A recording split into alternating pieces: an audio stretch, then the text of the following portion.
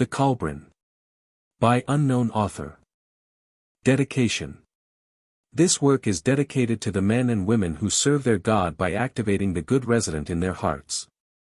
To the promotion of the ideal of true love and the consolidation of families through the fostering of family ethics and traditional moral values.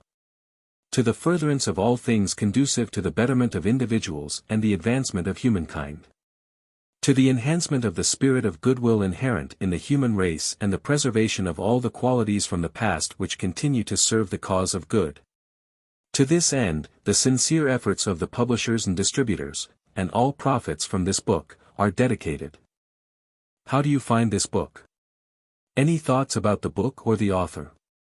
Any suggestion for improvement? Please take a moment to share your thoughts in a comment. If you like it, share it with your friends who might enjoy it as well. Subscribe to keep in touch. Visit CompleteAudiobooks.com for more quality content. Foreword. What is presented in this book is a reproduction of one of several versions which have existed in similar form since World War II, first in handwritten form and then in typewritten. What is given here was never intended for multiple or commercial circulation, and there are valid reasons derived from experience why this should be so. However, believing it to be in the public interest, it has lately been decided that it should be made available now, subject to explicit conditions. As far as is known, it faithfully follows the authenticated copy of a handwritten version reproduced early in this century. This was resurrected in a very dilapidated condition, but has been transcribed fully as found.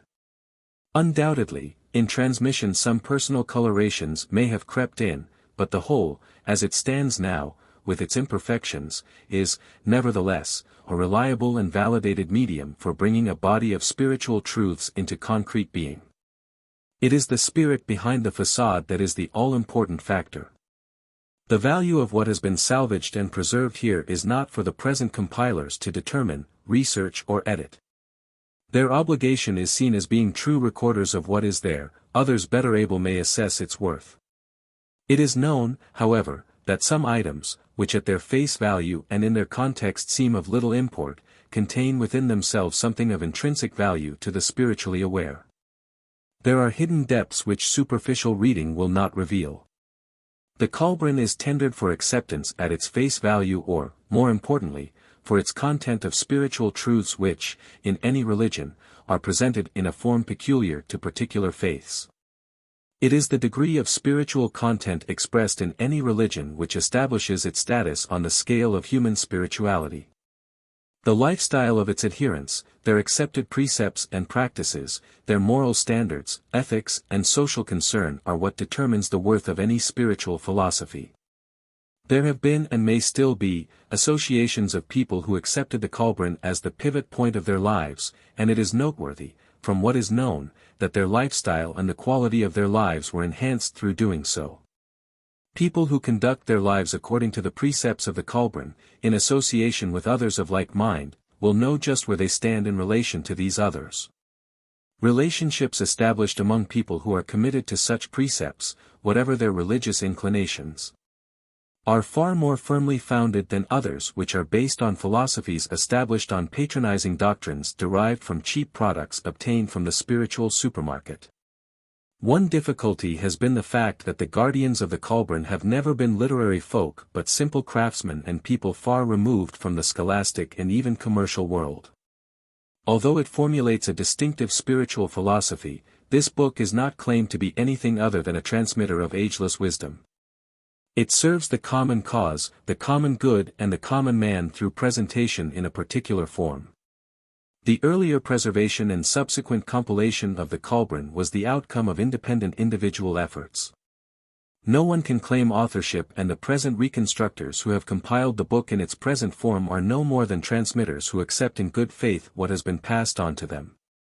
Sufficient funds have been received to ensure the production of the Kolbrin and its subsequent continuance. It is incumbent on the compilers to ensure the conservation of these funds and to take adequate steps to entrust them.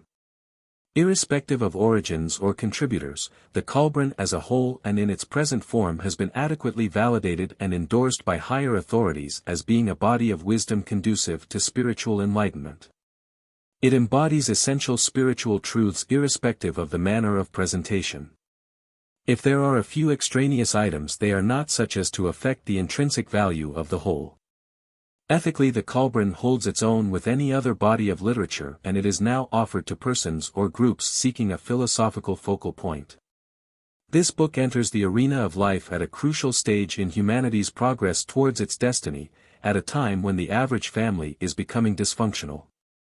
When traditional values and standards, the concept of true love and the development of spirituality are under siege.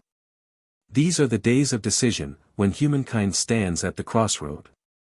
The Kolbrin will prove a worthy companion to those who choose to follow the more inspiring and virile road leading to ultimate enlightenment in the realms of truth and reality. May the God of your heart be with you along the way. Introduction. The Kolbrin, in its present production, incorporates a body of enlightened teachings which are the treasure of the centuries, a light on the path of truth, and as applicable to the world today as they were in the past. There has, however, been a considerable amount of reconstruction, as the original writings survived only precariously. Most of what is presented here was actually salvaged from a pile of discarded manuscripts and was partially burned and damaged by the weather before being reconstructed into a manuscript from which this is rewritten. Undoubtedly, additional material has been incorporated with good intent, to fill gaps and elaborate on the original.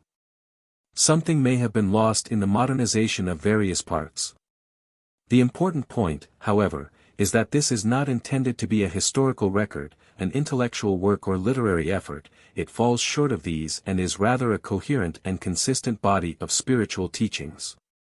It is on this aspect alone that it stands or falls. The spiritual truths presented here are all that matters, the rest can be regarded as an embellishment, a vehicle for presentation and conveyance. The message conveyed, whatever its form of presentation, is always the essential core, and ethically, morally and spiritually the Kolbrin concedes nothing to other works of a like nature. It should be seen as an inspirational work, the substance of which can be accepted with confidence and trust.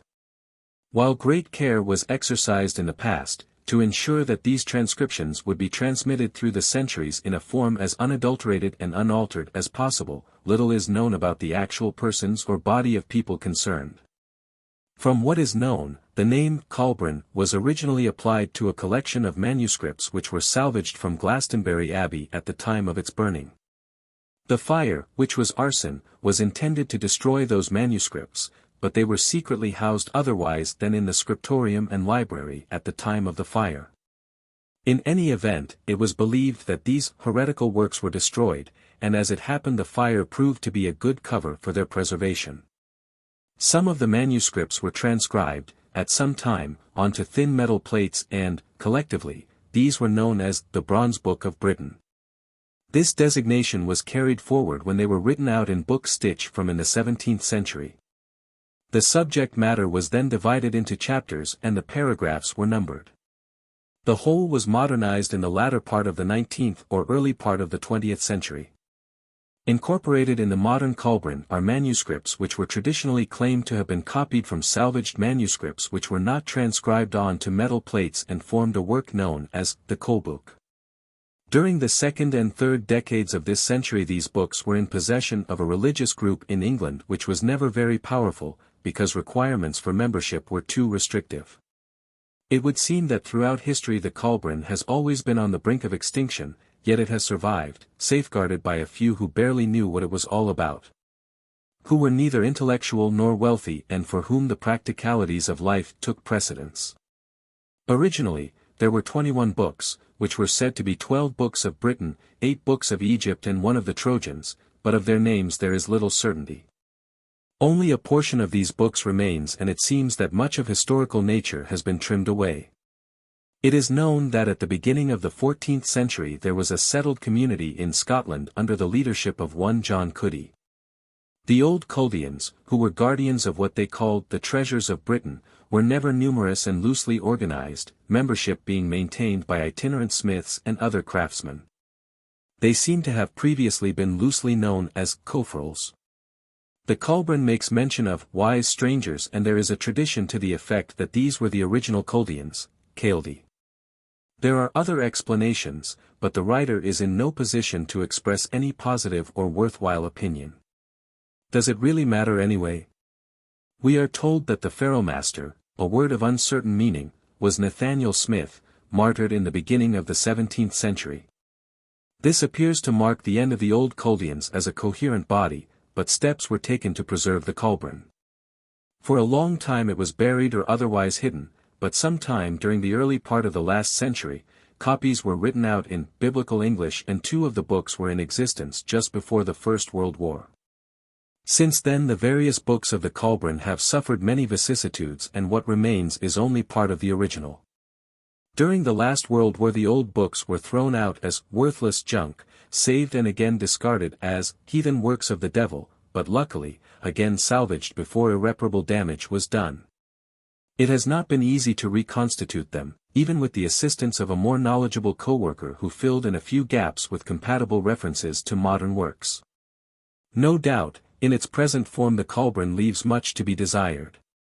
The contents could perhaps have been condensed and much irrelevant matter deleted, but the compiler considered it his prime duty to preserve and retain every possible fragment and leave it to others better qualified to sift, revise and condense.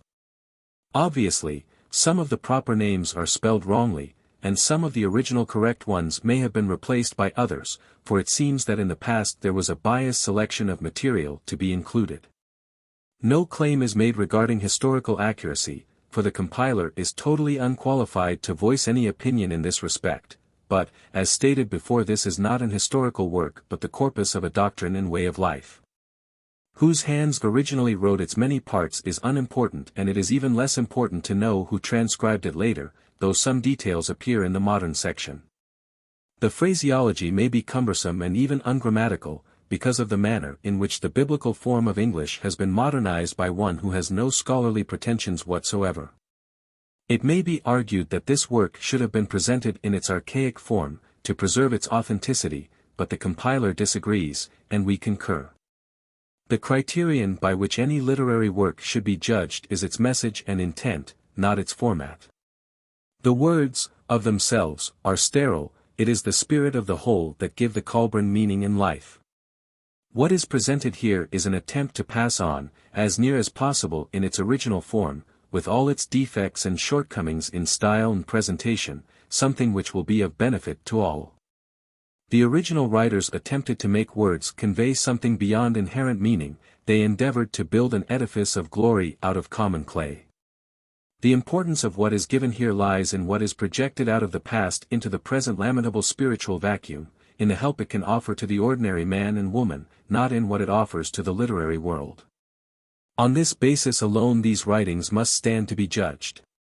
The worth of any knowledge is in its value here and now, in present-day circumstances.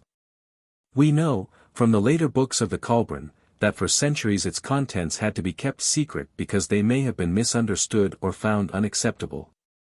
Perhaps they will fare better now. This book is resurrected with the sole intent of ranging it alongside the forces of good.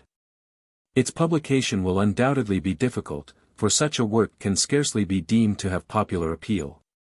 It deals with goodness and virtue, courage and mortality, with spiritual ideals and human aspirations, all unpopular and despised fare in these the days of decision. It seeks to enshrine love in a place beyond clamor and craving of the mortal flesh, and this alone may be sufficient to call down derision upon it. The same effort as was put in the piecing together and reconstruction of the Kolbrin, put into a book pandering to the moral weaknesses of society and exploiting the jaded, degenerate appetites of modern life, would undoubtedly prove more popular. But can it be said, even in these morally unwholesome times, that the value of a publication depends solely on its popular appeal? In the Kolbrin, the masters can record only the outcome of their own searching. They found assurance but cannot convey it directly to others. If others want it they too must tread the path the masters trod, a long weary road not for the faint-hearted. The first step along that road is the study of the moral code and standard of conduct required. The next step is to put these into practice, making them the rule of life. They are the disciplines which enabled the truly enlightened ones of the past to awaken inner perception and make direct contact with the universal source of truth. Only by following in their steps can anyone be assured of a path certain of reaching the desired goal. Originally, the Kolbrin was in two parts, the open book and the closed book, the latter being more properly called the Great Book of Eternity, the former being the Great Book of Life. What is presented here is the open book. Actually, this book contains nothing not already known, for mankind has never been without guidance. Truth and wisdom can be no one's monopoly, therefore many things expressed therein are to be found elsewhere.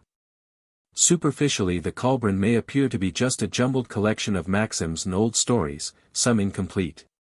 But to judge it from this standpoint is like analyzing the pigments of the paint in a painting and counting and classifying the brush marks to discover what an artist wants to convey. To understand it fully one must stand off and view it as a whole, even then comprehension must flow from the heart and mind, not from the eyes. A society progresses through social evolution, not revolution, but the woes displayed by present-day society indicate that the evolutionary trend has taken a wrong direction.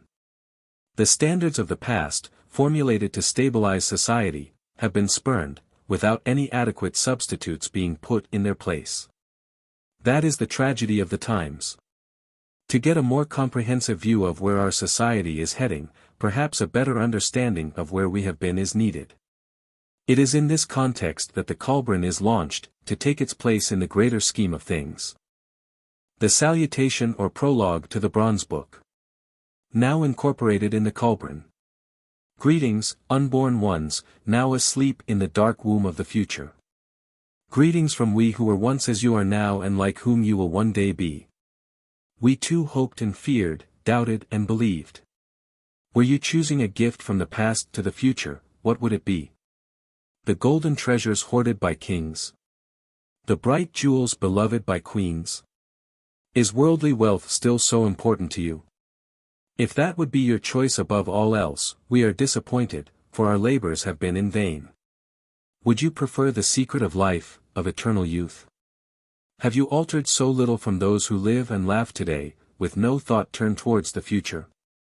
This thing which seems so desirable, were it yours would you value it? Would it never pall? Would you still be grateful for it after 1,000 years have passed? The answer would be, yes, if this life were all, the beginning and end, complete in itself. But might not this life be no more than a prelude, an introduction to something infinitely greater? Is the riddle still unsolved, the secret of the ages still well kept, known only by a few, even when these words are read? How many generations have passed without progress? Does mankind still lie passive like driftwood upon the sea of spiritual apathy, driven back and forth by changeable winds and conflicting currents, making no headway? Could we leave you the knowledge enabling you to live a life without toil, surrounded by every luxury and pleasure? A magic stone granting every desire, an all-healing potion, the ability to fly or know all things on earth, would any of these satisfy the desires of your heart and fulfill your dreams? We who lie so far back along the road trust you have progressed beyond such petty aspirations. It is beyond our power to give such gifts, and were they ours to bestow we would withhold them, for unless a gift confers a benefit, it were better not given. With the wisdom of your generation, tell us, which of the things mentioned would really benefit you or even prove less bad than good? Or do you still remain unaware of your true nature and needs? Who you are, how you speak and dress, are you even like us in form, we cannot know or imagine. This alone we know as truth, you are brother beings of ours and travel the road we once trod. We share one destiny and have the same true goal, though perhaps no more know in your day what these are than do in ours. Like to us life comes to you unbidden, it is fraught with problems and difficulties. It alternates between light and shade, and like us you wonder what awaits at the end. You, too, are victims of earth's delusions, you, too, find truth and perfection beyond your grasp and you, too, aspire to beauty and goodness. These things we know about you, these things must be or you would not exist. Your needs are no different from ours, but do you now know with certainty what they are? Your life serves the same purpose, you are part of the same pattern, you are ruled by the same impulses and urges, but do you know why and to what end? We know you are without certainty and assurance about what lies beyond the veil of death, for these cannot be given while man remains no more than man, and doubtless like us you remain suspended between doubt and belief. Our unborn friends, whatever your circumstances of life, you are the children of the past and heirs of those who have lived and died. We trust you have no cause to reproach those who once held stewardship over your estate. But whatever you think of the heritage, you cannot put it aside, any more than you can refuse the obligations of life. Maybe it brings you the happiness and security, the peace and plenty we never knew. If so, this will remain unread, for to you it would be a wilderness of words serving no purpose. If you have so much, if you have progressed so far, nothing we could give would be of benefit. To the traveler, information about the road behind is worthless. If this is your state, we hail you, we are proud of you, our worthy children of light, conceived in the long dark years wherein we labored and plowed our own short furrow. You have done well, and our greatest joy would be to stand beside you as you exultingly reach out for the crowning glory of godhood. But you may be no more enlightened than we, in which case accept our offering as a token of our regret, our desire to make amends on behalf of those who preceded you, for if you remain lost in spiritual darkness the blame is theirs and not yours. This we give you, the hidden books containing the accumulated harvest of wisdom and truth garnered over the generations, the bread and oil which sustained us and never diminished. May they serve you in your day as well as they served us. Above all, may you be sufficiently enlightened to receive them, for today we are persecuted because of our books, and most who treasured and guarded them are now dead. We can only consign these books to the ground and destiny, trusting they will be called forth at the proper time and in a receptive generation. These books, which we hand into the keeping of time, were written under the authority of revelation and inspiration. Containing truth, their message cannot be attacked by time, for truth is an eternal youth. We make no claim to exact and accurate statements beyond the possibility of error and misinterpretation, for words are frail messengers. They are fallible things unable to transmit accurately from mind to mind. Also, we cannot tell how they who resurrect the books will deal with the contents. They are written in letters known to the learned, but learning changes with the generations. These books are the glorious embodiment of eternal truth, but the words and expressions are unworthy garments so that misconception and misunderstanding are not possible. Words are servants of the fallible mortal sphere, and when called upon to serve a realm of greater things prove inadequate. Therefore, be not like some petty-minded ones of our generation who say, the letters are misplaced and the words ill-used. They examine each blade of grass diligently, but fail to discover the purpose of the meadow. Such men lack insight, and seeing only the bare letters say, these tell me all, there is nothing more. We have a saying, do not judge a place of instruction by its bricks. Wisdom, being eternal, doubtless this will apply no less in your generation. So, unborn unknowable ones, we humbly tender this, the gift of the past which we could not pass on otherwise. If you have advanced far along the road towards greatness, it will have no value. But if you still dally or have wandered away, lost in the elusive mists of worldliness and none answers your cries, then take this hand extending out of the past. It will guide you faithfully and well. Down through the generations men have been persecuted, have suffered and died so that truth and goodness might prevail, remember them. If the world is good, then your peace and pleasures have been brought by their sacrifices. If it is not, then you must not quibble over the cost to yourselves in making it good. Surely no torments and terrors in your days could exceed those of the past. Farewell, unborn ones, with these few words we have reached from the day of the present into the night of the future. We have planted the seed, will it grow or rot in the ground? What crop will it produce? We cannot know. Let fate deal with it as it will, we have gathered the seed, flailed and winnowed it and kept it with every care. We have planted well, we can do no more. May life deal better with you than with us. May you never be denied the comforting hand of hope. Farewell. The Book of Creation extracted from the Great Book of the Sons of Fire, an account of the beginning of things and why they are as we find them. Chapter 1.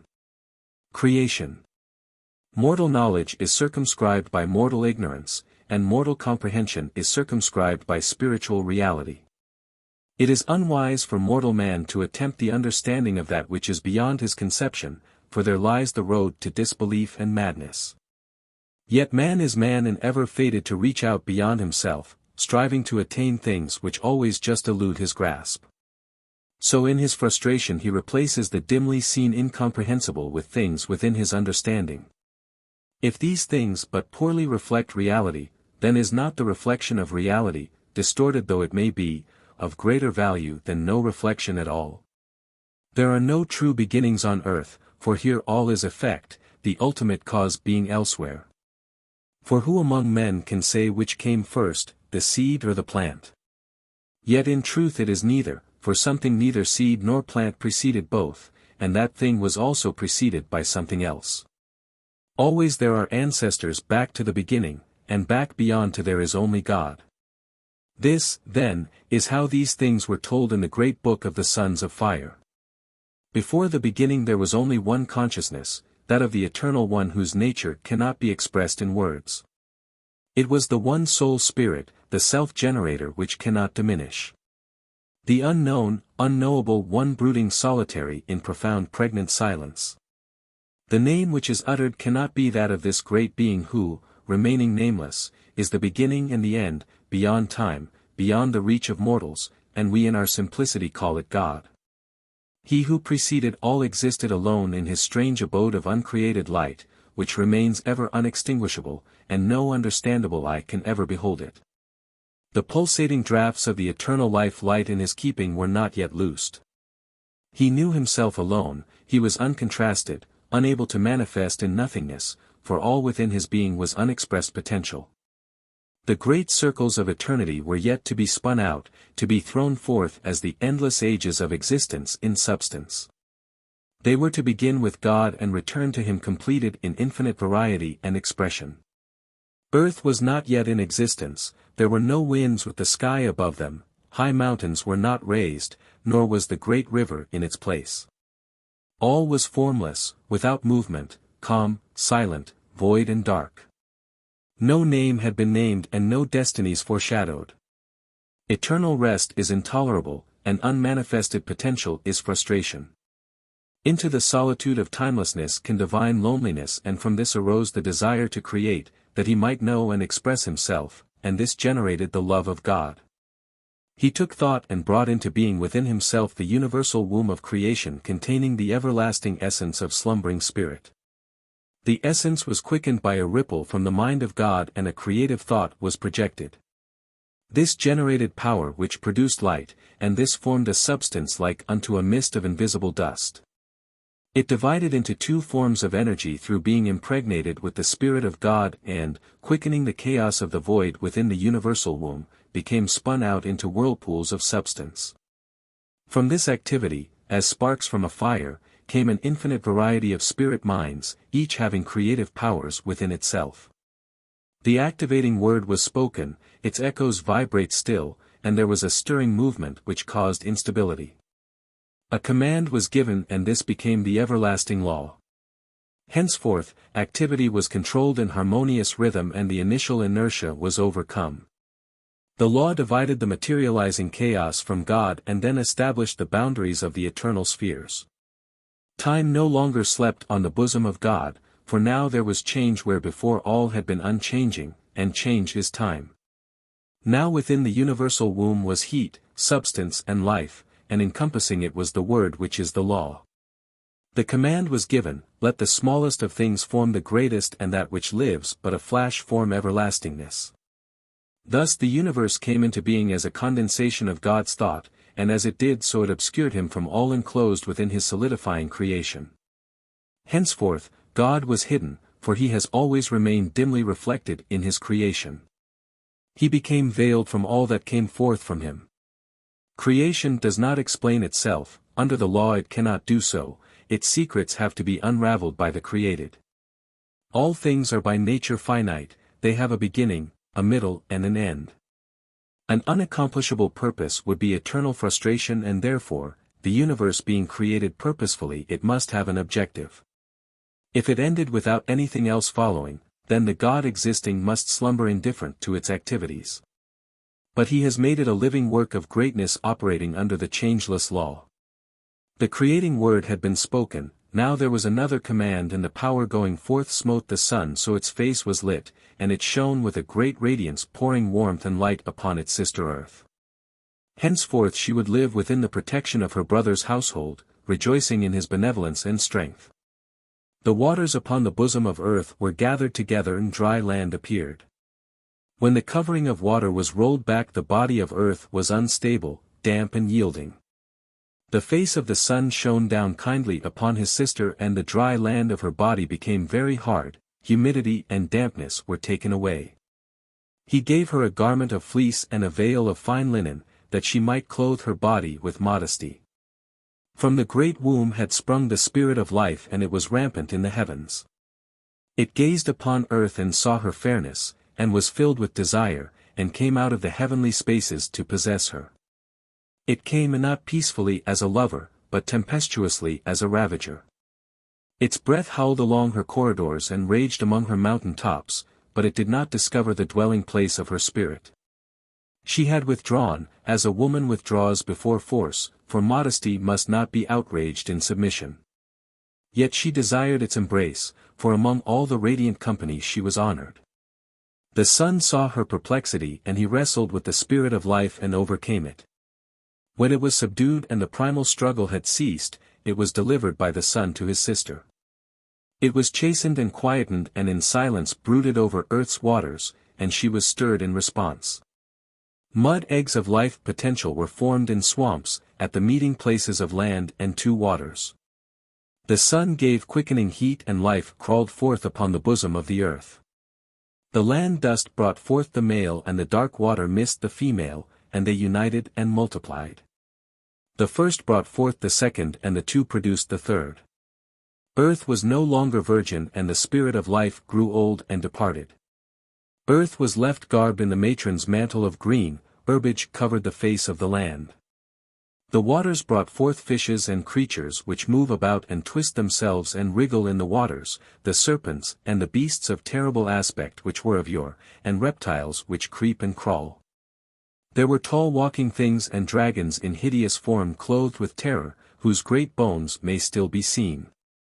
Then came forth from the womb of the earth all the beasts of the field and forest. All the creatures of creation having blood in their bodies, and it was complete. Beasts roamed the dry land, and fishes swam in the seas. There were birds in the skies and worms within the soil. There were great land masses and high mountains, wide barren places and heaving waters. Fertile greenness covered the land, and abundant life swarmed in the seas, for now earth throbbed with the energy of life. Metals lay hidden in her rocks, and precious stones within the soil. Gold and silver were scattered and secreted. There was copper for tools and forest of timber. There were swamps of reeds and stone for every purpose. Everything was prepared, everything was ready, and now earth awaited the coming of man. Chapter 2. The Birth of Man.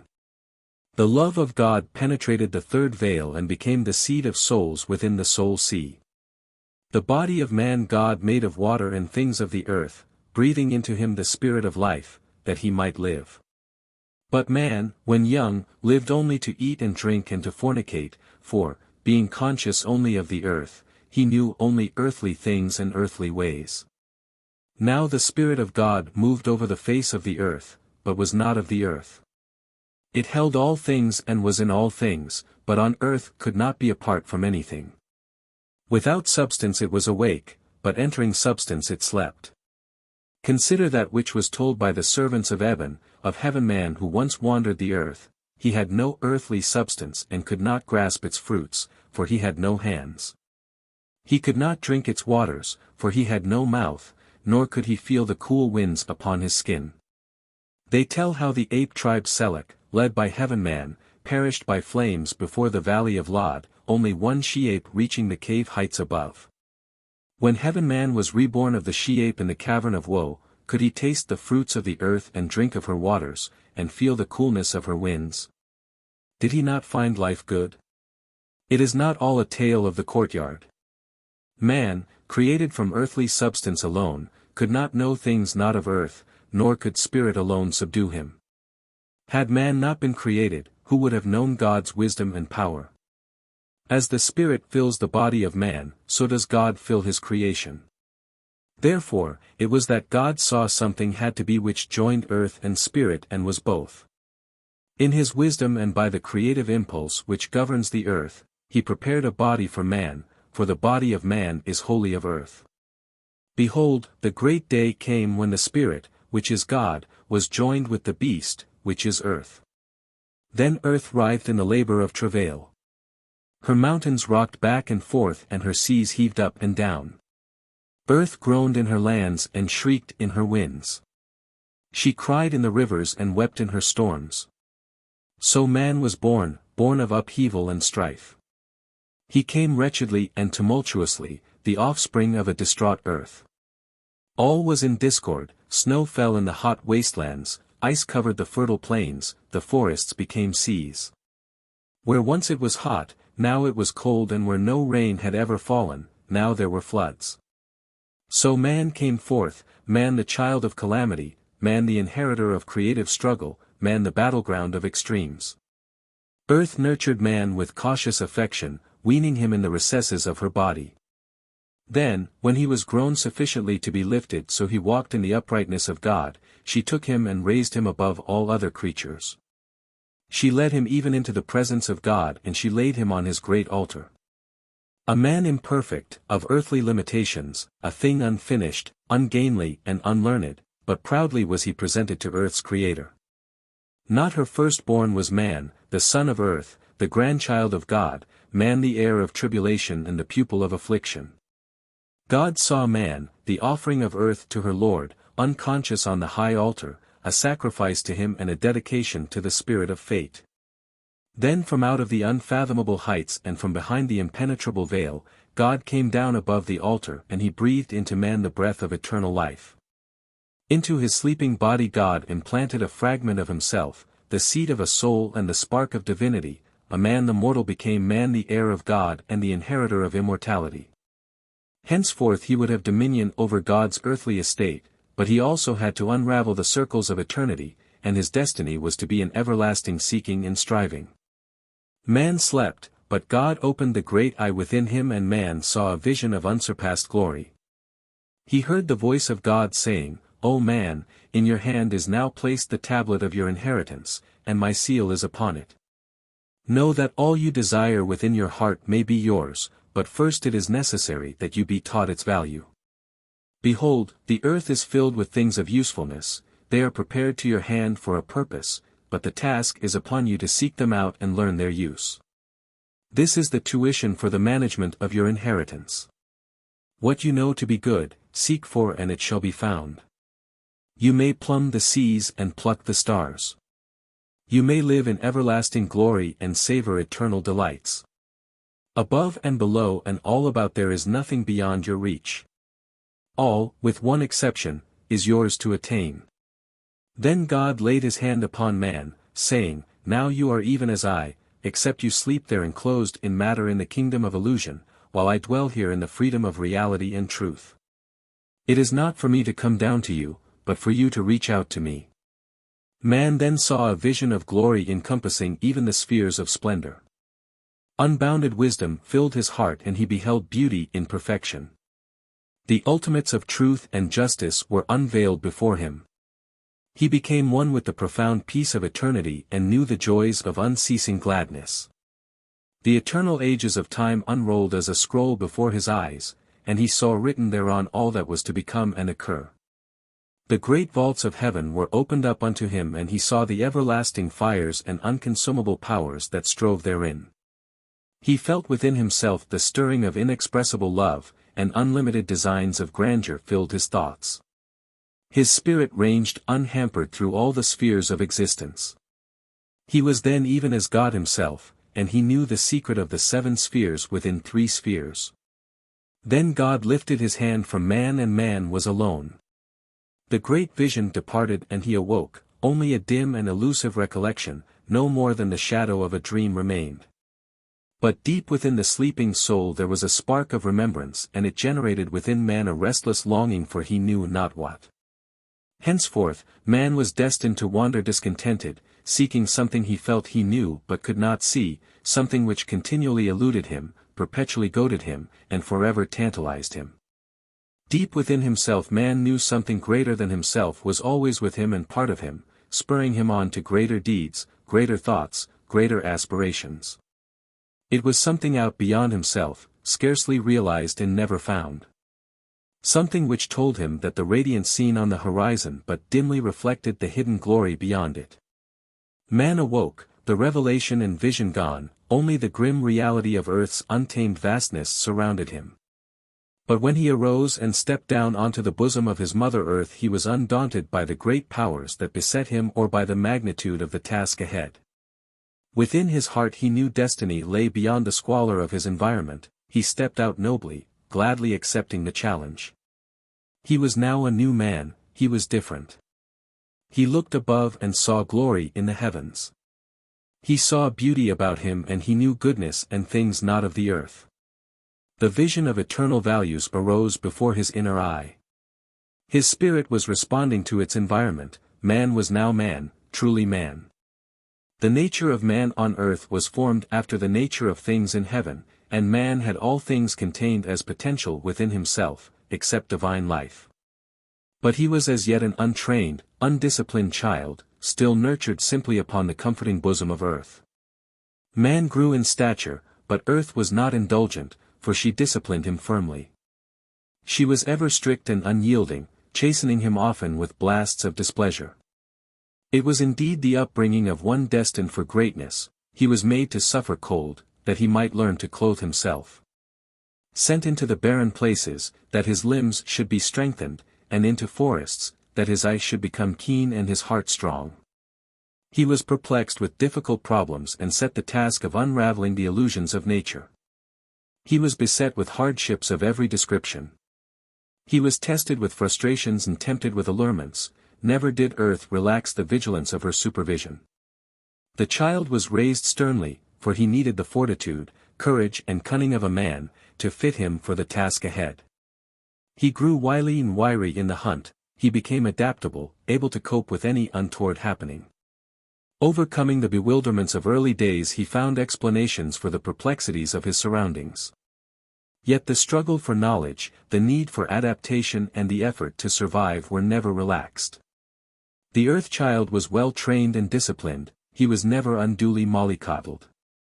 He cried for bread and went hungry, he shivered and was cast out, he was sick and driven into the forest. Weary he was lashed with storms, thirsty he found the wasters dried up. When weak his burden was increased and in the midst of rejoicing he was struck down with sorrow. In moments of weakness he cried, enough, and doubted his destiny. But always something fortified and encouraged him, the earthling never forfeited his godlikeness. For man was man, he was not cowed, nor his spirit broken, a wise God knew his limitations. As it is written in the wisdom of men, over-chastisement is as bad as no chastisement at all. But man was rarely chastised, he was tried, tested and challenged, he was led, prodded and urged, yet nothing was done unnecessarily. The seeming imperfections of earth, the hazards and inequalities of life, the cruelty, harshness and apparent indifference to suffering and affliction are not what they seem, as it is, earth is perfect for its purpose. It is ignorance of that purpose which makes it appear imperfect. Where is there a wiser father than the Spirit of God, or a better mother than earth?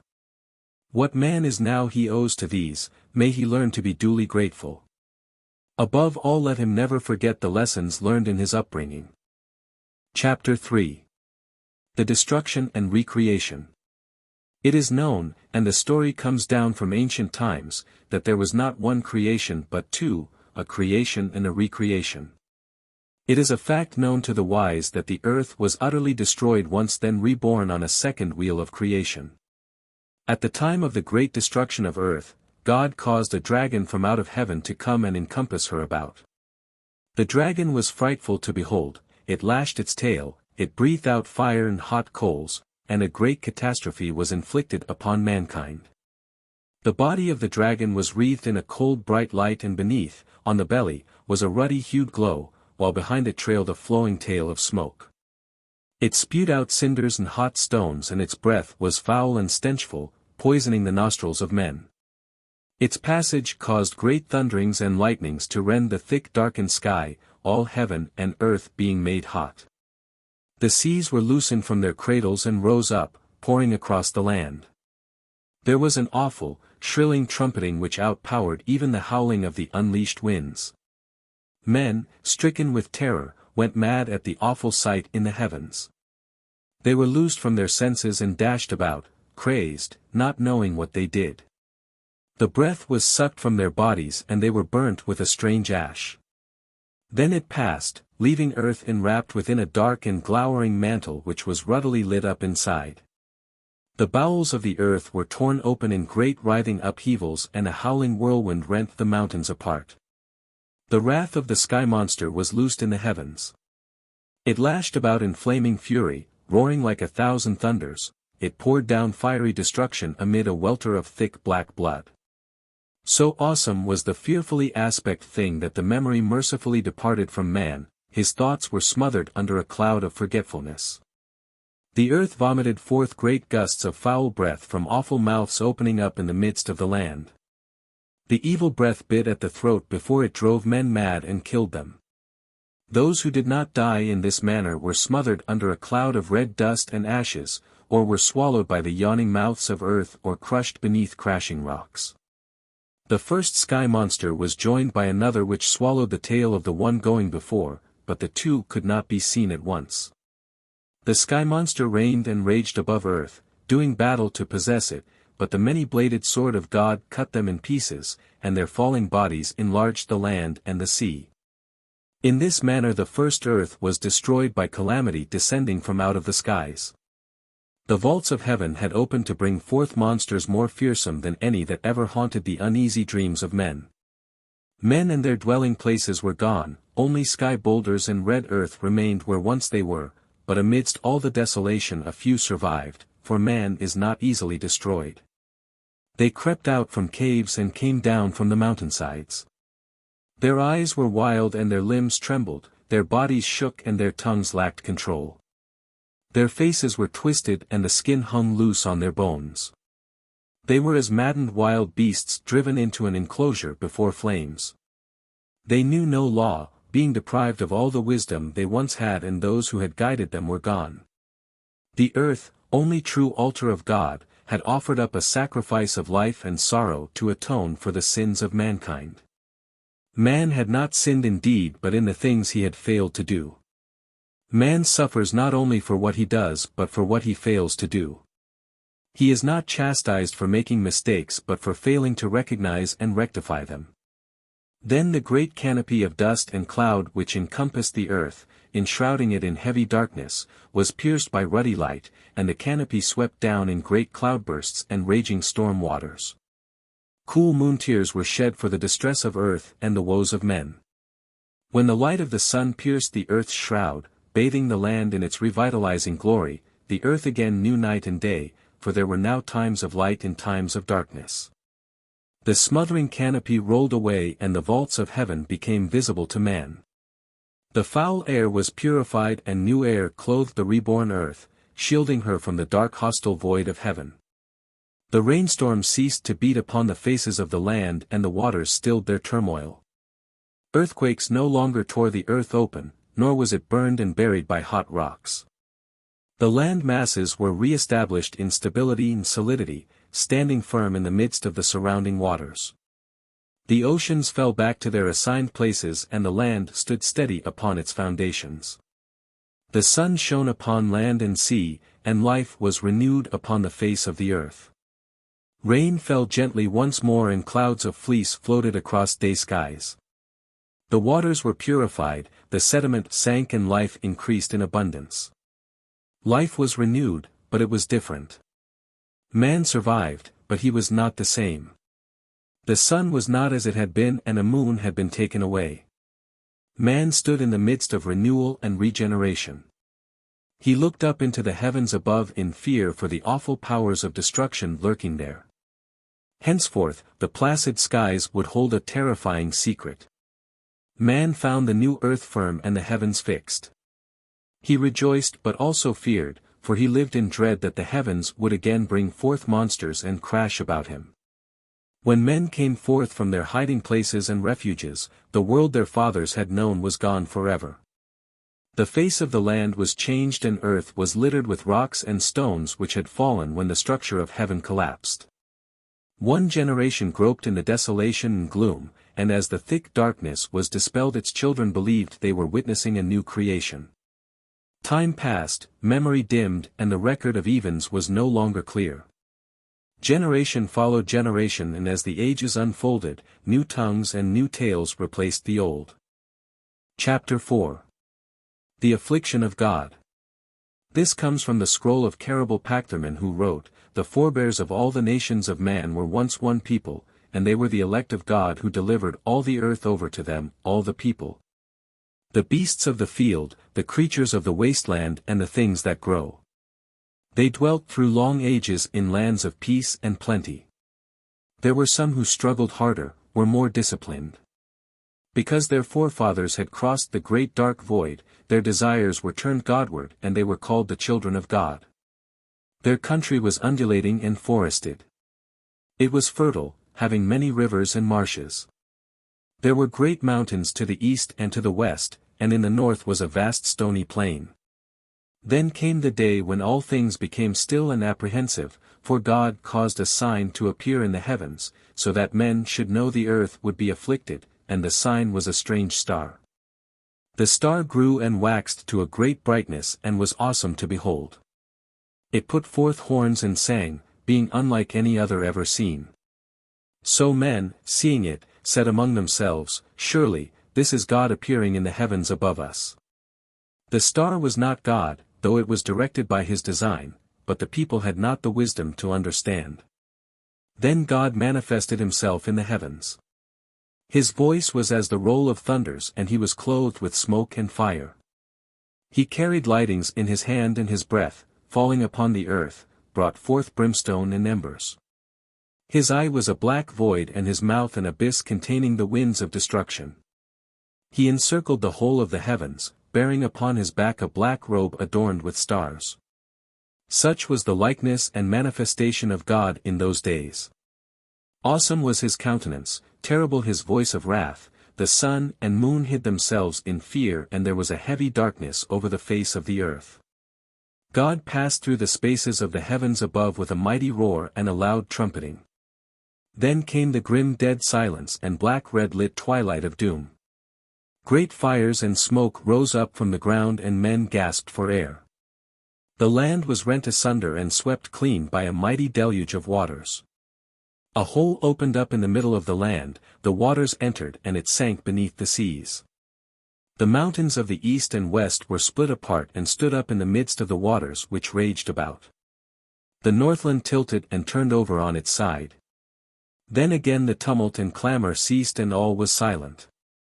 In the quiet stillness madness broke out among men, frenzy and shouting filled the air.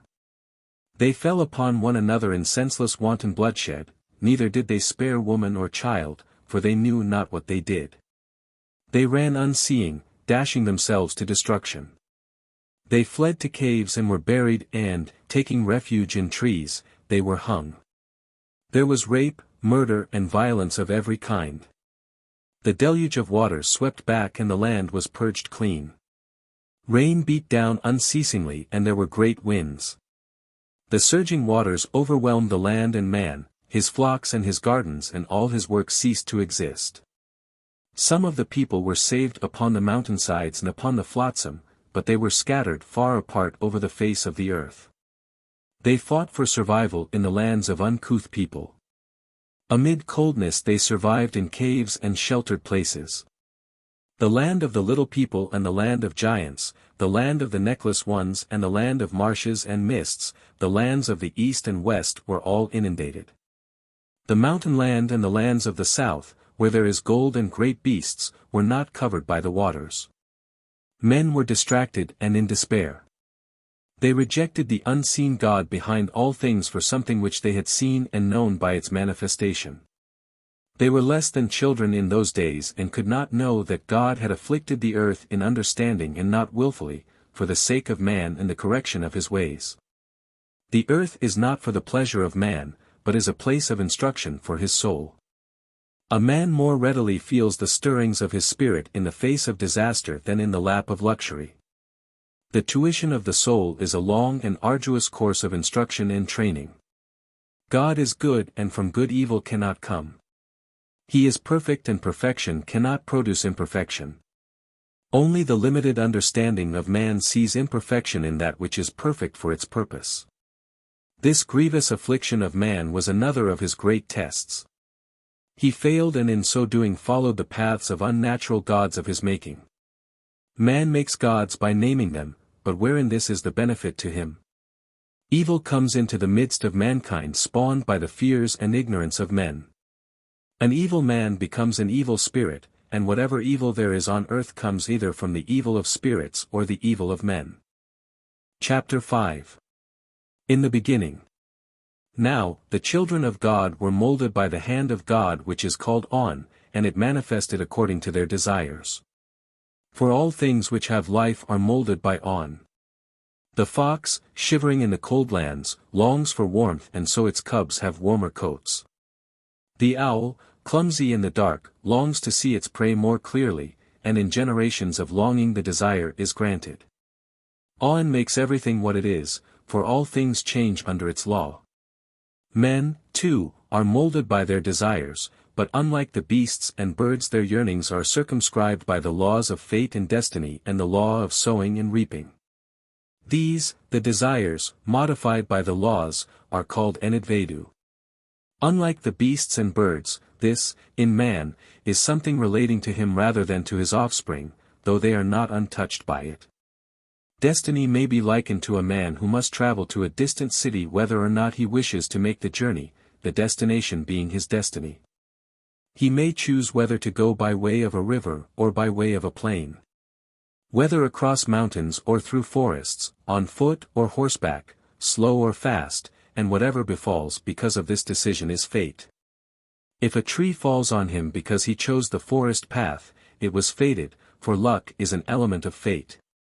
Destiny leaves no choice, fate gives limited choice which may be good or bad, but it cannot be averted. What is fated must be, for at no point can there be any turning back. The circumstances, enidvedu, of the traveler conform to the law of sowing and reaping. He may travel in comfort or pain, happily or sorrowfully, with strength or weakness, heavily burdened or lightly burdened, well prepared or ill prepared. When the destination is set according to the degrees of a former life, then the circumstances of the journey should conform with the desire. For what use is it desiring a great destination when the law of sowing and reaping decrees that an intolerable burden must be carried on the way? Far better to have lesser aspirations. The decrees of fate are many, the decrees of destiny are few. When the earth was young and the race of man still as children, there were fertile green pastures in the lands where all is now sand and barren wasteland. In the midst of it was a gardenland which lay against the edge of the earth, eastward and towards the sunrising, and it was called Marua, meaning the place of the garden on the plain. It lay at the foot of a mountain which was cleft at its rising, and out of it flowed the river of Tardana which watered the plain. From the mountain, on the other side, ran the river Cal which watered the plain through the land of Caldan. The river Nara flowed westward and then turned back to flow around the gardenland. It was a fertile place, for out of the ground grew every kind of tree that was good for food and every tree that was pleasant to the sight. Every herb that could be eaten and every herb that flowered was there. The tree of life, which was called Glacier, having leaves of gold and copper, was within the sacred enclosure. There, too, was the great tree of wisdom bearing the fruits of knowledge granting the choice and ability to know the true from the false. It is the same tree which can be read as men read a book. There also was the tree of trespass beneath which grew the lotus of rapture, and in the center was the place of power where God made his presence known. Time passed and the children of God were grown strong and upright under the tempering hammer of God, and earth, the anvil of God, became more kindly. All was pleasant and food plentiful, but life palls in such places, for it is against the nature of man to flourish in these circumstances. Earth is not for pleasurable dallying, it is a place of teaching, trial and testing. The children of God were not yet the heirs of God nor inheritors of godhood, but there was one among them who had almost completed the pilgrimage of Enidvedu. He had unraveled the tangled skeins of fate and traversed the tumultuous seas of life to the many ports of destiny, and having paid the debts of sowing and reaping was one triumphant over Enidvedu. He was Fanvar, son of Alma and Adam. He was wise and knew all things, he beheld mysteries and the secret things hidden from the eyes of other men. He saw sunrise and the sunsetting in their splendor, but longed for things not realizable in the place where he lived. So because he walked with God he was culled out from his kind and brought to Meruah, the garden place. He came to it across the mountains and wastelands, arriving after many days' journeying. Weary and close to death because of the privations he suffered, he could just reach the refreshing waters from which he drank deeply, and filled with exhaustion he slept. In his sleep he dreamed, and this was the manner of his dreaming. He saw before him a being of indescribably glory and majesty, who said, I am the God above all, even above the God of your people. I am that which fulfills the aspirations of men, and I am that in which they are fulfilled. You, having traversed all the circles of Enidvedu and established your worthiness, are now made my governor on earth, and you shall rule all things here, guiding them in my ways, leading them ever upwards into glory. This will be your labor, and, behold, here is your reward. A cloud mist seemed to gather about the glorious being, enfolding him so he was no longer visible. Then the mist gradually cleared and the man saw another form emerging. It was that of a woman, but one such as Fanvar had never seen before, beautiful beyond his conception of beauty, with such perfection of form and grace that he was dumbfounded. Yet the vision was not substantial, she was a wraith, an ethereal being. The man awoke and sought food from the fruits about him, and having refreshed himself wandered about the garden. Wherever he went he saw the wraith, but was unafraid because she smiled encouragingly, bringing comfort to his heart. He built himself a shelter and grew strong again, but always, wherever he went, the wraith was not far distant. One day, near the edge of the garden, he fell asleep in the heat of the day and awoke to find himself surrounded by the sons of Botaz, not true men but yoslings, kinsfolk to the beasts of the forest. Before they could take his strength and wisdom he loosed himself among them, slaying some in his rage and might before the rest ran away. When it was done he sat himself down beneath a great tree, for he was wounded and blood gushed out from his side and gathered thickly beside him. He became faint, falling into a deep sleep, and while he slept a wondrous thing happened. The wraith came and lay beside him, taking blood from his wound upon herself so it congealed about her. Thus the spirit being became clothed with flesh, born of congealing blood, and being sundered from his side she rose a mortal woman. In his heart Fanvar was not at rest, because of her likeness, but she was gentle, ministering to him with solicitude and, being skillful in the ways of healing, she made him whole. Therefore, when he had grown strong again he made her queen of the gardenland, and she was so called even by our fathers who named her Gula, but Fanvar called her Arua, meaning helpmate. In our tongue she is called the Lady of Lanavid. Now, God enlightened Fanvar concerning the woman, saying, this woman was drawn from her compatible abode in a realm of beauty through the yearning aspirations of men. Her coming accomplishes something which would otherwise have taken countless generations, for earth is more fitting for men to learn manly things than for women to learn womanly ones. This woman is not as other women, being in no way like yourself. Every hair of her head is unlike that of a man, every drop of blood and every particle of flesh is that of a woman and quite unlike that of a man. Her thoughts and desires are different. She is neither coarse nor uncouth, being altogether of another, more refined realm. Her daughters will walk proudly, endowed with every womanly perfection and grace. Delicacy, modesty and charm will be the lovely jewels enhancing their womanliness. Henceforth, man will be truly man and woman will be truly woman, men being girded with manliness and women clothed with womanliness. Yet they shall walk together, hand in hand, towards the ascending glory before them, each the helpmate and inspiration of the other. So Fanvar and Arua lived in contentment amid bounty and fruitfulness, with freedom from afflictions and sickness. They delighted in each other and because of their differences were drawn closer together.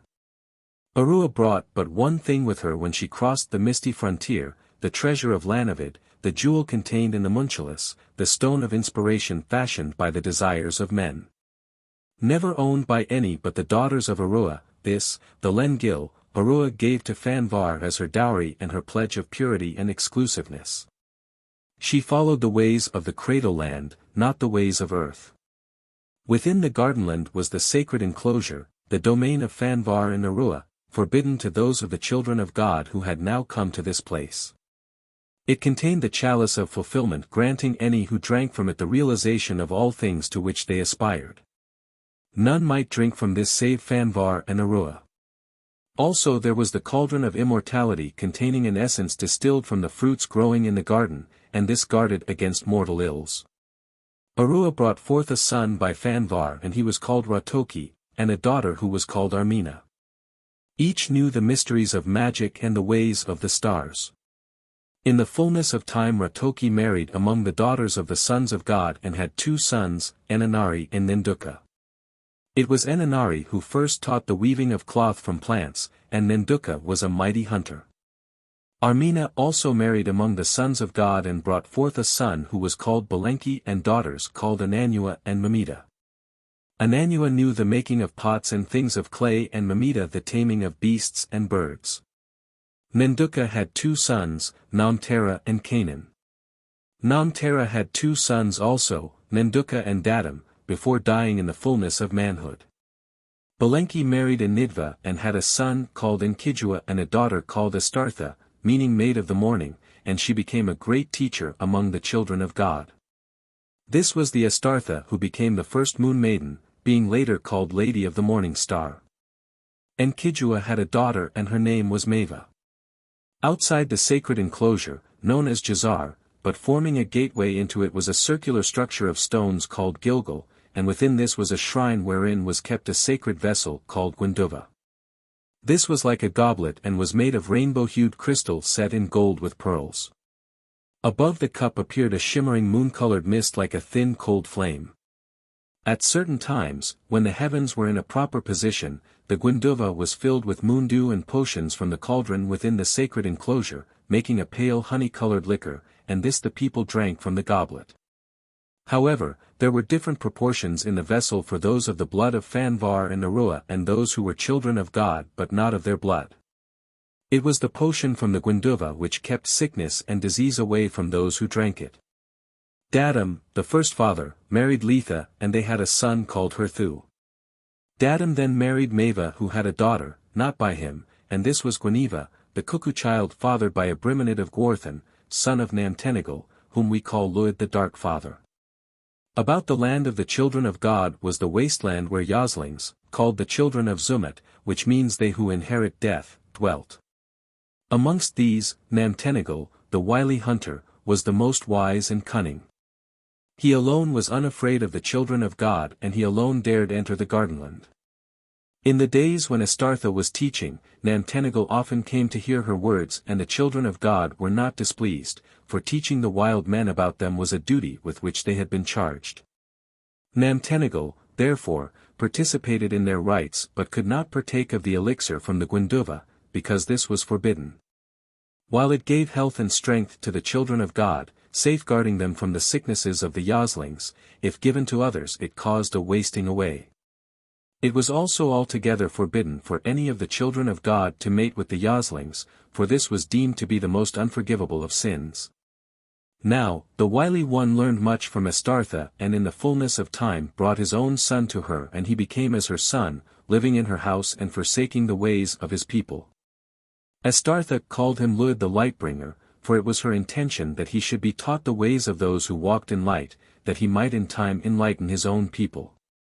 Lewid grew up tall and handsome, he was quick to learn and became wise. He was also a man of the chase, strong and enduring, a hunter of renown. But there were times when the call of his people was strong, then he would go out furtively into the night to indulge in their dark rituals. Thus he became knowledgeable in the ways of the flesh and in the carnal indulgences of the body. Dadam became a servant of the sacred enclosure where the misty veil between the realms could be penetrated, for all those having the blood of Arua had twin sight, an ability to see wraiths and sithfolk, ansies, and spirit beings. All the things of the otherworld, not clearly but as through a veil. Beside the place called Jazar was a pleasant parkland with trees of every kind and a stream, also thickets of flowering bushes and all manner of plants growing lushly. It was the custom of Meva to wander there in the sunshine, and Lewid also went there, so it came about that they met among the trees. Meva knew the man but had shunned him in the past. Now she saw he was handsome, possessed of many attractions, so her foot was stayed and she did not run away. As the days passed they dallied longer together, and Lewid talked of things Meva had not heard before. She felt a stirring in her blood but did not respond or heed his temptations, because of the things which were forbidden. So Lewid went to the Moon Mother, wise woman of the Yoslings, and telling of his desires beseeched her to help him.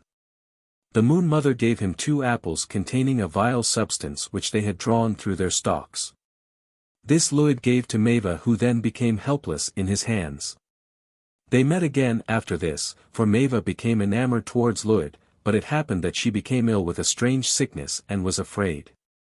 Then Dadam became ill and Lewid also, and Lewid said to the woman, "You must obtain the pure essences from within the sacred enclosure, and Satina, the Moon Mother, will prepare an elixir which will cure us."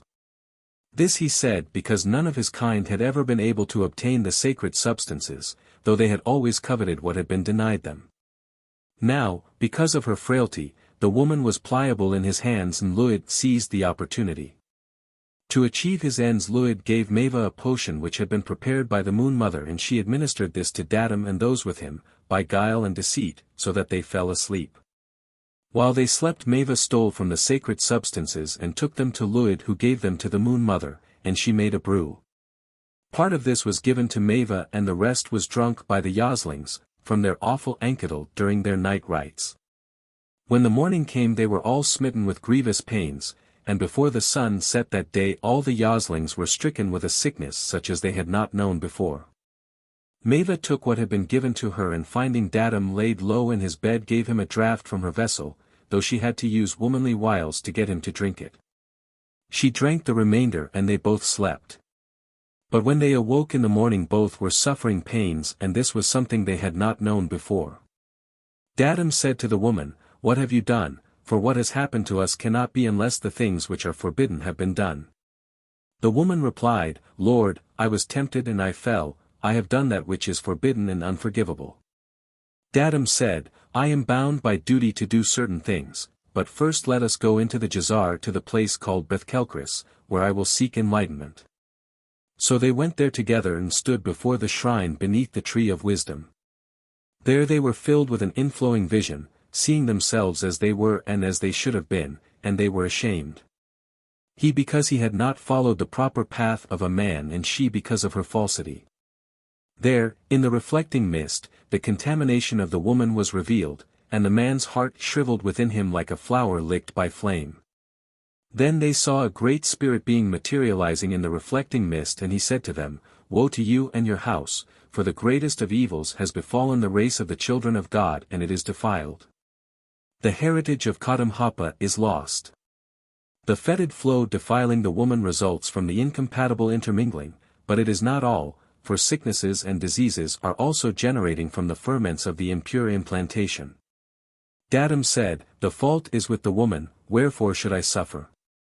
The spirit being replied, "Because you too are now as one, the conquerworms of disease and sickness strike both equally, but you shall not again defile this place.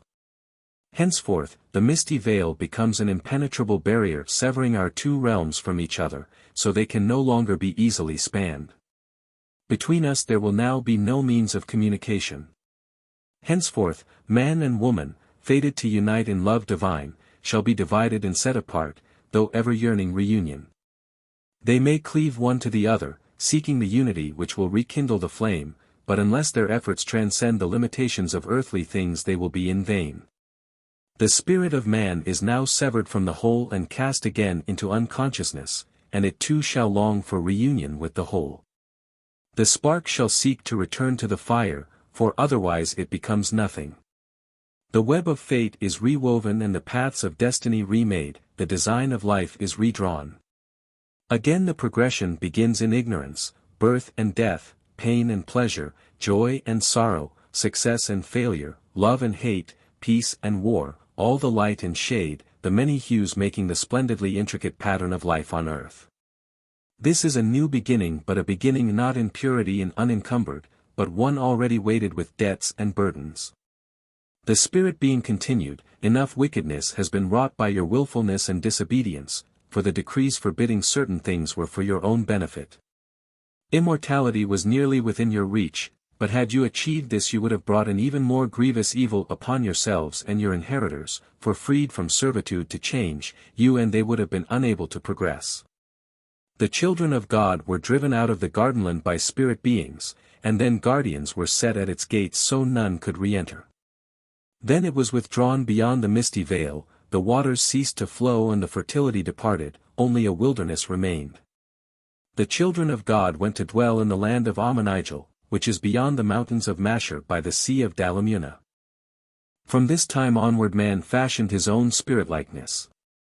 Some, who were loathsome in aspect even unto themselves, went apart and were mercifully veiled in dark depths, and they said among themselves, Let us dwell here in the darkness and prepare a place for others like ourselves.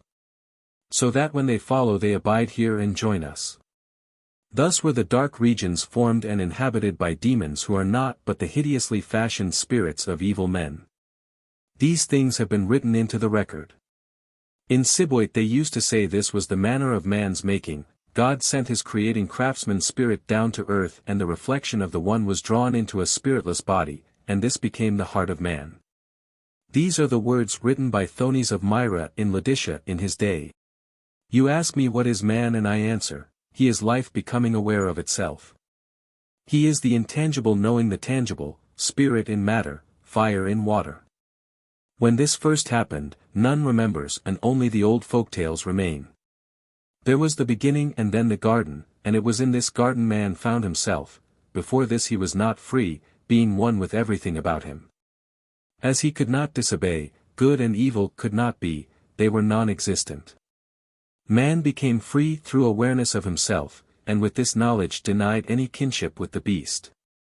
As he was no longer in harmonious relationship with things of the earth, he became discontented, dissatisfied and restless, he wanted to belong but felt his place of belonging was not there. He had been reborn as a man-god, and therefore it is truly said that man was born of earth and spirit, under a tree, the symbol of life, and in a garden. There the eyes of the man and woman were opened and, being above the beasts, they knew they were different and set apart from all else that breathed. They separated themselves, being now ashamed of their state and strangers to each other. The carnal satisfaction of lesser creatures now no longer sufficed, they had lost contact with the source of love, but, though knowing something was lacking, knew not what. They had fallen into carnal knowledge which only man can know, for only he feels the reproach of divinity. They were removed from the garden of content by an inhalation of the divine substance and could not return because of the barrier between man and non-man. Camelic has written, the entwined were cut apart and since that day have never known content. They wander restlessly ever seeking to unite again and together find the jewel which is lost to earth forever. Lupacis has written, this first woman, who came from the void, is the eternally glorified goddess, the inspirer of hearts, the ideal of womanhood honored by all men, the priestess at the shrines of delicacy and tenderness. She was the ideal woman who, because of man's nature, is always tempted by his twin shade, the beast in his form. If the beast triumphs and she falls, the ideal becomes enshrouded in winding cloths of disillusionment, and something is lost to the heart of a man. These words are also there, they did not partake of wisdom, and fruit from the tree of knowledge is bitter. Men are denied their true birthright. The fall of man was a fall from loving contact with God into material carnality. The soul that had shared the consciousness of God fell into unconsciousness by becoming ensnared in matter. The fall severed man from the source of his spiritual sustenance, thereafter his efforts were to struggle back. In his blind groping for God, after the fall he discovered demons and found it easier to worship them than to continue the search. God is always waiting, man has only to look up, but it is easier to go down the hill than to climb it. It is easier for man's spiritual beliefs to degenerate than to evolve. Who among men knows the truth and can write with certain knowledge? Would not this certainty be against the law? No man was there at the beginning to see and write, but of one thing alone we can be sure, the creating God knows how and why, and could the acts of one so great be without purpose? Chapter 6. Dadam and Lewid. Maeva fled for her life and many kinfolk went with her. But Dadam was unable to follow, being laid low with the sickness. This loosened his tongue so it became uncontrollable, making him babble like a child, and the sickness covered his body with red sores from which came an issue. Lewid also departed for a place far out in the wilderness. Those with Dadam, who looked back towards the place of the garden, saw bright tongues of light licking the sky above it, the whole being interwoven with flickering flames in many hues. Those who sought to return were repulsed with a tingling ache over their bodies which increased into severe pain as they approached, so they were driven away. When Dadam recovered so he could stand, only a few remained with him and they all moved further into the wilderness to a place where there was water and pasture. There Dadam left Herthew, his son, and the boy's mother, with Habaris the learned, and set out to find Lewid. After many days Dadam and those with him came upon Lewid and his yoslings who were full of sickness, and slew many, but Lewid was not slain though mortally wounded, and he lay against a great rock. When Dadam came near, Lewid raised an arm heavily and said, "Hail to the victor and benefactor who was come to terminate our wretchedness." While Dadam stood sternly contemplating him, Lewid said, "To kill me now is your prerogative, for even we lesser being who are far removed from God men have the law of husbandly pride. What I did has been done before and will be done again, but I erred by crossing an unknown barrier which could not be discerned, for we, within ourselves, are no more contagious to each other than are your people. If then I must die, let it be for my part in spawning the cankerworms of disease which have stricken both our peoples. Back in the dreaming time, when the great gods strove among themselves for dominion of the sky spaces, and the wide expanse of earth was rent apart by unearthly wildfire, Bamotha was cut apart by the bright arrows of Shemas. Then this land was given to my people as their dominion, while yours was in another unearthly place far distant. Our domain was a pleasant place, and though you teach that because of this we remained as we are, yet we were content. We know of no great design, nor of any barely attainable objectives to which men must aspire. Such striving as you know is to us no more than purposeless vexation. I have my God and you have yours, and as they strove one against the other before times, so will it always be, but now there is a new battleground with new battle chiefs. I will go to my appointed place and you will go to yours, and from thence, as leaders of the fray, we shall wage a never-ceasing war. Such is fated and must be, but who will win the fair prize of earth for their king? We shall not strive with clubs and lances, the hurling stone and flying dart, but with more subtle weaponry. This thing is not our choice, we are but playthings of fate. That you and I should head the fray is not because of our qualities but because we were where we were, when we were. Now we are but two precarious points of life in a hostile wilderness, but what might we be in 100 generations? Dadam said, "These things I know too, for my eyes have always been opened. I too have looked out into an endless plain without any horizon, but I shall lead those who have grown strong through seeking and striving, while those in your ranks will be weakened through indulgence in the fleshpots and pleasure places of earth. We are the disinherited but not the disowned, we have the seeds of victory within us. You and yours were never more than you are, sons of the easy path, followers of the downhill road." Then, when these things had been spoken, Lewid died and Dadam and those with him burnt his body. Dadam and those with him wandered the wasteland for many days, then turned southward towards the mountain. Then it happened that one day Dadam was seated apart, in solitude among rocks, with chin on chest, and a hunter of the Eubalites came upon him from behind. The hunter slung a smooth stone as the man turned, and it struck out his eye. Then the Eubalite slew him by smashing in his head with a stone. The hunter was the son of Enkidur, son of Enanari, king of the Eubalites, by Ercula, daughter of the Chisites. This is known because those who were with Dadam came out of the barren places and learned the ways of builders, becoming great among the Eubalites and raising cities along the rivers. Among them was Enkilgal who built Carador, which stands between the two great rivers, and Neder and Belechramum who taught men the ways of writing, setting the letters upon a pillar in Harak. Chapter 7. Herthew, son of the Firstfather. The Book of Beginnings tells us all things began with Varkelfa, therein called On-Kelipha, from whom flows Gwinin, the energizer which stabilizes all things so they maintain their proper form. And On which responds to the molding desires. This is well enough, but men concern themselves more with the beginnings of their race, and ours is rooted in Herthew the sun-faced, son of the Firstfather. While Herthew was still young he was expelled from the lush lands where he was born, and he journeyed across the Hazarshlands in the company and keeping of wise Habris. After many days they came to Crocusus, cradle land of our race, land of mountains and rivers, which is beside Ardis, and they encamped there in a valley. With them were retainers and flocks. Herthew grew to manhood there and always Habris was at his side, instructing him in all the things he should know. He taught Herthew the 9 essential disciplines of Emain, and the secrets of the 3 sacred vessels. Herthew learned that there was a place of gloom, where the air was foul and malodorous breezes carried pestilence and poisonous particles. This was the source of all maladies and ailments and of the things which cause putrefaction and decay. This place had been closed off from earth, for it existed in another realm beyond the ken of mortals, but it had been brought into attunement with earth when a forbidden act was accomplished. Thus the bodies of mortals became susceptible to influences from the baleful place. To this and similar parts of the other world the wicked would be drawn when they passed through the grim gates of death.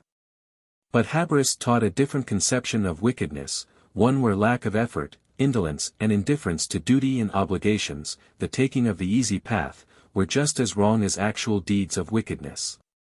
He taught that men reach the true goal of life by transmuting lust-love into true love. That true victory is gained only over the defeated bodies of their vanquished passions and baser selves. These and many other things were taught by Habris, but many of his teachings displeased the people of Crocusus who were then as they were before Herthew's forefather was led away. So Habris concealed many things from them and taught, by simple tales, things within their understanding. He taught them the mysteries concerning the wheel of the years and divided the year into a summer half and a winter half, with a great year circle of 52 years, 104 of which was the circle of the destroyer. He gave them the laws of weal and woe and established the folk feasts of harvest tide and seeding tide. He taught them the ritual of Ulyssedui. But Habris instructed Herthew in the ways of the other world. He taught him concerning the 3 rays from the central invisible sun, which manifest all things, upholding them in stability of form. Also concerning the Oversoul which filled everything in creation, as the soul self filled the mortal body. This soul self, he declared, would develop from mortal sensitivity and feeling transmuted into divine sensitivity and feeling, through suppression of the baser instincts within mortals. It was strengthened by development of feelings of love between man and woman and between these and their kindred, by the appreciation of beauty and devotion to duty, by the development of all qualities that pertain to humans and not to animals. Herthew learned that the soul self is quickened by soul substances outflowing from the Godhead. That the strong soul is transformed and molded to the soul's desire, but the weak soul is not its own master, it is flabby, unstable and is pulled into a state of distortion by its own vices. In the afterlife there is unbounded joy for the entry of a noble soul, it will glow with splendor and stand out proudly. The mean soul of the wicked is dull-hued, twisted and drab, and, being drawn towards its own compatible state, it shrinks into the dark places. When Herthew had barely crossed the threshold of manhood, black-bearded spearmen began to ravish the borders of Crocusus, and Idalver, king of that country, called his fighting men together and when word came to Herthew he prepared to depart. But Habris bid him stay a while, for he was unprepared for battle. Then Habris prepared a strange fire with stones, unlike any fire seen before, and when it burnt low he plucked out that which is called, child of the green flame, and he beat it out so it became a blade. This he fitted to a horned handgrip, and when it was edged and blooded gave it to Herthew, saying, Behold, Dislana the bitterbiter, faithful servant of he who strikes hard and true. Then he made a shield of wicker covered with ox hide and a cap of hide which came down over the face and neck. So equipped Herthew went to the encampment of Idalver, taking 8 fighting men with him. In those days men fought with hand-thrown spears and clubs, with flung stones and sticks sharpened by fire and weighted, but they did not close in the battle clash. So when Idalver saw the battle blade of Herthew, he wondered and it passed his understanding, but when he saw Herthew close on the battle line and the foemen fall before him, he was amazed. No man about the king could understand the making of such weapons, offspring of fire and stone, but Habris made others, and Herthew became the king's right-hand man and the first hero of the noble race. The king offered Herthew his daughter's hand in marriage, but Herthew declined, saying, The days of my manhood are not yet fulfilled. When the war-filled days had passed, Herthew withdrew to the place where Habris made the bright battle blade, and already he had taught the mysteries of their making to others, sealing their mouths with magic. But Herthew was less concerned with the weaponry of war than with the mysteries of life and the battles of the spirit beset by mortality. So while his workmen drew bright blades from the thunderstones, Habris taught Herthew and his battle brothers, and these were the things they learned from his mouth. Beyond God there is an absolute which no man should try to understand, for it exists and has always existed in a state beyond man's finite comprehension. It is from this absolute that God, the ultimate in all perfections, was engendered. To create, God first visualized in thought, then he produced an outflowing wave of power which, in a manner of speaking, solidified what might be called building stones. The outflowing power also produced the celestial hymn which brought the building stones together in harmonious forms. So it is truly said that all creation is the harp of God and it responds to his song and manipulations. It is an everlasting unfoldment. The voice of God can also be heard in the voice of his beautiful daughter who endows all growing things with life and beauty. There is a divine purpose in creation which may be known only to the few. This knowledge is the key to all unanswered questions. Acquiring it is like the drawing back of heavy curtains which have kept a room in gloomy half-light, so all things suddenly became clear and distinct. He who gains this knowledge knows the grand secret, the answer to the riddle of the ages, and knows beyond a shadow of a doubt. This divine purpose, and the divine secret concerning it, is called Gwineva. Apart from Gwineva God gains nothing from his creation, except that as a being possessing infinite love and goodness he must have something to receive the gift of love and respond to it. Even among mortal beings, who is there that could find satisfactory fulfillment in self-love? Also, he needed something wherewith he could contract himself, some medium wherein he could perform, and this is creation. Creation is also, for mortals, the school of life. The training ground for godhood. There are 3 circles of reality, 3 realms, 3 stages of existence. They are, heaven, where perfection visualized on earth may be realized and desires and ideals materialized, where hard-striven for aspirations are attained. It is the place where all the properly developed spiritual potential latent in man reaches maturity and fulfillment. Earth, the place of training, development and preparation, the testing ground, the battlefield where men discover their true natures when confronted by life's challenges, contests and contentions, where competition and controversy are the rule. It is here that aims and objectives are conceived and thought out for realization later in the proper place. It is a starting point, the beginning of the journey. It is here that the proper road must be wisely chosen. Then there is the realm of the misty horizon, the intermediate place, the place of spirits, where those above can commune with those below and where free spirits wander within their limitations.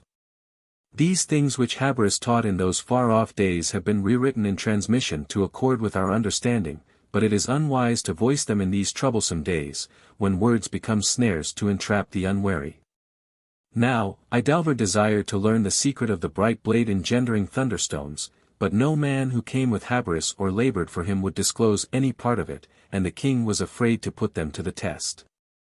So, having thought the matter out, the king sent for his daughters and told them what he expected them to do, for he had devised a plan to learn the secret.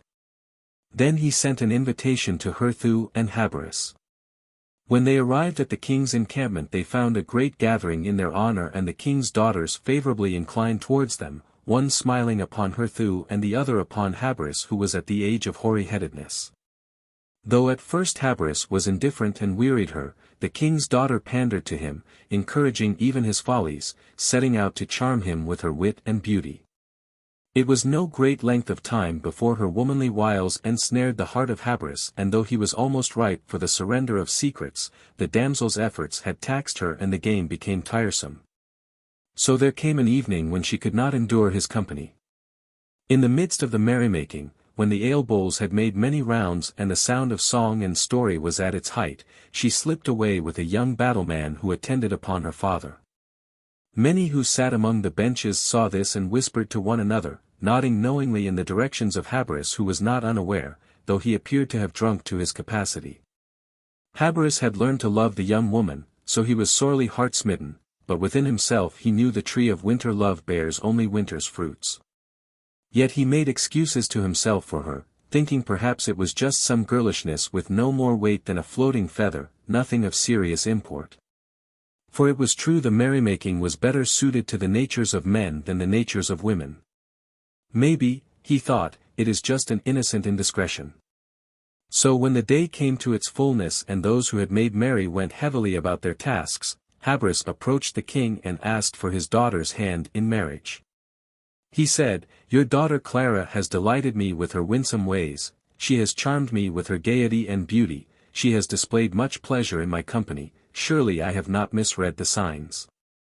The king was not overpleased, for though he greatly desired to know the secret of the bright blade, he had not intended giving his daughter's hand to Habris, but neither did he wish to offend him.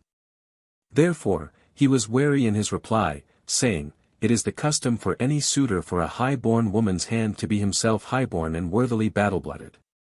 Yet such is my affection for you that I would not let even the custom become a bar to this marriage, and you may be a battle-blooded man among your own people. But let us not enter lightly into this thing, for the girl is still young and it would be well if you established yourself favorably with her. She will be a worthy wife indeed, for she is one who is ever ready to learn, one with an inquiring mind. Nothing gives her greater pleasure than the acquisition of knowledge." So the matter was left. Now, some days later Idalver and his retinue, accompanied by Herthew and Habris, went to the gathering place for folk feasts, some 5 days' journey away. People were accustomed to meeting here every 13 moons to celebrate the season of fruitfulness, many coming a great distance.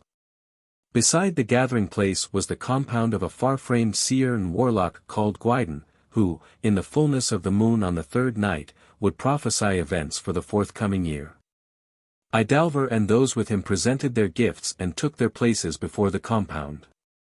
Presently, Gwyneva came out cloaked in the skins of wild dogs, with a horned crown and skull-headed staff. He seated himself before a small fire into which he threw prescriptions, making a cloud of smoke which completely enveloped him.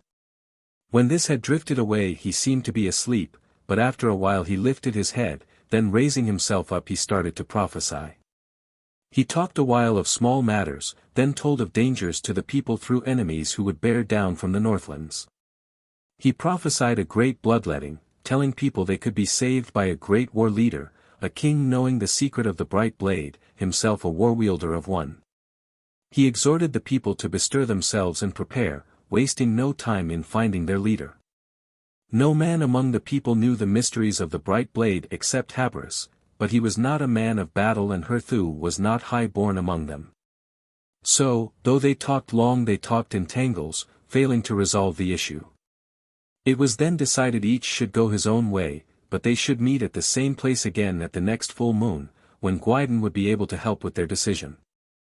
When Idalver returned to his encampment he was no longer hesitant about the marriage of his daughter, ordering that it should take place forthwith. But he stipulated that Habris must initiate him and his sons into the mysteries of the bright blade immediately. This being agreed, arrangements for the marriage were put in hand. Habris and Clara were married and Idalver and his sons partially initiated into the mysteries of the bright blade, for the king was told it would take some time for the initiation to be completed. So when they next went to the meeting place, Idalver was proclaimed the war leader, with his sons to follow according to their ages, should he fall in battle. But Habris had spoken to Gwyneva in secret and matters were so arranged that should the sons of Idalver fall, then Herthew would become the battle chief. The king and those with him returned to their home compound where they were to prepare battlemen, but Herthew was to go back to the gathering place and there train fighting men in the battle tactics which brought them clashing into the fore.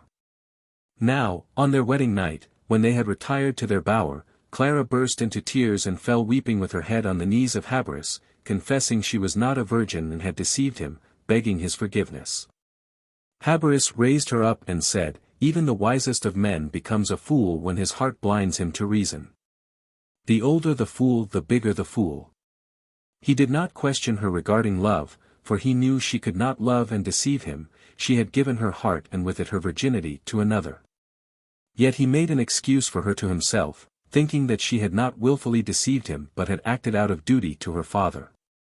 Also, truly loving someone and wishing to demonstrate that love, she necessarily had to sacrifice the happiness and content, the self-respect of her husband-to-be, the choice had been hers to make. It is ever so. Habris asked if her father had known how things were and she said, "He suspected, for am I not his daughter?" Thus Habris found himself tied to an unloving wife, for he chose to disregard the custom of the people. He wondered, was she also to be an undutiful and unfaithful one? A woman reserves herself for her husband or she does not, according to her marriage criterion. A woman reserved for marriage is one unlikely to be unfaithful. A woman easily come by before marriage is no less attainable afterwards, for if she says love is the criterion, then she measures by something unstandardized, which may figuratively vary from 1 inch to a mile. A man declaring his love may have seduction in mind or a lifetime of protective devotion, the marriage proposal determines the difference and establishes the intent. After the marriage the king showed little concern for Habris, for he kept Clara's young battleman in his retinue when he should have dispatched him elsewhere. Nor did Clara maintain the restraint and decorum, which dignifies wifehood, except in their outward manifestations, which is no more than a deceptive crust disguising the polluted love beneath. Thus Habris bore the shame of belittlement in the eyes of men, for Clara was furtively unfaithful. Habris visited Herthew and on his return told the king that he and his sons would now receive their final initiation. So, having made preparation, they set off, accompanied by Clara, to the place of the thunderstones, this being a deeply cleft mountain wherein there was a large cavern from which flowed a river. Entering the cave Habris told those with him to bide where they were, for only Idalver, his sons and Clara were to accompany him into the place of initiation. A small cave entered through a long narrow passage closed off by a heavy door and lit by fire already prepared, a fire which burnt tardily with a blue flame. When a length of time had passed those who waited without grew uneasy, but it was long before they approached the door and when they did their throats were seized, so they were affrighted and fled, and one among them died. Then those who knew the mysteries of the thunderstones came and cleared the way, and all within the cave were found dead. Habris did what had to be done, for though it is well for men to conform to the laws of men, there is a super-law by which men who are men should live and which sometimes decrees that they must die. Herthew married the daughter of Idalver and they had a son who died in his 7th year. Idalver's daughter died in childbirth. The invaders came and were defeated with a great slaughtering, and Herthew became the first king over all the people of Crocusus. Chapter 8. Gwineva. Maeva, one-time wife of Dadam, found refuge among people of Ardis where she gave birth to Gwineva the cuckoo child, but as the child grew it was seen that she had red hair. Though all knew there were fair-haired and dark-haired people, none had ever seen anyone with red hair. Also, strange maladies had manifested in Ardis for which the strangers were blamed. Therefore, because of these things, Maeva and her child were driven out. They came to a pool near the border of Crocusus and built a habitation of reeds, living there for many years.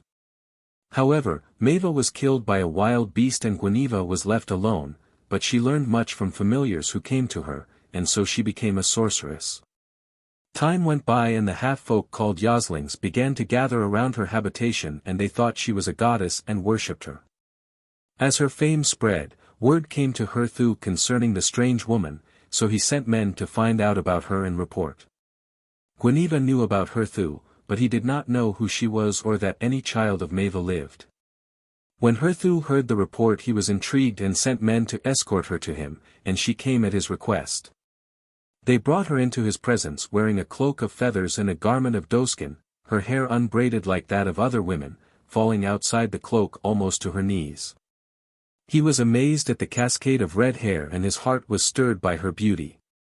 Herthew gave Gwineva a bower and attendants, but she preferred to be attended by Yoslings whom the people about Herthew despised. They gossiped about the strange woman, for it was seen that Yosling men freely entered her bower, yet her bearing was modest and maidenly, the Yoslings showing her every form of respect. It was the season of fruitfulness, and when Herthew went to the gathering place he took Gwineva with him, but the Yoslings could not be taken there. So they remained behind, but the people removed them. When they arrived at the gathering place and Gwynedd saw Gwineva, he was startled, for he had seen such a woman in the darkened waters, but he welcomed her and was surprised at her wisdom and skill at sorcery. When the time came for Gwynedd to prophesy and all who came to hear him were gathered about, they became apprehensive, for his coming forth was delayed and the moon began to disappear, eaten away by the blackness of the night. Then, when they started to jostle and flee there was a great shout and Gwynedd appeared. As he did, a great fire sprang up on either side of him. The people remained, for each was rooted to the place where he stood. Gwynedd spoke at length, telling them that the Nightski sign heralded a new era. That as the moon grew again in brightness, so should their race wax strong and virile, spreading wide across the face of the earth, driving lesser races before them. That a son of Herthew would lead their sons out of Crocusus, and his sons and their sons would continue westwardly, towards Hesperus, meaning land of spirits. That there they would meet their final destiny. He told them that there would be a great bloodletting, when brother would fight with brother and father with son, but that this would be the planting of the center pole around which the framework for the structure of their race would be woven. He said, "I shall go before the vanguard in spirit." Later, Herthew asked Gwynedd to cast the omen sticks and read the ashes, as he wished to know things concerning Gwineva. This Gwynedd did, telling him that she was his fate mate, one destined to be his wife, that she was indeed a true maiden and he would not be foreridden. He said, "She acts as she does through innocence and not through brashness." But what Gwynedd told Herthew was no more than a grain in the grain sack among all that which he knew and saw. When Herthew returned to his home site he paid court to Gwineva and asked her to marry him, and this she consented to do after 1 year. The people, hearing what was intended, were displeased and murmured against the marriage, saying it was unseemly for their king to marry a sorceress and one strange in so many ways. Also, there was a custom forbidding the intermingling of blood, but there was no doubt as to what she was, some thinking she was one who could be acceptable. Gwineva was not the blood kin of Herthew, so as the marriage would not be incestuous Gwineva decided she would say nothing of their relationship, for she was in love with him and love is ever ready to make excuses. Yet, despite her knowledge and wisdom her heart was full of fears because of her background, but she displayed none of her anxieties. She did not feel at ease among the people, but never asked that the Yoslings be allowed back. She tried to become acceptable by ministering to the sick with simples and remedies, but the more she cured and healed the more people feared her, and fearing they shunned her, except they were in dire need of her help. However, Herthew remained firm in his resolve to marry, though many advised that if he simply took Gwineva as a concubine or as something less than a wife, it would be more acceptable. They said, none would object if she were treated as a woman with no standing, mate but do not marry, for marriage would grant her undue status, and is marriage so necessary? Does a wise man buy the pie whereof he can freely eat at any time? Such sayings enraged Herthew, for he knew Gwineva to be a woman reserved for marriage, and this he tried to tell the people, but they laughed, saying, "She has bewitched you, put her to the test." But he replied, "This is unworthy, for it displays doubt and distrust. A virgin is a virgin, whether named so by horn or wand, and remains so whatever the conjectures of carnal-minded men who are more familiar with women of lesser repute. Yet whether the marriage bar applied was still a thing of doubt in the minds of many, for none knew the lineage of Gwineva, nor did she enlighten anyone, though it was customary to recite this at the betrothal. But Herthew and Gwineva remained unbetrothed, though the forthcoming marriage was made known. Now, the nephews and kin of Idalver nurtured seeds of discord among the people, and because it was a time of peace, when the skills of a war chief were not needed, many heeded their words. So it developed that there were those for Herthew and those against him. Then Herthew said to the people, "Let this not be something to cut people apart, but something which can be decided at the next folk feast." The seed-sowing time had passed, but it was not yet harvest-tide, and the young men held spear-throwing contests and tested each other in many manly skills. At such times, seated on a platform against the palisade, Herthew gave judgment and awarded merits. Inside the palisade was a walkway and places from which great stones could be hurled, and from one such place came a murderous weapon which cut down through Herthew's head to pierce the shoulder of his shield arm, striking him to the ground. Immediately there was a great tumult and confusion, fighting broke out and men died, but Herthew was carried to safety in the bower of Gwineva. There he was protected by his retainers, but within the palisade all was taken over by those hostile to Herthew. Before the cowardly blow, those for Herthew had been more numerous and powerful, but after he was so sorely wounded they were less, and of these many were inclined to waver, for such is the nature of man. But to contrast with the frail reeds who wavered, those who remained loyal were resolute, for this too is the nature of man. Now, when Gwineva and the wise men attended to Herthew, they saw that while the shield arm had been injured it was not unfeeling, for it grasped the hand of Gwineva, but this the sword arm could not do, though it was uninjured. Therefore, they knew the slaughter-bent weapon had been charmed, and no woman could remove such enchantment, nor could the wise men, for they were unblooded.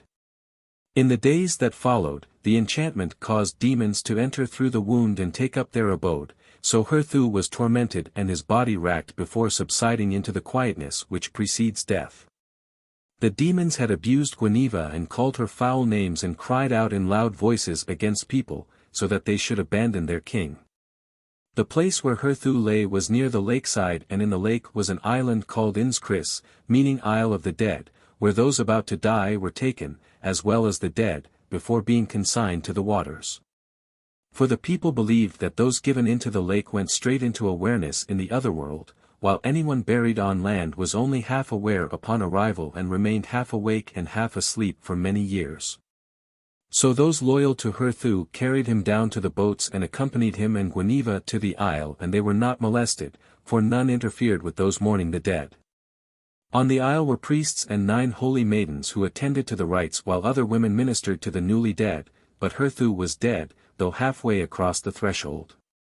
When Herthew arrived he was placed in the hospice house where Gwineva attended to him.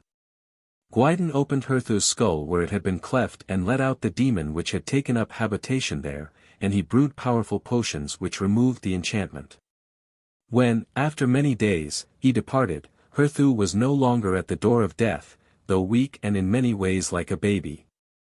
While Herthew lay so sorely stricken, the kinsfolk of Idalver were disputing among themselves, and this led to fighting and battles. But none came near the isle to harm Herthew, because it was a sacred place and gave him sanctuary. When it came to the time of the folk feast there was a great battle at the gathering place, and Gwynedd was slain. There came a day when Herthew, though still not whole, could move about, and then he and Gwineva departed with those who remained with them. They were married before leaving their isle of sanctuary. They fled to a place afar off where, as the years went by, Herthew became whole again and Gwineva gave birth to sons and daughters. It was a good place, fertile and well watered, and so they prospered. But there came a time of drought when the waters dried up and their flocks died. So Herthew sent men to Crocusus, and these came back saying that there, too, the land was stricken and the people distressed. He also sent others to the west, and they returned saying that there the land was not stricken, but the people would not accept them except with spears. Herthew then sent men back to Croesus to tell the people there of the plenty which lay to the west, and they came back with a war band led by Italus, and many people followed. Herthew could no longer bear weapons, and his sons were as yet young and unblooded. Therefore, he gave his 2 sons who were of sufficient age into the keeping of Italus, so they might learn the art of war, and they followed him loyally, becoming men of valor in the conflict which ensued. Many people left Croesus and settled in the land lying to the west, and Herthew and Gwineva also settled there. Time passed, and Herthew became renowned for his wisdom, and Italus king of Aranea honored him with lands and servants.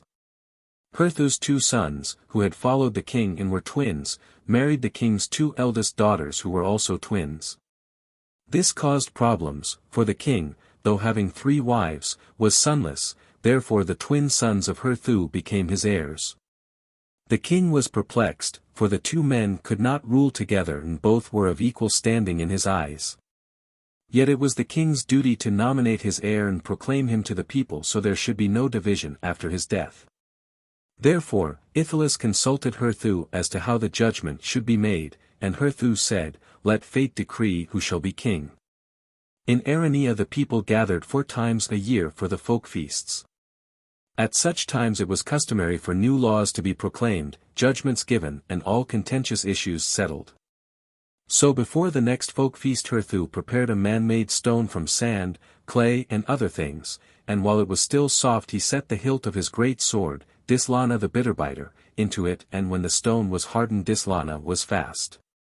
The sword-implanted stone was then set down near the place where the king gave judgment. Around it was drawn a wide circle bisected across. On the day when the people were first assembled to hear his words, Italus told them of his perplexity over the problem concerning the twin sons of Herthew and his daughters. He said, "So the people are not divided and the kingdom rent by strife. It is well this matter be settled now. Therefore, I am setting a fair test involving no men other than these 2 whom I hold equally dear. Whichsoever of them shall remove their father's great weapon from this stone, so he frees it and grasps the hilt, shall become my lawful heir, with the other being to him as a younger brother. They will each try in turn during the duration of the fall of a feather, the first trier being he who casts his bracelet over the blade." Then each of Herthew's sons was placed in a spot where the bisecting line joined the circle, so they stood opposite each other, and each had 3 bracelets. They threw until one encircled the blade with his bracelet. Then this one tried to withdraw the weapon with his hand but could not, because of the sharpness. The other tried by placing his 2 palms on each side of the blade, then pressing them together while lifting, but he could not move it either. The first one tried again, copying what had just been done more powerfully, so the stone almost lifted off the ground, but the sword did not leave the stone. Then the other approached the stone, but this time he put his hands under the edges of the stone, so he could lift it in his arms, and he dashed it down over a rock which was nearby, so it broke asunder. He then picked Dislana up by the hilt and brandished it over his head. The people acclaimed him while his brother grasped his arms in congratulations. Thus, by wisdom was the problem overcome. The Book of Gleanings. Being writings from various old Chaldee books which were partially destroyed in ancient times. Chapter 1. Maya and Lila. This was formerly called the Book of Conception and said to be the first book of the Bronzebook. It concerns man's conception of the true God in olden days, during the struggle back towards the light. Once all men were dark and hairy, and in those days woman was tempted by the strength and wildness of the beast which dwelt in the forest, and the race of man was defiled again. Therefore, the Spirit of God was wrathful against woman, for hers was the responsibility to reject the beast within and without, that she might bring forth children of the light to walk in the light. For in man there is beast and God, and the God walks in light and the beast walks in darkness. Now, because of the wickedness that was done, there are among men those who are the children of the beast, and they are a different people. The race of man alone was punished, for the beast acted according to its nature. In man the beast and God strive to decide whether he shall take his place among the gods that live or the beasts that die, and woman, in her weakness, betrayed him to the beast. Men struggle daily with the beast and wrest their living from the soil, their day being encompassed with strife and toil. So women bring forth children with suffering, and because they are frail their husbands rule over them. Man is conceived in the womb of woman and she brings him forth to life. Therefore, when God raised man up from among the beasts, choosing him as his heir and endowing him with an immortal spirit, he placed a veil over the portals of life. That woman should not forget she is unlike all other living creatures and the trustee of a divine mission. For a woman not only gives life to a mortal being, she also bears a spark of divinity to earth, and there can be no greater responsibility. The eye that sees earthly things is deceitful, but the eye that sees spiritual things is true. Then, because of the things that happened, the great eye that saw truth was closed and henceforth man walked in falsity. Unable to perceive truth he saw only that which deceived him, and so it shall be until his awakening. Not knowing God, man worshipped earth who mothered him and supplied his needs.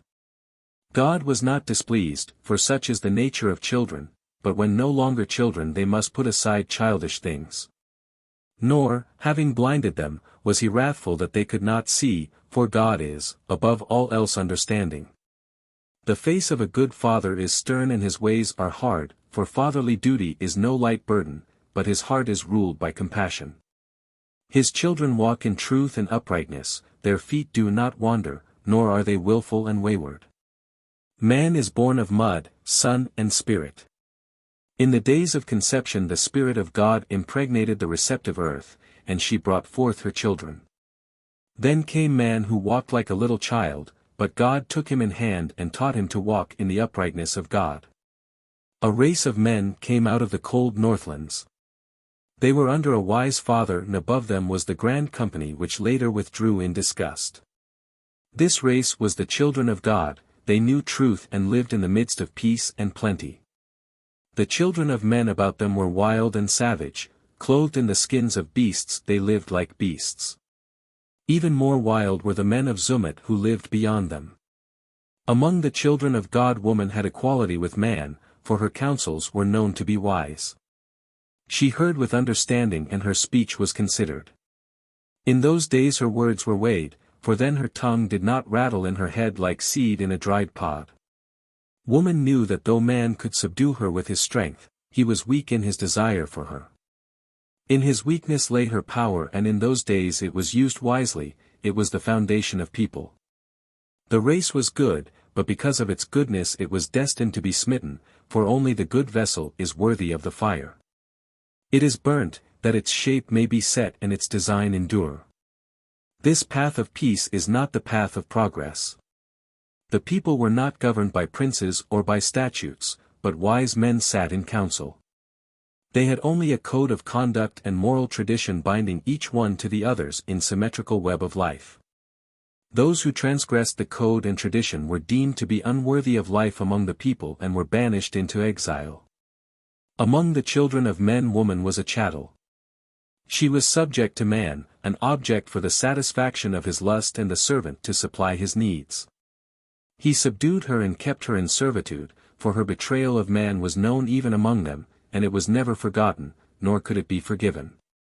The children of God valued woman highly and protected her from crudeness and cruelty, and her standing was such that she was awarded only to the most worthy of men. They held her in respect, for to them she was the fountain of life within their race, the designer of its future. Yet even so they had to restrict her, for she was inclined to be willful and unheeding of her responsibility. The people flourished and, from generation to generation, grew in stature and comeliness.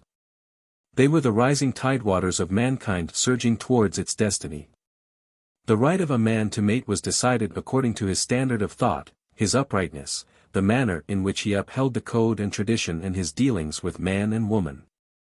The fittest men could choose a mate among all women, but lesser men could seek only among the less desirable, according to a known standard.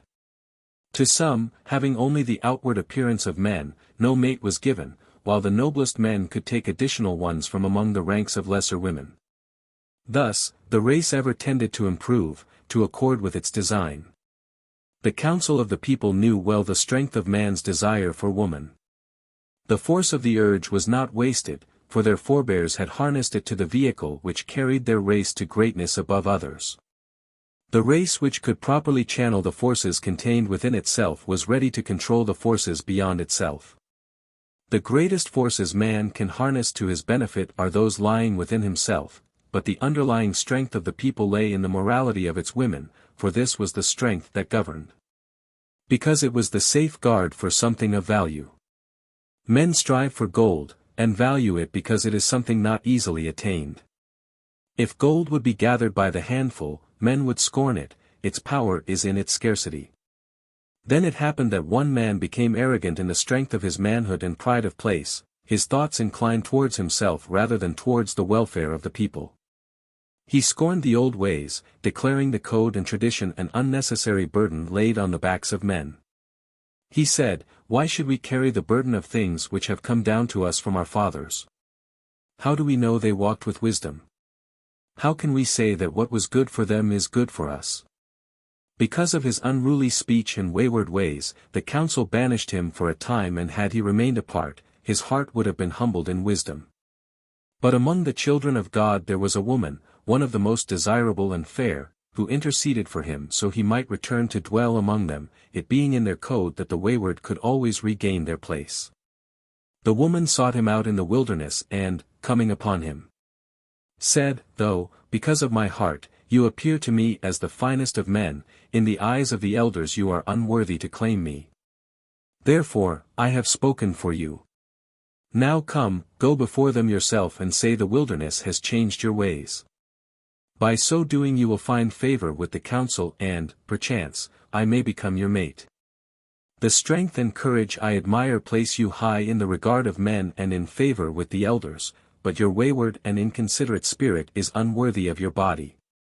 Though you find favor in the eyes of the young and foolish women who see only the outwardness of your body and thereby become more foolish, the eyes of the wise women see your naked spirit and are not deceived. Therefore, disregard the glances of foolish maidens and carry yourself well. Act in such manner that you find favor in the sight of the wise women." And, said she, "Am I not Maya, the most desirable of women, one whom all men seek? Yet will I remain reserved only for you, therefore be not unworthy of me." The man came out of the wilderness and wastelands. He went before the council of wise women and said, "What must I do that I may have this woman for a mate? For I desire her above all things, even above my own life. For her I will become the most worthy of men among the people, her standard being high I may not possess her otherwise." The wise women answered him, saying, "For so long shall you conduct yourself in this manner," and they set him a time and a task. That it should be well, the task was to be done with heart as well as deed, but the man accepted it gladly, his heart not in that day but in the days to come. The council and the elders said, "What the wise women have done is good, it will be well and to the people's benefit." The man rose manfully to the task and was magnificent in his manhood, his new ways gladdening the hearts of all the maidens, many of whom were disturbed by strange stirrings within their breasts. Among these was one less comely and desirable whose heart burned hotly for him, her thoughts resting upon him continually, but she knew that in his sight she was of little account. Her name was Lila. It happened that, arising early one day, she saw the man depart into the forest by the swampland, going about his task, and she took counsel with herself and followed him. She came upon the man while he rested in a place of solitude and approaching spoke softly, saying, "It is your servant Lila. O my lord, are you not weary with the task burdening your days, also that you lack companionable gladness to lighten it? Where is she who set the load upon your strong back? Where is my kinswoman who, without doubt, is more comely and very much more desirable than I and therefore a very fitting reward for your heavy labors? Does she rest in the shade or is she gathering fruit back in the gardens? Without doubt her thoughts are with you, but is she not unduly hard-hearted in that she fails to comfort you, for is it not in the nature of woman to come to man and lighten his burden with her softness? Is it not in the nature of woman to be yielding and submissive, that man may rejoice in his strength? Is it, perhaps, that despite her loveliness the heart of this woman of your desire is not the heart of a woman? Is it like the mock orange, sweet to look at but bitter to bite? Or is her heart in the keeping of the elders, that she prefers the ways of the old to the ways of the young? What has she done to you? Has she not humiliated your manliness by harnessing it like an ox to the customs of the people? Can it be right that the decrees of old men long dead should come between living man and woman? Is it not more fitting that the customs of men submit to the law of her who gave us our natures? This desirable woman is yours, providing you toil and wait. She is yours, but not without conditions. She does not come without reservations as a woman should, but like a man who comes to an ass bridle in hand. Alas, that I lack the loveliness which places the yoke upon you, but beneath I lack nothing and am as much a woman as any. My heart burns for you with a flame that comes nigh to consuming my body. Take me, accept my humble offering.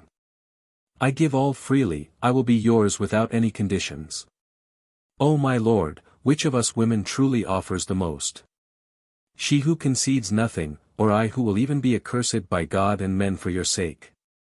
I who am nothing in your sight require no sacrifice from you on my behalf. I ask nothing and I offer all a woman can.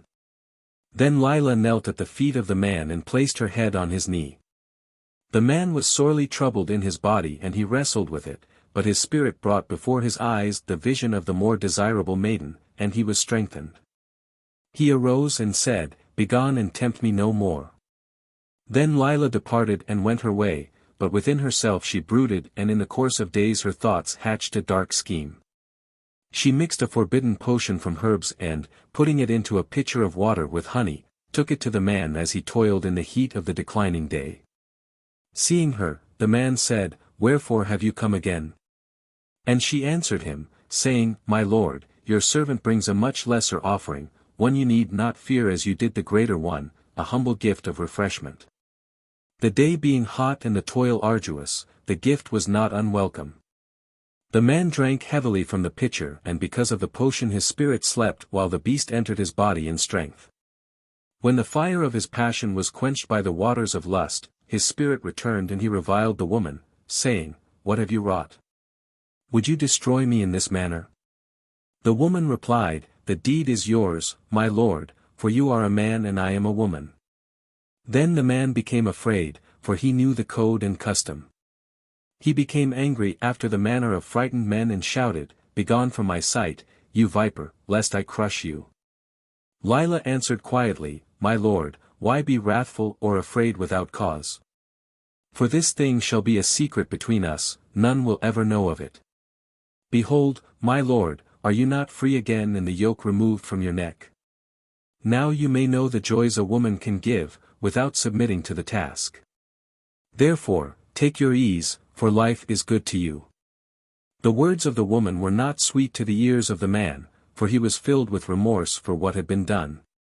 He said, You are not the maiden of my tender desires, in whom my heart delighted and for whom I gladly undertook the task. What now of her whose beauty compares with the glory of the sun, whose gentleness caresses as the sunbeam, beside whose brightness you are no more than a gloomy shadow? Lila replied, She is indeed as the sun, you may worship from afar but never touch lest you be burnt and destroyed. I am the woman of your body whom your flesh has chosen. What has this other woman done for you? Did she not sharpen the sword on which you cut yourself? If one lights a fire among reeds, knowing a man sleeps there, who is to blame for his burning? The fire, he who lit it or the reeds? It is beneath your manliness to turn on me thus, am I not shamed for your sake? And who among women would invite the wrath of gods and men as I have done? Be content with the wrong your lust has already wrought. This is an evil deed you have committed, but because we are now united in the flesh no harm shall befall you through me. Thenceforth, among the people they went their separate ways, but flesh called to flesh, bringing them furtively together in secret places. Each dwelt with the reproachful whispers of their spirit, and each walked in the shadow of fear because of the code and tradition. Now, the elders were not without shrewdness and they saw that the man was no longer diligent in the task and had returned to his former ways. Also he avoided the eyes of Maya and was no longer reserved with women, having sampled forbidden fruit he now sought other varieties. He was not a man with an end in view towards which he strove, his bearing was not that of a free man. The glances between the man and the woman, and their uneasiness, were not difficult to interpret. The elders and wise women said among themselves, such is the manner of those carrying a burden in their hearts, whose shadowy love is a feeble furtive thing blooming shamefully in dark and hidden places. Therefore, they set a watch on the pair. The watch came upon them as they lay together in nakedness upon their skins and mocked them with ribaldry, for their passion was profane and a thing for jest. It was a fungus upon the tree of love. They were brought before the high council, which was the council of elders, and the council of wise women, which questioned them, saying, Wherefore have you done evil unto us? The man answered, The woman put my spirit to sleep with an evil brew, and my body became weak because of my manhood. They replied, Truly you have little manhood now and are a lesser man because of this woman. The woman stood up before the high council and answered them boldly, Am I then the stronger of the two? Can I lift the biggest stone or run the fastest race? Do not the strong always prevail against the weak, and is not this man the strongest among men?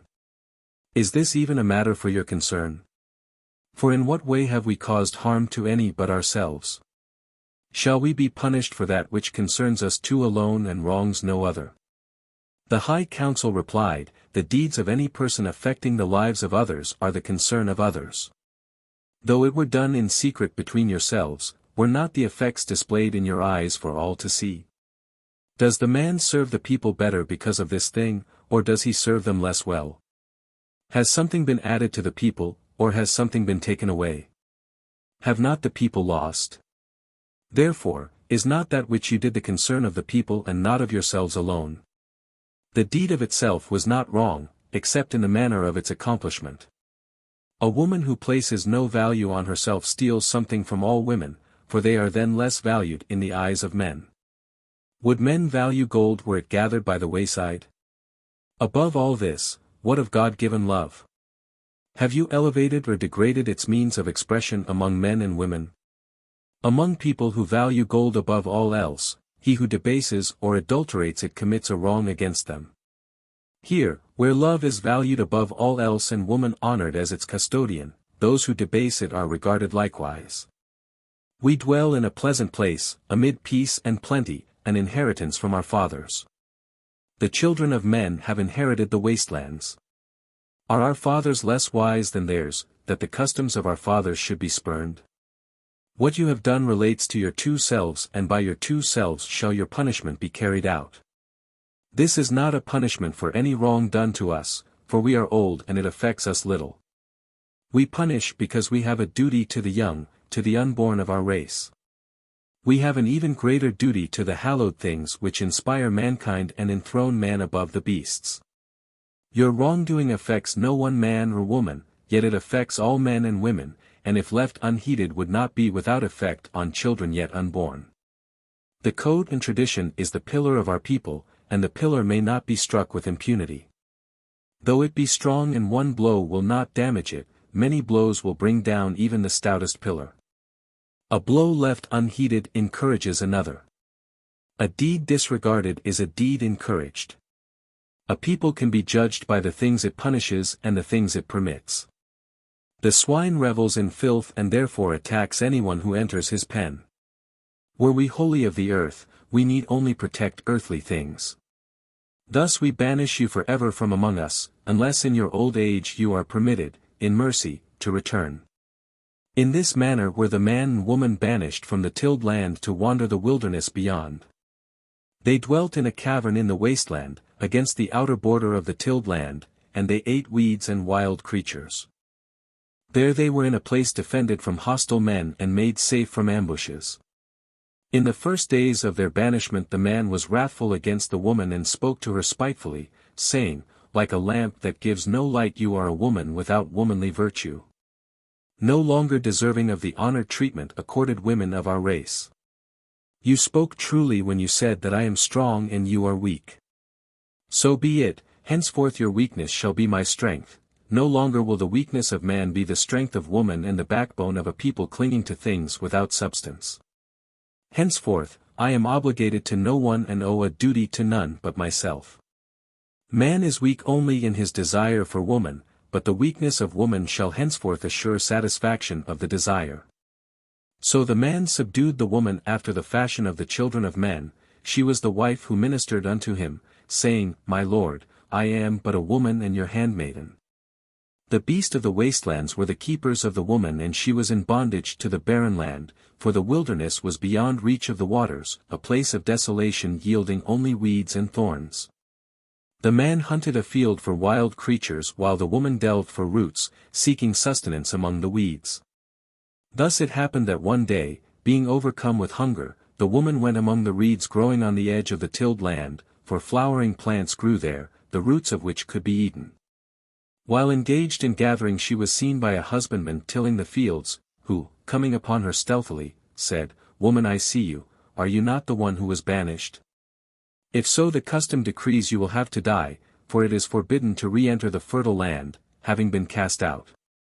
Then the woman, being still in the water, loosened her girdle and, letting down her hair, said, Honored I may no longer be, perhaps die I must, but am I not still a woman while I live?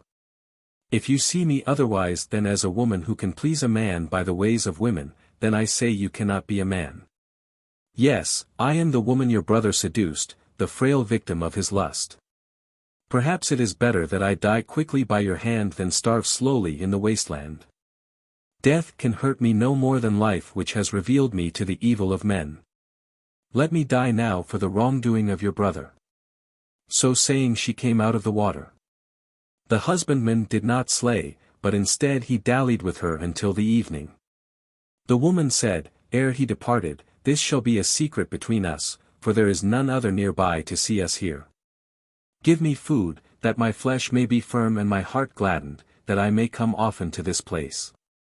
Thus, in the days that followed, the woman went many times to the waters and in other places where there were other men. Therefore, she no longer had to delve for roots, nor did she toil in the wilderness. Then the children of God banished other men into the wastelands because of the woman, and the man, seeing how this came about, said, Is my affliction because of you never to end? The woman answered, My lord, this thing I did for your sake. See these others, are they not outcasts in the wilderness, men without a chief to rule over them or a hand to guide? Gather them together, that they may hunt for you and serve you, rule over them and become powerful. What I have done for you alone. To your strength will be added their strength, and the loss of the people in fertile lands will thus become your gain. What is there that strength can obtain? If your desire is for other women, will not strength obtain them? Therefore, revile me not, because I have now placed in your hands the means to that which you desire. Now I say to you, and speak truly of things only a woman can know, that you are a better man than those who live bound to the tilled lands, whose women secretly despise them for their servility to the code and tradition. The man was stirred up by these words and went out and about to the others, approaching them, saying, Behold, we have been cast out because we have followed the ways of men according to the nature of men. Our manhood is good within us, let it therefore assert itself so our strength may be greater.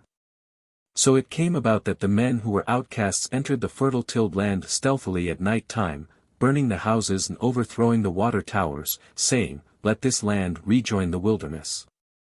They slew menfolk and carried the women and children away. They stole sheep, goats and cattle. Then they withdrew to the fastnesses of the wastelands. There they built an encampment and fortified it about with walls and ditches, and they made war upon the children of men and prevailed against them. They ruled their women sternly and made them chattels, buying and selling them like cattle. When man said, Come, the woman came, and when he said, Go, she went. On her yielding back and on her submissive head he dissipated his wrath, on her servile body he satisfied his lust. Lila was a true daughter of the woman who betrayed the first race of men. It is written of her that when her sons grew to manhood, she caused them to kill and eat their father, so they might gain lifelong strength and wisdom. Man kept woman in bondage, for he knew from his own knowledge of her ways that she was not to be trusted. Henceforth, she could not walk freely among men, for they knew that though woman was weak and man strong, by womanly guile she could exploit his weakness. Among the outcast people and the children of men woman was subject to man, and he imposed his will upon her and dominated her. In this manner woman wrought her own downfall and the destruction of those who held her in high regard. Her charms she cast at the feet of those who trampled them underfoot.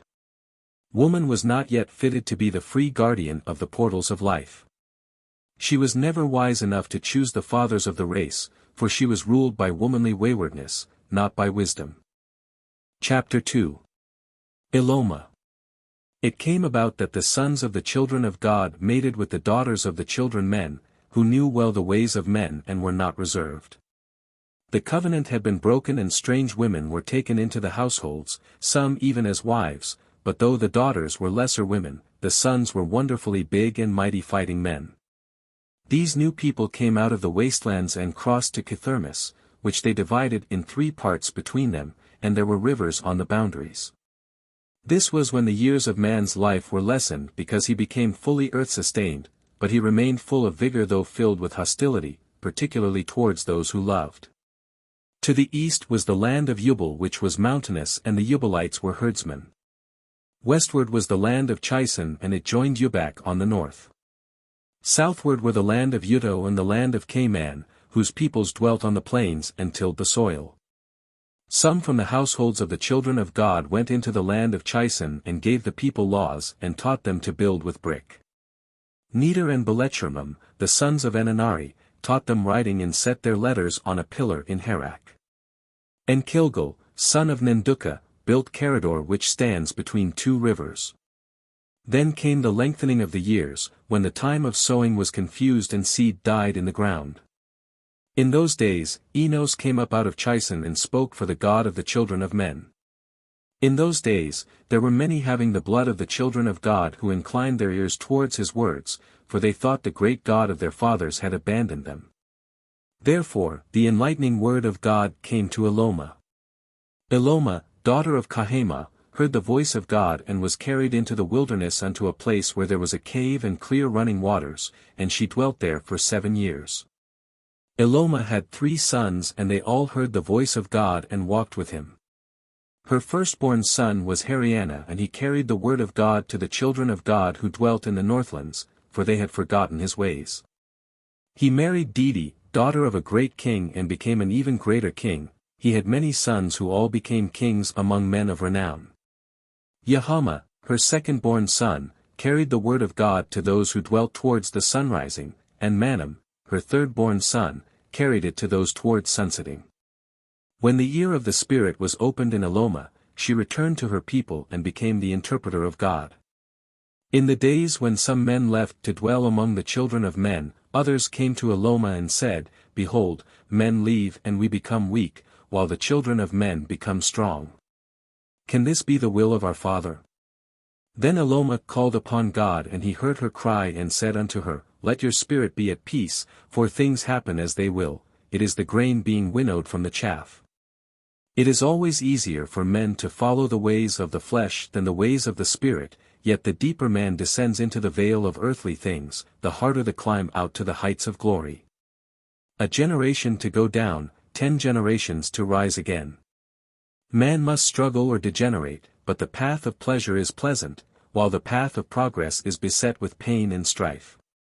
God said to Eloma, his servant, Behold, I have been good to my children, they have been given everything that is pleasant, everything has come easily to their hand.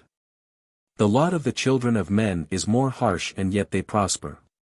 Childish things are expected from a child, but when it grows up more is anticipated, yet still my children come to me as children. God then said, Go, return to the place from whence you came and remain there for 7 years, and she did so. The 7 years passed and Eloma returned to the people and, behold, the fertile fields were unsown, the water channels were dry and there was desolation in the midst of the waters. Eloma sought among the fields and when she came upon the habitations her heart was rent apart. For she saw the daughters of the children of God consorted with the sons of the children of men and were become unlike true women. Then Eloma said to them, Wherefore has this thing come about? And they answered, Behold, men came from out of the wilderness and our men were like sheep before wolves, see, even now they labor within a pen of servitude. Eloma then went unto the men and said, Wherefore has this thing come about? And they answered her, Behold, the God of the children of men is, unlike ours, a God of battles, and we were delivered into their hands. Then Eloma was heavy of heart and called upon God, saying, Behold the plight of your children, and God heard her and answered, I am not indifferent, for their sufferings are my sufferings. They are not under the whips of men but under the flail of God, the grain is being separated from the chaff. They toil not under the blows of men but under the hammer of God, they are not imprisoned but are upon an anvil. I am not the God of battles, not the God of nations, not even the God of men. I am the God of souls, the keeper of the treasures of eternity. I have not turned away from my children have turned away from me, disobeying my laws. This cry will echo down through the generations of man, My God, why have you deserted me? And it will come from those who have deserted their God. Arise, go seek among the people and you will find a maiden who is pure at heart, but she is mocked and degraded by being made a swine attendant. Take her with you and go to Shinara, guard her well, for she is the daughter of a new dawning. Eloma sought among the people and found Nanua, maid of the morning, and they went into Shinara. The voice of God came to Eloma in Shinara, saying, This is the way things shall be with those who aspire to godhood. They must follow only the paths which I have shown through the words of my interpreters. The unfolding spirit residing in those who have the blood of the children of God and the greatness that dwells in men shall be magnified in the blood of their children. Their wisdom shall be greatly multiplied, if the tie of blood be strong.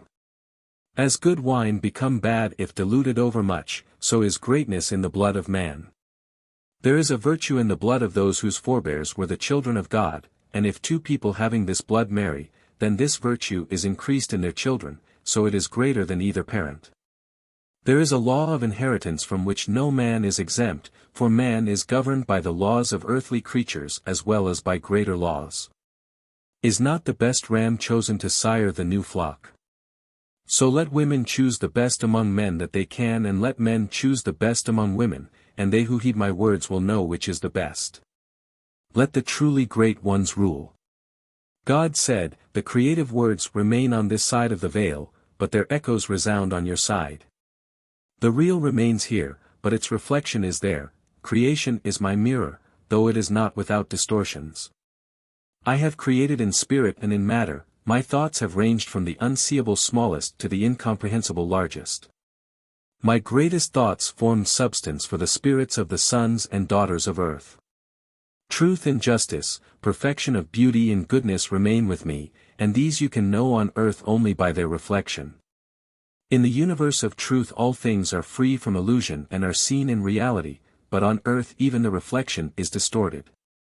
I have created light and called it substance, it is illuminated within by the light of an ever-present love potential. Men call on many gods, though above all there is but one, yet whatever they call me I will hear them, for I am the God above names, the God embracing all names. Whatever men believe, if it serves good it serves God. But gold necklaces are not for sheep, and outward forms of worship must suffice for the spiritually undeveloped. The rituals of men may often be empty ceremonials, but they may also guard the great mysteries behind them. If a man seeks to enter my presence by prayer and says, God grant me this or give me that, the thing will be neither granted nor given, unless it be for his spiritual good or benefit another. I am no huckster bargaining blessings in exchange for worship, nothing man can give can add to what I have. Also do me little honor when they fail to recognize that I am above concern for mere bodies which decay and fall apart when the enlivening spirit leaves them. Yet man is but man, know that I am a God of understanding and compassion. If man cries out to me, in genuine stress and suffering, he will not go unrelieved and uncomforted. Yet understand that suffering and sorrow are the lot of man, that he may become man-God. There is also the great law to which man must conform. There are intricacies of Enidvedu to be unwoven and the challenging paths of destiny and fate to be followed. Too often the price to pay for things done or not done is pain and suffering, sorrow and distress, but where would be the benefit to the debtor were I to wipe out such debts?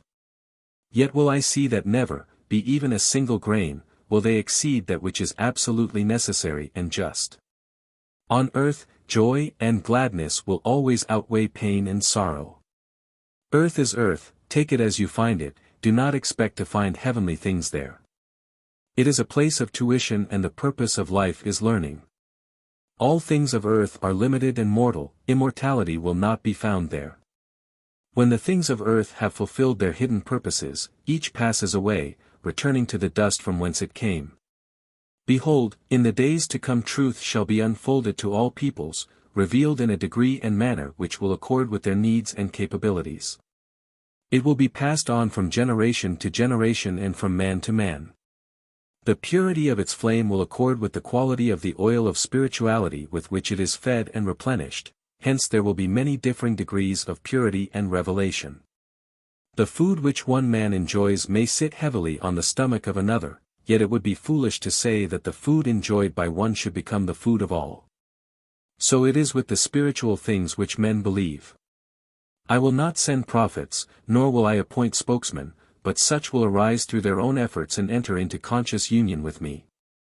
They will point the way, which will be followed by the spiritually sturdy, but others less strong in spirit must take a slower path, and many will advance only by faith and service, by justice and kindliness towards others. The spark of divinity in man generates inspiring dreams which will ever lure him onward and upward, yet the road is long, the journey wearing and often unpleasant. Man has unnecessarily encumbered himself, he has enshrouded his spirit under a winding sheet of earthly passions. With his great eye blinded by indulgence in vice and his spirit corroded by corruption, his fallible senses only are left to him, and these deceive him into believing the mortal vehicle is his total being. Affliction and decay are now the lot of man and he has passed into a long, dark night of ignorance. Now only by journeying the long and painful road of earthly experience can his soul be cleansed and awakened to the realization of the glory within him. Man may conceive me as he will and it will be well. I am not a god of pettishness. As I brought forth the creation, so shall he bring forth the revelation of his God. Unto you, Eloma my child, I grant the keys of communion and union. Then Eloma went out among the people and taught them about their Creator in this manner. I bring you the soul-whispered words of God, the eternal tower of strength, the fathomless ocean of compassion. He has hung the earth in the void, surrounding it with nothingness, yet by his power it remains in its appointed place. He veils his glory behind the shield of illusion, lest it overpower the spirits of men. He is obscured by the dark cloud of mortal ignorance. He is the inspirational spirit ever entering the hearts of man, striving to arouse them to reach out towards greatness and achievement. He has molded the sky above us and bedecked it with splendor and awesome beauty. He taught the stars their song of joy and the winds their wondrous music. All the widespread earth proclaim his creativity, while the high vaults reveal his skill and handiwork. His messages go out to men, not in the speech of men but in wordless whispers to their hearts. His finger prescribes a course for the fertilizing waters which nourish the desolate sands, making tender buds burst forth from the dead soil. The soft waters caress the ground and pastures arise to become the habitations of great flocks and herds. The rose unfolds its beauty to honor him and the woodbine delights him with perfume delivered upon the wind. The cornfields bow in humility, then the wheat stalks raise upwards in praise. The trees spread wide their worshipping branches and the barley heads whisper together of his sun-given bounty. He is the fountainhead of all life, the overseer of the fertilizing waters and the captain of the stars. Men stand beneath the great dome of the night skies and are overawed by the work of their architect and by the bright mysteries displayed in such a pattern of beauty. They become dismayed at their own smallness, but are reassured by his words which have come down to them from ancient times. God has crowned man with life and set the scepter of intellect in his hand. He has given him the flail of mastery over all other living creatures and set him on the throne of creation. He disciplines us when young and stretches out a welcoming hand when we near the end of life's journey. He accompanies men on their pilgrimage along the road of life, mitigating their misfortunes and rejoicing with them in its pleasant surprises. He balances the lives of all men, so they continually encounter conditions and situations meet for them. The widespread, mysterious heavens are his throne and bountiful earth his footstool, no structure man could build would contain him. Did he need a residence, no place built by the hands of man could compare with that which his hands could erect. There is nothing on earth that man can give God which could add to God's glory or increase what he has. The only acceptable sacrifice man can offer is service to the will of God, and God's will is that man should spiritualize himself and improve the earth. To offer goods or money as a sacrifice is an insult to God, it is shirking the needful effort, evading the necessary duty and obligation, it is the easy way and not acceptable. God is the refuge of the poor and the comforter of the needy. His compassion encompasses men when troubles weigh heavily upon them. Yet tribulation and adversity, sorrow and suffering are not to be thought of as needless burdens imposed upon the difficulties inseparable from earthly life. They are things of value which open the eyes to truth, tempering the spirit, as iron is tempered in the flame. Eloma taught many things and she forbade any man to fornicate with unwed matrons whose silver tongue beguiled and whose winsome ways led men astray. She also decreed that men should not fornicate with any maid or another's wife, for none so doing could call himself an honorable man, and such deeds canker the spirit. It was Eloma who taught men the wisdom of the stars which journeyed according to their destinies. She taught them to interpret the pattern of each man's life, which is woven from the threads of fate and destiny and interwoven with the many-colored strands of Enidvedu. These things were learned and written down by Ishkiga. Chapter 3. The Flood of Atuma. Behold, was this not written in the days of our fathers' and of their fathers before them, and given unto us that we should pass it in to you, the children of days yet unborn? That if the ability of the scribe remains with you it could be read in your generation. Read, O children of the unborn years, and absorb the wisdom of the past which is your heritage. The enlightening words from a past which is to you, in days so far away and yet in truth so near. We are taught that we live forever, and this is true, but it is equally true that no moment of life must be wasted. For each hour and day on earth is a shaping for the future. We are the inheritors of a portion of time, we can dissipate it on futile things or utilize it to our everlasting benefit. In the days of our fathers, before barren teachings clogged the thoughts of men, and vain, formal ritual built a wall which obscured understanding, men walked in the light of truth. Then they knew there was one God alone, but because they allowed their higher abilities to fall to disuse, they saw less clearly. Because he appeared in different aspects, they thought he was many. Now, in our days, God has many varied forms in the eyes of men and each declares he alone knows the true name and likeness of God. Here all men fall into error, though all have spoken truly according to their understanding. But truth can never bow to the limited understanding of man, the comprehension of man must expand to grasp it. In olden times there were spawned great monsters and beasts in fearful form, with frightful gnashing teeth and long ripping claws. An elephant was but a cat in comparison with them. Then, because of heavenly rebellion and turmoil, and the terror overwhelming the hearts of men, the Great One hardened the face of the land, which had become unstable, and the beasts were changed to stone. This was before times, when the destroyer still slumbered in the upper vaults of heaven. Thus, it is written in the record of Belchra. In those days the people were wicked and though the wise men among them gave many warnings of the wrath to come, they would not listen, such is the way of the wicked. So it came about that the chastening spirit became stirred up against them because of the odor of wickedness arising from the earth, for her nostrils abhor the smell of evil. This is a smell no man can know, for as the hounds know the smell of fear, which no man can detect, so can other beings know the smell of wickedness. The great floodgates which are above earth were all opened. Thus, the floodwaters rose up to cover the land and great rainstorms lashed down. The winds could no longer discover their destinations. The people left the plain of Shinara and fled up into a great mountain rising above the flatlands below, and here, near the summit, they camped. Feeling themselves secured, the wicked mocked, saying, "No water can ever reach up here, for there is not enough of it in heaven or earth." Still the waters rose ever higher and the mouths of the wicked were silenced. The priests of the people danced and chanted in vain, and many rituals were performed to appease the wrath above. There came a period of quietness, then the people built a gateway to heaven wherein the chief of interpreters might commune with the other realm. He entered into the silence and cast his spirit, and when he had done so it contacted the chastening spirit which men call by other names. Her voice was heard within his heart and it said, I am that which has been called forth by the odor of wickedness arising from the bodies of men, which no incense can disguise.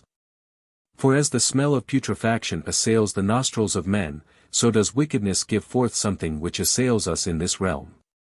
Wickedness is, therefore, an offense against us. If a man threw filth over the wall into your courtyard, would you not consider this an act of hostility? Could any among you live in harmony with those who were insensitive to your own sensitivity?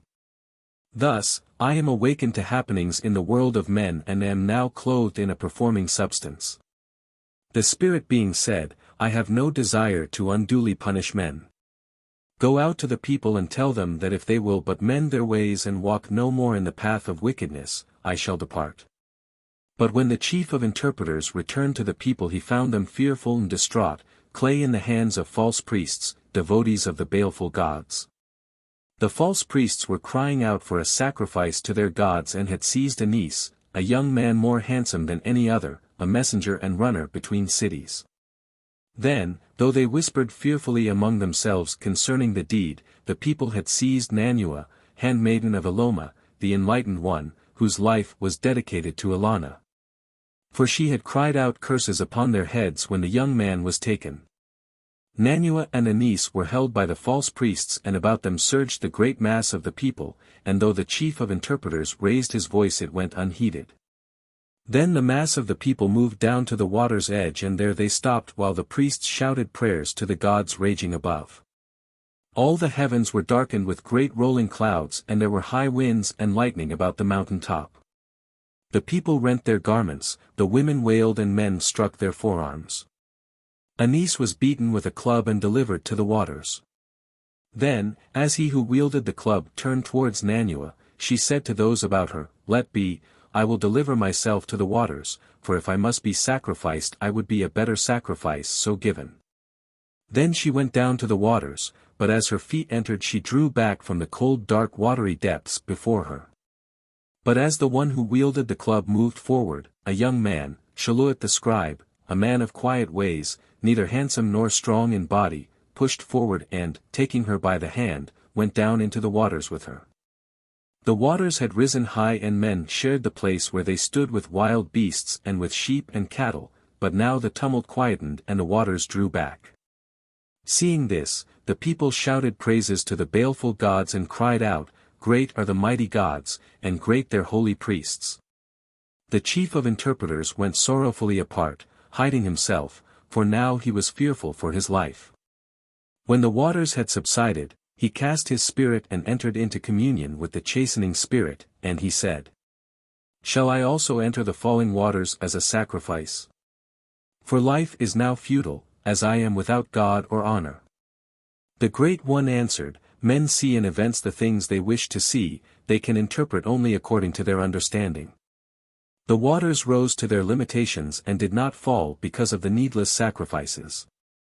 The powers above may ordain events to chasten men, but more often such events are challenges and tests. However, divine intervention is rare indeed. These priests follow another, a longer path, but they too condemn wickedness and they too point the way to truth, though that way may be indirect and beset with hazards. So whether they or you reach the ears of the people the odor of wickedness will be diminished. Divine ends are achieved by diverse means, and the eyes of few men are open to see either the means or the end. Life is never futile, but your sacrifice would be. No man can lose his God, for he is always there, but the prestige of a man because of that God such prestige is a worldly thing of little real value. How do you know whether you have lost or gained? Events of the moment cannot be weighed in the moment, but can be assessed only by the judgment of the years. Only eternity knows whether this or that was good or bad, a gain or loss. Then the Great One opened the eyes of the chief of interpreters, so he saw beyond the earthly border into the realm beyond. Behold, he saw a niece who had been strong and handsome on earth, and now he was something not pleasant to gaze upon. He saw also the true beauty of Nanua, who was now a being of dazzling loveliness, and beside her was Shaluit, who had always loved her secretly, and he was now glowing with youth and handsome as Heleth. The chief of the interpreters then understood that evil could be transmuted into good, and that men had little knowledge of the true nature of things. Upon the mountain there is now a grove of trees and a temple built in the form of a circle of white stones, where the people remember the day of their deliverance. But what they recall and what happened are not the same, nor is the cause in their minds the true cause. They say, "We are the children of Atuma who saved us." Many who have gone often to the temple of deliverance say they have seen two shades, one radiantly beautiful and one gloriously handsome, wandering hand in hand through the trees or sitting in the sunlit glades. All about is now a place of peace. Men walk under the shadow of dread, and fear of unknown powers fills their hearts. They have fashioned images in the likeness of the things which frighten them in the gloom of their ignorance, and they spurn the real for the unreal. Did they see more clearly they would know that the things they fear are but gentle and sturdy hands which can lead them to fields of contentment. Chapter 4. The Deluge. It is written, in the great book of the Firehawks, that earth was destroyed twice, once altogether by fire and once partially by water. The destruction by water was the lesser destruction and came about in this manner. The people of those times spurned all spiritual things, and men lived only for pleasure, caring little for the good of mankind or the future of the people. Lewdness and lies were upon the tongues of all men, and brother could not deal justly with brother. The princes and governors were corrupt, and proper tribute was not paid, the statues were held up to scorn. The lives of men were ruled by their desires, and they spent their days in gluttony, drunkenness, fornication, dancing, and singing to instruments of music. The land was unattended, for men dissipated their strength in unproductive lusts and pleasures. Women lacked shame, for many would cast their glances after one man. Men fought among themselves and even slew one another because of their lusts for worthless women, while the chaste women were not sought. They were even rejected, for men declined the effort of being worthy of them in the eyes of their fathers. Wives were unhonored, and only the women of pleasure commanded the attentions of men. Women were unclean and immodest, and men lay with them shamelessly in the presence of one another. Old women were more lustful than the young ones, while virgins were seduced and corrupted in their childhood.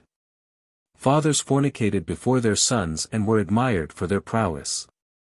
They made no distinction between their sons and other men, or between their wives and other women. Deceit and violence were seen on every hand. To the east and north were high mountains upon which dwelt a tribe called the sons of Nezirah, the men of the mountains, who were hardy men and mighty hunters, skillful in the chase and valiant in battle.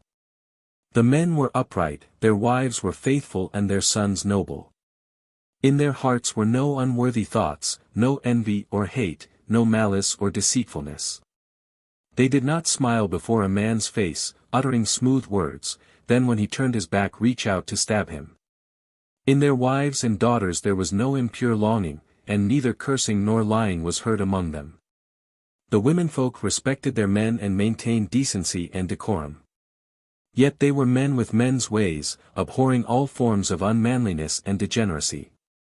Therefore, the treasures in the cities of the plains and the weakness of the people to whom these belonged did not go unnoticed by the sons of Nezirah.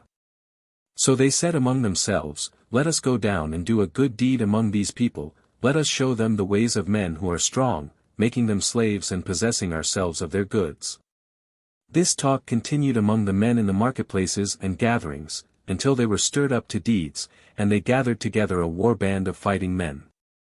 The mountain men chose leaders from among themselves, after their custom, and prepared to fall upon the soft-living people of the plains and become their masters. When the chiefs of the mountain men saw what was happening, they became wroth and ordered their men to return to their flocks and pastures. The chief of chiefs stood up before the gathered war band and said, "It is our decree that this thing shall not be done, you must not go down from these mountains bringing the sword to these people. Leave them alone, as rotted fruit is left on the tree to wither and die. Leave them to follow their own ways a little longer, and in the fullness of time they will destroy themselves. Make no widows among your own people. If you go down there carrying fire and sword, you may find a trap laid for you among the fleshpots. The attraction of their pleasure and the temptations of their luxury is, to strong men such as you, like the lure the flame has for the moth. Do not lay yourselves open to destruction, even though the manner of its accomplishment be pleasant. If you must destroy this people, then destroy utterly so nothing remains. They are many while we are few, and though by the keen hard-hitting sword we may prevail in battle, yet might we not be lost under a deluge of soft feathers? Will you be wise enough to sup on milk and honey without being drowned in it? For a time the fighting men heeded the words of their chiefs, for they were neither willful nor reckless, but there were some among them who went down to the plains in peace. They returned with tales of treasures and pleasures awaiting below, reporting that the time was ripe for an attack, the war men hired by the lowlanders having departed. For in those days the gods of Shirapik strove against the gods of Elishdur and Ladek.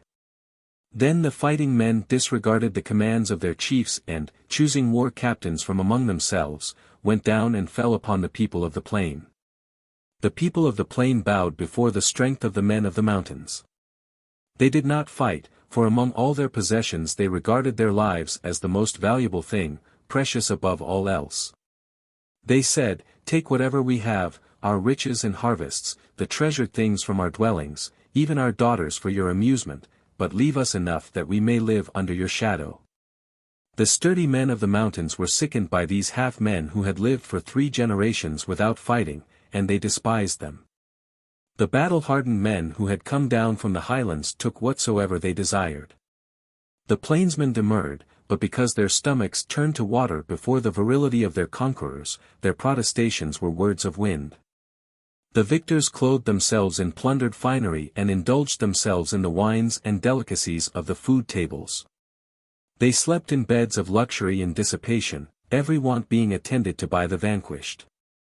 They learned the ways of sensuality which goes with soft living, and when sated with natural pleasures some lightened their boredom with unnatural ones. The mountain men saw that the women of the cities were beautiful but they were not modest, casting their charms before the masters, unashamed, so it followed they were taken when required and treated as chattels. The women did not complain, though hitherto they had stood equal with their menfolk, but woman's equality with half-men is not something of value. With women like this the men placed no restraint on their lust and went from excess to excess. The women, rejoicing in the strength and vigor of the men, said among themselves, "Here are men indeed such as we have not known before." Then, in the manner of women, they turned away from their own men and from the households of their husbands and fathers, for now they despised them. They threw off all womanly restraint and grappled with the victors like ravening beasts, and the strong were vanquished by weakness.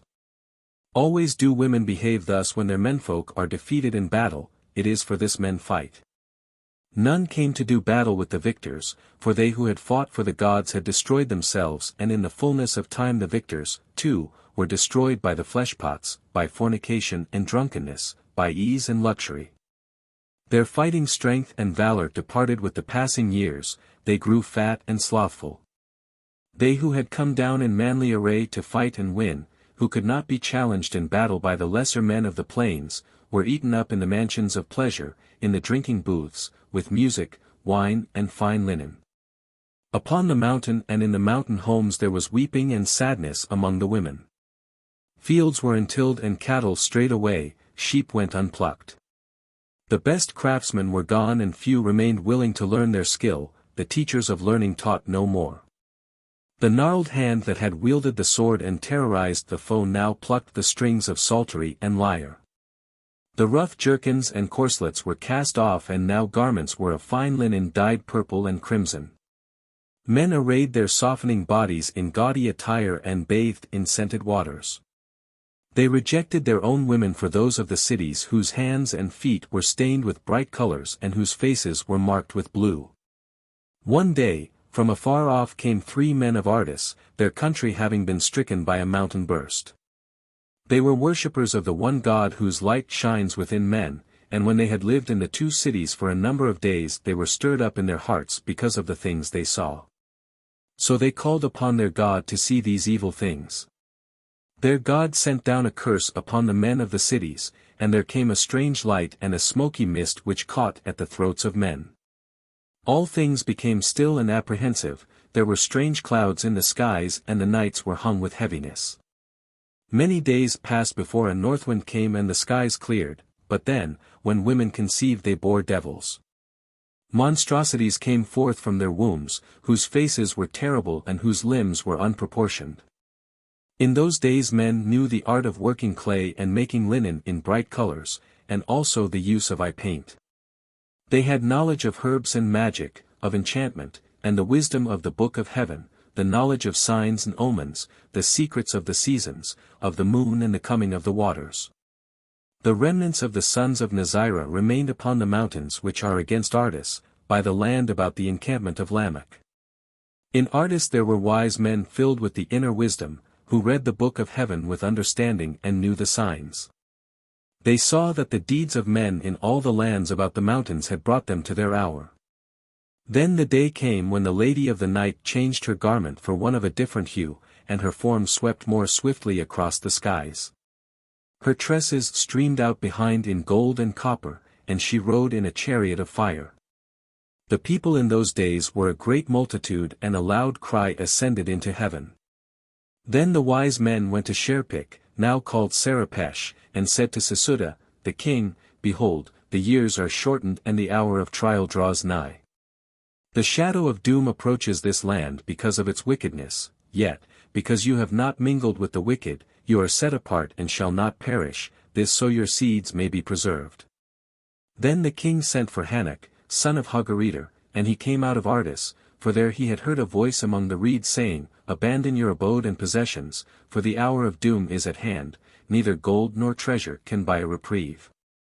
Then Hanok came into the cities and said to the governors, Behold, I would go down to the sea and would therefore build a great ship, that I may take my people upon it. With me will go those who trouble you and they will take the things which cause you concern, therefore, you will be left in peace to your own enjoyment. The governors said, Go down to the sea and build your ship there, and it will be well, for you go with our blessing. But Hanok answered, It has been told to me in a dream that the ship should be built against the mountains, and the sea will come up to me. When he had gone away they declared him mad.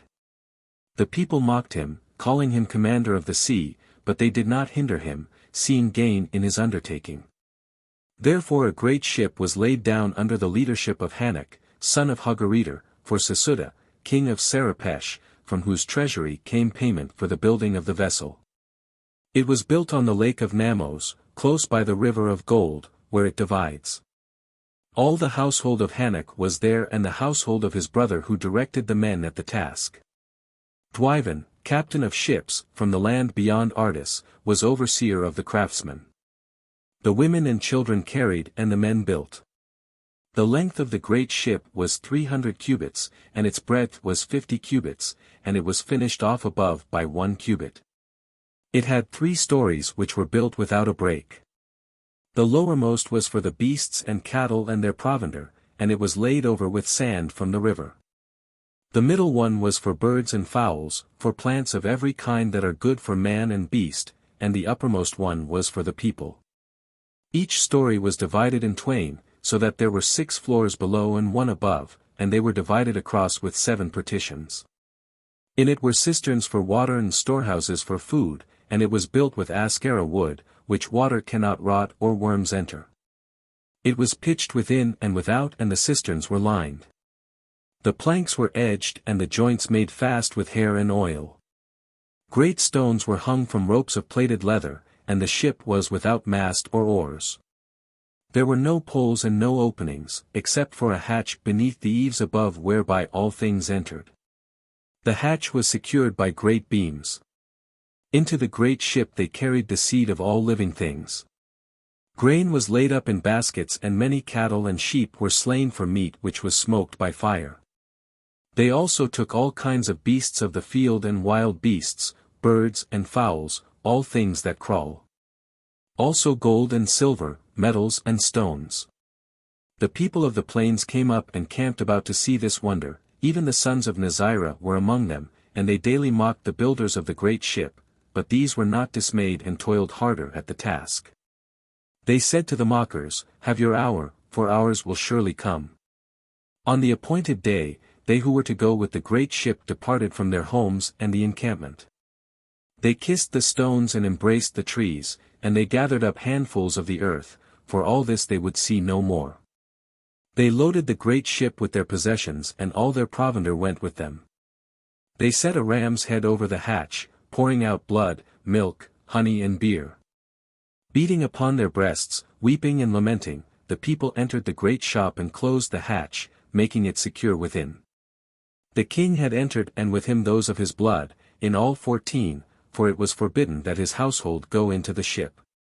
Of all the people who entered with him, 2 understood the ways of the sun and moon and the ways of the year and the seasons. 1 the quarrying of stones, 1 the making of bricks and 1 the making of axes and weapons. 1 the playing of musical instruments, 1 bread, 1 the making of pottery, 1 the care of gardens and 1 the carving of wood and stone. 1 the making of roofs, 1 the working of timbers, 1 the making of cheese and butter. 1 the growing of trees and plants, 1 the making of plows, 1 the weaving of cloth and making of dyes, and 1 the brewing of beer. 1 the felling and cutting of trees, 1 the making of chariots, 1 dancing, 1 the mysteries of the scribe, 1 the building of houses and the working of leather. There was 1 skilled in the working of cedar and willow wood, and he was a hunter, 1 who knew the cunning of games and circus, and he was a watchman. There was an inspector of water and walls, a magistrate and a captain of men. There were 3 servants of God. There was Hanok and his brother and their households, and Dwiven and 6 men who were strangers. Then, with the dawning, men saw an awesome sight. There, riding on a great black rolling cloud came the destroyer, newly released from the confines of the sky vaults, and she raged about the heavens, for it was her day of judgment. The beast with her opened its mouth and belched forth fire and hot stones and a vile smoke. It covered the whole sky above and the meeting place of earth and heaven could no longer be seen. In the evening the places of the stars were changed, they rolled across the sky to new stations, then the floodwaters came. The floodgates of heaven were opened and the foundations of earth were broken apart. The surrounding waters poured over the land and broke upon the mountains. The storehouses of the winds burst their bolts asunder, so storms and whirlwinds were loosed, to hurl themselves upon the earth. In the seething waters and howling gales all buildings were destroyed, trees were uprooted and mountains cast down. There was a time of great heat, then came a time of bitter cold. The waves over the waters did not rise and fall but seethed and swirled, there was an awful sound above. The pillars of heaven were broken and fell down to earth. The sky vault was rent and broken, the whole of creation was in chaos. The stars in the heavens were loosened from their places, so they dashed about in confusion. There was a revolt on high, a new ruler appeared there and swept across the sky in majesty. Those who had not labored at the building of the great ship and those who had mocked the builders came quickly to the place where it was lying. They climbed upon the ship and beat upon it with their hands.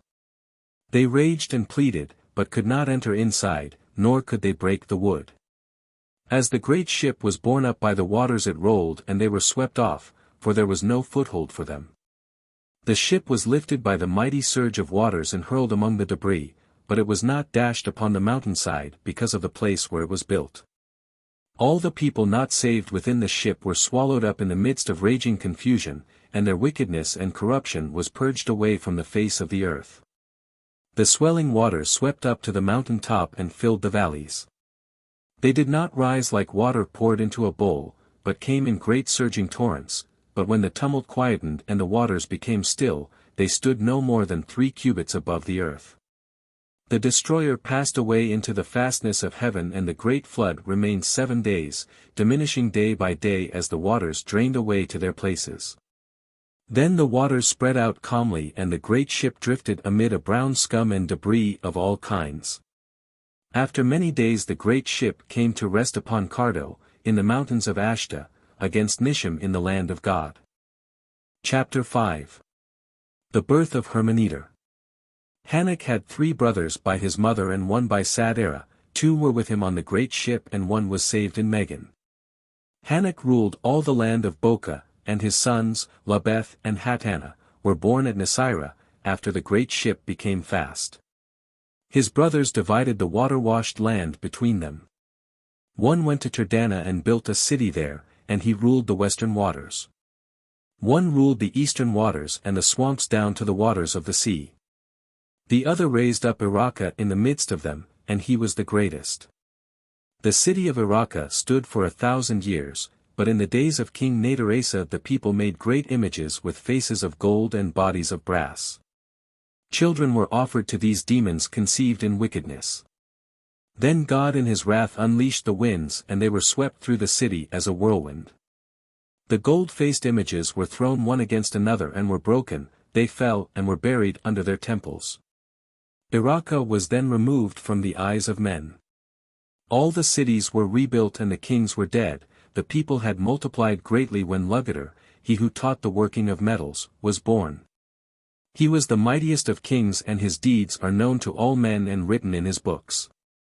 Wisdom came to the land by the hand of our father Hurmanetar who was called Hankada, born at Egelmech in the land of Caleb under Iraka, of Nintursu, maiden of the temple, by Jalamashor, builder of walls, son of Lewid the metalworker. Son of Dumath the shepherd, son of Gigitan the tiller of the soil. In the days when the mother of Hurmanetar carried him under her heart with pain, the king, his father, had a dream. He saw a woman and knew he had just lain with her but could not see her face clearly, for whenever he almost recognized it the likeness changed to that of another. The woman was purifying herself over a bowl of incense, and while so doing she made water.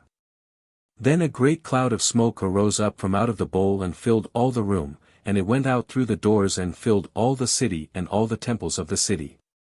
The following night the king was disturbed by the same dream. Therefore, knowing he had received an omen, upon his arising he hastened to send a messenger to the temple of the stargazers.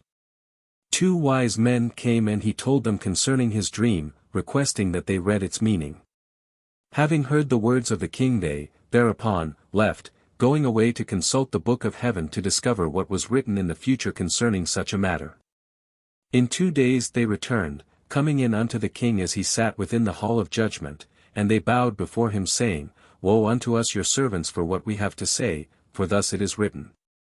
One is to be born of a woman whom you have ravished and he will be a slayer of kings, a destroyer of temples and a contender with the gods. He is one born to be great among men and his hand will be against you. Hearing this the king bethought himself of the women he had taken by force, but they were many and scattered. So he sent again for the wise men, requesting their aid, and the wise men received his words. Now, the wise men knew these things were written of a son to be born to Nintursu, but they were perplexed not knowing what to do, for she was a maiden of the temple of the 7 enlightened ones, which had been built in the days of Sesuda. If the blood of one thus born were shed or its breath stopped within the boundaries of the land, the corn would perish within the furrow and the blossom would fall from the trees, so that they yielded no fruit. Yet the wise men were not loath to bring down the wrath of the king upon this temple, for it was one whose god had but small estate yet it paid no tribute to the god of the land. Nor did they desire to deceive the king in this matter, for if by perchance the deceit were uncovered they lost their protection. The wise men, therefore, went before the king and spoke thus, O king, light of our lives, we your servants have discovered this child, though it is yet unborn. It is to be born of a maiden bound to the temple of the 7 enlightened ones. Therefore, its blood may not be shed on land worked by the hand of man, nor may its breath be stopped. So now we say unto you, send those who are your most trusted servants and let them take this maiden and carry her away to a place afar off.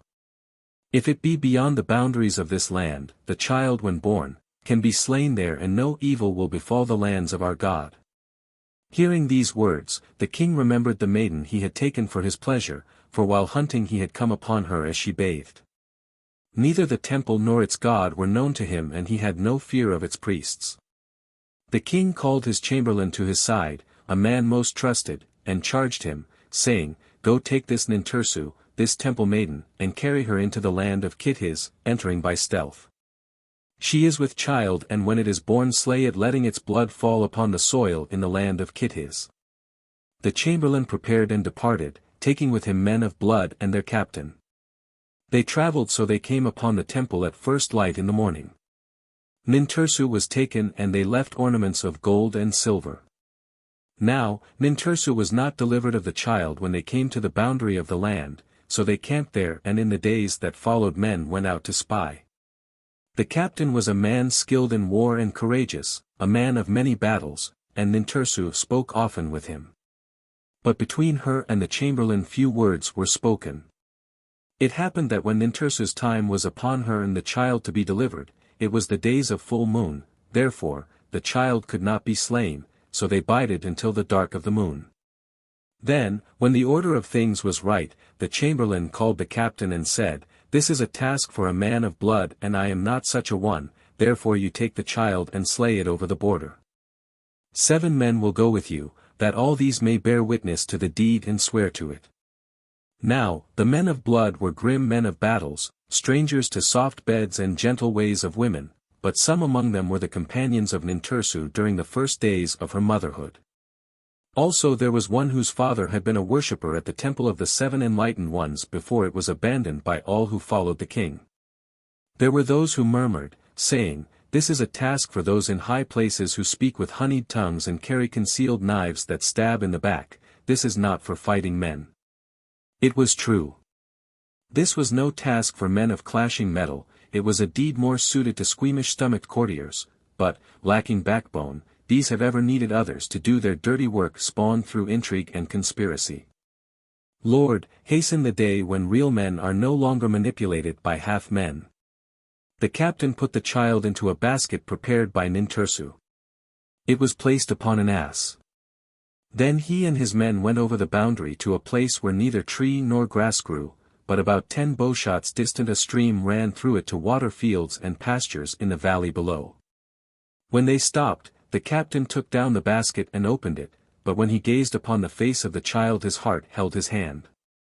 He was a man of battles who slew in war, a slayer of men in combat, not a weak-kneed man of intrigue and slayer of children. He closed the basket and said to those who had come with him, "We will bide our time here until nightfall.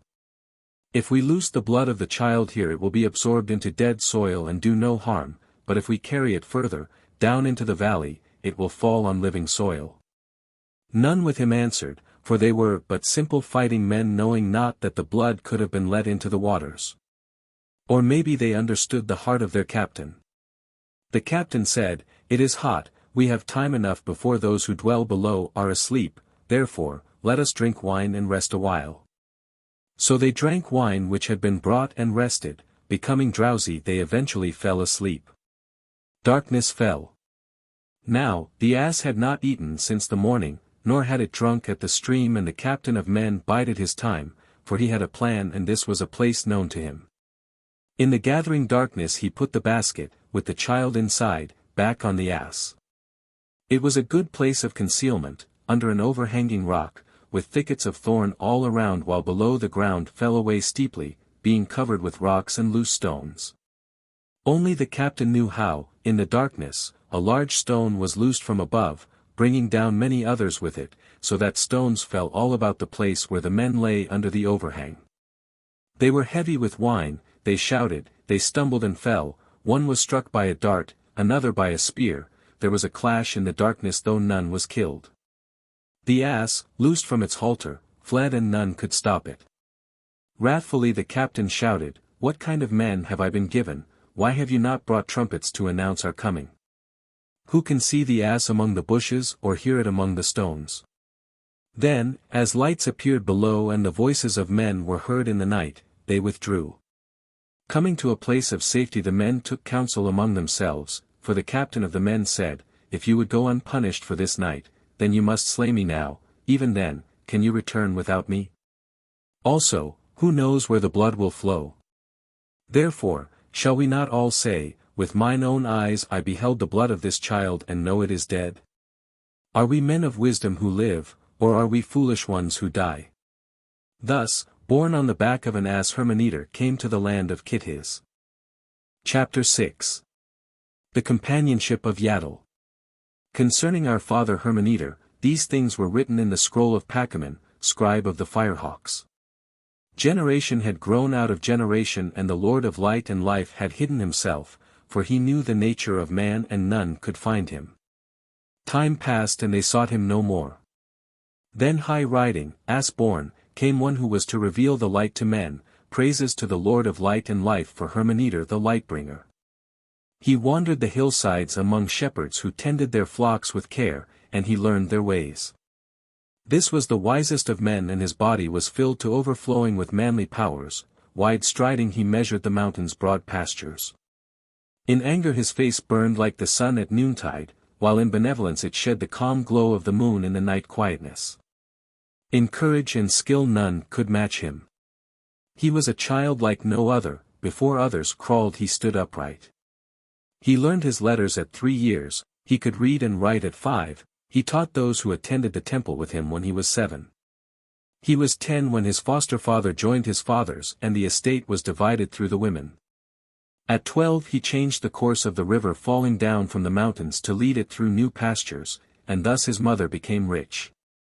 At 13 he was sent to the shepherd of the city and trained with spear and shield.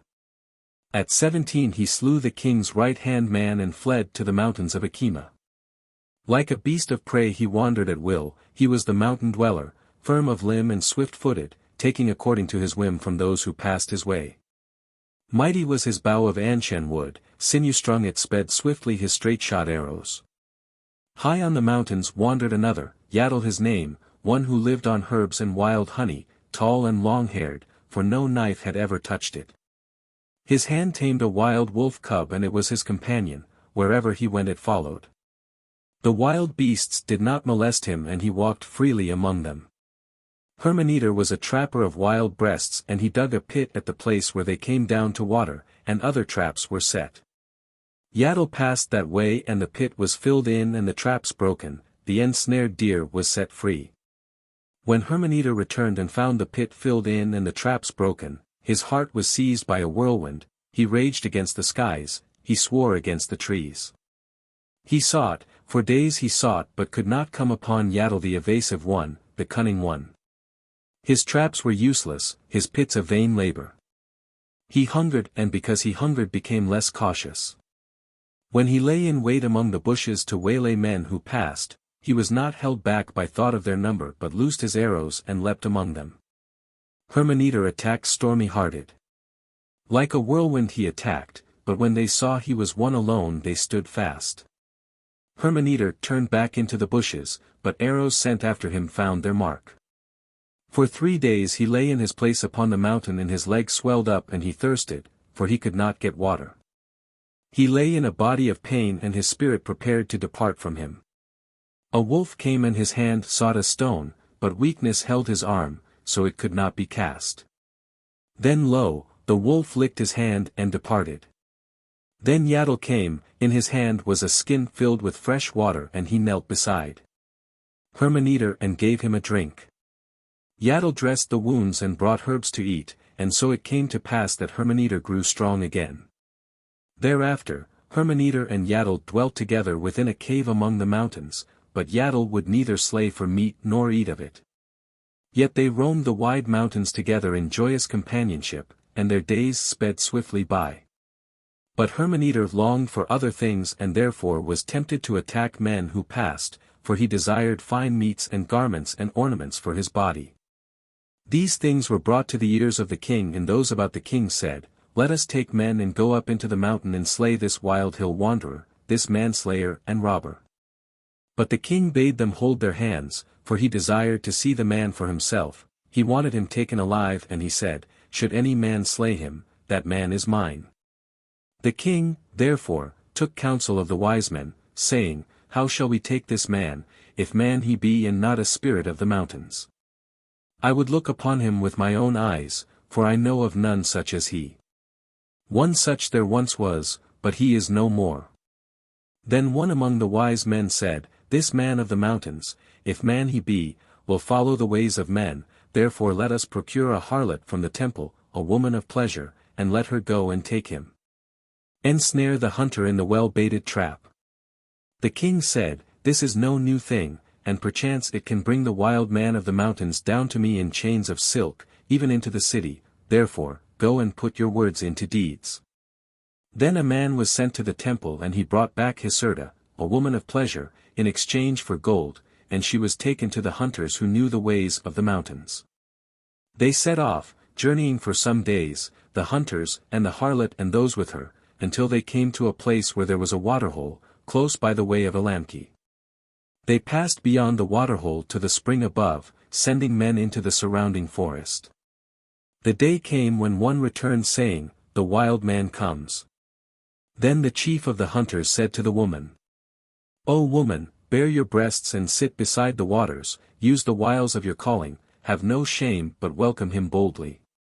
When he comes up close reveal your secrets, drawing him to you, teach him the art of the harlot that ensnares men. The woman was not loath to take him, responding well to the task, sitting by the waters, singing. However, Hurmanetar circled warily about the place, but discovered nothing and no harm came to him. He drew closer and when he did the harlot revealed her secret charms and was well pleased by the eagerness he displayed. She instructed him in the harlot's art and they dallied there for several days. But the hunters did not come to take him, for they found no way to come upon him furtively.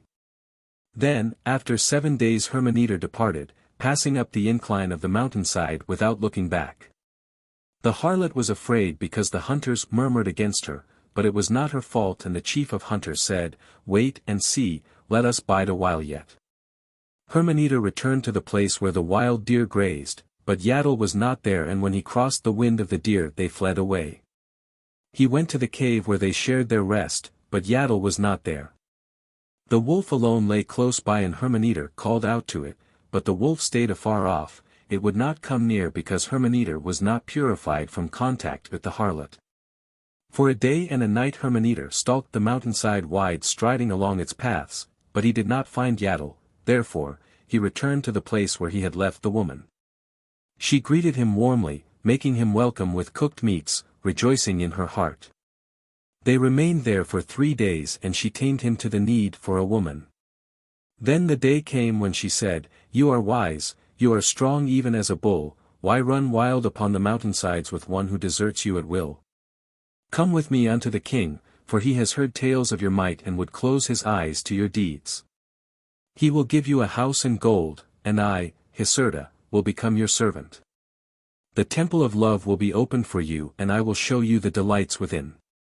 Come and dwell under the shadow of the king, for he is mighty, he is the wild bull which roars over men. Hurmanetar thought and said, No, I will not go before the king, for he does no good in my sight.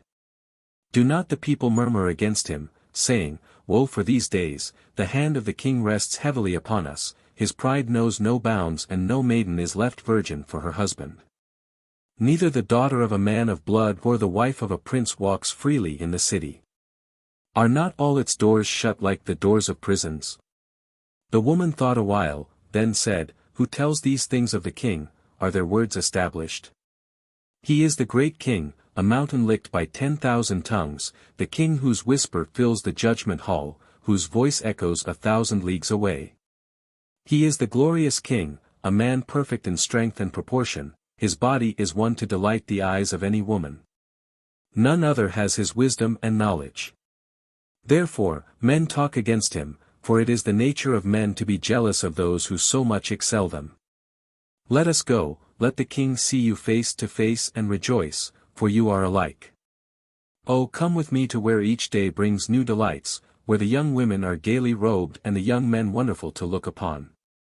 Come to where breezes are filled with sweet smells, where beds are soft and rooms perfumed. Come to the place where life is enjoyed. Come, serve the king, as you are now so was he in his youth, but youth departs, albeit slowly. He is the never-resting one, the son of the Lady of Battles. Come and do not fear, all will be made ready for you, even now the wise men tell of your coming, and men wait to escort you in peace. Hurmanetar was swayed by her words and said, So let it be, where you go there go I. Then Hiserta gave him a necklace she had brought and led him to the tents of the hunters. But when they saw him face to face they were afraid, such was the light held in the eyes of the stalwart, wide-striding one. Yet they recognized him as a man like themselves and their fear passed.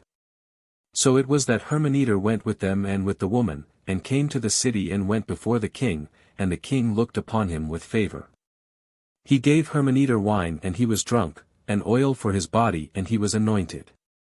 He was arrayed in 3 robes, he became a man of rank, he was given a house and servants, he was given a watchman.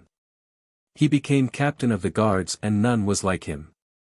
To the woman of pleasure, the harlot, the king gave bracelets of gold and sent her away, saying, Go to your proper place, for you have completed the thing required of you. There you will be great among women, while here you will be degraded among them. Hiserta departed in sorrow, for even a harlot can feel faint stirrings of affection through the oft-soiled winding cloth which enwraps her sordid spirit. Hurmanetar learned the ways of the palace and walked as he willed, but soon he became restless, for his thoughts turned towards Hiserta. He missed her ways. Yet many women cast their glances towards him, but behind these was the threat of the sword. He was not a man of smooth and subtle ways, being unskilled in the deceit which flourishes under the shadow of kings. Though favored by the king and safe under his mantle, he was a man alone in the palace and courtyards. He set out to find Hiserta, seeking her at the temple of pleasure within the temple gate where she had served as a harlot, but the priest said, The woman is no longer here, for a harlot, given gold, thinks herself a queen. And the women have driven her out. Hurmanetar sought her throughout the city, but she was nowhere to be found. Persisting, he eventually found her at a harlot's post beside the river, among wineskins and men of the waters. There was one who sat with her and he was a man of blood, therefore armed. So when Hurmanetar came up to them seeking to talk with the woman, he drew his sword. When the man of blood saw that Hurmanetar was undismayed by this and prepared to settle the issue, he mocked him, saying, Why should men fight when women are plentiful and we have half a measure of corn? Hurmanetar bought the woman from those who grow rich on the defiled bodies of women and established her in his house. The men about the king murmured against him, speaking poisoned words in the ear of the king. The women of the palace also turned from him. Meeting Hiserta on the street they caught her and tore her veil off her face, while men of subtle ways who served the king mocked behind their hands. The men of blood serving the king set their faces against Hurmanetar, while in the city men said, as he passed, There goes the great one who bathes in dirty water. Therefore, Hurmanetar departed from the city, going to dwell without its walls among men who tilled the soil. It was not long before the day came when the woman saw that Hurmanetar was downcast, and so she said to him, O man of might, when my eyes rest upon you I am raised above all women, and now my heart is cleansed of all that polluted it. My body rejoices in freedom and my life is a song of gladness. Yet I am saddened because my heart tells me you are sorrowful and not at ease within yourself, that half your heart remains in the mountains. Therefore, hear what I say, go there once more while I remain here to await your return, perhaps this time you will find Yaddle. Her words made Hurmanetar sad and he said, How can I go away and leave you here, who will protect you? What man can I place over you who will not know you? Yet go to the mountain I must, therefore you shall come with me. They departed, crossing by way of Hamrama, and came to the mountains high-standing and steep-sided. They searched many days, but Yaddle could not be found, neither would any bird or beast approach them. They wandered the mountains, they searched the valleys and they grew weary in the search. They returned to the foot of the mountains, below the place where shepherds dwelt and into the tillage where there was a city. It was the time of Akitoa, and Shara, chief of the city dwellers, was to be married. Being invited to remain in the city as guest, they stayed there. When the days of feasting commenced men came in from the mountains and tillage, and there was much dancing and singing. Hurmanetar and Hiserta were made welcome, taking their places among the guests and storytellers, eating and drinking their fill. There was strong drink brewed from corn and wine from the palm, and Hurmanetar became overfilled with these and, drunk, he fell asleep. While he slept a man came upon Hiserta and seized her, saying, Come, let us be together, so I may have pleasure and you may have silver. I know you are a woman of many pleasures, a servant to the vices of men. When she denied him his desire he sought to take her by force, but she drew a knife and slew him, for a woman cannot be taken by man except she surrender herself to his needs. Hearing the clamor, men came and seeing what had happened they seized the woman. Others took Hurmanetar and both were brought before the headman who delivered them to a place of confinement. When the feasting was over they were brought before Potosi, one who sat in judgment. Potosi said to Hurmanetar, "You have come among us as a guest and a man of good standing, therefore we know not whether you have been wronged or whether a man of this city has been slain unjustly. If you have been wronged, then also establish the standing of this woman. It is said that she is a harlot without standing, this being so, then you shall pay the price of he who is slain to his kindred and no more will be required of you." Hurmanetar answered Potosi thus, "You are one filled with the essence of wisdom, who justly occupies the seat of judgment. I ask with due humility that you give ear to my plea for this woman who may not speak for herself. Denounce her I cannot, instead I will claim her as wife under the of Hudasham, for she has dwelt with me for 20 months and in that time has not known another man, nor have I cause for complaint." Hearing this, and because Hurmanetar made claim to the law of Hudasham, Potosi sent for Enileric, priest of the great temple, that he should say whether or not Hiserta stood before him as the wife of Hurmanetar. When the priest came he inquired of the woman whether she were a virgin when Hurmanetar took her. Had she say, "Yes," then the passage of 3 months would have given her the standing of a wife, but she answered, "No." The priest asked her if she were a widow when Hurmanetar took her. Had she answered, "Yes," then the passage of 20 months would have given her the standing of a wife, but she answered, "No." Then the priest asked if she were a harlot when Hurmanetar took her and she answered, "Yes." Therefore, as 7 years had not yet passed since Hurmanetar first took her, she could not have the standing of a wife. Nor could she claim to be a harlot of the temple, for she had left its protection. Now the mark of a harlot was upon her and Hurmanetar had forfeited his standing in the place of judgment. So Potosi gave judgment upon them and it was decreed that when Gala came they would be led to the enclosure of death and there tied back to back. The woman would be strangled with cords, after the manner of harlots, while Hurmanetar would be left to carry her as a burden within the enclosure for 7 days.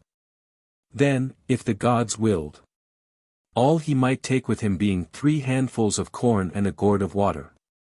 The judgment was fulfilled, Hurmanetar lived. He departed and went his way and the kindred of the slain men failed to catch him. Hurmanetar passed across the land, coming at last to the temple of the 7 illuminated ones, and his mother was there. She dwelt alone with only an old serving woman, for now the temple was desolate and without walls. For 2 years Hurmanetar dwelt with his mother, but then his heart went out again to the companion he had left upon the mountainside. He said to his mother, "I must depart, for my heart cries out for one who saved my life and whose ways are mine. Great is the love of man for woman, but greater the love of man for man." So Hurmanetar came again to the mountains and lo, he had entered the forest but half a day when he came upon Yaddle. How warm was the greeting, how strong the embrace! Hurmanetar said, "Long have I sought you and found you not, yet I come again and you are here." Yaddle answered, "It was because of the harlot, I was here but you saw me not, nor could I make myself known to you." Hurmanetar returned with Yaddle to the place where his mother dwelt and they remained there, none knowing what they were, for they were garbed as priests. They tilled the ground about the place, enjoying its fruitfulness, and both were nourished by the wisdom of Hurmanetar's mother. Nintursu was the last of the line of Sesuda. 10,000 generations had passed since the beginning and 1,000 generations since the recreation. The children of God and the children of men had passed into dust and only men remained. 100 generations had passed since the overwhelming deluge and 10 generations since the destroyer last appeared. Once man lived for less than 20 years, now his years were 70. Once God had walked with men and men knew only God. Now he was hidden behind many veils and few saw him, and then but dimly and with great distortion. Where once there was one God now gods were as numbered as the stars. Yet the great key remained in the midst of men and it was here, at the temple of the 7 illuminated ones, the key of life, the key which was given into the keeping of our father Hurmanetar. It is a secret thing, something exceedingly great. It is not lost but has come down to us and is known in our times. Now, one day, as Hurmanetar sat beneath a tree, enjoying its shade at the height of noon, he saw a stranger approaching. The man was weary and staggered, so Hurmanetar sent his servant to bring him into the shade. The servant hastened out and brought him in. He was given refreshment and his feet washed, and when this had been done Hurmanetar asked him where he was bound and the stranger replied, I go to Tegel, for in that place there is a mighty man and a just one who will give ear to my plea. For untoward things are happening in the great city, things which should not be, the people cry out in the place of assembly, but they cry to the wind. Gilnamner has seized the heart of the king and now rules. In 12 days I am pledged to marry, but there is no likeness of a bridegroom in my heart, for the king elects to be first with the bride. This is the custom come down to us from the gods of old, but my heart is wrung like a grape. I cannot find it within me to give her into his keeping on the wedding night. Therefore, I go to find one who can challenge him at the door of the bridal chamber, as the custom permits, for this is no low-born woman. But this is a thing none has heard of as having been done before in our times, for men fear the gods. I know of none other who may stand before the king as one sanctified. Hurmanetar heard him and replied, Be of good heart and go no further, for I am that man. Hearing this the stranger, filled with gratitude, fell upon his knees before Hurmanetar and said, How can I thank you, how can I repay you, what can I give? But Hurmanetar answered, When a man does what has to be done, then payment and rewards sully the deed. Then he called Yaddle and said, Prepare, for we go into the city of the king, and because he was sanctified Hurmanetar claimed the protection of Erechir. Then they offered prayers in the antechamber between heaven and earth. They dwelt with the brother of the bridegroom until the day of the wedding feast came, for the bridegroom was not of this city. When the feast was over, and before the guests departed, the bridal chamber was made ready with the bride within, and the young messenger of the temple went about making his call. Then the king came to the antechamber, passing by the husband who was to wait without. But there, standing before the door, was Hurmanetar, his right hand on the pillar, for none might otherwise challenge the king, and in his left hand were the reeds. Those who were gathered there, the men and the women, drew back and men of the king's guard came forward, each claiming the right to enter the combat on behalf of the king, for one man could precede the king but no more. Such was the custom. The choice of whom to fight from among those who came forward lay with Hurmanetar, and because he chose the captain of the guard, a man skilled in war, the people were amazed. But Hurmanetar knew the man's weakness. No more than 5 blows were struck when Hurmanetar, leaping to the left-hand side of the captain of the guard, drove up under his armpit, so that he fell to the ground and died. Then Hurmanetar and the king girded themselves and fought in the high courtyard, and it was a fight such as men had not seen before. The young and the old, agility against experience, stamina against cunning, they were both equal in the fight. They slashed at each other until their weapons broke and their shields split. They grappled, they stamped, they rolled in the dust, they lashed out at each other, and the combat went on until the water ran out, and still they both stood. Then they could not fight with weapons but stood disarmed, and this time neither might cause the death of the other. They circled each other warily, keeping away from the balustrade. Then Hurmanetar jumped aside and with a swift movement caught the king to him, twisting him so they both fell down into the courtyard below the ground, and the king fell over his shoulder, so that his breastbone broke and he remained on the ground. Then the king's guard gathered about him and a man skilled with medicines came forward, though grievously hurt the king would not die. Hurmanetar gave his seal and right to the husband and with Yaddle parted the men who stood about in silence, for they could not harm them. So Hurmanetar and Yaddle departed from the land, for it became closed to them and, mounted on mountain asses, they set out on the way of Anhu. Hurmanetar crossed the wide plains with Yaddle until they came safely to the stream of bitter waters, brought there by Mammonatum, and so they came up to Mashur close by the forest of cedars and dwelt there. This is the place where there was a temple to Humbanwara the guardian. Chapter 7 The death of Yaddle. Hurmanetar married Astmath, daughter of Anukis, governor of all the western parts of Hamanas, and the mother of Astmath was Neferoptima, daughter of Hahuda, prince of Karami. In those days, Dadi, daughter of Samshu, king of all the lands to the north, even to the land of everlasting night, ruled all the eastern parts of Hamanas, and of all women she was the most beautiful. Now, as time passed, Hurmanetar grew rich, and he built himself a great house of cedar wood and had many servants and concubines. In these, the days of his greatness, he forgot the teachings of Nintursu, and the great key lay hidden, for the hours of his days were filled with worldly matters. The overseer of Hurmanetar's cornfields was Noaman, a man of Loza, a man whose word was not worth an obol of sand, for he falsified the measure. Therefore, fingers were removed from him, and he was driven forth out of the lands of Hurmanetar, and he became the servant of one Sabater. This Sabater dwelt on the road to Millicum, outside the city of Kittim, where Dadi ruled, and Dadi was a great queen. In the days when men came to Kittim and Loda to buy and sell, before the feast when new milled corn was offered to the bull of Yaana, Hurmanetar went up into the city of Kittim to pay his tribute. Now, Jalamashor, the king, had died because of the thing hidden in an earthenware box, and the new king, wishing to know where he stood with the gods, sent for wise men who threw bundles of cedar wood before him. They saw he was destined to reign in greatness and prosperity, providing that he never quarreled with a queen or killed a child. Therefore, the king deemed it wise to strengthen his peace with Dadi and sent his son to her with many gifts. The prince journeyed some days, then stopped at an inn a day's journey from Kittim, and supped there, and while he ate word was brought to him that someone wished to speak with him. It was Noaman, and he spoke poisoned words regarding Hurmanetar, so these should be brought to the ear of the queen. Thus, when Hurmanetar entered the city of Kittim, he was seized and brought before the queen. But when she saw him and spoke with him, Dadi found no fault with him and looked upon him with favor. Therefore, though the prince departed, Hurmanetar dallied at the court of Queen Dadi. Time passed, and Hurmanetar came frequently to the court, and he was well favored, but it came about that strife arose in the lands about, for the mother of the gods strove with the father of the gods. It was a time of turmoil, when the hand of brother was against brother, and all the while Hurmanetar rose in the esteem of the queen. So it came about that a son was born to Hurmanetar and Dadi.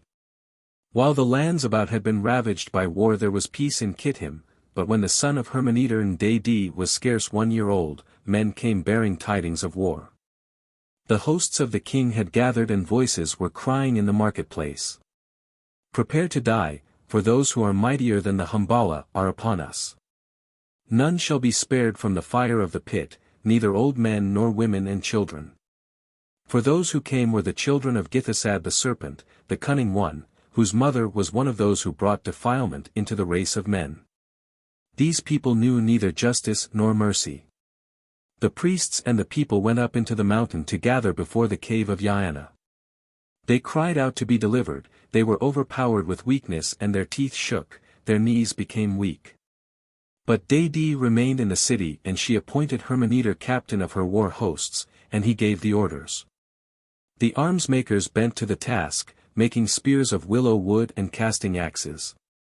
Hurmanetar freed Turton, who, because he had renounced his father, had become a slave, and gave him command of the bowmen. For Turton was a man of might and a bowman of renown. In the days when men feared because of the bull of heaven, the war hosts of the children of Githesad gathered on the plain, and the fires of their encampment were, at night, numbered like stars. The men of Hurmanetar encamped against them, and when he led the war hosts of Queen Dadi out in the morning light, the men of blood faced one another. Turton, the bowman, had been made a war captain, and he went out before the host of Dadi to see how those who stood against them were arrayed.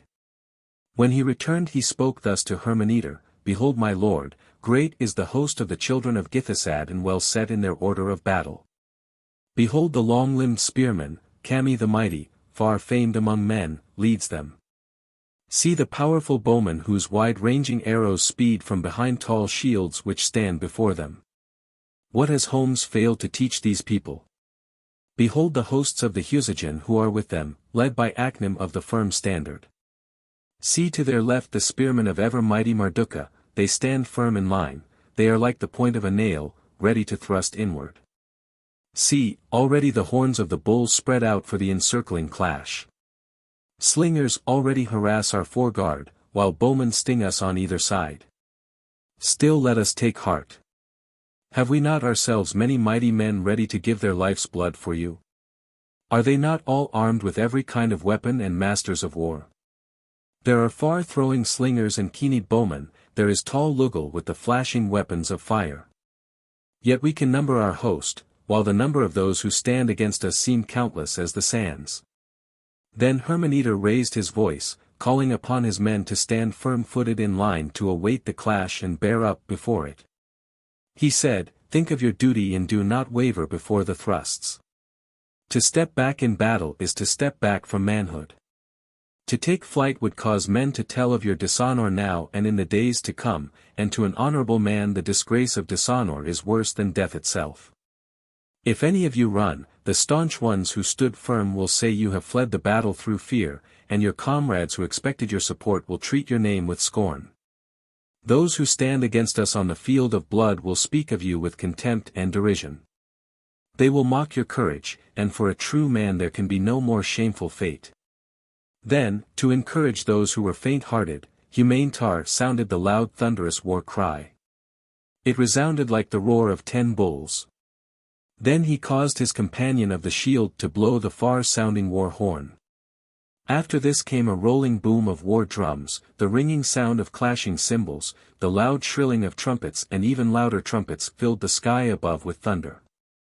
Turton, of the powerful bow, and Lugal, of the bright weapons, prepared their men to meet the clash. The war hosts drew closer and the flight of arrows and sling stones began, followed by the hurling of flight spears.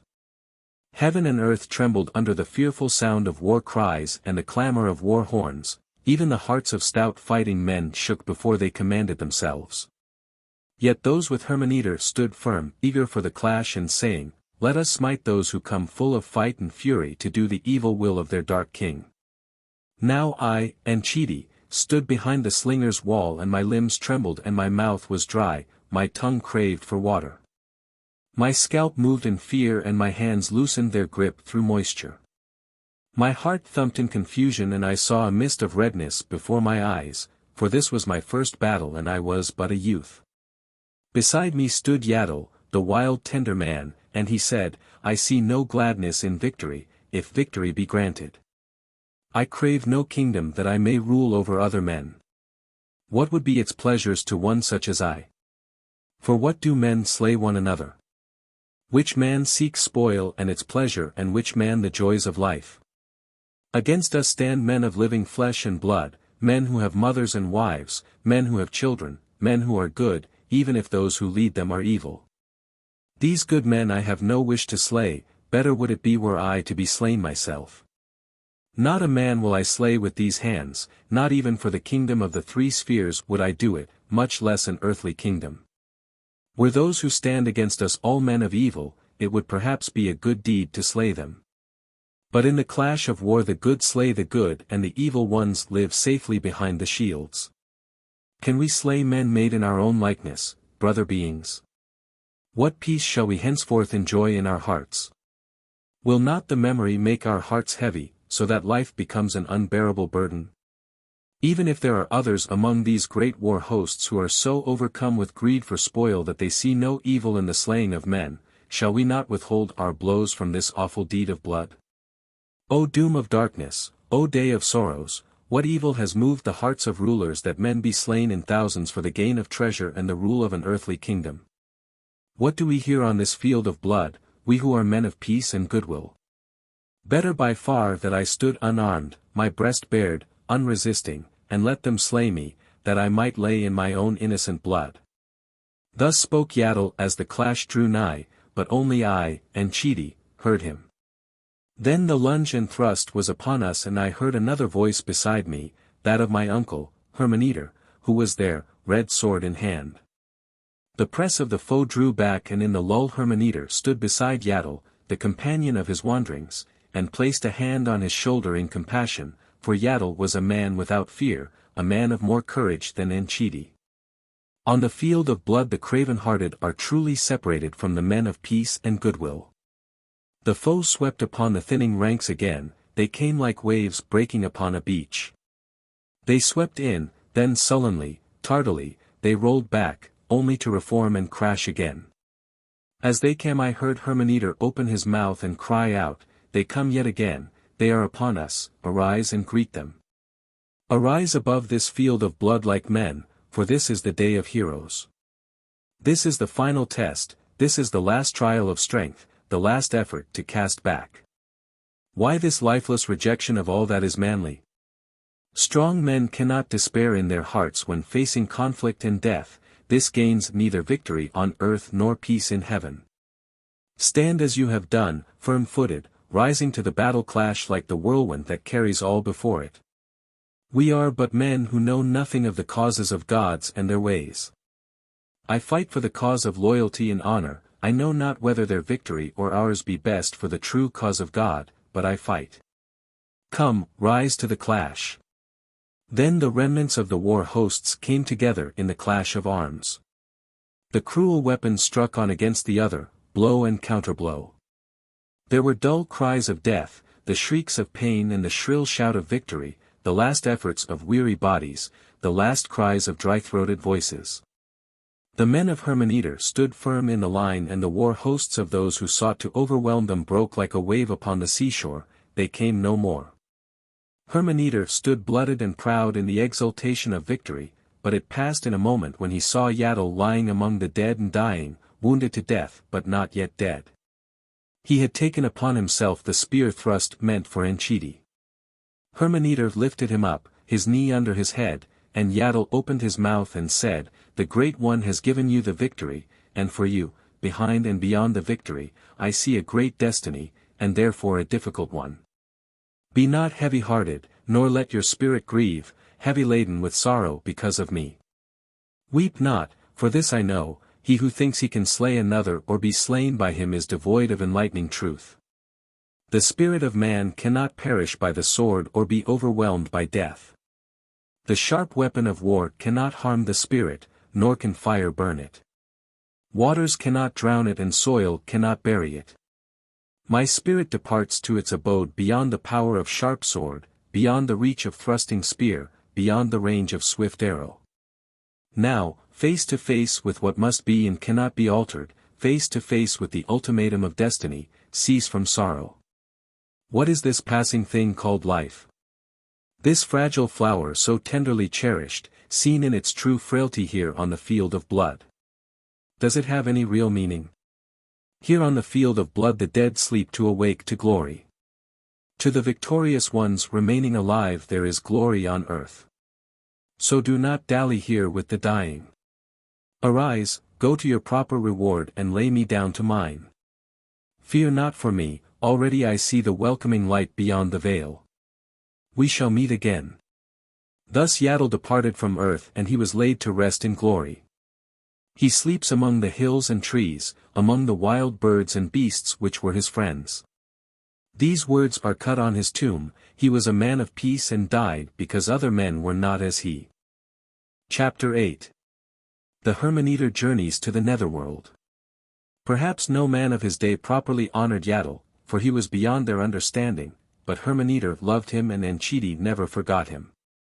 Long days the thoughts of Hurmanetar rested upon Yaddle, his friend, the companion in the joyous hunting on the mountains. Long he thought, what manner of sleep is this, if sleep it be, that fell upon Yaddle? Has he decayed into dust to become nothing, as my eyes declare? Or does he live in some strange way? Did not the worm fasten onto his body before it was laid to rest, yet he knew it not? Long hours had Hurmanetar sat at the feet of Nintursa the wise, yet faced with the blank stare and deaf ears of his companion he had begun to fear the certainty of death. Like many before him he sought to penetrate the veil. Therefore, having claimed audience, Hurmanetar came before the queen to state his intention. Dadam, having been victorious, was exalted in her own eyes and cared little that the battle had been won for her by Hurmanetar and others. Now the danger was past. She dallied with new favorites, not knowing the day of retribution would come, as come it surely did, for she was carried off captive in chains, to become the plaything of a cruel king. Having come before the queen, Hurmanetar spoke thus: O great queen, exalted above all others, great lady of battles, though dwelling here under your great shadow I am as a cat among pigeons, as a wild boar among a docile herd. Therefore, I would spread my wings, going to a distant place to communicate with my God. I would seek entry into the place of the dead. My heart is consumed with sorrow because of the uncertainty that grasps my heart, my spirit is restless. I shall seek to discover if my friend and companion yet lives in the land of shadows, or whether he is no more than mere dust, the plaything of the winds. Queen Dadam answered, Wherefore must you go to some distant place to communicate with your God? Is he some little god to be found only in one place? Hurmanetar replied, O great queen, no little god is this but the greatest God of all. It is not because of his littleness that I seek him out but because of his greatness. The handmaiden goes to the dressmaker but the dressmaker comes to the queen. Then Dadam inquired from Hurmanetar as to the nature of this god, for she was curious, he not having previously discussed such things with her. She asked him for which god he fought, but Hurmanetar said he had fought only for her. Hurmanetar said, We have a god you and you have a god and I have a god. The people have their gods and the strangers within your gates have their gods, but bidden behind all these is another god. These lesser gods are no more than his members. It is this God whom I seek. How can I, a mere mortal, describe him? Only this do I know, as I learned it in a remote temple. This God came into existence before all else. He ever was, so none could know him in the beginning and none knows his mysterious nature. No God came into existence before him. How can I even name one who had no mother after whom his name might have been made? He had no father who could have named him and said, This is I, your father. None can display his likeness in writing, nor can it be cut with knife in wood or stone. He is too great that men should even inquire about him. With what words could he be described to their understanding?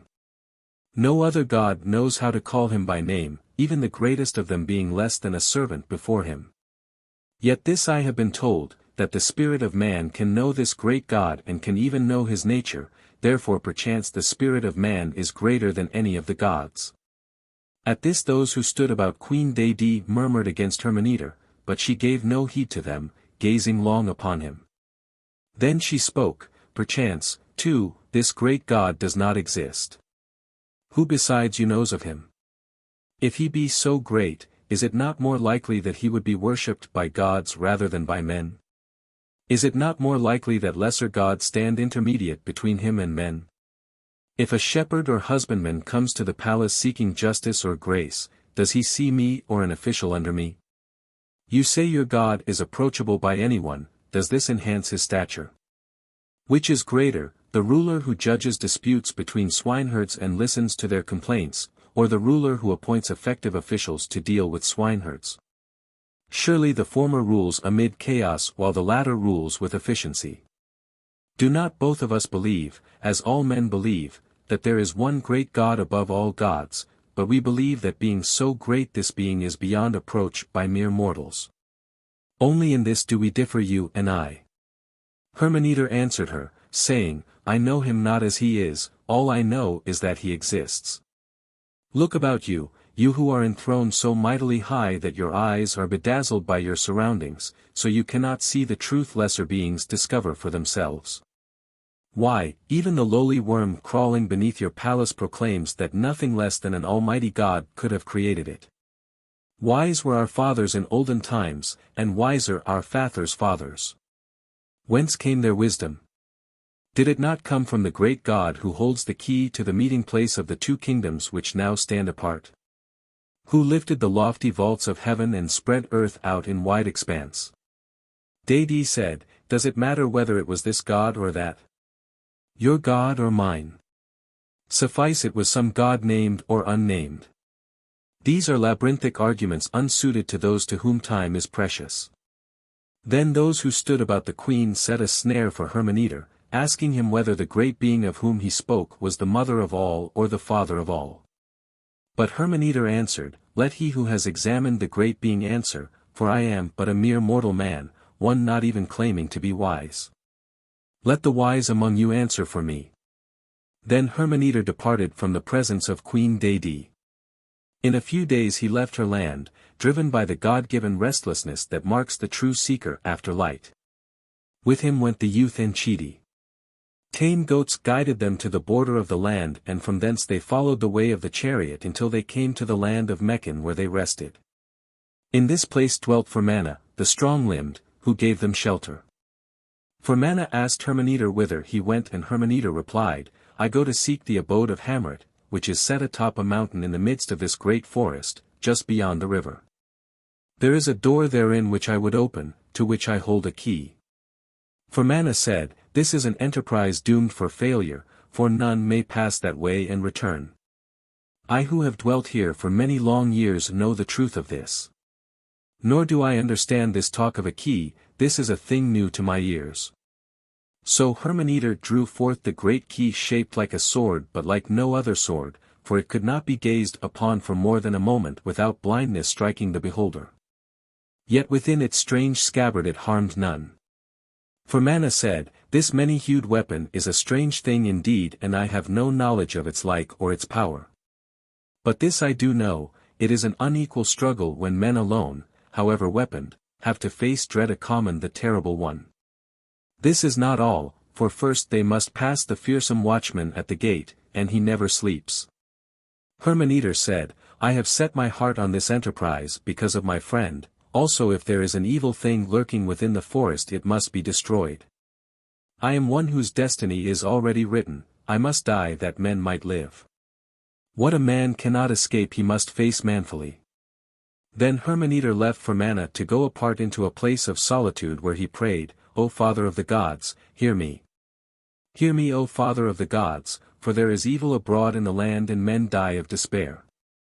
Even the tallest of men cannot reach the heights of heaven, or the swiftest of them encompass the earth. Yet men must struggle against things beyond their reach and overcome evils which overshadow the whole land contained within the bitter waters.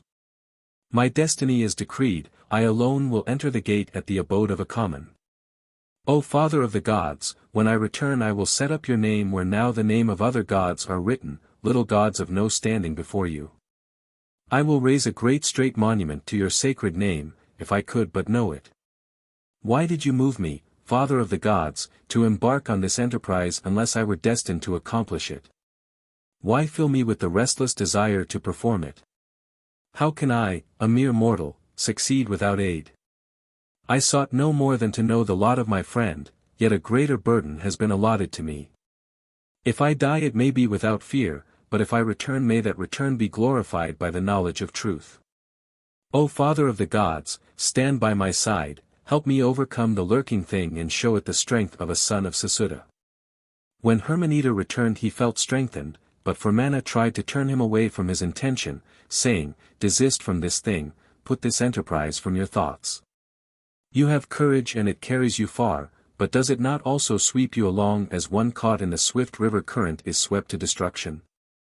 You cannot know what this means, the guardian at the gate alone is like nothing on earth, his weapons are like no others, for they are invisible and strike down from afar. Why strive to do this thing? It is no equal struggle." Hurmanetar replied, "My heart is set on this matter. Though I must journey along an unknown road, perhaps a road of no return, and fight a strange battle, go I will. I fear not the terror at the gate, nor that which dwells within the abode of Achaman." Formanna said, "If go you must, then I who have seen many pass this way will go with you to the gate. Even through the forest I will accompany you, for am I not one who has been purified before the sacred flame? But is it wise that any other should go with such as we? Surely this youth, your attendant, this young man of few years, inexperienced in things such as we must face, should not accompany us. Is it not more fitting that he remain here to protect my daughters? Is it not better to exchange his inexperience for my experience, his youthful strength for my wisdom and cunning, his endurance for my steadfastness? Though Anchidi protested, it was agreed that he should remain behind at the dwelling place of Hurmana. So, making things ready, Hurmanetar and Hurmana departed in the morning light, while Anchidi remained behind, a guardian of young women, and his heart was sore. He raised his voice to heaven, saying, O Father of the gods whom Hurmanetar knows, why did you give him this restless heart? Why did you bestow it upon him? You have stirred his spirit, so now he goes into unimaginable danger. O Father of the gods, of whom I am ignorant, overlook my shortcomings and hear my voice. From this day until he overcomes the evil thing and returns, let him ever rest in your thoughts. Stand by him when he faces the watchman at the gate. Strengthen his arm when he strikes at the things that lurk to devour. What these might be or their nature is beyond my imagination. I know them only from the talk of men, each of whom sees them from a different stance. Yet, have any truly seen and lived to return? I know not, but I pray sincerely for him whom I serve. When Hurmanetar and Hurmana came to the edge of the forest, they were attacked by lions, but they slew the beasts.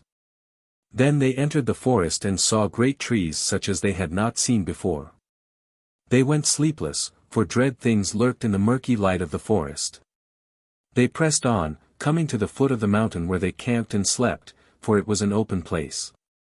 Then, as the sun rose next day, they climbed the mountain until they came to a cleared place before the cave known as the Portal of the Dead.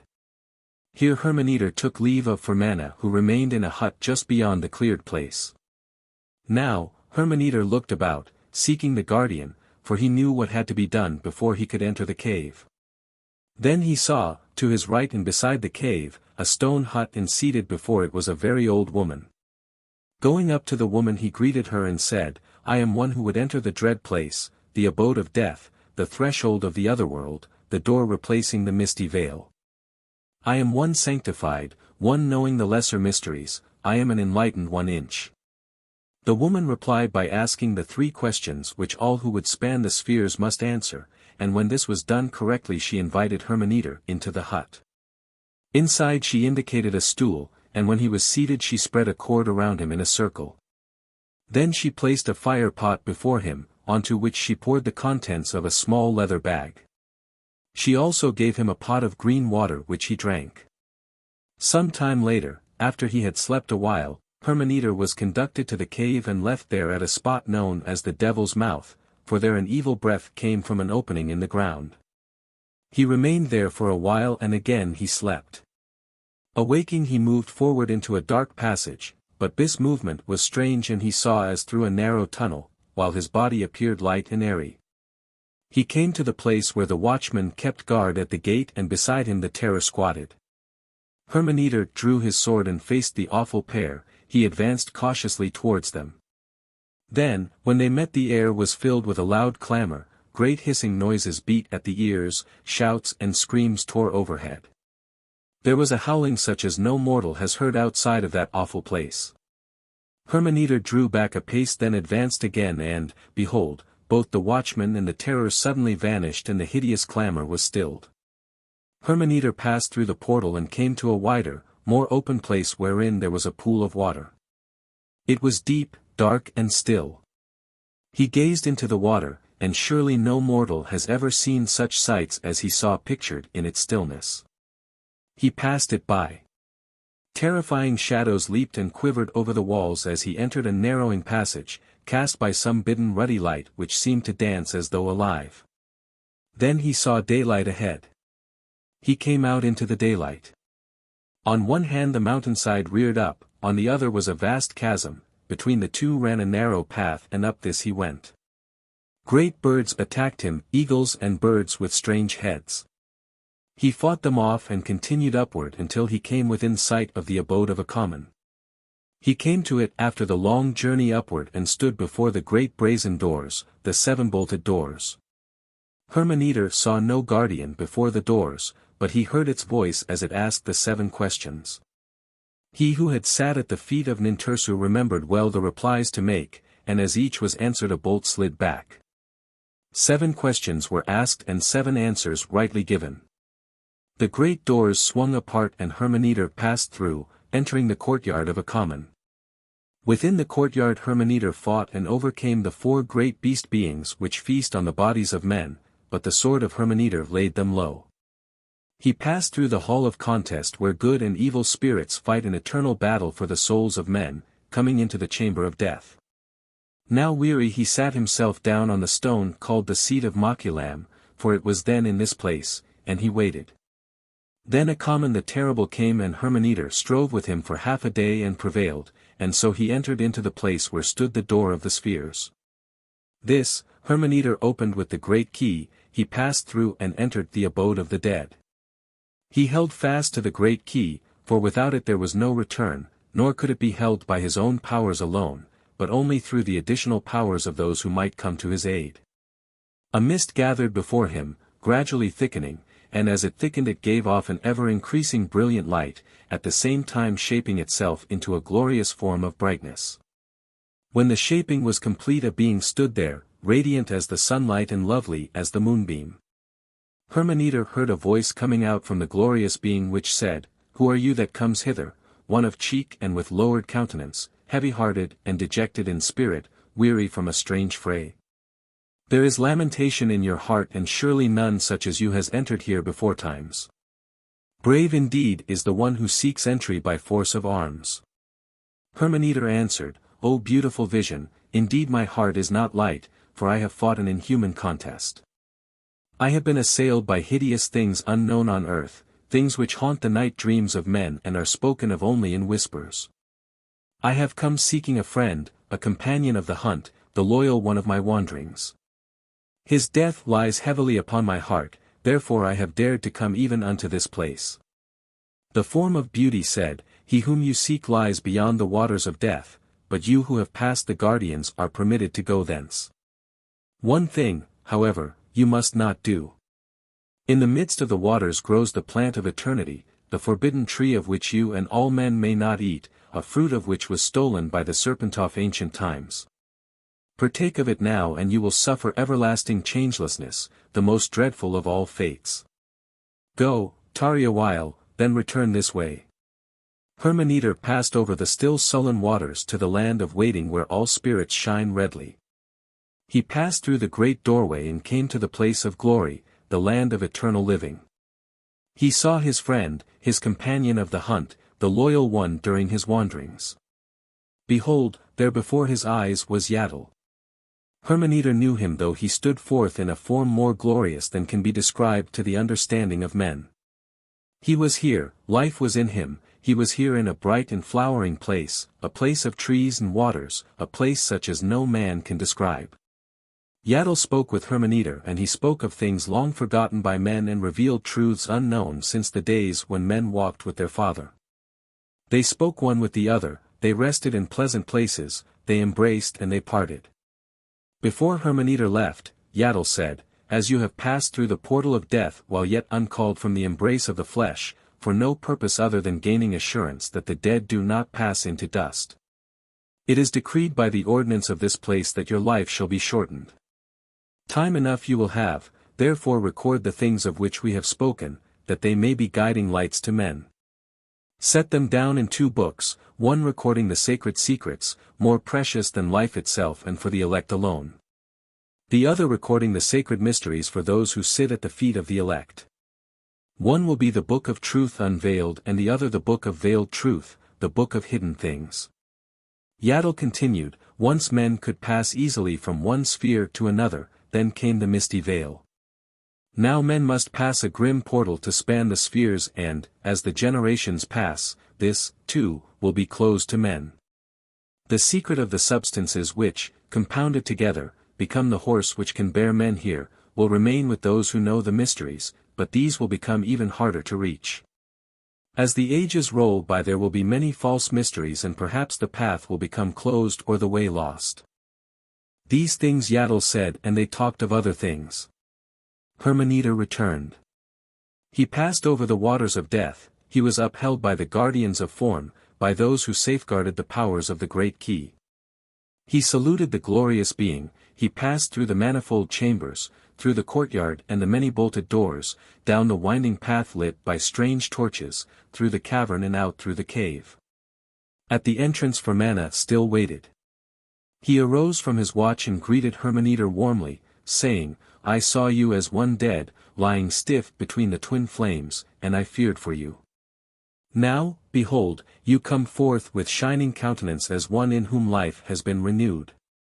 My heart rejoices for you, but let us not delay, let us depart from this dread place, for I have spent the whole long vigil in fear-enshrouded watchfulness. They departed the mountain, they passed through the forest. They fought with things that lurked in the gloom beneath the tall overhanging trees. They came through the gate of many cubits and back to the pleasant pastures of Hurmanetar. Chapter 9. Nezirah. Enchiti had been left with the daughters of Hurmanetar who, having just reached maidenhood, were wilful and vexed him sorely, so that he sought places of solitude, being an unbearded youth unlearned in such matters. Beyond the place where they dwelt there was a river, and from the hillside, away from the forest, a small stream flowed down to join it. Upward of the stream was a valley in which lay a small lake fed by an unfailing stream of sweet water. Here, in a house of wattle, dwelt a maiden whose name was Nezirah, and she lived with her mother, Mamua, who was a wise woman and blind. The young woman had barely reached maidenhood and neither hunted for food nor dug in the ground. She dwelt in a garden of trees, her implements of toil being pruning hook and knife. Her days were spent in joyful tasks and a song was ever on her lips. She worked happily among the trees, loosening the soil about their roots, cutting away the overgrowth and pulling up the weeds. She knew the art of fostering twigs so that fruits grew on trees strange to them.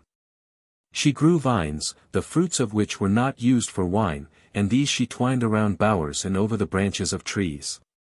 The women dwelt under the protection of Nezirah's father, but the mother of Nezirah was not of his household, for he was a strange king though a mighty one. The place wherein they dwelt was fenced about and guarded by 7 fierce hounds, tawny-coated and long of body.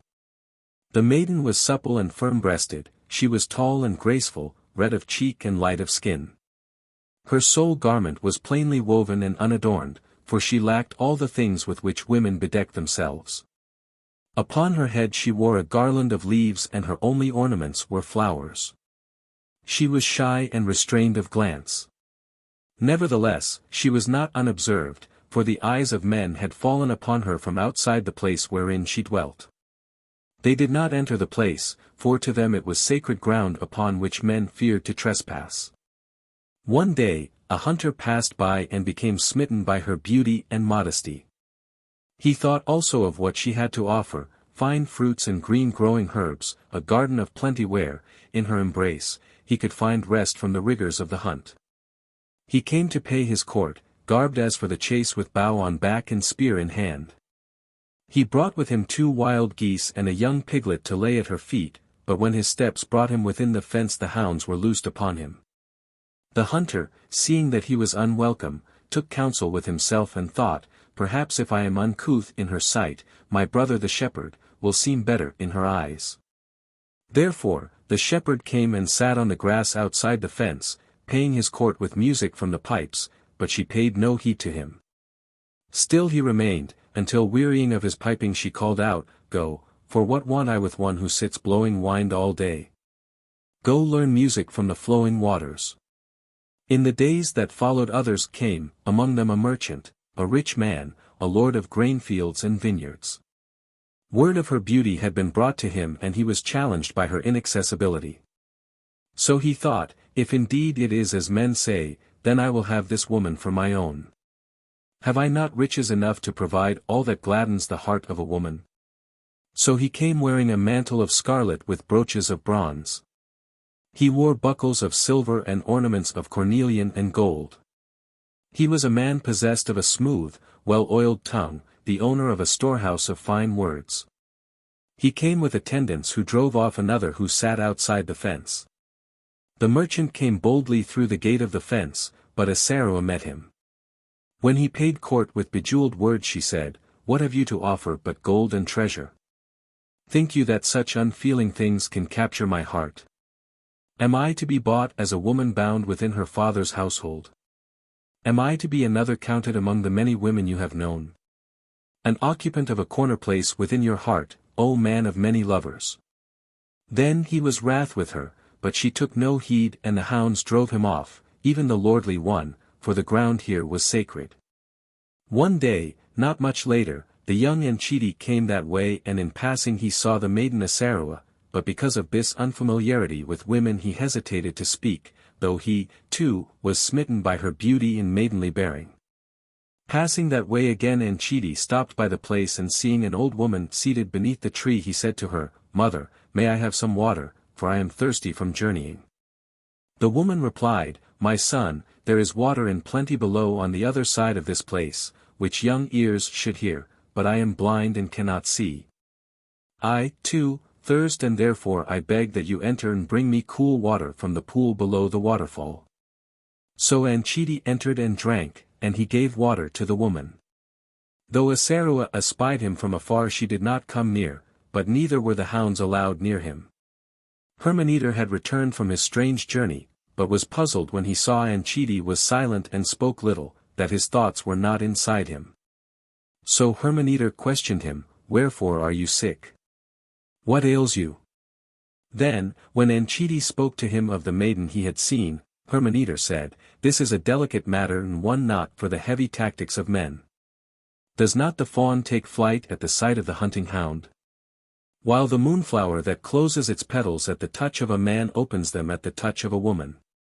Your heart has guided you rightly when counseling caution, for you are ill-equipped to catch this rare bird of beauty when unaided by wisdom. For a woman's errand let us send a woman, the nightingale sings in the presence of the owl but hides in silence when the hawk roosts nearby. Then Hurmanetar spoke with the maidservant of she who had mothered the daughters of Firmana, and the maidservant agreed to do the things he told her. Thus, on the morrow she went forth unaccompanied, and coming to the place where Nezirah dwelt sat down outside the gate. When the eyes of the maiden eventually fell upon her Nezirah saw the bent old woman, weary and travel-stained from the journey. And out of kindness, for she was gentle and compassionate by nature, brought the old woman in, that she might sit under the shade of a tree to rest herself and eat some fruit.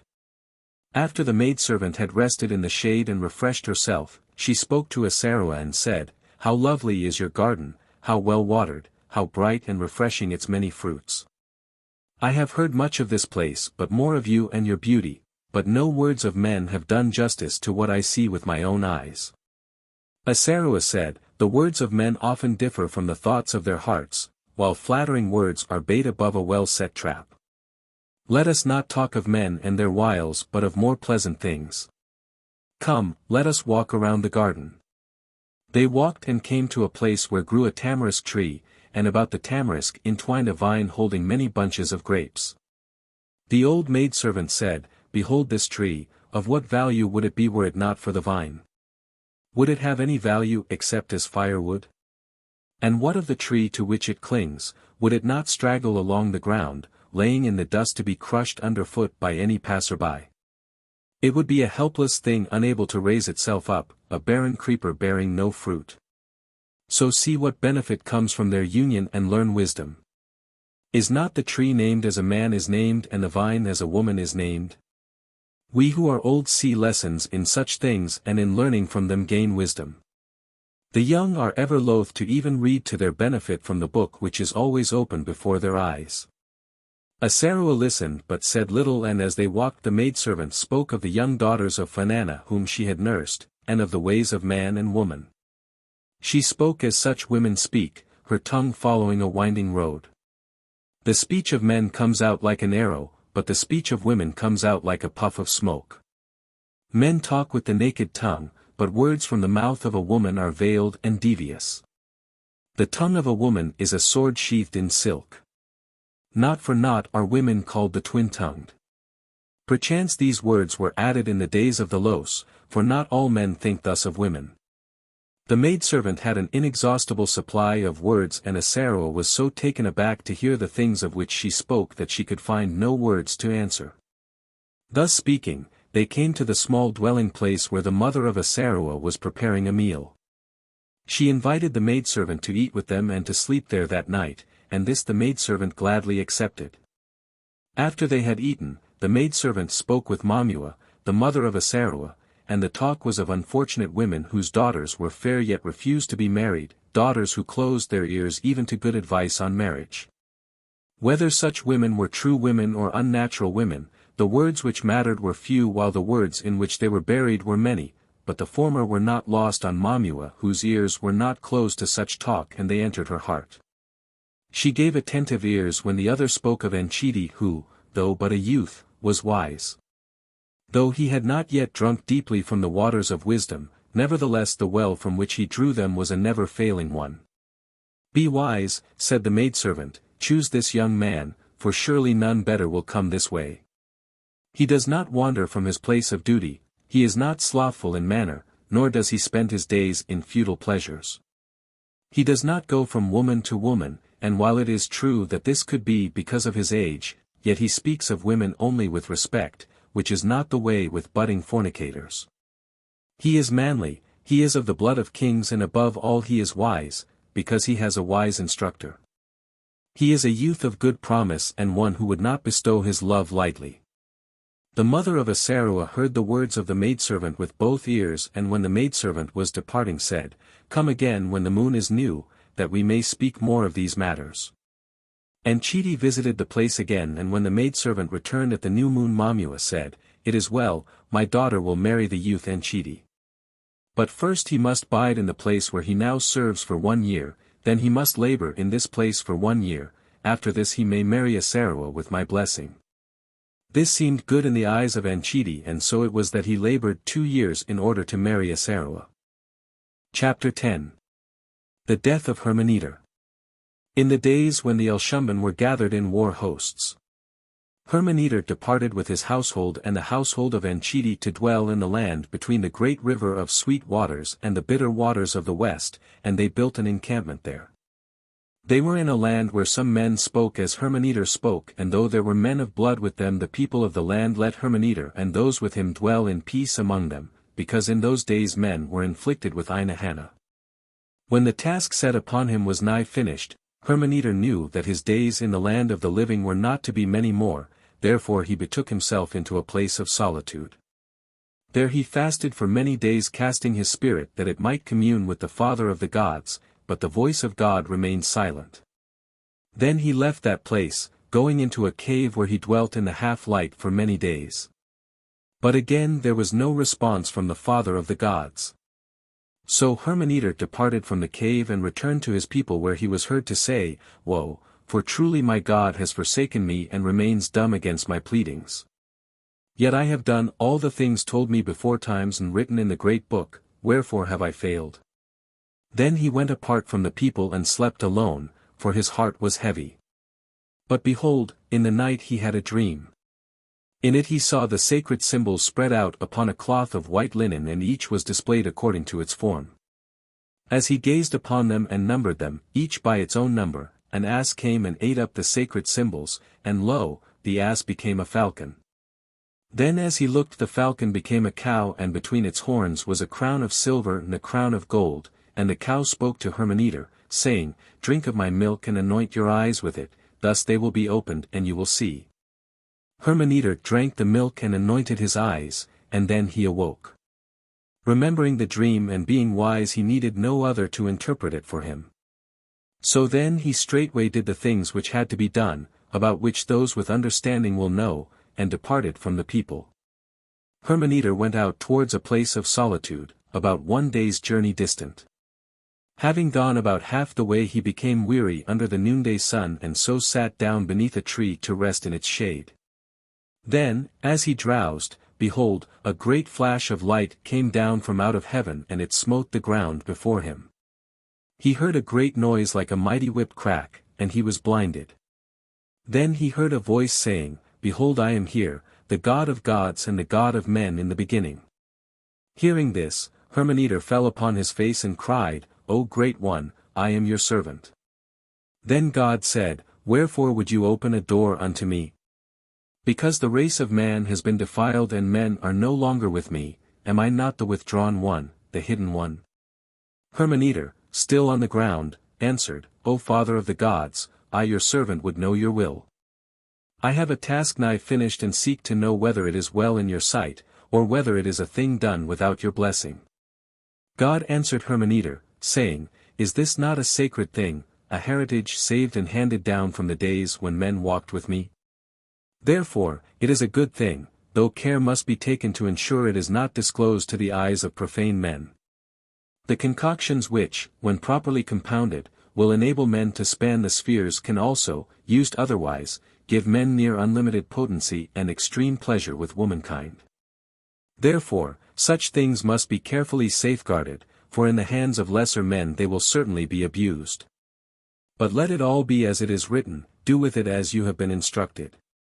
You call upon me as the Father of the gods, nor do you err in this.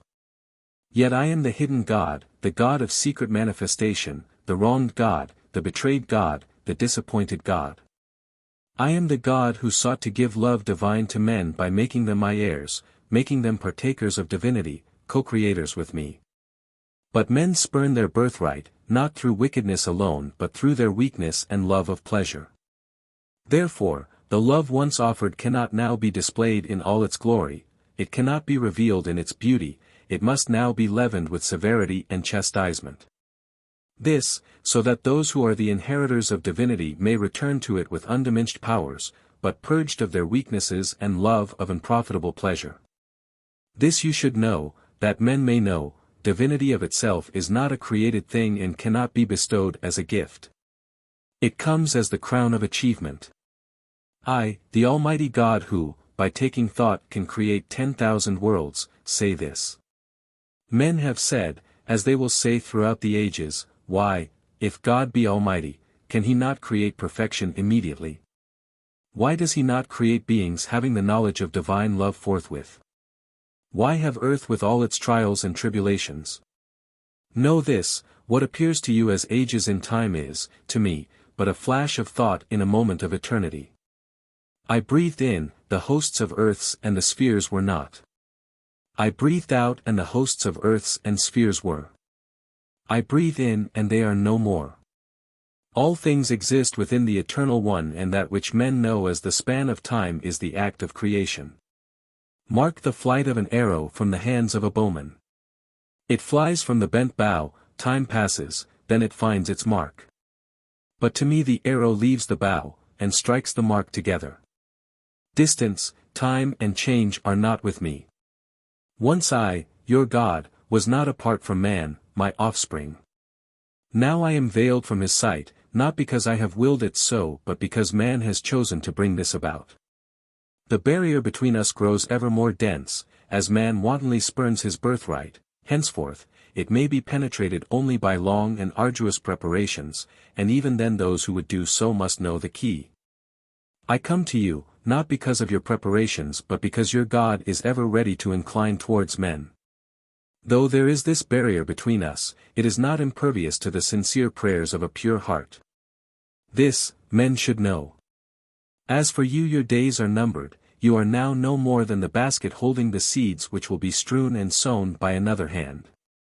Many things of which I have spoken are not for the ears of men, for such knowledge, freely bestowed, would not benefit them.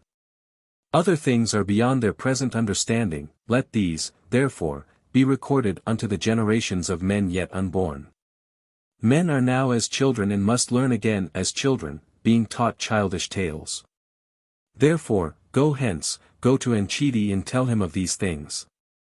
Say also that his God, I who am, chooses him as the sower of seeds. Let him know that I who am will guide his steps and will open a door in the barrier, that he may hear my voice. Let your eyes now see again and, behold, I am who I am. Then Hurmanetar left the place where he had seen the face of the Father of gods, returning to the encampment of his people which had been set up in the midst of pastureland. When he drew nigh he saw cattle lying beside the running waters and men were moving among them. The cattle were dead and their bellies swollen. Men came up to Hurmanetar and cried, Behold, the sustenance of our children is taken from their mouths. The cattle have eaten a herb that burns as fire in their bellies, so they crave water, drinking until they become overfilled and their bellies burst from within, therefore they die. Who is this whom you call Father of the gods? Perchance the gods do have a father, but where is the God who protects men? Where is the God who is the Father of men? While you leave us to pay homage to the Exalted One, who may concern himself with the affairs of the gods but has no concern for the welfare of men, our cattle die. Because of your words we have neglected to build an altar to Shemakin or to pay homage to Yaina. Truly we are men who have been deceived and led astray. We are men who have walked with their eyes turned upward and fallen into a quicksand. Tell us then, O wise one, who are the gods of men and of cattle? This filled the heart of Hurmanetar with ire, and he cried out to the wrathful people, Wherefore do you cry out to me and seek some god to come to your aid? There is but one God, and these that you call gods are but manifestations of his members. Why do you seek to cast blame on God for your own neglect? Has he not relinquished his hold on all creatures that serve man and given them into your hands? Behold the beasts of the forest and wilderness, do they eat of the herb that poisons? Are they not able to know the herb that is harmful and the herb that nourishes? The herb that heals in sickness and the herb that brings death? Who taught them this wisdom? There are creatures under the care of God which know not the slothful care of man, therefore they are safe from the deadly herb and pass it by. But you, having taken these poor beasts to benefit from them, are solely responsible for their well-being. They are your responsibility. The Father of the gods made cattle as he made all creatures, and while he ruled their ways they were protected from the deadly herbs.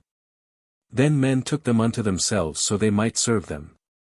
They yielded milk and cheese to nourish them and firm meat to sustain them, their hides covered them warmly as they slept. These things the cattle gave, not unto God but unto man. Therefore, who should protect and care for them, he who benefits or he who does not? Do you expect God to herd your cattle? To keep them from the deadly herb while you slumber in the shade? Is this not a just reward for your slothfulness? You know that the herb is deadly, but these cattle, the dumb servants of man, know it not, for they are delivered into your care. Would you take all they give while denying them the diligence of your protection? What kind of men are you who cry, Woe unto us whom God has forsaken? Who wring their hands, saying, What God shall we seek to aid us in our self-wrought calamity? Arise like men, to shoulder the burden of your own slothfulness and lack of diligence. Never fear that God will fail man, for if man does the duties of man, God will do the duties of God, for it is man who falls short. It is man who seeks to take more than he gives. Surely whatever man takes for his benefit, also becomes his responsibility. God decrees that man may take whatever he will for his own use, but in so doing he must also assume responsibility for its care and rightful use. Is this unjust? The men said no more. Hurmanetar then made the men draw the cattle up out of the water, and some which had eaten of the deadly herb were saved. He then divided the pastures and sent men to seek out the places of the deadly herb and cut it from the soil. One day, Hurmanetar was going about the encampment, and he came upon a man burying his newly born daughter, and Hurmanetar was wrathful at the man for such a deed. It was an abomination performed by the sand wanderers and the wild men who dwelt in the wilderness. Taking the child, Hurmanetar brought it to the wife of Enchidi, who saved it so it lived.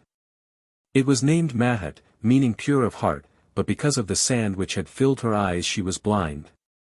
The strangers about the encampment became enraged against Hurmanetar because of what he had done. Also, because he had struck the father of the child so he bled, they demanded that the blood be requited. They said, This is an unjust deed, for he who buries a daughter because he lacks sustenance for her does no wrong in our eyes. Is it not better that she be buried in the ground out of sight than kept with disgrace? Is it not for the father to decide whether a daughter should live? Has a woman a soul of her own? Is she not no more than the maker of the body, while the soul is given into her keeping by man? The strangers about the encampment were not so many, while those with Hurmanetar were many and strong, but he dealt justly with those claiming payment for the blood. They were given a piece of silver and a calf that was ready for the slaughter. Thus Mahat came into the household of Enchidi. Hurmanetar was sitting with Enchidi and said to him, I have spoken to you of the happening while I sat beneath a tree in a place of solitude, and of matters which you should know in order to be wise. Into your keeping have been given the treasures I have wrought by my own hands, and you are well instructed in the sacred things and the mysteries. You have a destiny upon you which may not be fulfilled in this place, while the sustenance obtainable here declines day by day. Therefore, let us depart and go a long journey by way of the bitter waters, for should we go by way of the forest or through the great wilderness, we may not live. Our flocks and herds can be driven before us, for the road is wide and well watered. Let us not delay in this place, for already there is a restlessness among the people here. So they departed from that place, journeying towards the bitter waters, and when they came there they turned southward, continuing until they came to Basor. There they encamped, for the death sickness had come upon Hurmanetar. As he lay upon a couch of sheepskins he called for Enchidi, but he did not come, for he had gone before them to spy out the land. However, Enchidi did come before Hurmanetar passed from earth, and Hurmanetar knew he was there and called him to his side. Then Hurmanetar said, My hour is at hand, but I am without fear, knowing I go not to a place where men eat dust, where all is darkness and gloom. The fears of my youth are but shadows having no substance, they flee before the pure light of truth. Upon you there is a great destiny, may you reach out and grasp that which your heart desires, and having attained it use it to deliver all men from the darkness of ignorance. Go forth like the sun who throws his rays down like a net over the land to enlighten it. Go to a land where the honest man will be made rich and the dishonest man impoverished, for the balances must be adjusted so that riches cease to be the reward of dishonesty and deceit. Go to a land where those holding places of power and position will stand forth as examples of goodness and honesty, where none but the worthy occupy high positions. Where those who have possessions and estate use these to succor the needy and resist the strength of those who oppress the weak and unprotected. Enchidi said, But where is this land and how shall I find it? Hurmanetar answered, Were there such a place, what good purpose would you serve by going there? What you will have to do would have been done already by another. Hurmanetar died and was buried deep within the ground and none knows his tomb. May he live forever and dwell with the Father of the gods whom he served. These things concerning Hurmanetar have been rewritten many times, but the copies have always been true. That which follows has been added on, but when made and by whom it is impossible to discover. Hurmanetar is buried in the land of Philistia. Is this Okikia? The father of Hurmanetar was Nimrod of the twin bows. This, I doubt, and it is not stated. The stone of Machulim is at Beth-gal even now. The words on the tomb of Yaddle are, He died because he was not as other men. I, Frestones, have seen it. Could this be when 80 generations have passed? Men of this race are unsound witnesses. The Samarites say Yaddle was not mortal man. This we know in truth, the deeds of Hurmanetar and Yaddle are more fully told in the tales of the Hittites. The shield of Enchidi was called the Big Shaker, and painted upon it was a likeness of the mud-hopping bird. It was this bird that taught men writing, for it left mud marks which men first read as omens, later forming them into signs which could be read. They are not as ours, though men among us can read them. Enchidi taught the mystery of metals in Okikia, a land of beer, bread and milk. He was renowned in the twin lands of light. Mahat, the blind one who remained virgin, guided Enchidi to this land while yet a child. She was filled with the inner light of wisdom and saw with the spirit. When he knew not which way to go her father sat her on the ground and held a breast feather before her, upon which she blew. He went whichever way it inclined and was never led astray. Later she used this method when settling disputes and giving judgments. She was greatly honored, for in the whole land there was no wiser woman.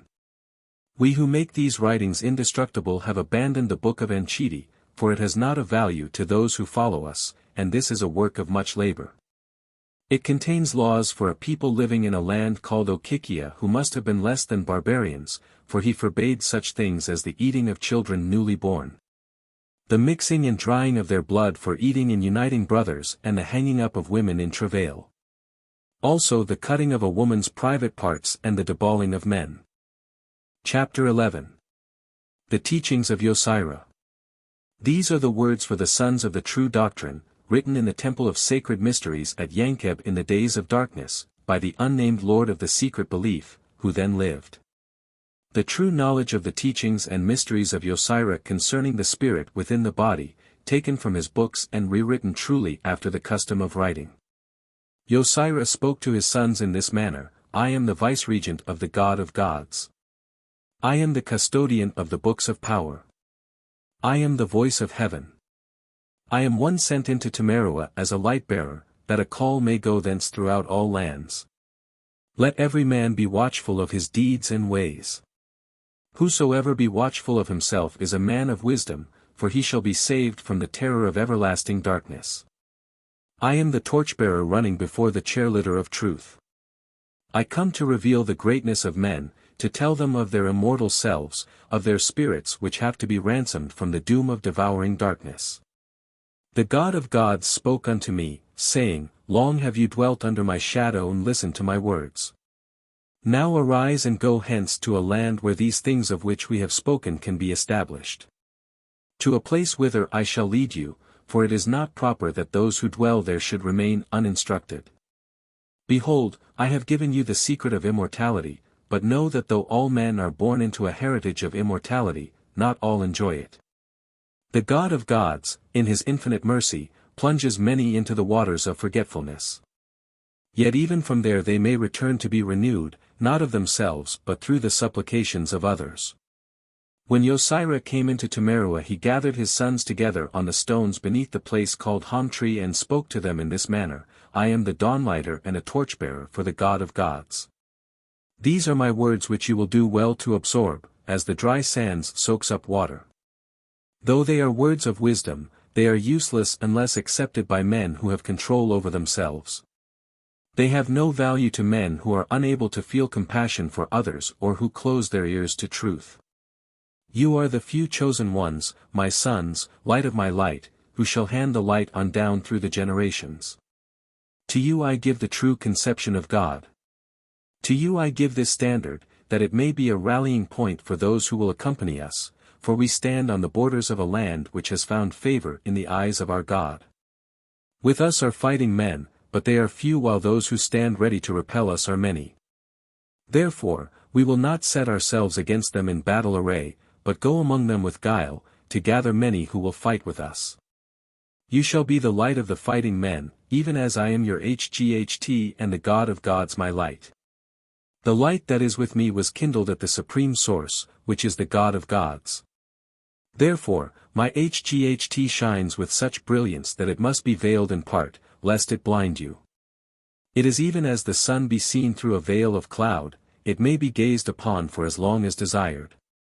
Seen thus it is a thing of beauty and mystery, not something which bums and consumes the eyes of the beholder.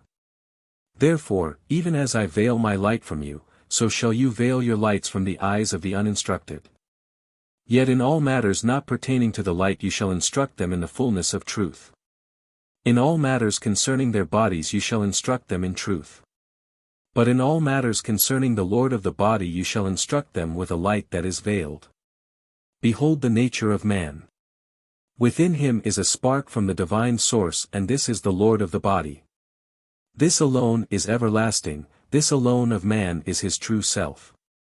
This spark is enwrapped within a heavy mantle of matter, it is enclosed in a covering of earthly clay. This spark alone is the seed of life, it alone has understanding and thought. Such things are not with the clay of the flesh, neither are they kin to the stones from which the bones come. The life within man radiates out from the enclosed spark, and through the blood endows the body with life and heat. Life gives forth heat and the greater the life the greater the heat. As the sun gives light and fire spreads heat, as the flower radiates perfume, so does the central light give forth a vaporous unseeable glow, and this our fathers called the breath of God.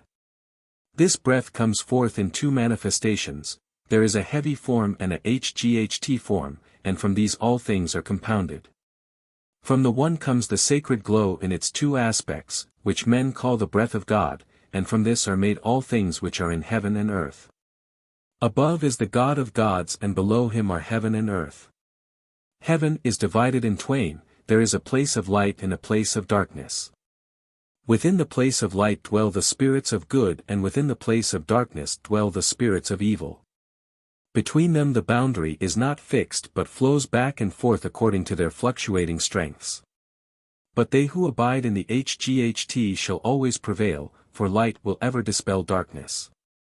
Therefore, those who dwell in darkness withdraw before the brilliance of those who dwell in the light. This light and darkness are not such as men can understand, for it is not the light and darkness known on earth. Before the gates of heaven is the land of the horizon, whence go all who depart from their earthly body. From here there are two great gates, one leads to the place of light and the other to the place of darkness, and the Lord of the body is admitted into its appointed place according to its likeness. He who is filled with the light and is a brilliant one cannot go to the place of darkness, for it would draw back before him. Neither can he who is a dark one go into the place of light, for there he would shrivel before the light, as the white worm coming forth from the damp darkness of its hole shrivels in the light of the sun. Between heaven and earth there is a great gulf across which the dwellers in heaven may not return, but earth is not wholly beyond their reach. Man receives, from the place of light, that which influences him for good, and from the place of darkness that which affects him for evil. These things may be written, but the secret things concerning them may not be recorded in such manner that they come to the knowledge of the unenlightened men. That which comes from heaven, whether influencing for good or evil, comes forth as shades in the likeness of men, which is rare, or much more often as lookim, which are like unto motes. It may also come as waves of air, but not air such as we breathe and feel. It is something altogether different in nature. Things come forth which are not stable, and these are the formless ones. All things are held in form by the breath of God, which changes formlessness, but the formless ones can alter form into instability. There are three great spheres, and that containing the earth is held together by the great glow outflowing from the God of gods. That part of the great glow which is light and contains life is called mana, while that which is heavy and contains the flesh of things of the earth is called manu. The one who is the God of gods is so great that he cannot be defined in the speech of men. Neither can they conceive him in their thoughts, for he is beyond their understanding. Mortal man has limitations, therefore let men conceive him as they will. It is of no importance, providing their conception serves both his purpose and the glorification of man. Man is not yet great, and until he becomes so it is well that he worship the many God forms conceived within his thoughts, providing they be such as tend to raise him above himself. Nor do ritual and worship do harm of themselves, unless they, too, thickly overlay the truth so it is buried from sight. Ritual and outward forms of worship can be aids to purification of thought and provide a kind of sustenance for the Lord of the body. What are the lesser gods beloved by unawakened men but thought-conceived friends and guides? Yet this is a dangerous path men tread, balanced between light and darkness. Therefore, when man wanders towards the abyss of darkness, reveal a little more light, that he may see and so return to the path. Beware, too, lest he follow gods that are false guides and would lure him into the quicksand of carnality, or into the wilderness of ignorance. Before crossing into Timura Yosira chose captains to be over the fighting men, and they sent forth men to spy out the land. He also sent some from among his sons into the land of Tur, that they might talk with the people there, and these came back bringing hostages from the governors of the land of Tur. Then Yosira spoke with the sons of the governors and they gave ear to his words, they were receptive to his speech. Yosira spoke to the people, these are the words of the God of the gods. Henceforth, no child shall be sold into bondage by its father or by any man who has ward over it. Such may not yet be the custom of all the people in this land, but if they become mighty, this they may do, for such is the nature of men. If a man have a woman in bondage he shall not cause her to become a harlot unto men, for this is a great wickedness and he shall not go unpunished. If she become with child unto her master, then neither she nor the child shall be given in bondage to another. But if she be given to a freeman who takes her in marriage, then it will be well. The greatest wickedness in the eyes of the God of gods is all incest of the first degree, which is that between mother and son or father and daughter. Or between the mother's mother and the son of the mother, or between the mother's father and the daughter of the mother, or between the father's father and the father's daughter, or between the father's mother and the father's son. This is a wickedness unto the God of gods, for it calls forth the strongest of the formless ones, causing it to enter into an earthly body to become an abomination before the eyes of God and man. Therefore, they who commit such an act shall perish by fire. If it be committed with a child, then the child shall not perish, but it shall be branded with the mark of incest. Adultery is a foul and evil thing which you shall abhor, for it permits the Lucum to pollute the fountain of life. In a far-off land there lived a queen more beautiful than the dawnflower, who, because she was powerful, disregarded her heritage of womanhood. As powerful kings had many wives, she thought she could do likewise with men. The God of gods and creator of life created men and women intending that each should play a different role. They are in no wise alike, for as men have their function so do women have theirs. What is meet for one is not meet for the other, and because the Creator made them as they are, each should follow their own path, never seeking to journey along the others. Now, while the seed of one man was yet with her, this queen took the seed of another, and the seed of one man strove with that of the other, so that both perished and became a corrupt pasture. Thus, the way was cleared for Lucum to enter into the antechamber of life, and the sacred shrine of life was polluted, becoming the breeding place of foulness. So it was that when other men came unto her, the flesh of their bodies was seized upon by the Lucum and corrupted, for foul Lucum had made their abode within the woman. So the wellspring of life became a fountain of polluting evil. Adultery is an abomination to the bestower of life, therefore let it not go unpunished. None shall sleep in the bed of another, unless the spell of his presence be first removed. For he who goes into any place or takes up anything while it is under the spell of another's presence, shall surely suffer. They who are of the same kin living under the one roof, will not suffer unless sickness already be there. None shall eat from the platter of another or drink from his drinking vessel until the spell of his presence has been removed. None among those who know the God of gods shall walk in anything poured out for a libation unto strange gods, neither shall he touch any part of the libation. If it come upon him, he shall go forthwith to the Master of Mysteries and be cleansed.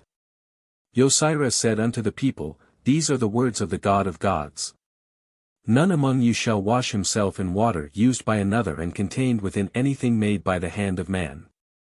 None among those who know God shall touch a woman while the days of her heritage are upon her.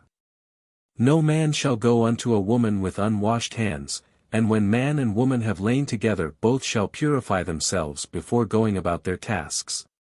Among the Lucum none is more subtle than the Nebula which seek sustenance among the food of men. Therefore, if you have bread within your dwelling, then it shall not be hung up. But if there be meat or fish, then it shall be suspended within the dwelling. If you have bran or meal which has been pounded, then it shall be kept in a capped container with no rate of flowers, thus the Lucum will not come upon it. Neither crushed corn or the crumbs of any repast shall be left within the sight of man or within the boundaries of the dwelling, lest the Nebula seize upon them for sustenance. All things that have held life but have not been used for food shall be buried within the ground. All vessels which have held food but hold it no longer shall be made clean with sun and sand. When the flesh of any beast or of fish or fowl becomes dark in your keeping or has the smell of rottenness upon it, then it is a sign that the Nebula have come upon it, and it shall be taken out and buried where no beast can come upon it. Thus, the Nebula are left without sustenance and will be forced back into their dark abode. But if you permit them to sustain themselves, then they will come in their hosts and, being fattened and strengthened, will afflict you with many terrors during night watches. If the pouring place or the spout of any pitcher or pot have a blackness upon it, then that pitcher or pot shall be broken, for it has been entered by the fiery Lucum. If any who know God eat with strangers, they shall purify themselves at the rising of the sun on the following day. If any among you eat with a hand uncleansed by water or sand, then be prepared for attack by the Lucum of the night. He who draws the blood of any beast must cleanse himself of all blood, lest he be attacked by the dark Lucum. Neither food nor drink of any kind shall be kept under a bed or against a sleeping place, lest the Lucum of the night come and take up their abode therein. These are words of the God of gods spoken through the mouth of Nezirah. Nezirah said this also, all things which may sustain the Lukim are to be buried or burnt. Anything coming forth from the nostrils or mouth of any man or woman is rejected from within and becomes sustenance for the Lukim. Still waters that lie upon the ground are their drinking places and forbidden to men. Water shall not be used as drink unless it be drawn from within the ground, or be in a place where it is shaded by trees. Eat only food known to be wholesome and which gives contentment to the stomach. In taste it should be soothing and refreshing, never bringing pain and discomfort. Eat not of anything that is too dry or over-salted, or which brings sickness upon you. Any food of which men eat and has become rotten or moldy has been seized by the Lukim for sustenance. This you can see, for the rottenness and mold upon it is the excreta of Lukim. Anything that has blood in it and is dead, having died of itself, shall not be eaten, for the Lukim have made their abode in it. No man shall eat uncooked meat, even that which the sandfarers carry shall not be eaten. The slaying of any man or any woman is forbidden, but it is not unlawful to slay in war or in self-defense, or to uphold the purity of the household and home. To kill deceitfully or to strike from behind is murder and shall not go unpunished. If blood be shed it shall not cry out from the ground in vain, and unto the kinsman of each one slain shall be the order of revenge. If you swear an oath one with another, saying, Great God bear witness, or before any strange God, to deceive another man, then consider, for only the most foolhardy turn their back on such an oath. For it is sworn on the life of the Lord of the body, and if it be broken the Lord of your body will be everlastingly disfigured with an unremovable scar. Man has many trials to overcome in his life and not the least of these, tests is oath-keeping. Though an oath may diminish and become nothing with the passing years according to the memories of men, it is everlastingly impressed on the Lord of the body. Wiser far is he who never makes an oath. If any man say, the whirlwind and the sandstorm, the floodwaters, and the burning fire, these do I fear because these I see, but the Lukim which I see not neither do I fear, that man is a fool, for he knows not the deficiencies of his own eyes. The Lukim, he will learn to know by their manifestations, for they will seize upon his body and torment it, sometimes even unto death. It is likewise with the God of gods, none may see him, but by his manifestations is he made known unto men. Nezirah spoke to the captains of the fighting men and to those who were with them and said, When we come into this new land all things that the people who dwell therein hold sacred you will neither defile nor mock. Neither shall you stir up strife with any man, for we come to them as friends not foes. Therefore, when Nezirah and all those with him came up into the land of Tur and dwelt there, peace was in the land. Then Nezirah taught the people of Tur the weaving of cloth and the working of metals, and showed them how to make tools and weapons of metal cast in a mysterious manner. But the secret of the sharp-edged weapons he revealed only to his own. The people of Tur built a habitation for Nezirah and a temple of brick bound with reeds.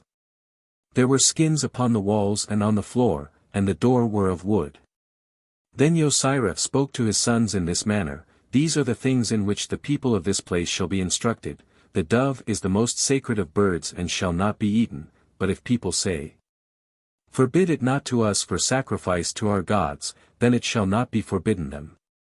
The milk of all beasts which do not have horns and part the hoof is not for the sustenance of man, but if the people say, Forbid it not, for it is our custom, then it shall not be forbidden them. The sacrifice of breast children at the burial of the dead shall be forbidden, for the blood of the young cannot provide life for the old, each man being the fashioner of his own destiny. He that has life shall bear it with him, and none can possess the body and life of a breast child except the God who gave it life.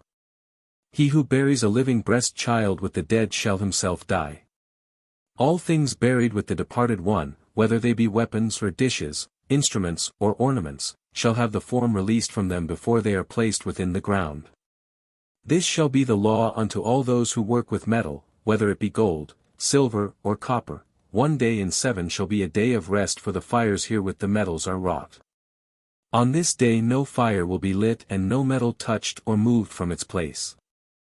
On the even of this day all things of metal that have been made since the last day of rest shall be placed in a trough of sanctified oil, remaining there until their appointed time. Nothing shall go out from the workplace of a craftsman in metal until it has passed through the oil. Chapter 12. The Rule of Yosira. Yosira gathered his sons about him and spoke to them thus, These are the days of the dawnlight, and I am the dawnlighter from beyond Bashiru. I am the torchbearer for the God of gods. These are the laws which I made for my people in the land of Tuur, the laws of one speaking with the mouth of the God above all gods.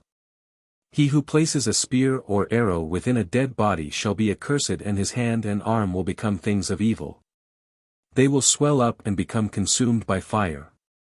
Likewise shall be accursed who looses these weapons against another, but if it be a man of Temurah who looses the weapons, then he shall die by them himself, for he is beyond the reach of the curse. A tree that reaches up above twice the height of a man shall not be stricken for burning or to take away its land. But if it be dedicated to the adze and is then used by a craftsman in wood, then it may be stricken and cut. Trees are not things to be lightly dealt with, for they move the winds which cross the face of the earth and generate these in great forests of the north and south. The slaughter of a tree is no less wrong than the slaughter of an ox or a sheep, for the same breath of life is in each. Therefore, never bring them low wantonly. Are not trees held sacred by the people of this land? Is it not more reasonable to dedicate a mighty tree or a grove of trees to a god than a mute stone or object cut from wood? Therefore, when Yosira moved among the people, he did not forbid them their grave groves, nor did he silence the words of the women who tended them. But Yosira said, These things are for women and not for men, let the women bide, but men should follow the callings of men, and their place is not among the grave groves. Now, when Yosira came among the people, they dwelt away from the river, fearing the god of moving waters who molested them at night. But Yosira bound the god of moving waters, so he no longer troubled the people. Then Yosira bade them build their dwelling places beside the moving waters, decreeing that none should dwell beside still waters unless the still waters be filled with the life of fishes. In those days men sought to appease the formless ones and the spirits of the night with offerings and worship. But Yosira forbade them this, and he surrounded the whole land with a protective wall which no dark spirit could penetrate, while all those within were dissolved. Every dark spirit being neither male nor female, and every dark spirit which clothed itself in the shape of a beast or bird was bound and cast back into the place of darkness. All men who were blood kindred with the beasts of the forest or with fowl or with serpent, dwelt together according to their kinship, and were divided thereby. Yosira forbade them not their kinship, but did forbid the rule of blood. He spoke to the people in this manner, Great are the ties of that thing which binds men together and joins them with their forefathers, but greater still is each man in himself, his destiny lying within himself alone and not within his kindred. Man is not a drop of water in the stream of life, but a fish that swims within the stream. Yet insofar as these things have ever been, the 24 great kinships shall remain secured in their establishment. Before the coming of Yosira a man could not take to wife a woman of his own blood, but Yosira redeemed the land with blood, safeguarding it against barrenness. So henceforth men could take wives from among their own blood kindred, and the land remained fruitful. This, the spirit of life, became strong among men, for it was not spread out to become diluted and weakened. Until Yosira came, none in this land knew of Herthew, and it filled men with fear and awe, but Yosira revealed all its secrets to his sons, and the secrets are known even in these days. Herthew is that which sustains the dawn-dwellers. It is but thinly spread throughout the earth, and before the days of Yosira men could gather it, storing it in stones and in sacred objects. It may be drawn upon by the spirits of men, as women draw water from a well. It is Herthew which bestows fertility, causing flocks to multiply and crops to increase. Its secrets are known by the twice-born. Though in the days of his distress Yosira called upon his father in Kanagmahu, he forbade his sons to call upon him likewise, for Yosira was their father on earth and their advocate in the hall of admission. Therefore, none can call upon him with impunity, for if he dealt with them he would neglect his task among the dawn-dwellers. Nor is any man justified in calling upon the spirit of a departed one, for they are beyond concern for the everyday affairs of men. When the sons of Yosira had established their rule over the people, the leaders of the people came to Yosira desiring to make him their king, so he would rule over them.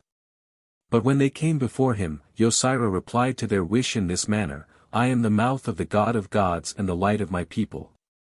I will be the father of your king and the director of his footsteps, but your king I cannot be, for I am dedicated in service to the God of gods.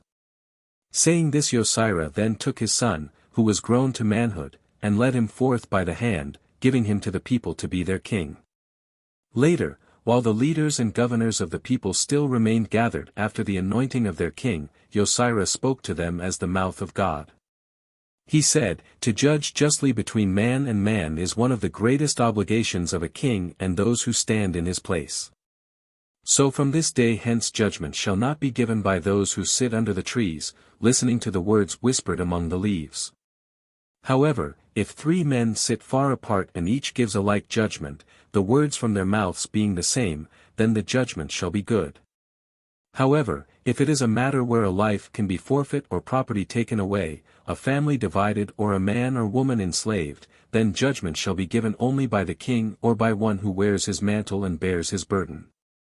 Sacred waters are living waters filled with the power of Herthew and shall no longer be used for any purpose other than sanctification and purification.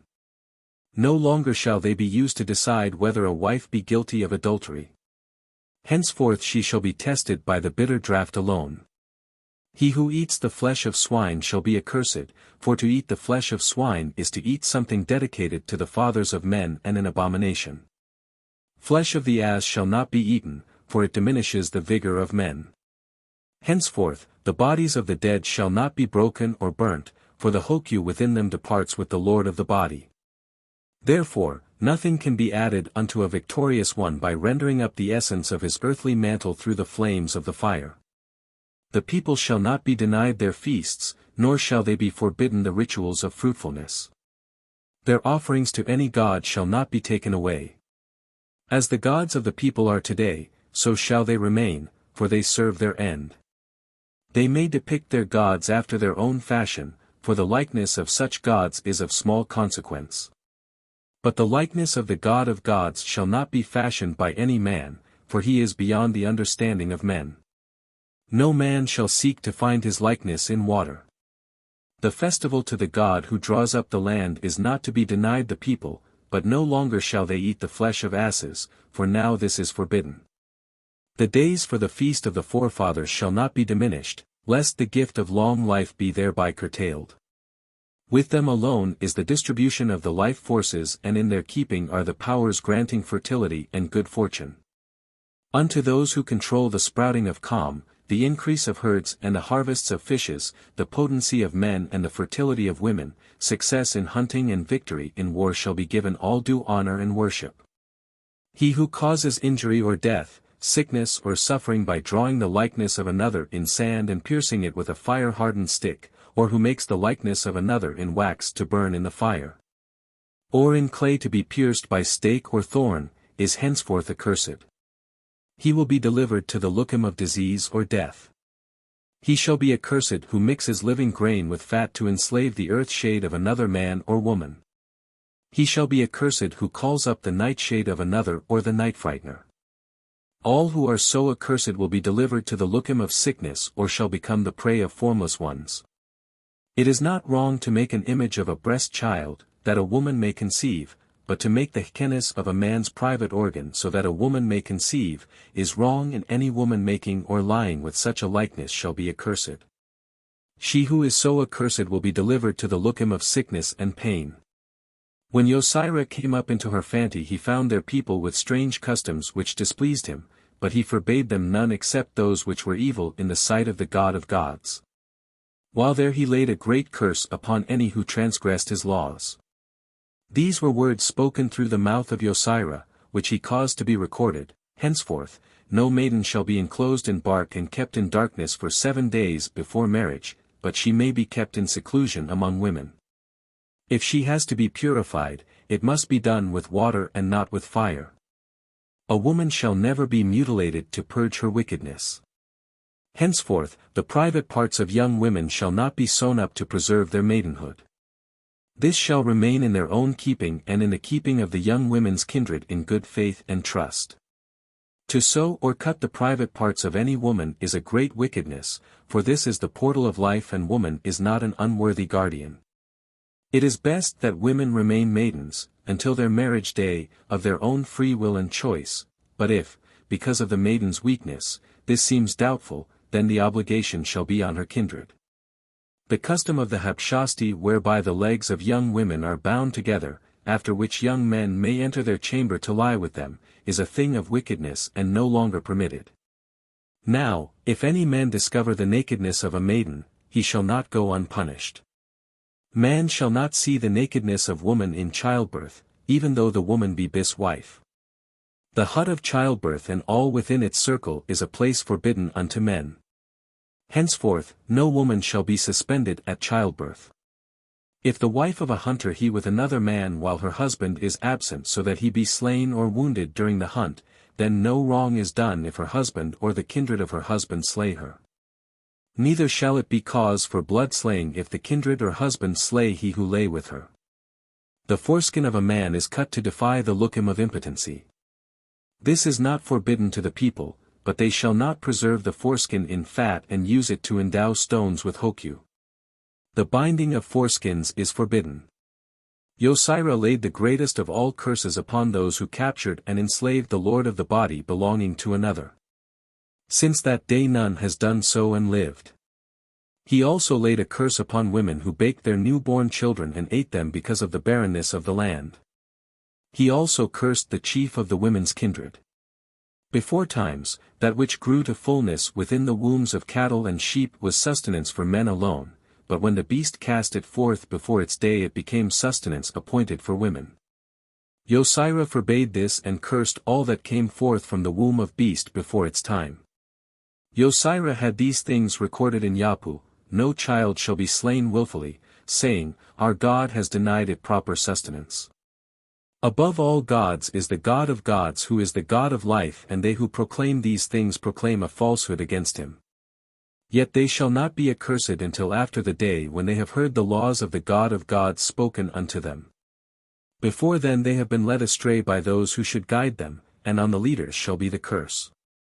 Henceforth, the empty body shall not be bound tight against itself, but stretched out, for the earthly body cannot be reborn when once its Lord has departed. The people shall not be forbidden the carrying of it, nor shall they be stopped from elevating it, but it shall not be hung over the living waters, lest it call forth a formless one in the darkness of the night. If the kindred of a man come up to molest him at night, the nightshade shall be bound by the power of hokyu transmitted into a hollow log filled with fire-retaining substances. The log will then be burnt in purifying fire and the ashes buried after the fashion of your fathers, but the hokyu shall not be given back. That hokyu which comes from a man whose crops and trees yield abundantly is best. The spirit of the life of men does not dwell in the moving waters and therefore it cannot enter into a woman from the waters, neither does her own water bear it up from the ground. Even as a tree springs out from a single seed and the barley from a single grain, so is it with the seed of men. That which forms within the womb of woman is not built up from many outpourings of man, once will suffice. If the blood of a woman be not stopped, then she carry no child, for the life within is blood of her blood. No man shall fashion the likeness of any beast to lay with it so that his flocks and herds be increased, for henceforth he who does so, and all his beasts, shall be accursed so they sicken and perish. Nor shall any man spill his seed into an object of wood or stone and bury it. If he does so, then be he accursed, so that he is forever molested by the nightshades of terror. It is foolishness to resort to the charmers who make likenesses of beasts so their kind may be brought to the arrow and spear. Unless he who seeks the wild beasts be empowered with the hokyu gathered by the kindred of his habitation, naught can guide his steps or strengthen his arm, neither will his eye see keenly. The success of the hunter is not to be found with the charmers, but lies in the goodness and uprightness of the kindred within his habitation. If a woman take seed from a young man and deliver it to the charmers so that barrenness be removed from her, then she and the youth, and if she bear any children they also, shall be accursed. The young man will be seized by the lookum which feasts on the hearts of men, and the woman by those which tear open the bowels. It is an abomination in the sight of the God of gods for men to debauch themselves, and all who do shall be accursed. Those who would debauch themselves for the sake of their God may instead make an offering of their foreskin, and this will be acceptable by any god. The prayer of thankfulness that they are not born women shall be made at the time of sacrifice upon the altar. The excreta of man and woman shall never be left exposed to the eyes of anyone, nor in a place where its smell can come to the nostrils. Nor shall anyone pass water where another can smell it, for they whose nostrils the smell enters thereby gain power over the other. The smell from human waste draws up the formless lamata which afflict men and women at night and turn their bowels to water. No offering of meat shall be eaten raw. It shall be roasted before a fire and the bones pounded into flour and eaten with meal. If the offering be consumed within a dwelling place, then the blood which has been spared must be smeared upon the door-posts, so that the dark shades of the night haunters and the death-bringers be repulsed by the power of life. It is the duty of a son to provide sustenance for a departed one who was his mother or his father, and he shall not neglect his brother or his sister or any of his kinsfolk who lack children. If he be neglectful of his duty he shall not escape molestation by the earth shades of the departed ones, which will wander relentlessly until satisfied. If formless ones be called forth by neglect so that they reach stability on earth, they will haunt the dark watches of the night and suck life-filled blood to sustain their awful forms. No man may keep them from his dwelling, for they will slide in stealthily even as snakes. It is wrong for charmers to call forth dark spirits. Any charmer so doing within the borders of the enlightened land shall be accursed, so he be seized by the night fiend. If such be done, and the dark spirits wander out of control, then one of the twice-born shall be called upon to return them to their dark abode. It is not sufficient for men to shun the ways of wickedness, for unless the Lord of the body be clothed in brightness they who watch for him in the land of the dawning will wait in vain. Those who lack that which would bring them into the place of light will fall prey to the lords of the dark places and be forever lost to those who love them. All those who are awakeners of the dead shall be accursed and delivered to the lookum of madness. If any of my people deal with them, then they too shall be accursed so that they become prey to the terrors of the night. It is futile to consult the departed ones, for what can they do but advise on matters of little import? If they have anything of importance to impart they will come unbidden to men of understanding and made it known. When Nezirah came with his sons and those with them into the true land of Temurah, he strove with the people of Kantiamtu who followed the ways of wickedness and ignorance. He remained among the people of Temeruah during the days of Gabu, dwelling at the place where now stands the temple of the Sky Seer, in an abode of reeds, by the moving waters. In those days the people of earth united themselves with those who were in the land of morning light by the powers within the body of a woman-child, seeking in this manner to preserve the Herthew of their kindred. When Nezirah saw the wickedness of the custom he placed a great curse upon all the land and upon those who split the body of a woman-child, so that her flesh cried out from within them. Therefore, the land became stricken with a great plague. Since then never has anyone in the enlightened lands eaten the flesh of man or woman, and no woman-child is violated in the great wickedness of ignorance. The people of Temurah greatly feared the curse of Nezirah. Nezirah taught the people that the power of Herthew resided not in the flesh of the body but in the bones, and that each bone contained the essence of all the being, man and woman. Then the people began to seek union with the departed ones in the land of the morning light, by the power of the bones, and Nezirah forbade this not, though he knew it was futile. But where there was healing in the bones and they were able to draw it forth, Nezirah was not displeased, for all things pertaining to the good of the people were well in his sight. Nevertheless, he forbade to women the burden of the bones of their husbands, and since then no shades has risen to molest them. This was because of the protecting power which he drew forth to fill all the land, it relieved the women of their burden, raising it from their backs. All the charmers who brought forth shades from the land of dawning and all the questioners of the dead and the awakeners of the dead were cursed, and this curse hovers over the land even to this day. Yet there are still some who seek to call forth a shade from the swathed body made eternal, but all they raise up is an ill-omened messenger from the place of darkness. Nezirah did not forbid to the people the rites of homage due to their departed kinsfolk, for in the place of morning light these were the powers most interested in the welfare of any mortal man. Nezirah never forbade anything that was to the benefit of men, taking away naught but the things which were futile or harmful. In those days there were no rights of written record, but Nezirah caused them to be given to the people. Not so that these should renew life in the departed ones upon earth, but so that the Lord of the body should be sustained and strengthened in the place of the morning light by the link of Herthew, sacrificed by those remaining on earth. Nezirah spoke to the people, giving them laws which were recorded in this manner. These are words of the God of gods who created man and beast upon the sacred island. No beast shall be mated with another not of its kind, and if this happen, then both shall be slain and their bodies burnt. If this be done with the permission of a man, that man will be accursed. Neither shall any beast be yoked together with another not of its own kind. During the first year of its life no beast shall be made to take up the burden of man. When Nezirah came to Cambyses he found there a man of the Hestabwes bound and prepared for sacrifice, and he cried out against the deed but none gave ear to his word. So, standing off, Nezirah placed a staff of power upright into the ground and danced around it, singing the song for drawing forth the spirit.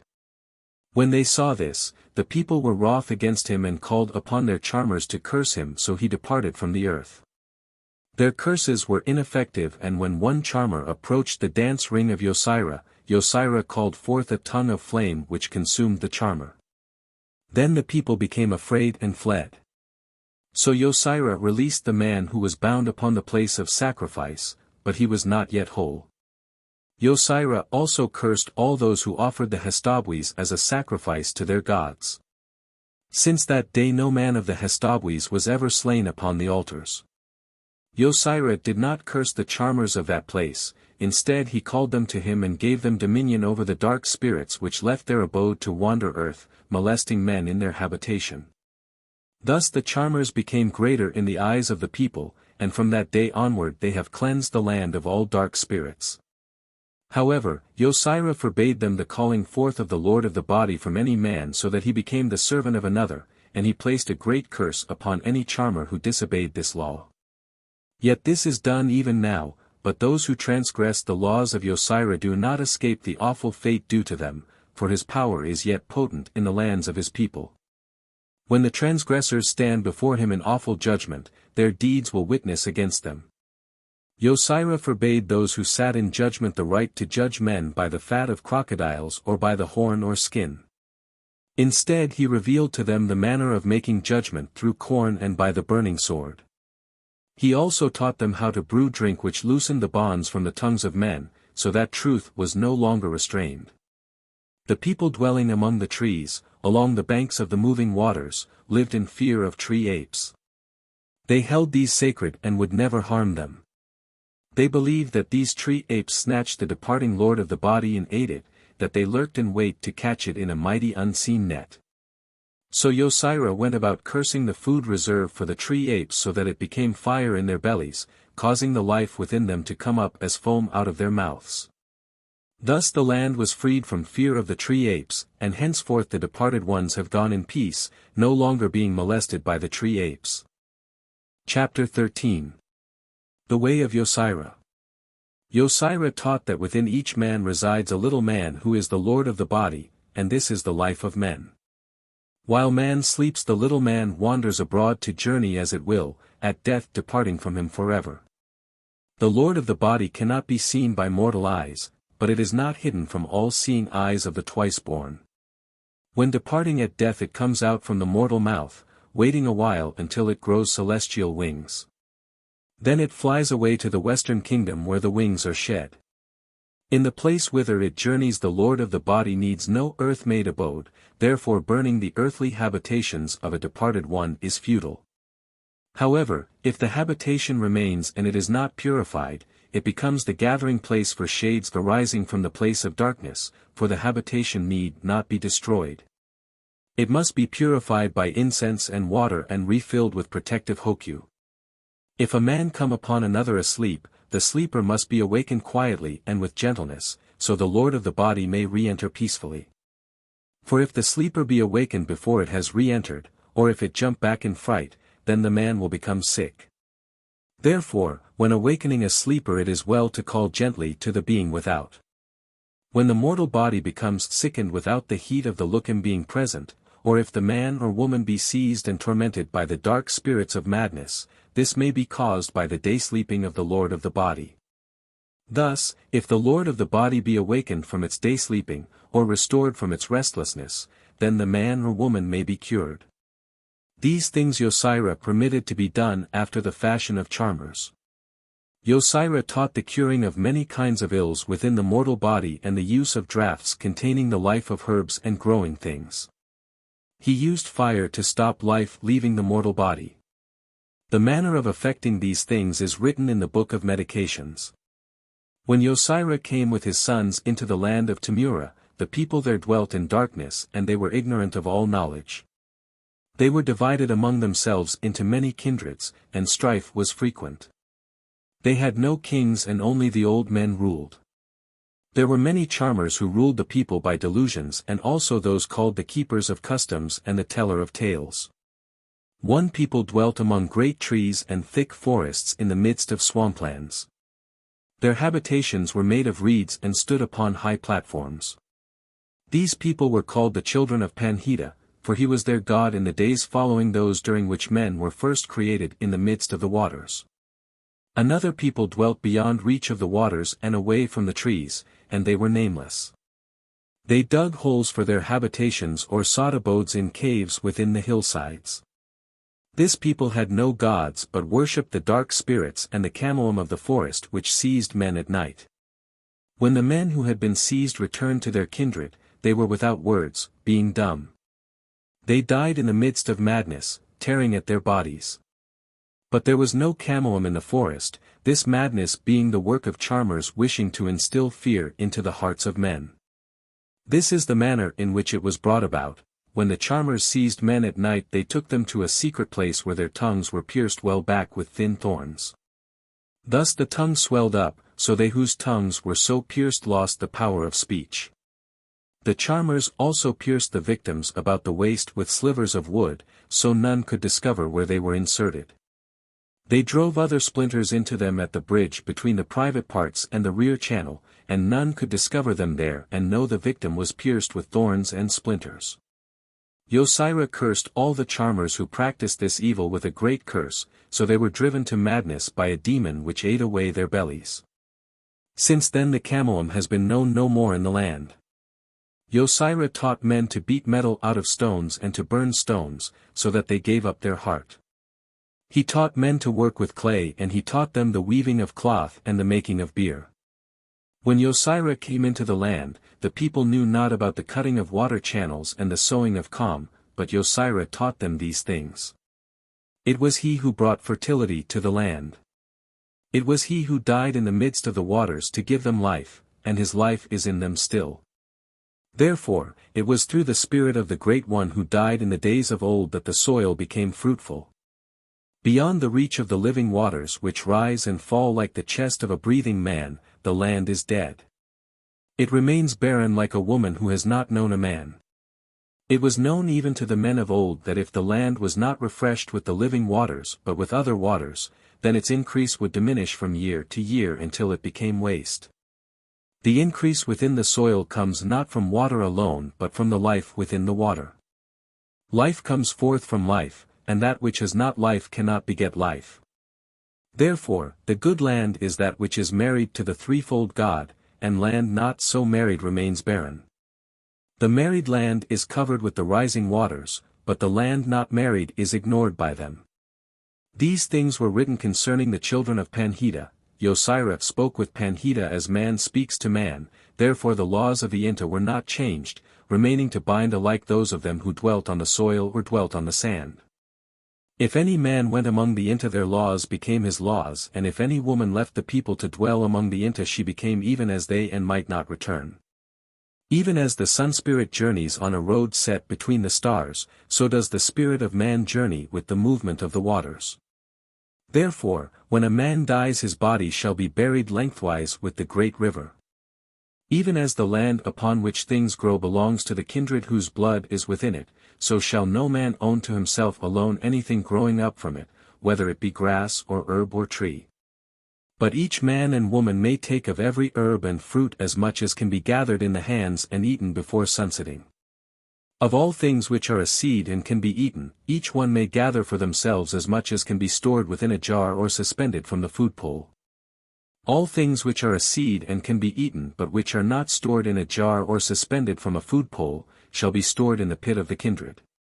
Nothing shall be placed within the pit unless it has been heated by fire and cooled. Even as the spirit of life resides in the things which men eat, so does it reside in the living things from whence they came.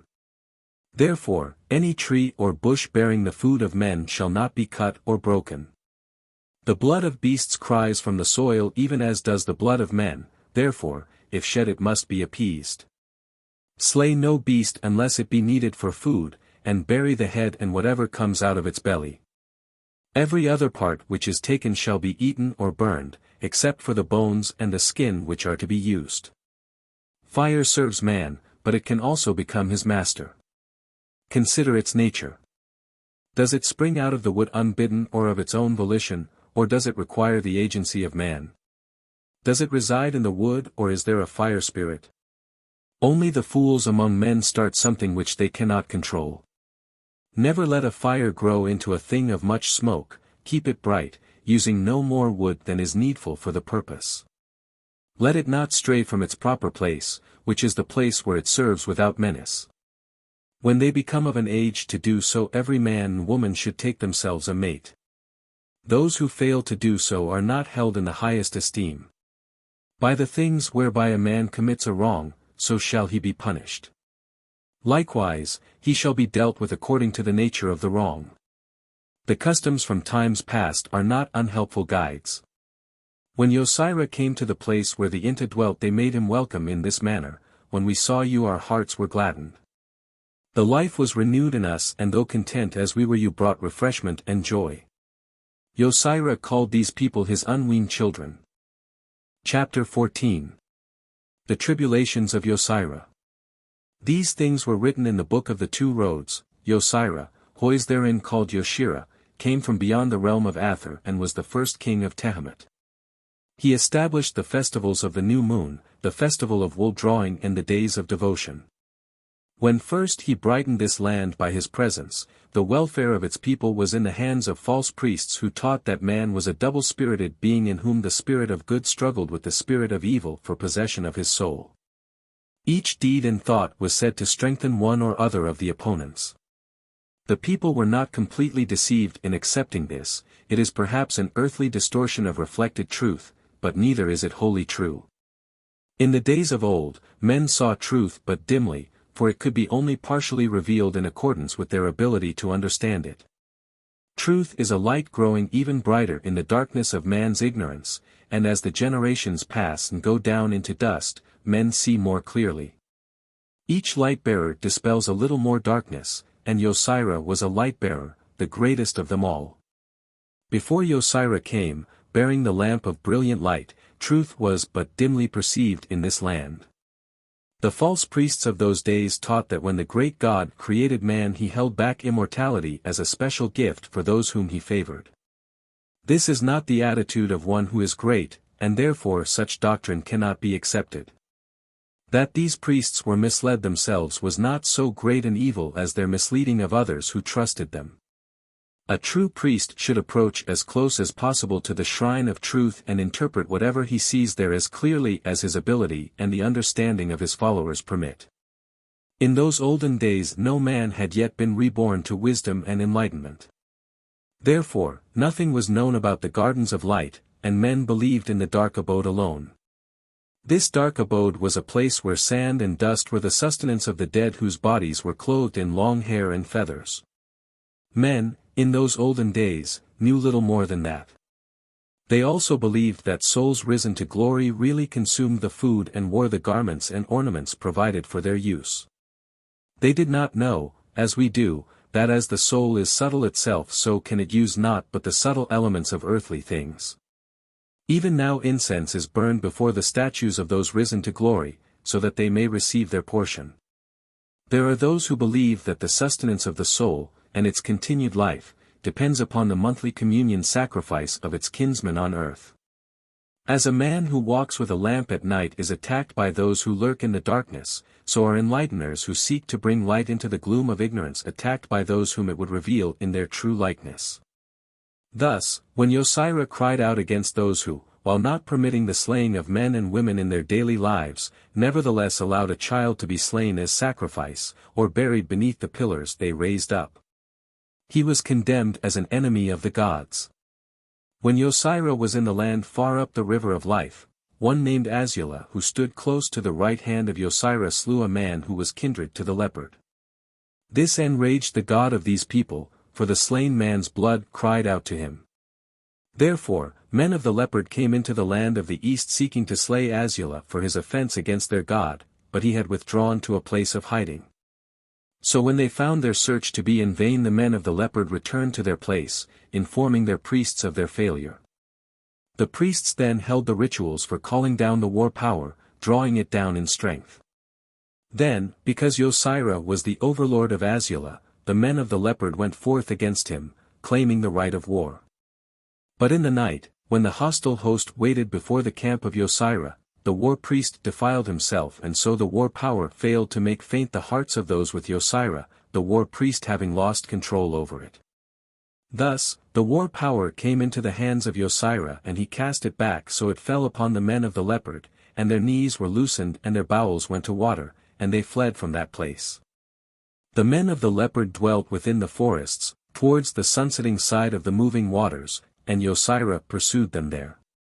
He did not enter the thick forest, but, coming to an island in the midst of the waters, he made camp there. He had a prisoner whom he released, sending him to the priests with this message, "Come in peace, that I may hear your complaint and judge whether it be just." But the priests of the men of the leopard came down only to the edge of the waters and would go no further, and they called out across the waters, "What was just heretofore is just no longer.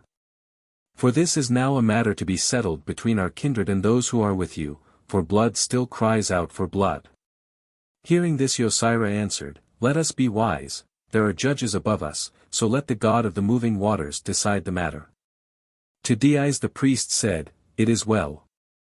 Then Nezirah took Azula into a boat, rowing him through the waters against the south wind. Stopping the boat, Nezirah commanded Azula to leap into the waters so he might be tested by swimming, and this Azula did. He swam powerfully, and the god of the moving waters did not take him, for Nezirah had covered the waters with his power, so the waters bore up the swimmer, carrying him in safety to the shore. Then Nezirah sat down with the chiefs of the men of the leopard and made a covenant with them and with other peoples likewise. This was that when a man slays another among his own kindred, none among them shall protect him, and he shall be either slain or cut off from those of his own blood. However, if the slain man be of a kindred different to that of the slayer, then the slayer may be slain by men of either kindred. If the kindred of the slayer would avoid the toll of blood, then they must send a token to the kindred of the slain man, together with an account of the deed. They must also agree that the blood be upon their own heads and revenge in their hands. An account of such revenge shall be sent to the kindred of the slain man together with their forfeiture. Then all the kindred bound themselves with a great oath, declaring that if blood cried out from the ground in vain, then the night terrors and blood shades would be called upon to fall upon the kindred of the slayer and not upon the kindred of the slain. It was at the time when this covenant was made that Nezirah spoke in this manner to his sons, "These are the meats which are accursed and shall not be eaten. All the meat of any beast which dies of itself. All the meat of any beast which has been slain as a sacrifice to the small gods. All the meat of any beast which has been slain by wild beasts, and all meat which has been offered up on the door stones. These are unclean meats." When Nezirah had gone throughout the land and purified it, and bound up its wickedness with curses, he taught those who dwelt there the making of waterways. He also instructed them in the meanings of the heavenly signs. He built Pisidi in the midst of the reedlands and drained the swamps. Then he raised up the first temple of brick and stone. At this time he established those who were recorders of the days and seasons. While Nezirah was at Pisidi, the priest stirred up the people against him, and so he fled to the land of God with his sons and blood kindred. But his wife and youngest son did not go with him, for they were with her father in the land from whence the great river flowed. This was the land of Kantoyamtu, where priests taught that death is not the normal lot of man. These priests said that though their forefathers of old were just as mortal as men, their forefathers' fathers were heirs to immortality on earth. This is an erroneous teaching, one belonging to the childhood of man, but later men were taught that death is just the departure of life which takes flight with the soul. While Nezirah was at Pisidi, his true son, Menindu, commanded the Mesedi who were a host of men and workers in brass. They subdued the whole land, returning it to Nezirah. Later it was delivered into the hands of Menindu whose seal is on it even yet. After the time of Menindu the people forgot the God of gods, for he appeared distant from them, and they worshipped other gods whom the priests devised. The light was dimmed and only poorly reflected in small hidden shrines. Chapter 15. The Voice of God. This is a modernized, revised version of a difficult-to-understand original and it probably contains some interpolated material. The voice of God came out of the heavens unto his servants even before the days of Wunis, but in these days it has come to certain of his devoted ones who heard it within the cavern of visions. Afterwards, each wrote it down according to his own hearing, and lo, when they came together it was seen that each had recorded the same words. Thus, the things which were heard by the three and set down by them in writing, all being agreed alike are things recorded forever. I am the voice of God who is the God of all men and ruler of their hearts. I have many aspects and come differently to all men, I am the God of many faces. To you, my servants, I give these words, that they may be carried to all men. Obey my commands and I will be your God. I will enlighten and instruct you, guiding you along the way. I desire your love and loyalty, and your adherence to my plans, but I do not desire your servility. I am not only your God but your commander as well, and so I expect obedience and discipline, as befits those who prepare for harsh and grim battles such as those which lie ahead. My desire is for love rather than futile sacrifices of burnt offerings, but it should not be a passive love but one expressing service in my cause. A certain knowledge of right and wrong, with free choice of the former, is of greater value in my sight than pointless ritualistic worship. I derive no pleasure from the wasteful shedding of blood from bulls and lambs. I gain nothing from the fat of sheep and the flesh of goats. I am the creator of all, so what can men give that would increase my greatness? Men are misled if they believe that their sins can be purged by vain rituals. Only active goodness can obliterate the stain of sin. Men approach me in fear, they come to me with servility. They beg forgiveness for their sins and request my help in worldly matters. To sing my praises is their excuse for coming into places made sacred unto me, but they come wanting something, be it only reassurance. With this attitude towards me, do you wonder that I remain mute before their pleas? Bring me no more vain offerings of flesh and blood, for such wastefulness of life is an offense to the God of life. What benefit do I derive from all your feasts or festivals? Give me dedication and effort, that is all I ask. Above all be true to yourselves, for I abhor the face of hypocrisy, the face now all too familiar when men approach me. Men bring me meat and wine, fine flour and wheaten cakes, thinking I can consume these, or that I have need of such sustenance. I would be far better served were these to be given to the widow and orphan, to the multitudinous poor whom you suffer to exist in your midst. Poverty is man-made and it is not sufficient for the wealthy to give alms to the poor. Those with power and position, with wealth and plenty must strike at the roots of poverty. If they fail to do this, then the alms they give have no merit in my sight. Your solemn assemblies, your tedious processions, your long faces and melancholy expressions bring no gladness to my heart. Your burdensome ceremonials and futile offerings of life and food benefit me in no way at all. Men themselves may derive benefit from these, but their hypocrisy when they proclaim they do this in my name is not hidden from me. The reek of your incense smoke rises and disappears into the air, but it comes not unto me, nor do I have need of it. Yet I will not deny you the pleasure of its fragrance which can bring inner harmony and peace by soothing the spirits of men. Nor will I deny you your feasts, if the fetters of wickedness be thereby loosened from your souls, but do not say they are undertaken for my benefit or glorification. Fasting and the denial of bodily appetites may serve useful ends for men, but though you may deceive yourselves regarding their intent, do not try to deceive me by misstating their purpose. I have no desire to repress the joy and exuberance welling up in the hearts of men, far rather would I prefer that such humanizing emotions be cultivated. Therefore, pray if prayer serves its true purpose, which is to harmonize your spirit with mine so communication becomes possible. Keep your festivals and feasts if they serve their purpose, which is to inspire and refine your spirit. Do all that elevates your spirit and develops your souls, that is the true purpose of life. Do all that is good for you, nothing wholly beneficial is denied you, but do not declare that in so doing you confer benefit upon me. I am the God above and beyond all. I do not deny you your rituals and ceremonials, worship me if you will as you will, but bear in mind that this cannot substitute for your obligations. Ritual and worship cannot be an adjustment or payment for the things you have failed to do, or be an apology for your own shortcomings. Neither do they compensate for iniquities against your fellow men. If you attach importance to ritual and ceremonial, let it be in a proper proportion, and never let them dull your conscience against deeds of wickedness, of usury and injustice. Never let your duty and obligations be neglected because you worship me diligently, following a formalized ritual and ceremonial. Let this not become an excuse for failing to share your bread with the hungry or for neglecting the needs of the destitute or weak. I am not deceived. A life dedicated to me is not one preoccupied with worship, that is more the life of a coward trembling before the unknown. He who dedicates this life to me gives shelter to the homeless and succors those in distress, but even these are not the ultimate in goodness, for they are passively accepted.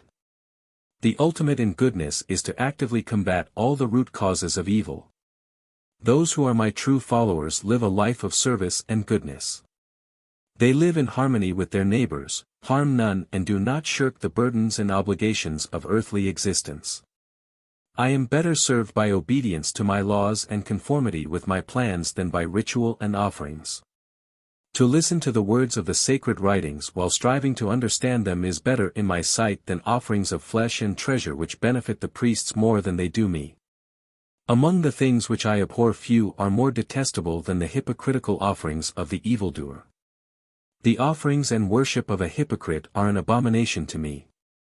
Evil enters the realm beyond earth as a foul smell, and the worst one of all is the smell of hypocrisy. Those who pander to hypocrites or do not actively oppose them are also creatures of evil. I know too well the deceit to which men are prone. The adulterer and fornicator preach chastity for others, while the liar declares the virtues of truth. The thief preaches honesty and the lewd-minded professes modesty. Men say one thing and mean another, while all too often the half or slanted truth replaces the real thing. Men may deceive themselves and other men, but I am not deceived. Now I say, let men first cleanse their own souls and eradicate hypocrisy before presuming to approach me. Men may well cry out, why does God remain mute, why has he deserted me? Do they think their deeds are hidden or that I cannot read the secrets of their hearts? Worship by men of iniquity is mere mockery. How rare the sincere and genuine heart!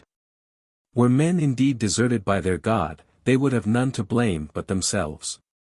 Do men think their lack of kindness and consideration for others, their insincerity and inconsistency are truly hidden from me?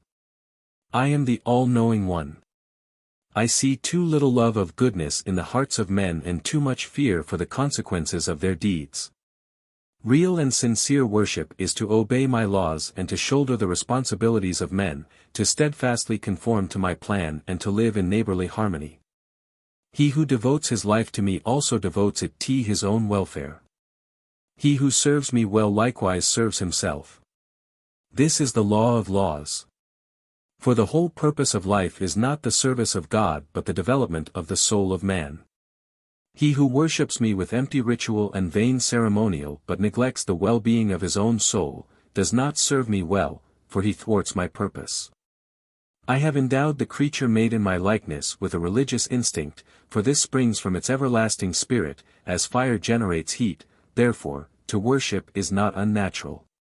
But blind worship lacks the vitalizing element, it defeats its own end, for in true worship man should reach out beyond himself to discover his own soul. Then, having done so, he should develop it until the soul aspires to godhood itself.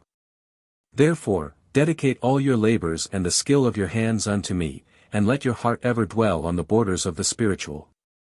Let the life which you cherish be the spirit life. Free yourself from all vain hopes and selfish thoughts.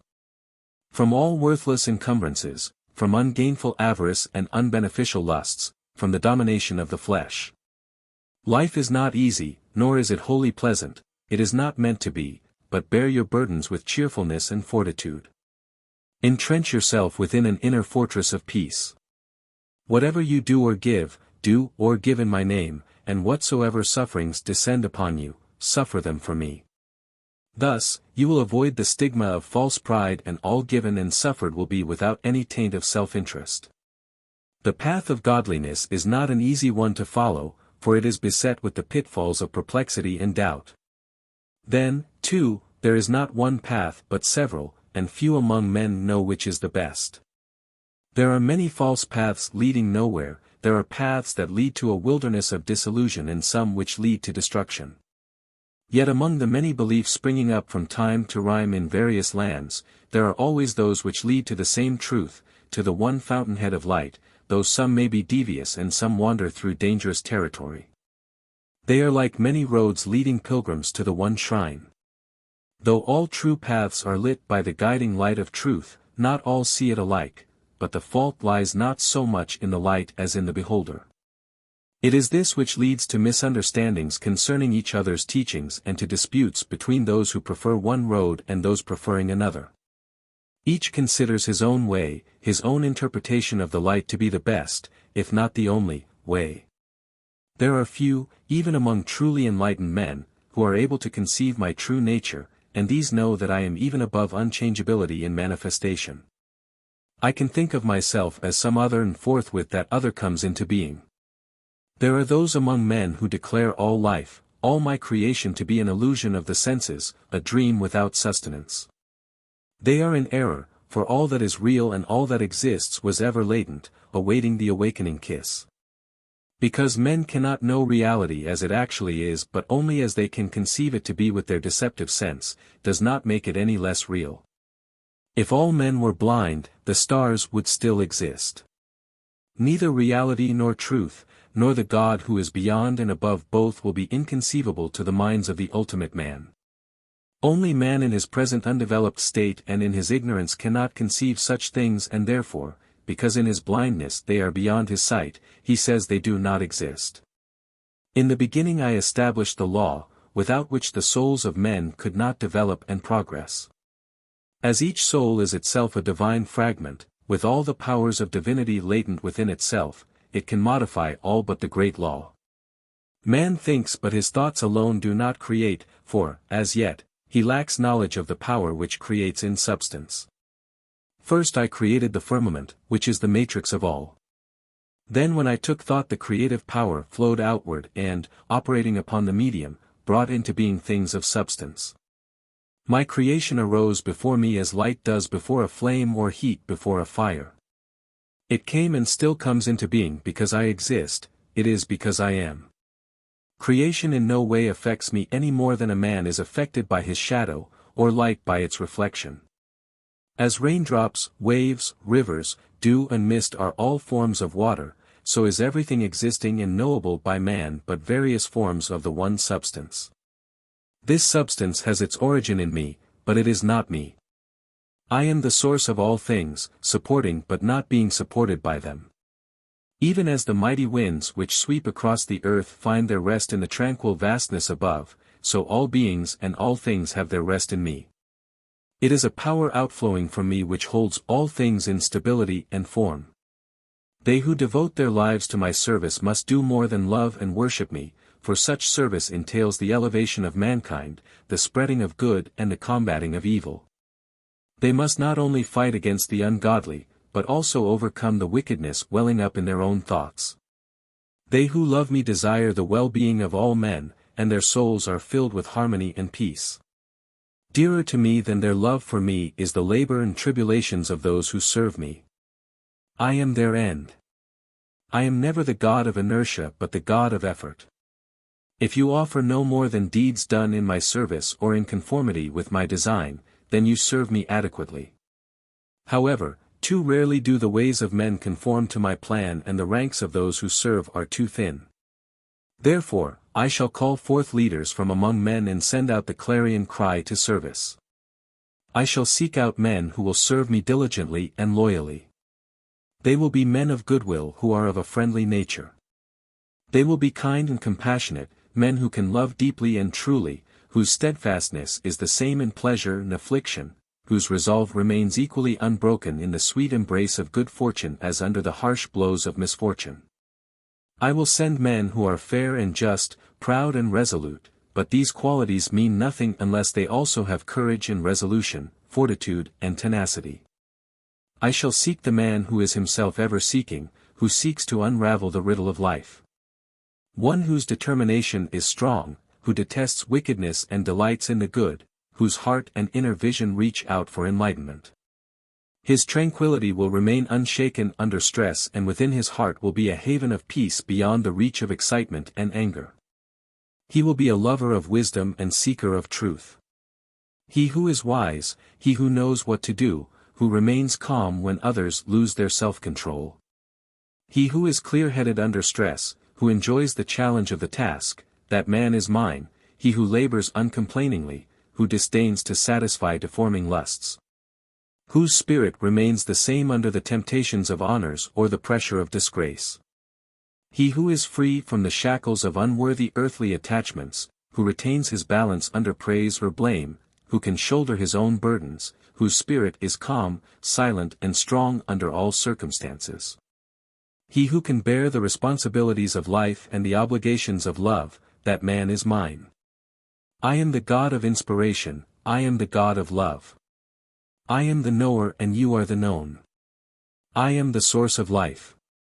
In the vastness of my nature I place the seed of things to be, from which come forth all things that are now or ever will exist. Men must nourish their spirit and sustain it with spiritual fare. They must also learn that the spirit is not something separate from man, or something within him. Man is spirit, man is soul. There is no need to engage in long-winded empty discussions about far-away things lying beyond the reach and understanding of men. To know the reality of the spirit and to establish the existence of the soul, man has only to delve within his nature, to seek within himself. The spiritual part of man is not a mysterious something outside his being, or a thing difficult to understand. To discover it requires no more than the effort of seeking. Men with sincere hearts, seeking a path ask for a starting point. However, for most the key is self-discipline, and this is the reason for many laws and restrictions. But these must never be unnecessarily restrictive, each must have a definite purpose and beneficial end, obscure though these may be. The means for overcoming unwholesome desires and for harmonizing with the divine chord he within the reach of all, but effort must be expended in their cultivation. If the end is great beyond man's conception, it is no less true that the task before man is arduous and difficult in the extreme. To master himself and gain complete self-control is no more than the first step along the path. Though men may despair because I am veiled from them, though they may seek without finding, I am not indifferent to their needs and desires. Doubt and uncertainty are essential earthly conditions serving a definite end. I have not surrounded men with perplexities and obscurities unnecessarily. The climate of unbelief and materialism, strange though it may seem to men, is best for their spiritual health. I know better than men themselves what is best for them, for I alone can see the broad design spread over the ages, I alone see the end and objective. Though unenlightened men expect it, it is not meet for me to interfere unduly in the affairs of earth. All things are mine and under my dominion, but man may deal with them as he will. I do not interfere, but finally man is accountable. Though I have all and nothing can add to my grandeur, with all this I still labor. Therefore, man should never disdain to labor, for this is an attribute of the highest. I do not require of any man that he do something I would not do, or be something I would not be. I am the God of righteousness. If ever I ceased to labor, the universe would be without order, chaos would prevail and precede its destruction. I am the God of many aspects, for men may conceive me in any form they wish, or even as something without form. I am the God of men's hearts. In whichever way and by whatever name men serve me, abiding by my laws and conforming with the great design, is right in my eyes. Any path which will bring man to his goal is the right road. Truly the paths chosen by men are many and varied, some are even devious, but if they be true paths of enlightenment and development, they are acceptable in my sight. However, those who lust for earthly power, offering sacrifice and worship to earthly gods conceived to accord with their desires, are not acceptable to me. It is true that earthly success and power may come to those who strive for them, but do they achieve anything more than fleeting satisfaction? What manner of being would now dominate earth, had all men been without divine enlightenment from the beginning, if earthly ends alone had dominated men's minds? Consider what earthly life would have been like, had it been left to develop predominated by materialism, if it had not been mitigated by injections of the divine. There are four main types of men who are good and serve me well. They are those who suffer courageously the afflictions and sorrows which develop the soul. Those who labor, that earth and man may benefit. Those who seek after truth and those with vision and creativity. Yet how rare are those among these who do not besmirch their record with deeds of evil and thoughts of wickedness. All too many may have, by their carnal desires and acts of wickedness, countered their goodness to the detriment of their immortal souls. If a man follow a false god with goodwill and honesty, serving men well and living in accordance with my laws, I will not repudiate him and he will not be denied enlightenment on the way. There are many roads along which the soul may travel to bring about its development and awakening to self-consciousness, but is it not advantageous to choose the best one? Only the foolish travel blindly, without seeking guidance and directions. Those who have little wisdom or who are easily misled follow roads which go nowhere. They who follow a barren faith reach a barren destination, they find only an empty place devoid of hope, incapable of fulfilling their dreams and aspirations.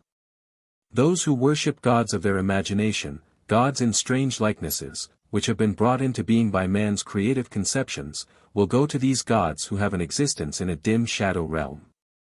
Those who worship lower spirits will go to them and those who worship the demons of darkness will join them, for what a man desires he deserves. There is a link between that which men desire and what becomes established in existence. Provision is made for man to receive the fruits of his own creations. Whatsoever you do, whatsoever you plan or create, whatsoever you suffer, let it be an offering unto me, not for my sake but for yours. I am the God of compassion, the God of understanding. From those who in their devotion offer me but a single leaf, a flower or fruit, or even a little water, this I will gladly accept, thus lightening their loving spirit, for it is offered in sincerity of heart.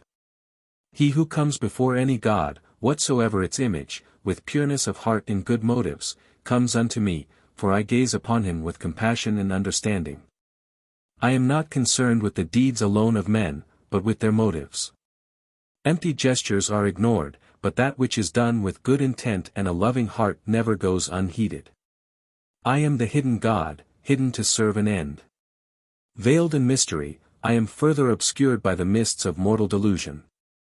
Unable to see me, men declare I do not exist, yet I declare to you that man, with his mortal limitations, sees only a minute part of the whole. Man is the slave of illusion and deception. Though man is born to delusion, for it is a needful state, he is further inflicted by deceptions wrought by men. Though man cannot perceive the greatness above him, because of its greatness, neither can he see the smallness beneath him, because of its smallness. From the greatest came the smallest and from the smallest came creation, and within the smallest is greatness and power. For the smallest is far less than the mote, yet it is the upholder of the universe and it shines like the sun beyond the darkness. It lies out towards the edge of the reach of man's thought. In the beginning all things arose from the invisible, and into the invisible all things will disappear in the end, but the end is not the end of the Spirit. Out beyond this material creation born of the invisible, there is a higher eternal invisible of greater substance. When all material things have passed away, this will remain. Above all is timelessness, which is eternity, and there is my abode, the supreme goal of man, and those who attain it dwell in eternity. I am the eternal God. Few are they who can conceive of me as I really am, the unborn and uncreated, beginningless and without end, Lord of all the spheres. Those few who can conceive me as I am are awakened spirits freed from mortal delusions. As thick clouds of smoke rise up and spread out from a fire burning in damp wood, so did the material universe come forth from me. As a lump of salt dropped into a pool of water dissolves and cannot be removed afterwards, yet from whatever part of the water you draw there is salt, so it is with my pervading spirit. I am the great luminary, the everlasting source of light sparks, which, imprisoned in matter, become the slumbering souls of men. These, unconsciously guided, spread out the five senses under the control of unconscious thought. That which the senses harvest departs with the spirit. It is borne away by the Spirit, even as perfume is carried by the wind. I am the boundless one, the one beyond limitations. I remain free and unencumbered by the effort of creation. I am and I watch life unfold. I set the course which nature follows to bring forth all that lives. The fools on earth, who shut their eyes and complain because they stumble, the ignorant who choose to walk in darkness and the apathetic who choose paths of ease and comfort, have no knowledge of me. Their hopes are sterile. There's the choice of darkness, there's the choice of ignorance, there's the choice of apathetic inertia. Their learning is futile, their thoughts fruitless and their deeds without purpose. Though man is born in ignorance and darkness, he is also heir to the guiding light which dispels them. The light is his for the taking. Then there are the awakened souls among men, their sustenance is my own nature.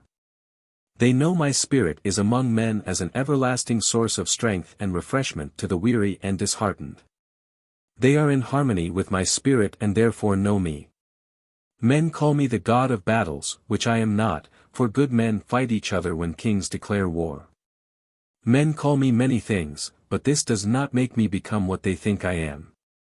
I am the hidden power which ultimately rights all wrongs, which will eventually redress all injustices. I come to all who are worthy, but it is the lonely, the unwanted, the undesirable whom I seek. To me, the dispirited, the perplexed, the sorrowful and humiliated soul is an irresistible magnet. I am the welcoming light at the end of the road, the companion who watches in compassionate silence, the understanding friend, the ever-ready arm. I am he who presides over the haven of peace within your heart.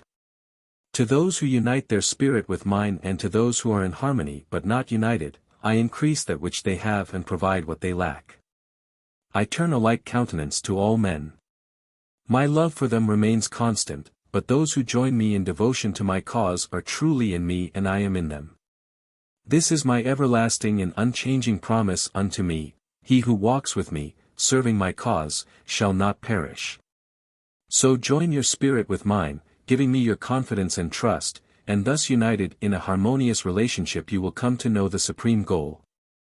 Men say they cannot know me through their senses, and this is true, for I am above and beyond the reach of their finite senses. The senses of man are not meant to be the means for experiencing me, they are for experiencing the material spheres. They are also limiting, shutting out far more man they reveal. Yet men have within them a greater sense which can know me, but it lies dormant in the mass of men. I am the light witty in the heart, the consciousness of all living things. I am the God of consciousness, the listener in the silences. I do not manifest to man through his mortal senses, for these are bounded by earthly limitations. I manifest through the great sense which is of the spirit, the sense of the soul. As pure light hides many colors, so am I hidden in the hearts of men. As sparks fly from a bellows-blown fire, so from the eternal fire the life sparks fly out to glow for an instant in matter and then fall back.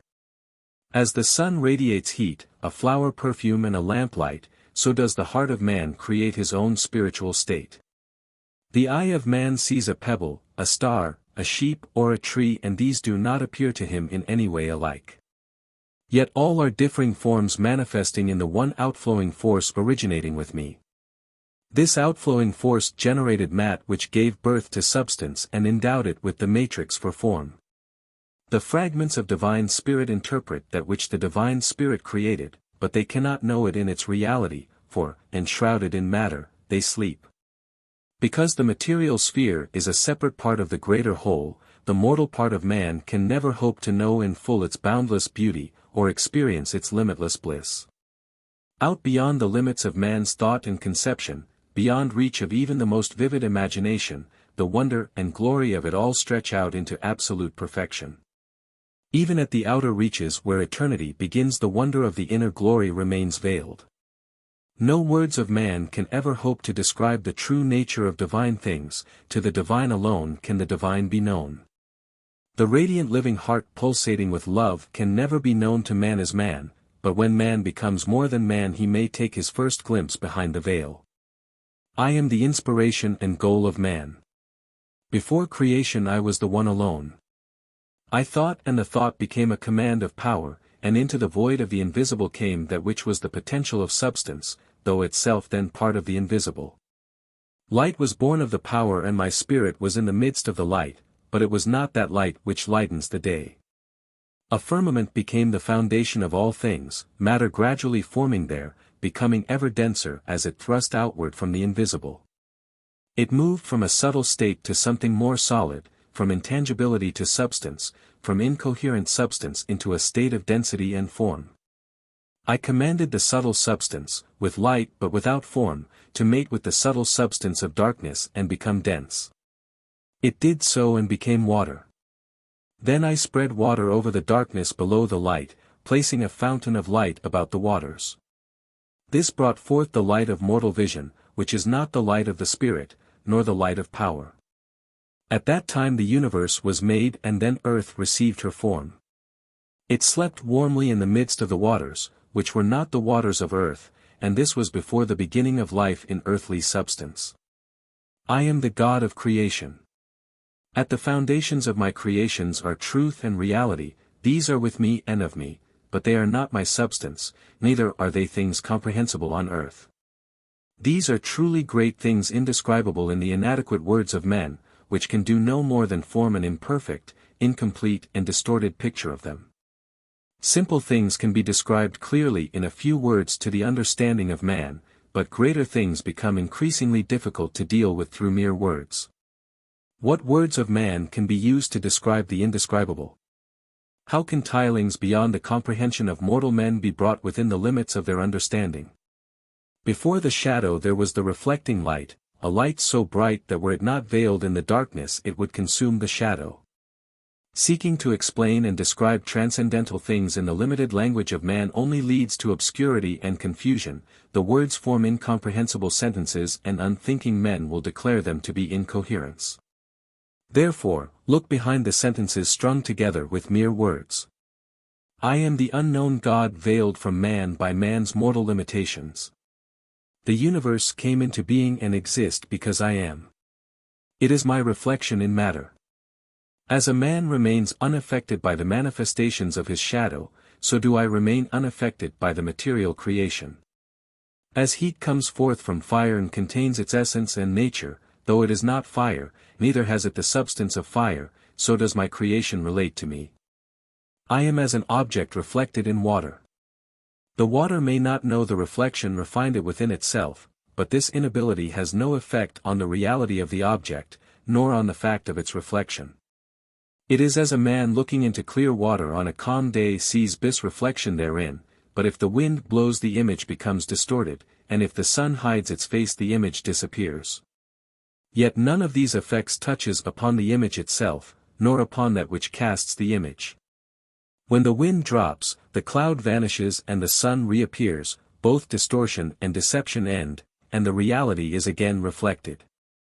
Within my creation is my spirit, which supports it, and this spirit is the bond between my creation and myself. No man acknowledges the air because it is still, but when this same air becomes a whirlwind men give it their whole attention. With me all is real, while with man all is illusion, but man may abandon his illusions in seeking me, and he will thereby discover reality. I am the reedy behind the reflection, I am the uncaused cause. Those who turn away from the glorious jewel within to seek an outside God, a separate, unresponsive being, are looking for a mere trinket, while disregarding the priceless treasure already in their keeping. Men of light worship the vision of light, men of darkness and ignorance worship ghosts and dark spirits, demons of the night. There are men who, moved by dark beliefs or their carnal lusts and perverted passions, perform awful austerities and self-mutilations never ordained by me. They delight in tormenting the life and spirit within their bodies. They are truly deluded victims of the darkest form of ignorance. Yet some derive pleasure from their pains and torments, and so continue them, but these may be truly described as mutilated souls. Some men follow gods who punish wickedness and reward good, and therefore tend towards goodness, but is it not folly to follow non-existent gods? All men choose their own spiritual destiny, whether it be done knowingly or not, for under the law their future state must rest in their own hands. I am the God who ordained the law, and nothing man can do will change it. My love alone mitigates the consequences of man's unredeemed wickedness. I am the changeless one. Could a God of love become a God of vengeance? Revenge is something alien to me. Therefore, is it reasonable that men should believe I could be one thing today and then because they fall into error become something else tomorrow? My nature is not as that of man. I am as I am. I am not influenced by the mere formal actions of men, or by empty sacrifice. Lighted lamps and candles, days of fasting and self-mortification by man cannot sway me in his favor. I am not to be bribed, for I am God. He who handles fire carelessly and gets burnt cannot blame the fire, neither can he who goes into swift waters and drowns blame the waters. There are laws, the violation of which brings retribution in its train. They who by their own deeds bring pain and suffering upon themselves cannot blame me for what ensues. These are the effects of the lesser laws which are easily understood, but above these is the great law which is not so incomprehensible.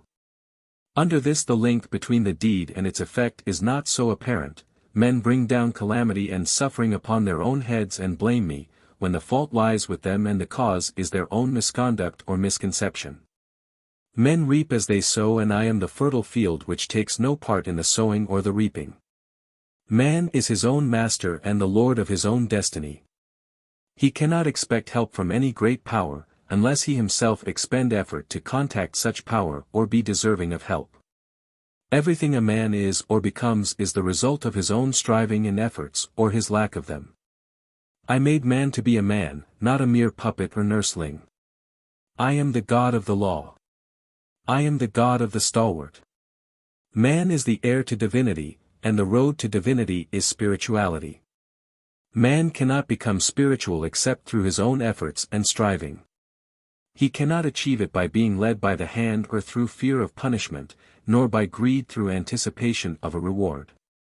He who enters into his heritage of divinity will be no weakling, he will have trodden a hard and stony path. Man has two ways of knowing me. He can know me through his own spiritual awakening or through the continued revelation of moral law and divine purpose by my inspired servants.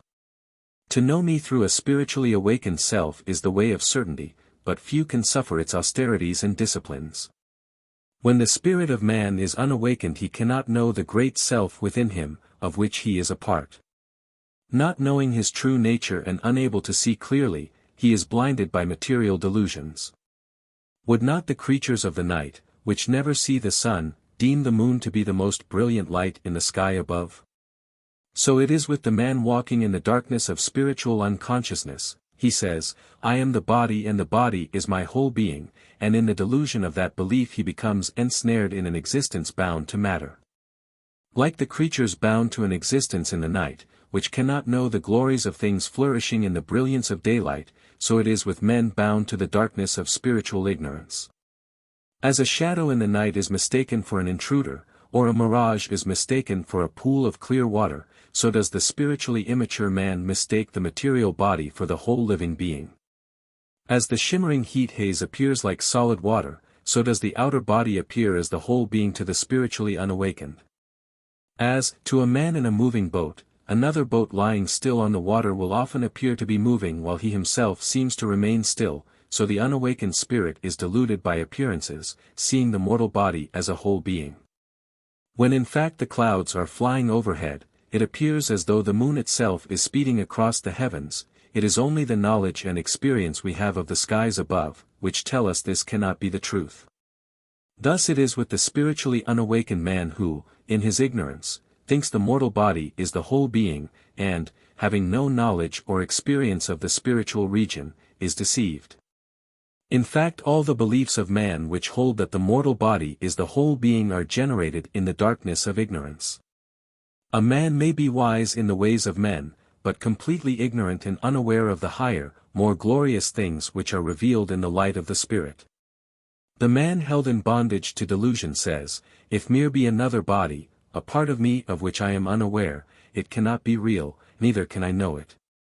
My eyes are infallible guides, seeing things just as they are, and any feelings I may experience have their origin within my mortal being.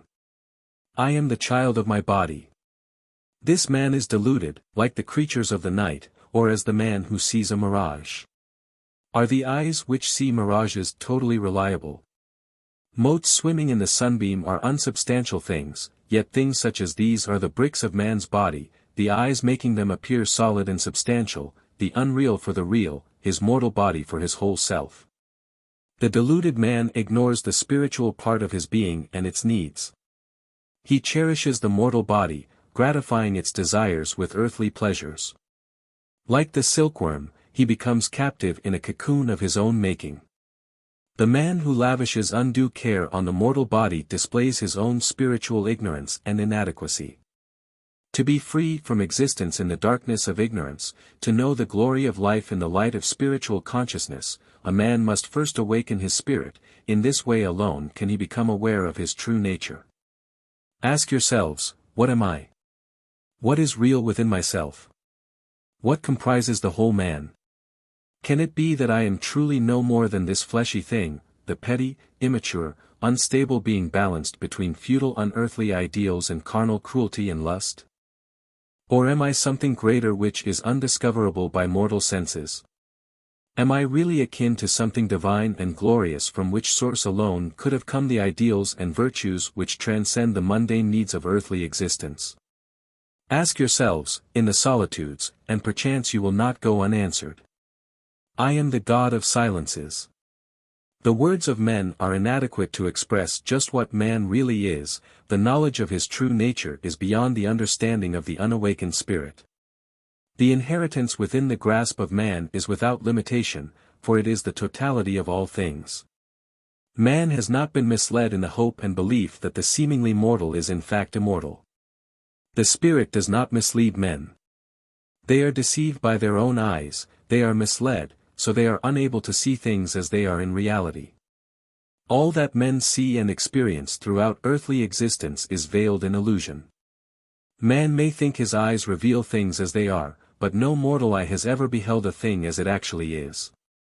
It appears to man through the colored distorting glass of his own mortality.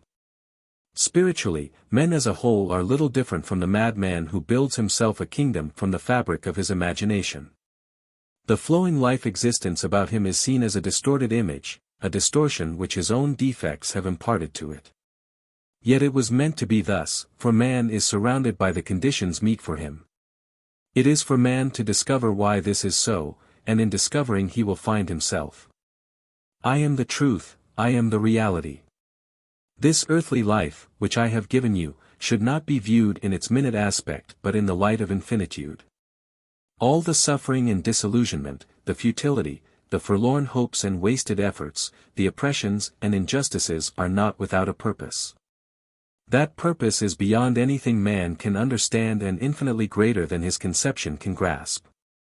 The truly awakened man, alone among men, can have any insight into life's end and goal. These are divine things, yet they can be set down only in the mere words of men and will thus be reduced to things of mortal frailty. Mere words will be read and the pattern formed by them will be far short of truth and reality.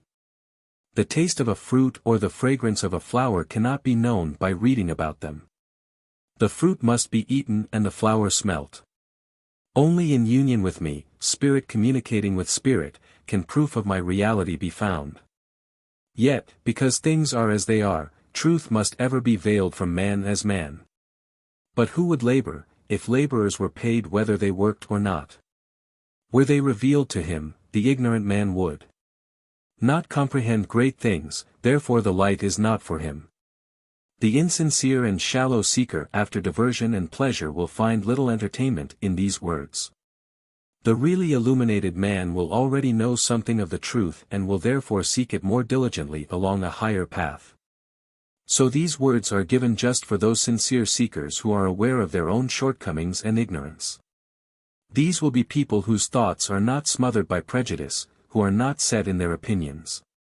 For who among men is the most confirmed in his opinions? Who states things in the most assertive manner and talks with the loudest voice? Is it not the most ignorant? I will not let the sincere seeker go unguided. I am the light on the path.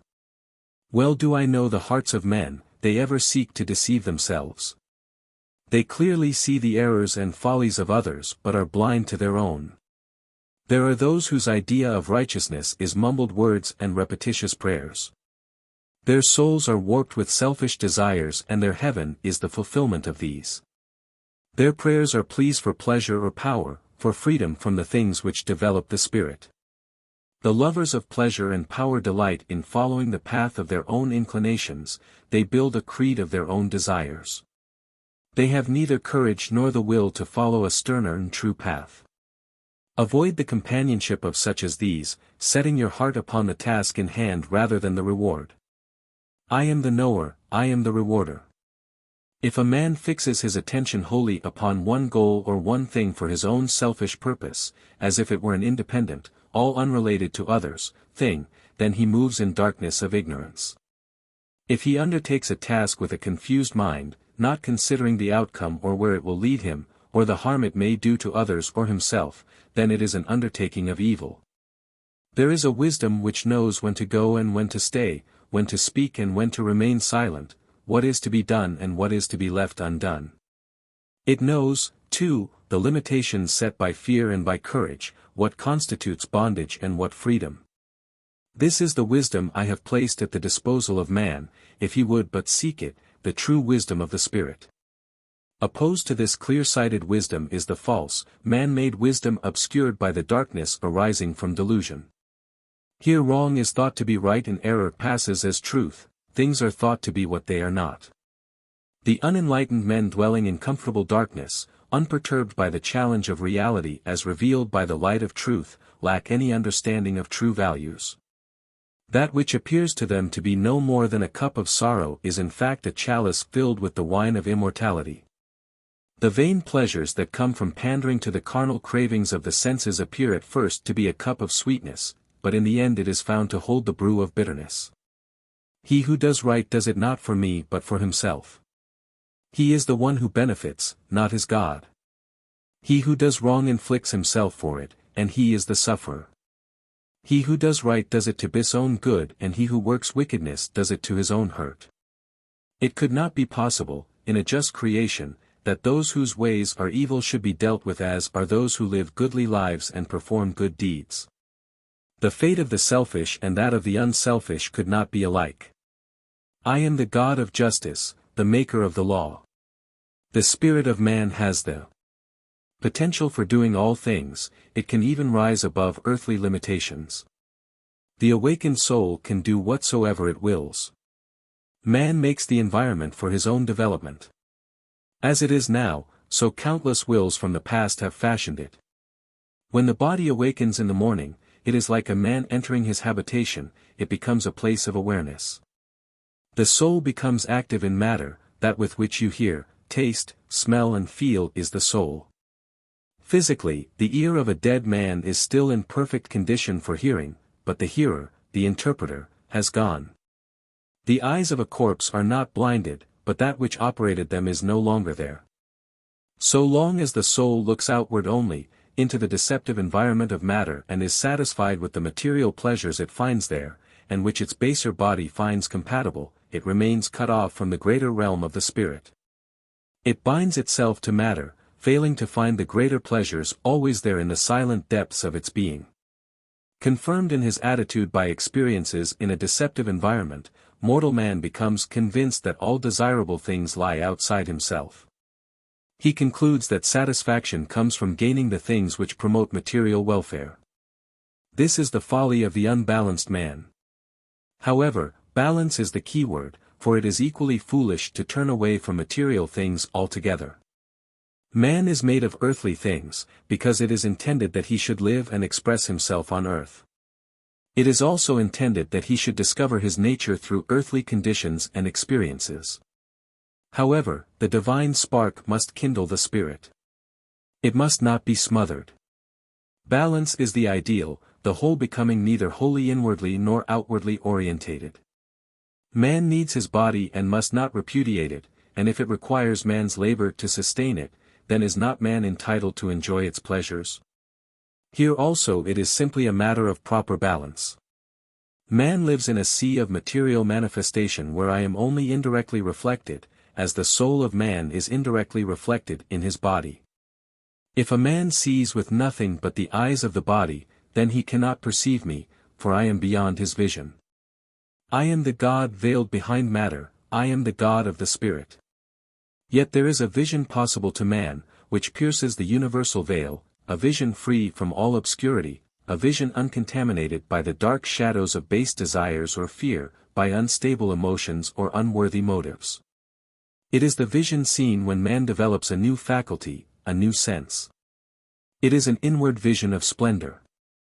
A wave of spiritual light will engulf him, a mysterious power indescribable in mere words sweeps like a shooting star over the expanse of his spirit, giving a sudden illuminating flash which floods his whole inner being, his soul, with a glorious light.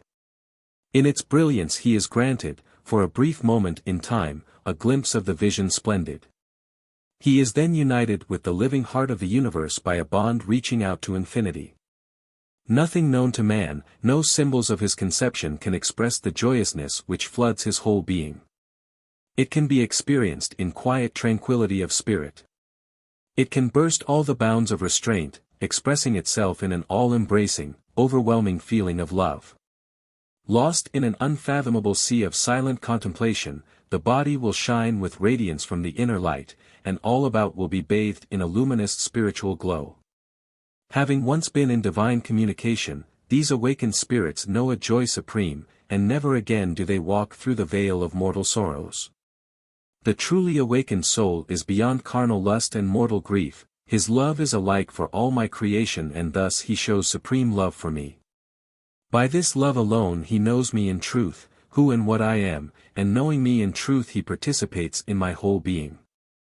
Those who seek union with me must first prepare a dwelling place for me in their hearts.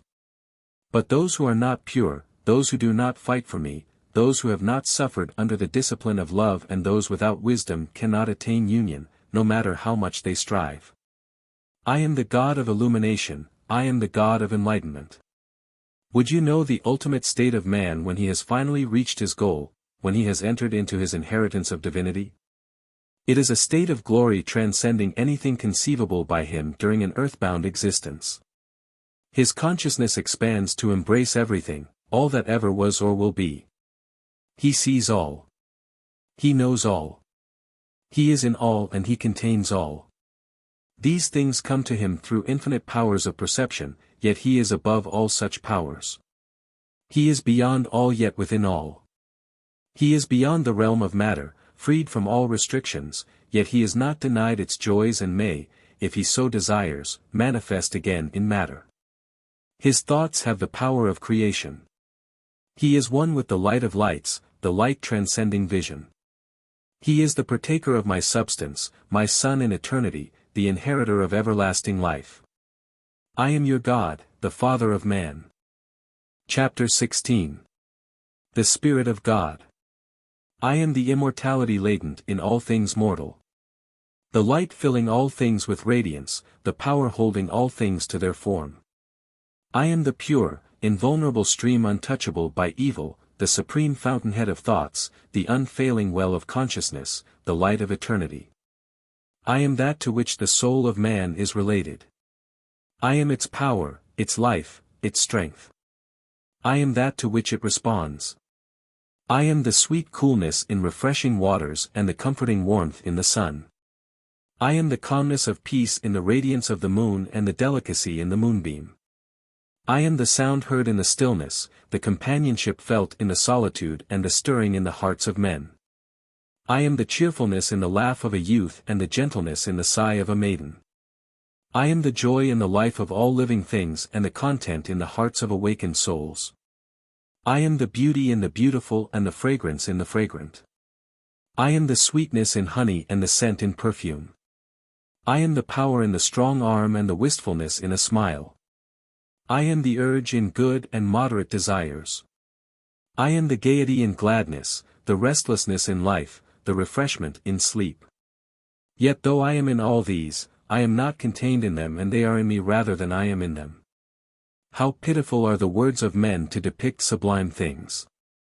With the souls of men asleep, enwrapped in clouds of delusion, how can I be known to them? I am of the Supreme, the Eternal, of God and from God, yet not God. As heat to fire, as fragrance to flowers, as light to a lamp, so am I to God. I am the power of God operating in matter. I am the first created of creation, I am the eternal thread upon which all creation is strung. I am the effective thought of God. I am that brought forth by his creating command, wherein all things share life. I am the Lord of forms holding all things together. I am the power giving form, I am the comforting companion of the way. I am that which gives substance to the hopes and desires of men. Think of me therefore in any way you will. I am the companionable one, the comforter. I am the waters of inspiration springing from the eternal fount.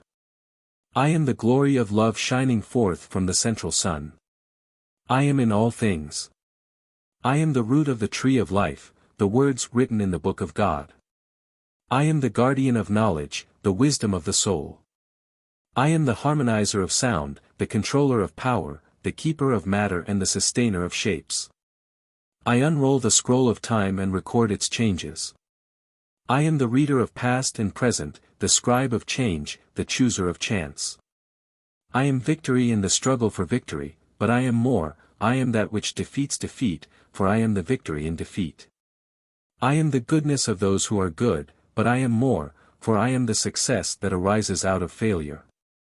I am the achievement remaining when all else has gone. I am the sublime veiling secret mysteries. I am the guardian who jealously discloses hidden things. I am the knowledge of the knower. I am the seed within the seed from which all things spring. I am the bricks of which all things are built. I am more, I am the clay and water within the bricks. I am the motion in all things that move, without me there is no movement. I am the stability in all things stable, without me no thing holds to its shape. I am the craftsman with innumerable shapes, the artist with countless colors. My labors are outside the knowledge of men, my works beyond their sight. My masterpieces will never be seen by mortal eyes.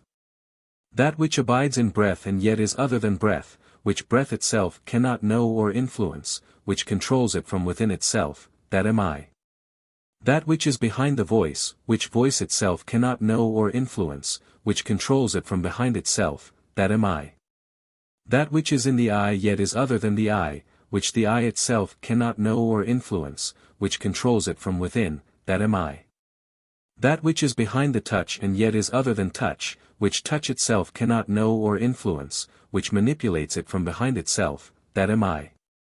Yet this you must know, I am not you, nor are you me, though I abide in you as you abide in me. Let wisdom disentangle these feeble words set down through the hands of mortal men. The glory that shines from the Lord of the day, the gentle gleam radiating from the mistress of the night, the comforting glow from the hearth fire, all these are of my substance. I penetrate earth with love. I raise up the seed. I am the breath within the breath of all living things. 1 a.m. the sweet scent of flowers and the bitter tang of vinegar. I am the differentiating essence in all things. Chapter 17. The Song of the Soul. I am the sleeper awakened from slumber. I am the seed of life eternal. I am the everlasting hope of man. I am a shoot of the Spirit divine. I am the soul. I have been since the beginning of time and shall be forever. I am the design interwoven in the warp and weft of creation. I am the indestructible essence of life. I am the treasure chest of man's hopes and aspirations, the storehouse of lost loves and fulfilled dreams. Before time I was an unconscious spirit potential united with the Supreme All. Ever since time began I was in the slumbering sea of spirit, waiting to be drawn forth into separate mortal incarnation. Now, though the mortal body enwrapping me fall apart and decay, I remain everlasting and immortal. Through all the ebb and flow of life, whatever destiny decrees, I remain the everlasting jewel of ages, invisible to mortal eyes and untouchable by mortal hands. I am the eternal bride of mortal men, ever awaiting the awakening kiss.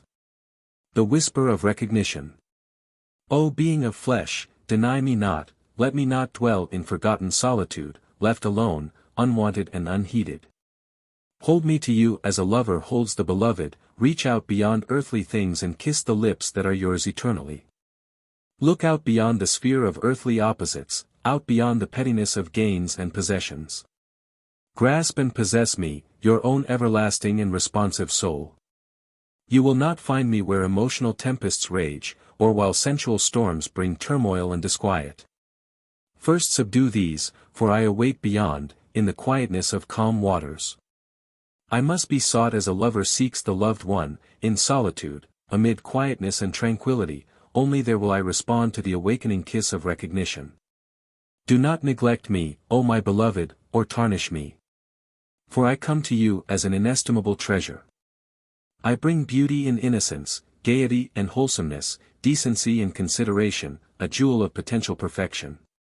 Do not drag me down with you into the demon-haunted regions of darkness and terror. I am yours, closer to you than any loved one of earth. If you spurn me, I go down to a terrible doom in darkness, there to be purged and purified from the corruption of your touch. The best I can then hope for is to be bestowed upon another. I am the sublime vehicle awaiting the command to bear your true self to its destiny of glory. Could anyone be so foolhardy as not to cherish me? Without moving I am swifter than thought, on celestial wings I far outstrip the range of mortal senses. I drink at the fountain of life and feed on the fruits of eternal energy. What are you, my beloved, but a passing thing fashioned of clay? A handful of dust given life by a spark from the everlasting flame. I, myself, am no more than potential. Yet together we are so great that earth of itself alone cannot contain us, we transcend it to reach out into the spheres of divinity. Take me, awaken me, acknowledge me, cherish me, and I will carry you to realms of glory unimaginable on earth. I am the imprisoned captive longing for return to the freedom of the infinite. Yet, because of my mortal love I feel heart pangs of sorrow for things that pass away.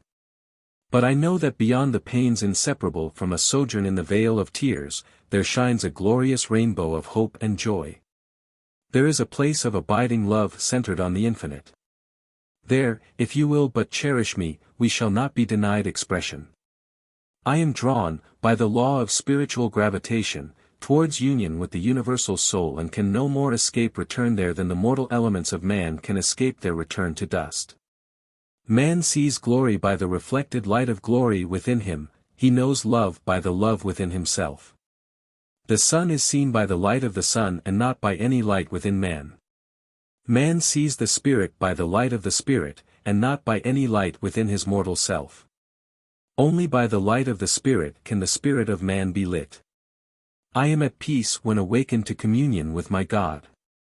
I am joyful when enthroned in consciousness and when endowed with wisdom and vision transcending that of earth. I delight in communion with the great sphere with which I am akin. I rejoice in union with the divine spirit from whence I came. I am your own true self which should be forever cherished. By listening to my whispers, by letting your thoughts dwell on me and by knowing me, the whole glory of the greater spheres is opened unto you. I am that which reads what the eye sees, understands what the ear hears, knows what the hand feels, tastes whatever enters the mouth and smells whatever is borne on the nose. I am the indwelling consciousness which knows and enjoys all the good things of earth. Those who dwell in the darkness of delusion cannot know me, and to them is lost the greatest glory of life.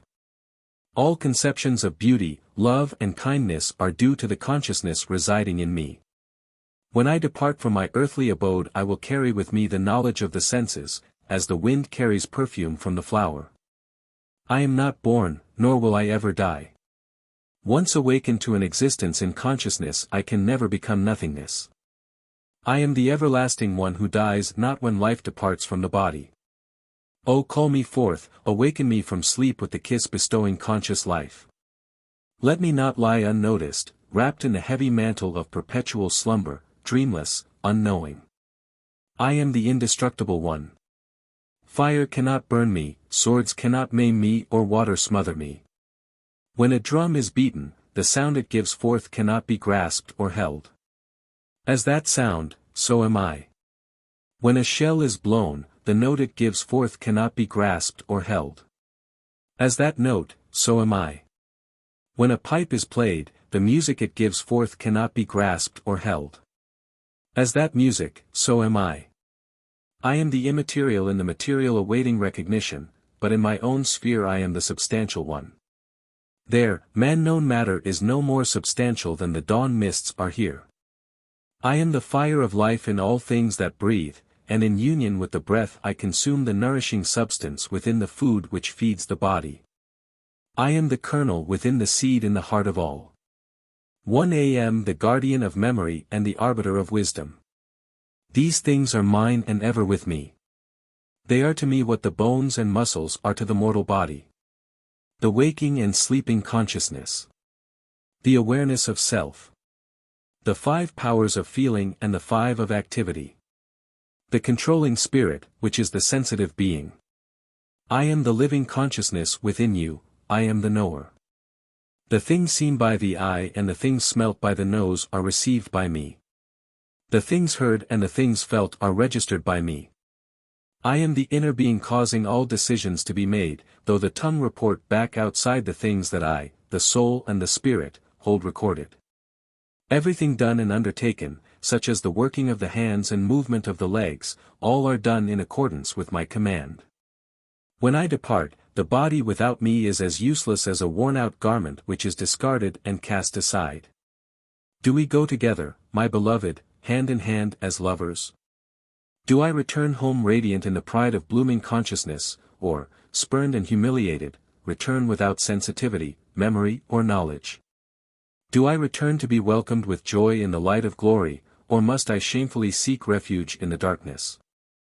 I am yours, my beloved, do with me as you will. I am yours everlastingly. The Book of Scrolls.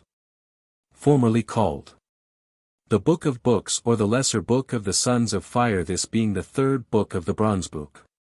Compiled from remaining portions of a much damaged part of the Bronzebook and rewritten in our tongue and retold to our understanding according to present usage. Chapter 1. The Sacred Registers, Part 1. Herein are recorded sacred things which should never be written, but the memory of man is like a storehouse made of straw, or like a store pit dug in sand.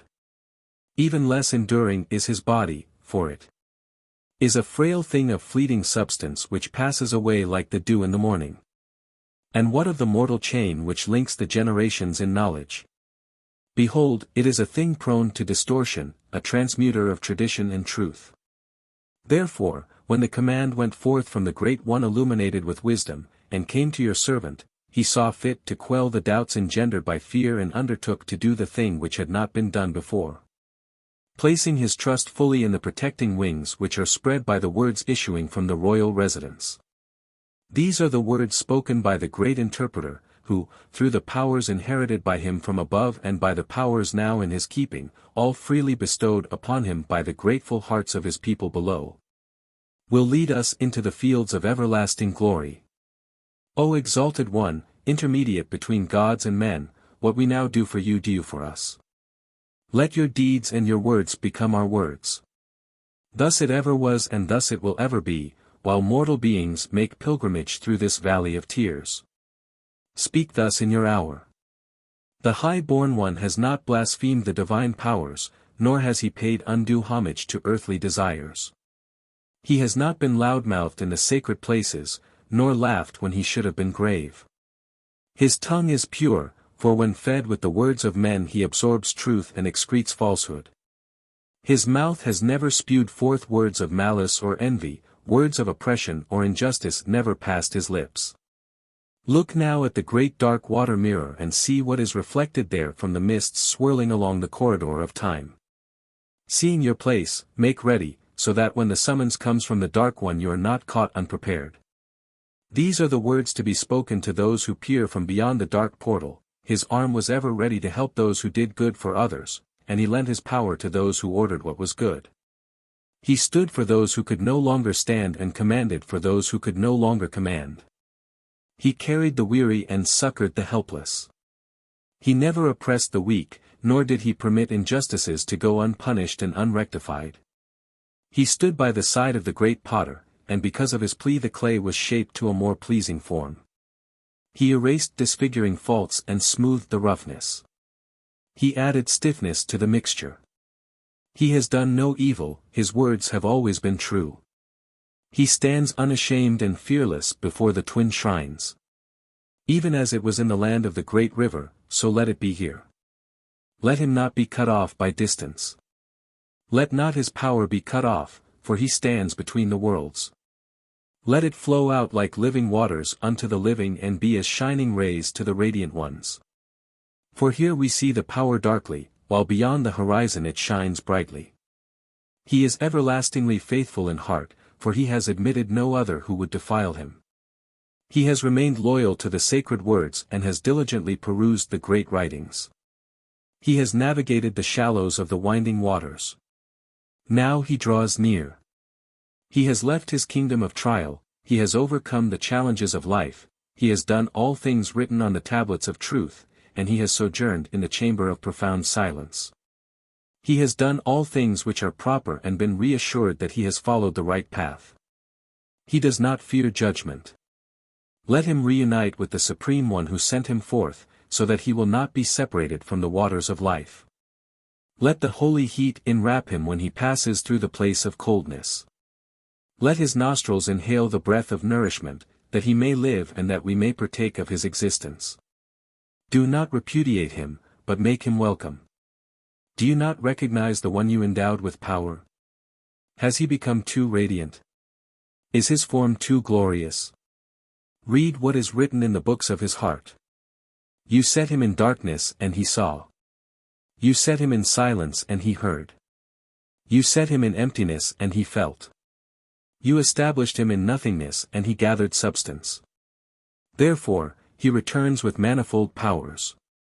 He is well fitted to be presented to those who stand before the Supreme One. When the bright sun shines with splendor in the day skies above, the gentle morning star hides her face in modesty and becomes unseen. All the great company of the radiant nightlights withdraw before the majesty of the greater light. Yet when darkness eats the shining disk we know again the comforting presence of the eternal stars, so let it be with your servant. The dark ones who dwell in their compatible gloom cannot claim him as one of their own, he cannot be numbered among their dreadful company. His heart is pure, his deeds were good, no creature spawned in murkiness has gained control of his thoughts. His desires have not been generated by denizens of the darkness. He who was afflicted here is not afflicted forever, he is made whole, he is freed from pain, his sickness has departed. He rejoices in the light, therefore let him be drawn towards the greater light where you are. Let him not see the place of darkness, let him not behold the hideous ones fashioned by wickedness, the dwellers in the dark recesses, who shrink before the light, or the twisted ones molded by lewd desires. He brings with him a lamp lit from the flame of truth, he bears the rod of righteousness which rewards those who have overcome tribulations. Oh, let him pass to the right side of the dividing flame. He has left us, he is coming to you, he approaches, he throws off the earthly wrappings, he stands free, he stands glorious. Does he not glow with splendor? Behold him, your worthy companion in brightness. Is he not wholly compatible with those of your company? See, he is a shining one, a hero of the horizon. Is he not one destined to abide everlastingly? Take him, lead him to the realm of glory, show him his place in the spheres of splendor. The eyes that were deceived on earth now see clearly, oh what splendors are revealed. The music unheard by earthly ears now sounds sweet melodious music. Oh what joyous rapture it brings. The nostrils inhale perfumes too delicate for the earthly nose, oh how the heart sings. All drabness, all dullness and all sordidness, which are of the earth, are left behind. Turn him from the place where these can regather about him. The unmoving, empty body remains here before our eyes, it is nothing, it sees not, it hears not, it speaks not, it smells not, its breath is stilled, it begins to fall apart. There is no life and the overseer has departed. Nothing remains here with us but this unresponsive thing. The greatness, the feeling, the sensitivity have departed from the body and are now beyond our ken. These are with the real surviving being. Oh, receive him into the life of splendor. We, who are here, stand blinded behind the veil of flesh, we cannot see beyond ourselves, we hope, we believe and we trust. Thus it has ever been with men, for they pass their lives behind a wall of limitations, there is a barrier shutting them in. They are imprisoned within a mortal body. Oh, grant us fulfillment, grant us that which is the ultimate desire and aspiration of men. We speak for this man. He is one who came with us from afar. He is one who has traveled a long weary road. No taint of meanness stained the purity of his spirit, no corruption of deceit discolored the garments of his soul self. He has gone over shining in radiant splendor, so even the doomed in their darkness can hope when they sight his distant glow. May it shed some small warmth into their grim coldness. O great welcomer, who greets the newcomers, help our departed one. He served well in this place of trial and tribulation, let him not go unrewarded. He is the Son of Hope. Like us, like those who went before, he hoped as men have always hoped, for this is not a place of certainties. If it were, our heritage of glory would be badly earned. He lives because it is ordained that he live. He lives, for all men live everlastingly. They die not, they perish not, they endure through ages. His kohar awaits him and needs hide no awful aspect in shame. Let his face shine in greeting, welcome home the wanderer. This tomb structure is not a place of finality. The grave is not the goal of earthly life, any more than the soil is the goal of the seed. Does seed die within the ground? Is it planted intending that it be mingled with the soil and lost? O great welcomer, let your face shine with gladness when you greet the homecoming wanderer. Lead him to the kohar which is his inheritance, that he may enter into it and enjoy its embrace. Let him find completion and fulfillment by absorption into his kohar. Our departed one was the whole part which came forth from the whole, and he returns to the whole. Nothing is lost, nothing is gone. He lives over there, lives more fully than he ever lived. He lives in splendor, he lives in beauty, he lives in knowledge and in the waters of life. He is everlasting. O departed one risen to glory, you are now a released spirit united with your spirit whole, the companionable kohar, the everlasting one. Arise alive in the land beyond the horizon and journey to the land of dawning. The stars accompanying you will sing for joy, while the heavenly signs voice hymns of praise and gladness. You are not far removed from us, it is as if we were in one room divided by a curtain, therefore we are not sorrowful.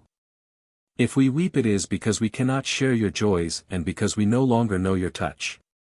O everlasting kohar, take this man of goodness into your eternal embrace, let your life become his life and your breath his breath. He is your own, he is the drop returning to the filled pitcher, the leaf returning to the tree, you are the repository of his incarnations. As you grew there, so he grew here, you are everlastingly whole and he lives in you. If he is not even as you in face, let him enter, hide his faults, for they are not many. For this you were fashioned, for this you came into being, you are the overbody awaiting the returning spirit, and the spirit now comes.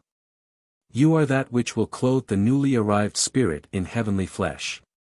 You are that in which our departed one will express himself. O Kohar, hear us.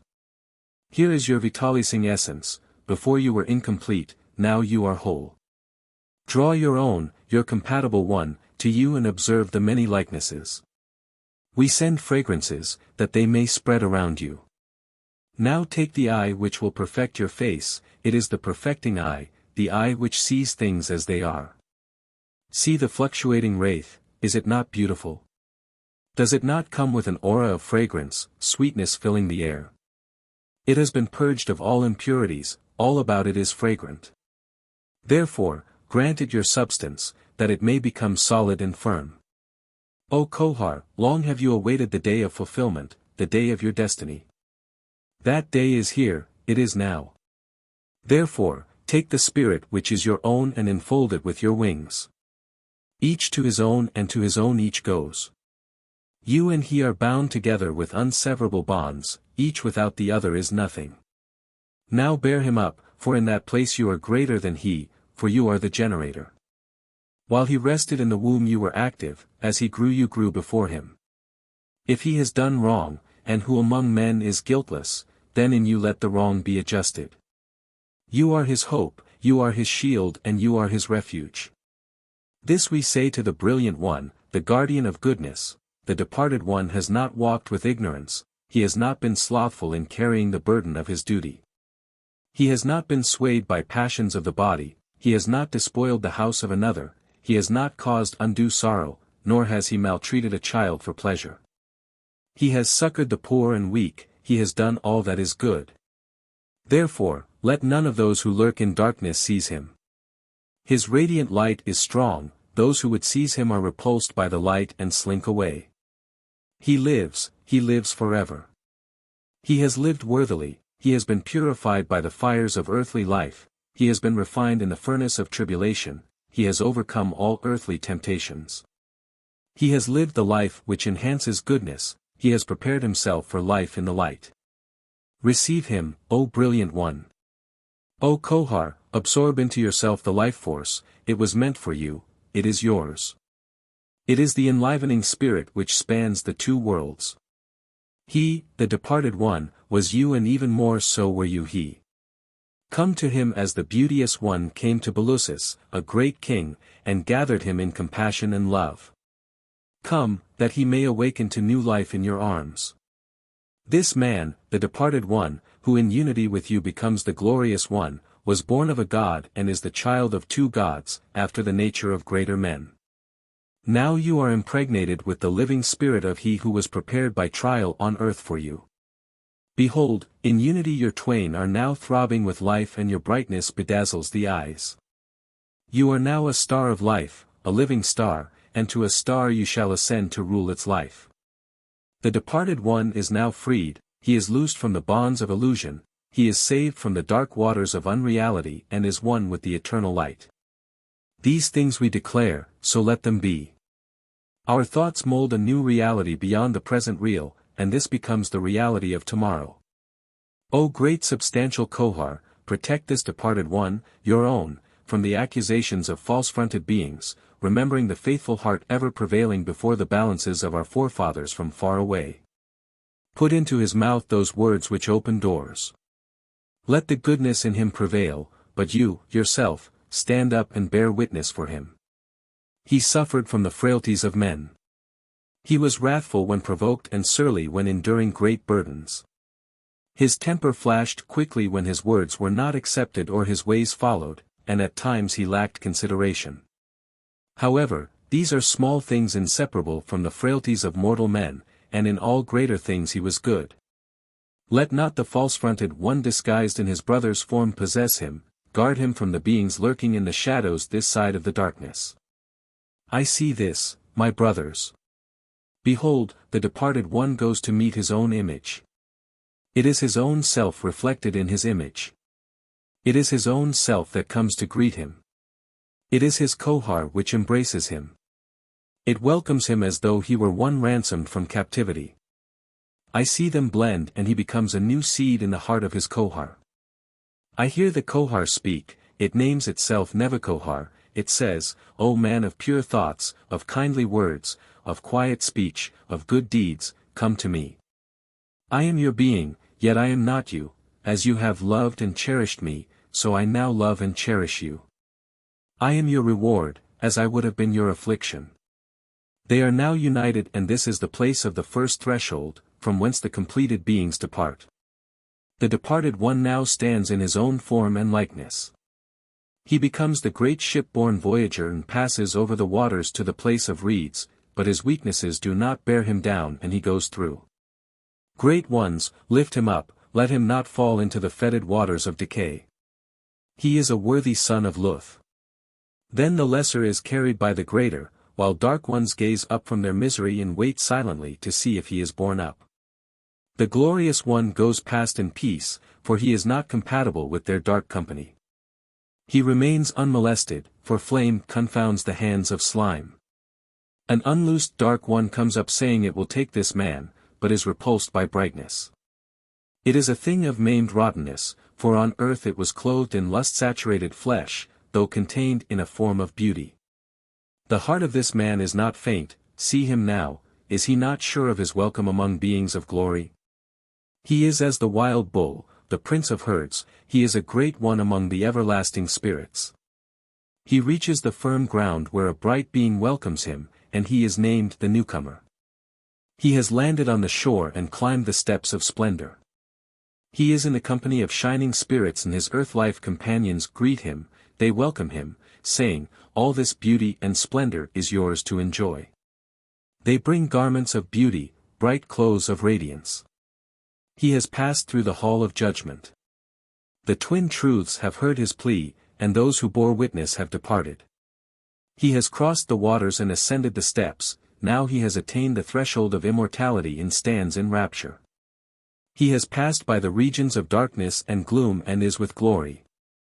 He comes to everlasting high in a true form of splendor, to dwell evermore as a living spirit within his kohar. How wonderful it is to be united and one with the kohar. The newcomer looks back across the waters to the place of decision, then he turns and ascends the steps to the threshold of immortality.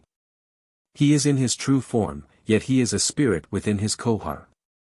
He speaks, but it is not the speech of men and all understand him. His hearing is all-embracing. He sees both the powers of light and the powers of darkness, but the powers of darkness no longer affect him. The newcomer has reached his compatible abode. He has fought the battle which is mortal life and risen supreme to victory. He has not been vanquished by the raging ones which are the bodily passions. At each step forward he has left a lifeless form, at each step he has fought a shadow, at each step he has won the clash of arms. The newcomer has sought out and discovered the one hidden behind the two, and the three which stand before them. He knows the secrets of the nine which veil the others from the eyes of men. He has unraveled the skein of life's mysteries, even as those enlightened ones yet living on earth must do. There is no suffering or pain in the newcomer, he cannot feel hurt, neither can he be sorrowful. If a companion of his earth journey be numbered among the dark ones, then his heart is soothed with forgetfulness.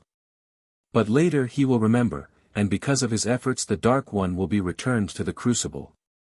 Chapter 2. The Sacred Registers, Part 2. The writings of Garmi were brought by the hands of Nedaeth the Enlightener, of the twin cities whence come the sons of fire, when he fled the wrath of kings. He spread out before the learned ones beauteous things of many colors and spoke to them after this fashion, and I, Lavos, recorded it in the tongue of the sons of fire. Behold this, it is the land of the dawning. It stands between the land of light ever splendid and the land of darkness ever gloomy. They are the lands beyond the veil, before the veil is the land of the living. The aspiring one has embarked on the waters of illusion, his craft is afloat but it has not yet reached the shores where the promise of new life is fulfilled. Now he is guided by two beings, one a lovely maiden and the other an ill-visaged man. These two strive one with the other, each grasping one side of the craft, now it overturns. The maiden seeks to drag the aspiring one down, while the ill-favored man seeks to keep him afloat. But the aspiring one struggles against him. They come to the sands of the shining shore where the light of truth turns the maiden into a vile-faced hag and the man into a handsome youth. The aspiring one lies on the sands of Shodu as one dead, for he had fought against the man who sought to save him. The beauteous one comes attended by handmaidens, and with them are the companions of the aspiring one's earthly life. There, too, is his soul self, awaiting his embrace. The aspiring one lies as dead, for he did not know his Savior. They who stand about, who are the welcomers, wait in uncertainty. The beauteous one bends over the prostrate man and says, "Revive, this is not a place where death rules." He moves and she says, "Raise yourself and cast away the residue of your mortality." The aspiring one opens his eyes, he sits up, he shields his eyes before the vision of beauty, he is blinded by it and she gives him his heart. The handmaidens weep and their tears are the blood of the aspiring one's life. The beauteous one says, "I have come that you who were dead might live, that you who were blinded might see, that you who were deceived might know truth." The soul self says, "I have come to embrace you, I have come to protect you, I have come to shield you, I am your refuge." That which is the Kohar says, "I have come to brighten up your face, I am you as you are me. I have waited for you, I have wept for you and rejoiced when you rejoiced. I have never forgotten you while we have been apart. I have heard every word spoken and these are recorded for you. I have recorded every sight. I have recorded every sound. I have recorded every smell and every taste. Every memory is secure for you. Here I give you form and substantiality. This is the herald, he stands between this man and his Kohar, and they, together with the adjuster and the welcomers, go to the hall of judgment and stand before the Lord of life, the Master of destinies. Now come the lords of eternity who are the lesser gods, and they enter the gates of splendor. The balancer comes from his secret place. The greeter to darkness stands at his door and the greeter to splendor stands at his door, they face each other. The welcomers, compatible companions of this man's earthly life, stand about, they are there, in the hall of judgment. The balancer causes two fluid-like, fluctuating columns which stand on either side of the Kohar and one takes the form of the aspiring one, but it is horribly malformed because it mirrors all his wickednesses and weaknesses. The other shines brightly, for it mirrors all his goodness and spiritual qualities. Then the two columns merge back into the Kohar and the adjuster adjusts with justice and mercy. Then the aspiring one stands forth in his Kohar and in his true likeness, Wiccan is a blending together of all his incarnational likenesses. The aspiring one is drawn towards the right-hand door, he passes through and sets foot on the rainbow road. He is accompanied by the welcomers, the companions of his earthly life who are now revealed to him in their true likeness. They sing, they dance, they rejoice, and there is much gladness in the reunion. The word of truth is established, it is fulfilled. The ancient promises are fulfilled. He who departs shall return, he who sleeps shall awaken, he who dies shall live. The aspiring one has passed into the regions of glory. Now, behold the body vacated by the vehicle of life. It slumbers in its death wrappings, for the enlivening spirit has flown. The earthly body alone stays and cannot hold itself together. It prepares to fall apart and decay. The companions of the dead take it into their company, it will be made incorruptible and become a communicating door. It is given the things which rightly belong to the dead. Those who remain on earth fear the life shadow of the one who has gone on before them. The body is bandaged in its death wrappings. It is purified, it is made clean, it is provided with the necessities. Thus, the life shadow shall dwell at peace within the empty body, it believes it to be its abode. It shall not wander. O shadow, do not wander, remain within the tomb, seize any who come to steal, seize any who would break the body, seize any who would open that which is closed. Seize and haunt, seize and haunt. The companions of the dead speak thus, the life shadow of this man who was is never restless, it never wanders, it is ever protecting, it is ever watchful. It remains, for it is bound to the empty corpse by the restraining throngs. They say, the spirit of this man has awakened in the land of immortality, it rejoices in the land beyond the horizon. He is a hero of the horizon. Offend him not by thinking that he is dead, he cannot die, for he is with the ever-living. He has not gone away to die, he has departed to live elsewhere. Let the moisture of his body return to the waters of the earth from whence it came. Let the things of hardness in his body return to the dust from whence they came. Let his bones rejoin the stones which once they were. Weep not, for your tears and lamentations restrain his eager spirit. Sing the death dirge, that its echoes may sound the tocsin in the region of light, and the splendid ones and the welcomers come to the place of appointment. It is unfitting to force gladness on a sorrowful heart, but be sad only for a temporary parting. Let not the earthly body of this man who was, become destitute, surround it with care and affection, so that it may transmit the substance of life. Sustain it, so the life shadow remain within. What see you now? Gaze upon it, the frail mortal remains enwrapped and silent, unresponsive. Ponder, this you see with the eyes of the body, which cannot perceive things of the spirit. Were the eyes of your spirit opened but a brief moment, you would perceive something entirely different, and then you would know that his shining, immortal spirit walks in the company of those risen to glory. It is the time for parting, the time for farewell, for the closing of the door. O departed one risen to glory, who has left us to sorrow. As we have helped you and surrounded you with the protection of our love and our offerings, so now help us in the days of life left to us on earth. Chapter 3. The Sacred Registers, Part 3. Behold, one comes wearing white sandals and clad in fine linen. Arise, stand up to greet him. He bears the staff of righteousness. He brings a pearl of priceless value, take it and become perfect. Others come, fair women and young children. His father's heir has come, and the four great ones who bear sweet waters, who spread the feast and rejoice under the strong arm of their protector. He who has gone is not forgotten, but this is the day of the living. He who has inherited ceases from weeping and begins to smile, the protecting one comes in peace. The heart in the sky is no longer small, it expands, it grows large. Thus it is also with the heart of he who lives, his days of lamentations are over and his heart swells and grows large. The good son never ceases from faithful service on behalf of the absent one who has escaped from the confinement of the body. The dutiful son now calls upon the absent one for protection from wandering shadows and from the molestations of life shadows. O bountiful, ever considerate one, hear the words of your faithful and dutiful son, as they ascend with the blue, penetrating smoke of fragrant incense.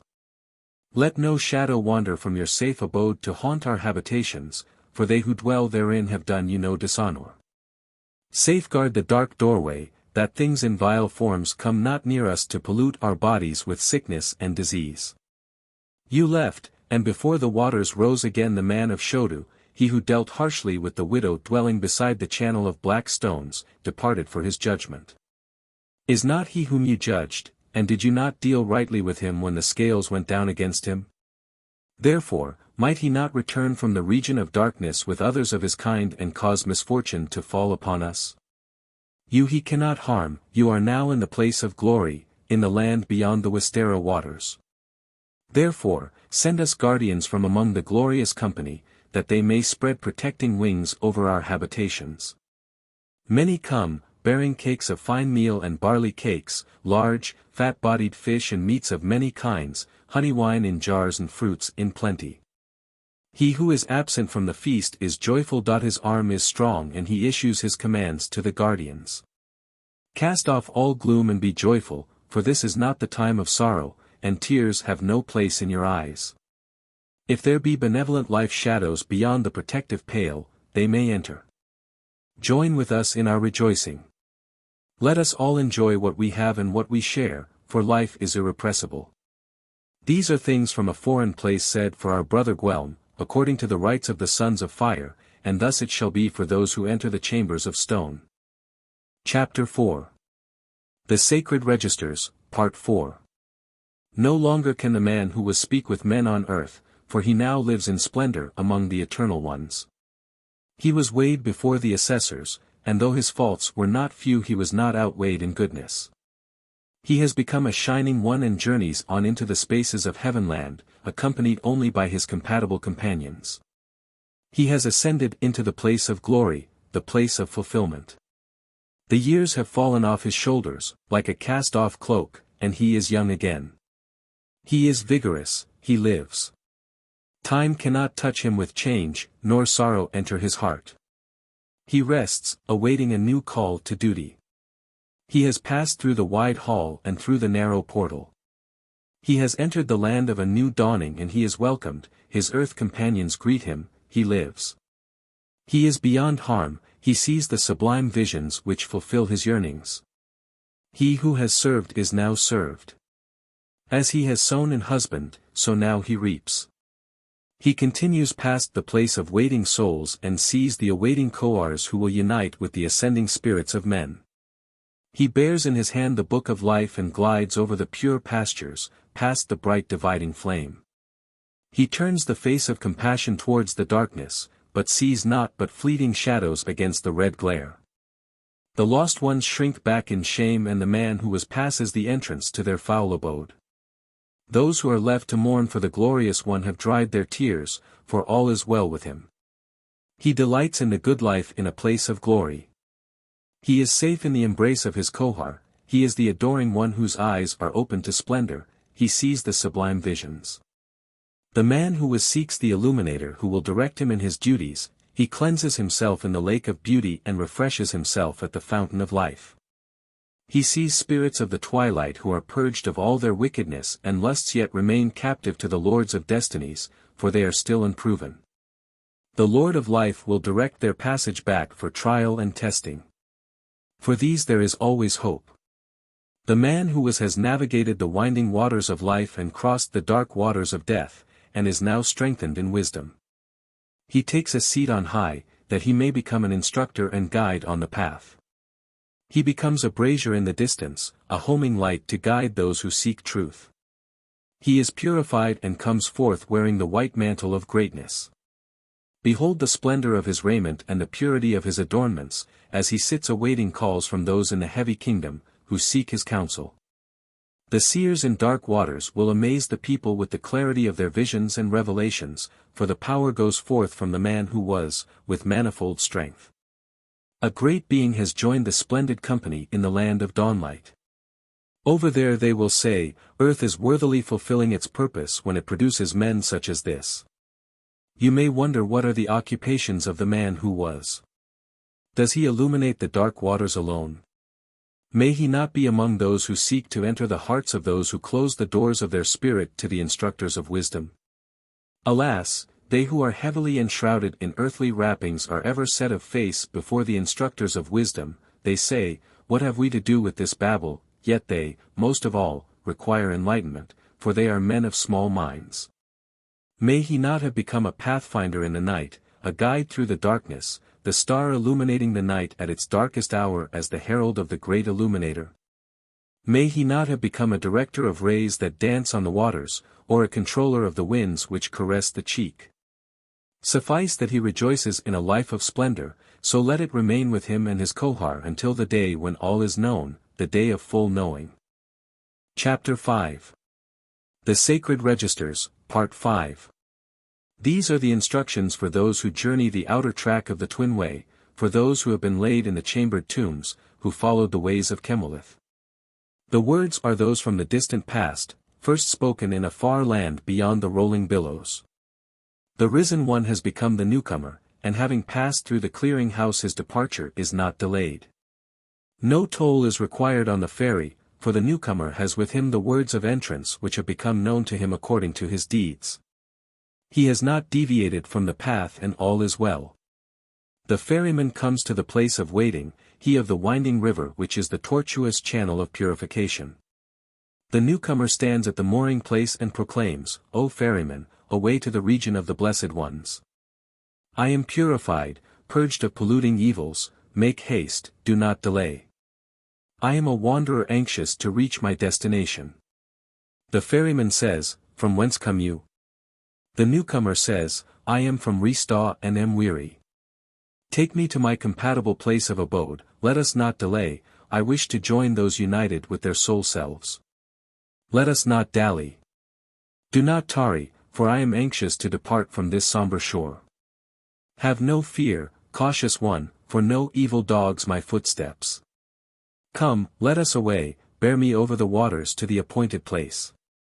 Carry me swiftly to where spirits are regenerated and made young again.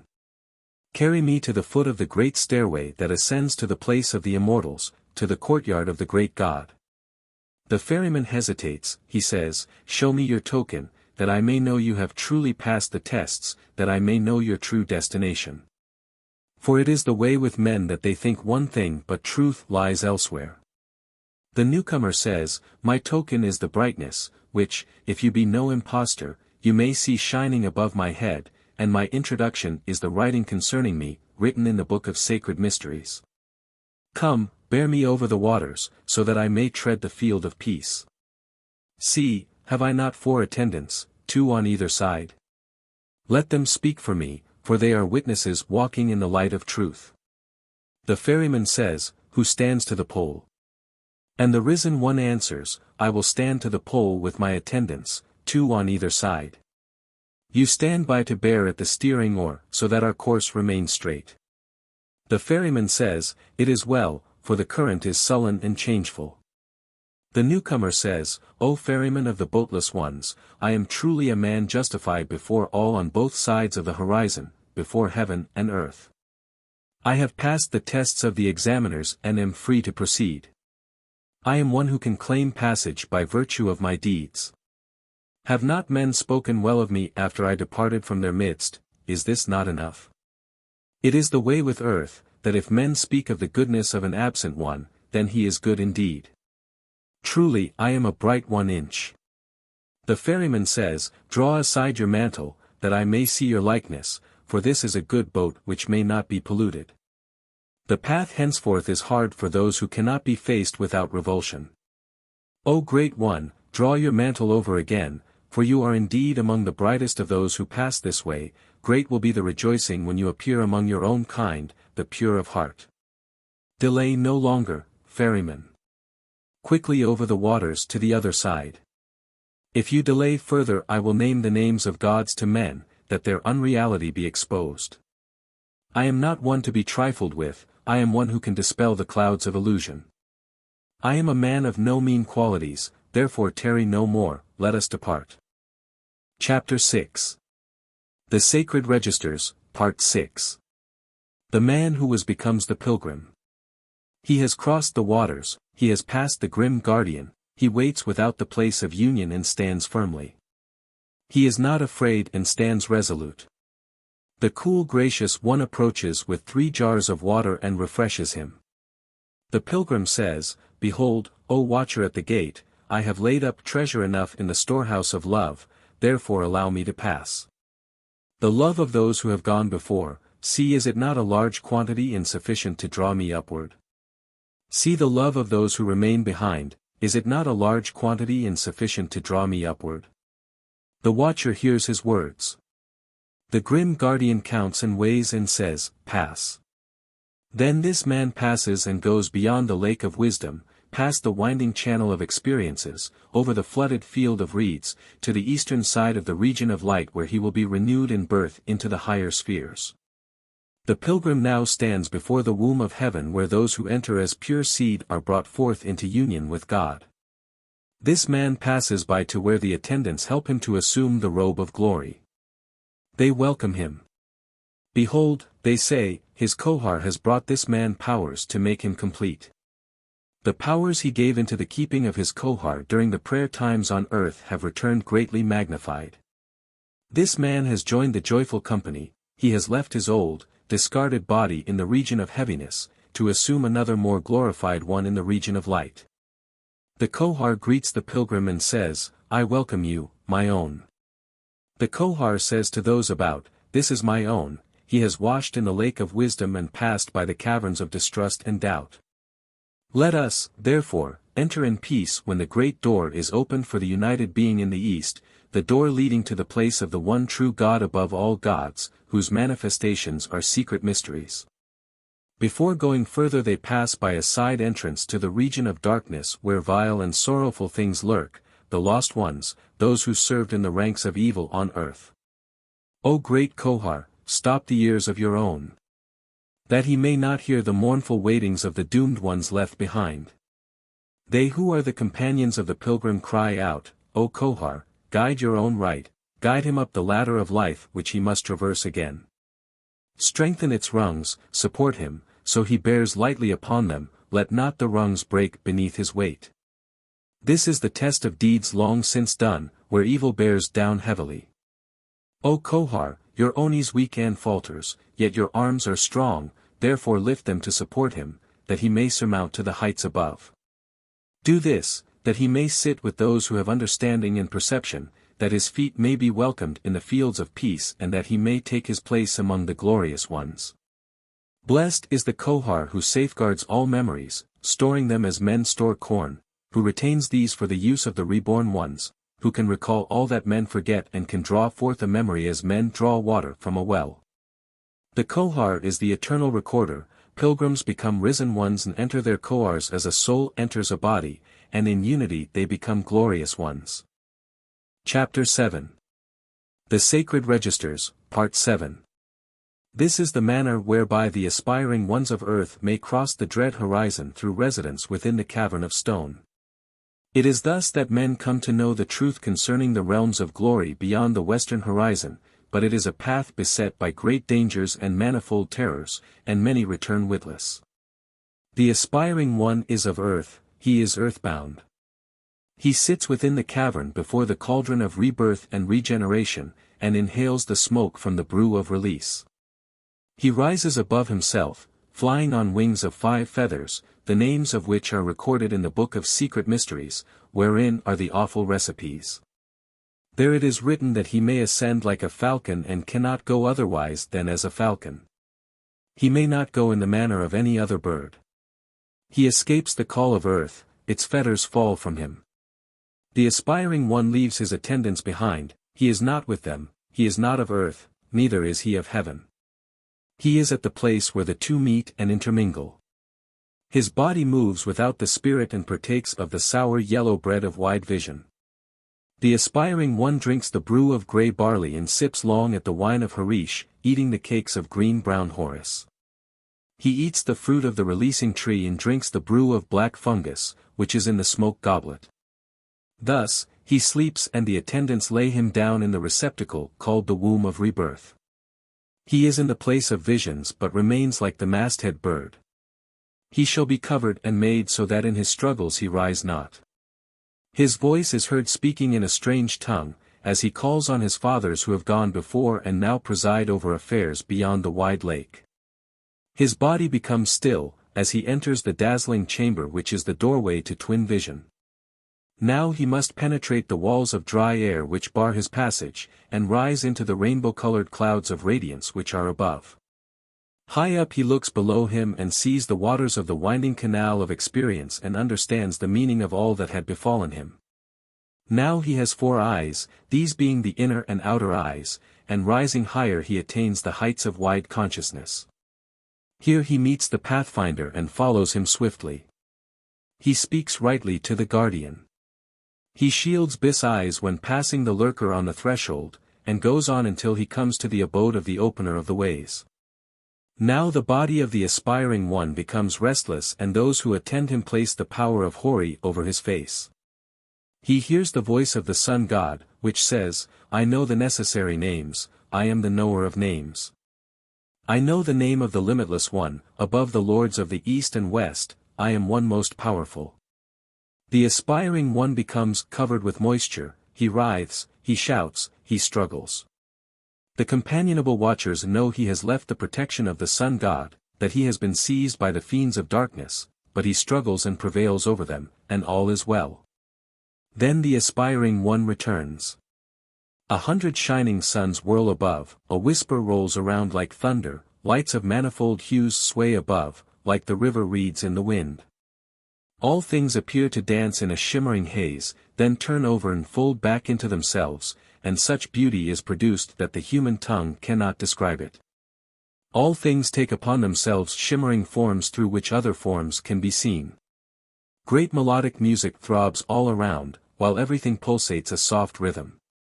The air is filled with voices of unearthly sweetness, glory and splendor are everywhere. Then the aspiring one awakes. He is raised, behold he comes forth and walks as one bemused by a vision of glory. He staggers, he cannot walk unsupported. His throat burns and his mouth is overgrown with dryness. His head resounds with drumbeats. He is given the sweet waters in the cup of forgetfulness and drinks deeply, all is well. He is a reborn one, he is an enlightened one. He is one resurrected from the cavern of stone. Chapter 8. The Sacred Registers, Part 8. These are the supplications of Dkeb, the stranger, who came from the land of rising waters and was known to us as the opener of the ways. He came under the wings of the firehawk. He was the first of the scarlet-robed ones, the right hand of Glenvannes. That was in the time of our Father's fathers, and the tongue of the seafarers is no longer in the mouth of men. O great being of beauty, brilliant one who greets the newcomers arriving in the place beyond the western horizon, this woman is your daughter is she. See, she is pure in spirit and clean in heart. She is modest and womanlike, so let her pass to live in the pastures of life, in the land of new dawning where all is wholesome. Let her be purified by the maidens of Orshafa, let them purify her, let her be washed and dried by the attendants at the clean, sweet waters of life. Let the 9 delicate ones minister to her, let her be clothed in garments of decency, for she is a womanly woman. O great and glorious one, give this woman your hand, clasp her hand with womanly tenderness. Spread out your falcon wings over her, spread protecting wings around her. She has followed the tedious ways of womankind and has glorified life with her presence. She has endured affliction with patience and made her home hearth a place of peace and content. Let her roam the pastures of the blessed ones and penetrate into the farthest regions of light. I raise my hands in supplication. The flame is lit, it burns brightly, fragrant incense is placed in the bowl and it becomes aglow. Its sweet perfume rises into the recesses above. O happy risen one, O beautiful being glowing with womanly goodness, treasurer of all the virtues, purify yourself for admittance into the higher regions. The incense we offer here is your indrawn breath of renewed life. It fills your lungs, you breathe and because you breathe you live. This is the best incense from the land of Gwineva, differing not from that which our fathers knew when they traveled the water road. O beautified one, my heart lingers at the place where you rest, my heart is with you, entwined with yours. How sweet your breath, how pleasant your perfume, how gentle your whispers, how delicate the rustle of your attire. O newly become beauteous one, you are not alone. Rise blue perfumed smoke, rise cleaning fragrance, rise sweet wholesome offerings, rise like fluttering birds on wings of purified air to the glorious regions of light which ye away beyond our poor perception. Accept our sweet fragrance, O beautified one, inhale our sweet smoke, O ever delicate one, may you enjoy the due reward of your labors and privations, of your selfless sacrifices. Be ever contented and peaceful, O dutiful wife and loving mother, hear our words, as they rise to you in the softly smoldering incense which comes shipborne to these shores. Hear the voices of the waiting welcomers greeting the beauteous one who now joins them. They say, cast off the old worn garment and array yourself in garments of radiant light, in the clothes of splendor which have awaited you. Bedeck yourself in the well-earned jewels of spiritual reward. Henceforth you shall dwell here, walking about freely, to be honored and loved. Here you will be renewed, be alert, vigorous and far-reaching. The power of your spirit shall stretch out to every place. You take thought and fly on hawk's wings. Your desire becomes a chariot with wings of light. Beyond the place of your first destination is the kingdom of the Lord of the distant sky. There he will permit manifestations in glory. There, henceforth, you shall walk in strength and beauty, being ever filled with life and power, garmented in loveliness for all eternity. There floodwaters of a glorious fluid light unknown here rise and fall in moderation, and therein you may bathe daily and taste the revitalizing rests. Here your thirst may be slaked at the well of divine essence and your appetite appeased by the strange bread of everlasting life. This is your destiny, in the land beyond the veil, therefore lift up your face in joy. Rise, lovely liveliness. You are one destined to be numbered among the shining ones and are warmly welcomed into the company of the fragrant ones. O happy one who enhanced earthly life with your presence, this is your reward. Many have done mighty things, but you have served with constancy and diligence, adding the small grains of goodness to the pile of merits until it exceeded in weight the great things done by others.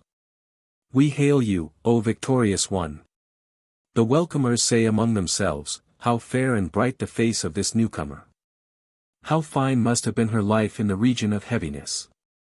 Behold, here she is, renewed and made young again but with a loveliness unknown in the life left behind. When she goes forward from here she is within her kohar, they are one. Her vision is through the kohar, her smell is through the kohar. All she senses is through the kohar. All she does and knows is through the kohar. Behold, she is among the chosen. Henceforth, she becomes an opener of the way for those of her blood. Glorious is she and blessed are they. Those are the supplications made for Milvan, daughter of Malin, son of Market the stranger, according to the rites of the sons of fire. Ardwith kept it and it was done into this form at the place called Coronamba. Chapter 9. The Sacred Registers, Part 9. This concerns the mystery of the twice-born. It relates to those born again, to those who have endured the awfulness of the false death which many do not survive. Who have drunk deeply from Coriladwin, the smooth bitter brew which releases the spirit, who have entered Ogofnam through the thundering doors. This is their path. The door of heaven stands ajar, the doors of vision have been opened and now the cavern of vision is revealed. The spirit-bearing waves from the abyss have been freed, the rays of the great light have been set free and the guides and watchers have been placed in their positions by the Constant One. The welcomers stand back, for this is not their stage. The Brilliant One is there and another who is the reciter, and he explains the visions, O brave stout-hearted one, Sialtash to be. The things you behold are the things seen by the great ones of earth when they came this way in their hour and were returned back to life. They were truly men of wisdom, well versed in the mystic procedures, men who knew their position in parts. Behold the twin stars. These embody the midwifery powers drawing the twice-born back to their places of origin. They who are with them are the champions of light and darkness. One you must choose as your companion, but the choice must be made according to the law of affinity, otherwise you are lost. The pool wherein you gaze is earth life. The brilliant light above, far greater than the sun, is the manifestation of the one God, but it is not he. The rays dancing about are the gods, distorted reflections of what is, distorted reflections of truth, shadows of reality. The sparkling motes are souls, they descend from the light to manifest in darkness. The clouds obscuring the lesser lights are the clouds of misconception, which darken the face of wisdom. The dark twins standing by the pillar are delusion and illusion, the constant beguilers of men. The stream of clear water is truth and the waters of truth constantly shear away the clay pedestal of falsehood. The brightness you see before you and to the right is the naked spirit displaying itself in isolation. It is neither in a mortal body nor within the kohar. Beyond it is a much greater brightness reflected from afar, which is the kohar of kohars, which men cannot yet understand. The repulsive shapes which are behind the flame on your left are doomed spirits which once were the enlivening forces within men. Now they grovel in slime and filth, denizens of the mire, but their fate is just, for they themselves were the judges. The darkness beyond the murk will not become greater. Darkness cannot change to light, for when light comes into darkness there is no darkness, it ceases to exist. The gloominess and shadow scene you see, forward on your left-hand side, is the region of heaviness where mortals sojourn. The flickering lights which appear here and there are the joys of earth, while the darker spots are where there are sorrows and suffering. The redness is anger and strife. The blue-whiteness is love and compassion. The brightness above and ahead is the region of lightness where the risen ones rejoice, for there they welcome their earth companions and are happy in reunion. Behold, here is a rising one newly arrived, see, she flies upward on the wide wings of spirit and loving arms reach out to welcome her. The star-girt roadway you see rising before you is that trodden by the countless risen ones who have gone before. Now, advance towards the left. The abyss now before you is the mouth of earth, and see, it opens and speaks to you, bidding you farewell. Listen carefully, for it will retell your deeds, your accomplishments and your omissions. If they weigh against you, then cast yourself into the abyss, for you are unworthy to survive this trial, go no further, nor can you turn back, lest you become prey to the foul lurker in darkness. If you have not been found wanting in the weighing, then step forward boldly and without fear, for the mouth will close to let you pass. If you are not numbered among the triumphant ones, then better by far that you be swallowed forthwith than that you survive to meet the dread lurker, the devouring horror, and be returned to earth a witless, empty shell. Beyond the abyss lies a stretch of blue water which contains the pool of wisdom and the pool of purification. Therein you must bathe and refresh yourself. The trees growing to your right bear the fruits of spiritual nourishment, eat and become strong. Know, as doing so, that the things done, thought and visualized on earth become qualities which are here transmuted into the things and experiences of this nature. Pass between the waters and the trees and you will see a cliff against which is a ladder, the rungs of which are bound in leathern thongs made from the hide of the bull of the Nightski. This ladder, which rises before you, is the ladder of experience. Its two supports are experience in the body and experience in the spirit. The rungs are your daily deeds and thoughts and fantasies of your earthly life. Now is the test. Will your daily deeds and secret thoughts support your ascent, or are they incapable of bearing you upward? See, above is your kohar, call upon it for help, for therein you may have stored a reserve of spiritual strength. Or, perchance, it may be barren and empty, only you know. Those who uphold the ladder are the lords of the ladder, and they greet you as the ascending one. The ladder leads onto a plateau, and beside you appears the strangely garbed reciter who sweeps his arms about and says, all wherein things manifest is the firmament, which was before the beginning and still is. In the beginning its darkness was pierced by just a single ray from the Son of God, but later, when the first spirits entered, the firmament was brightened and it was divided by heaviness and lightness. Then, when it was set apart, it was divided by the entry of dark spirits whose need was for a place with which they had a somber affinity. Therefore, the firmament of lightness is divided, there is a place of light for the victorious ones and a place of darkness for those who could not rise to victory. There are regions of gloom and shadow, regions of twilight and shade. There are regions of light in many hues, regions ranging from dazzling lights to dim light. There is a veil across the firmament, dividing heaven from earth, and each spirit departing from earth penetrates through this veil, going to its appointed place, carried by the winds of affinity. Arriving there, the spirit, good or bad, strengthens and extends its compatible territory. The kohar is the knower and the spirit is the known. All knowledge is with the knower, but the known can tap it so it flows out into the known. The kohar receives the spirit seed in heaven, for there it is as the body is on earth. Even as the earthly body is made of things from the region of heaviness, so is the kohar made of things from the region of lightness. These things are said by the reciter before he leads you to the place where sleeps a serpent, and pointing to it he says, behold the serpent it sleeps at the bole of a tree from which hangs the body of man, the tree of his backbone. It is on guard, safeguarding the precious gem of spiritual powers, which lies enwrapped in the threefold covering.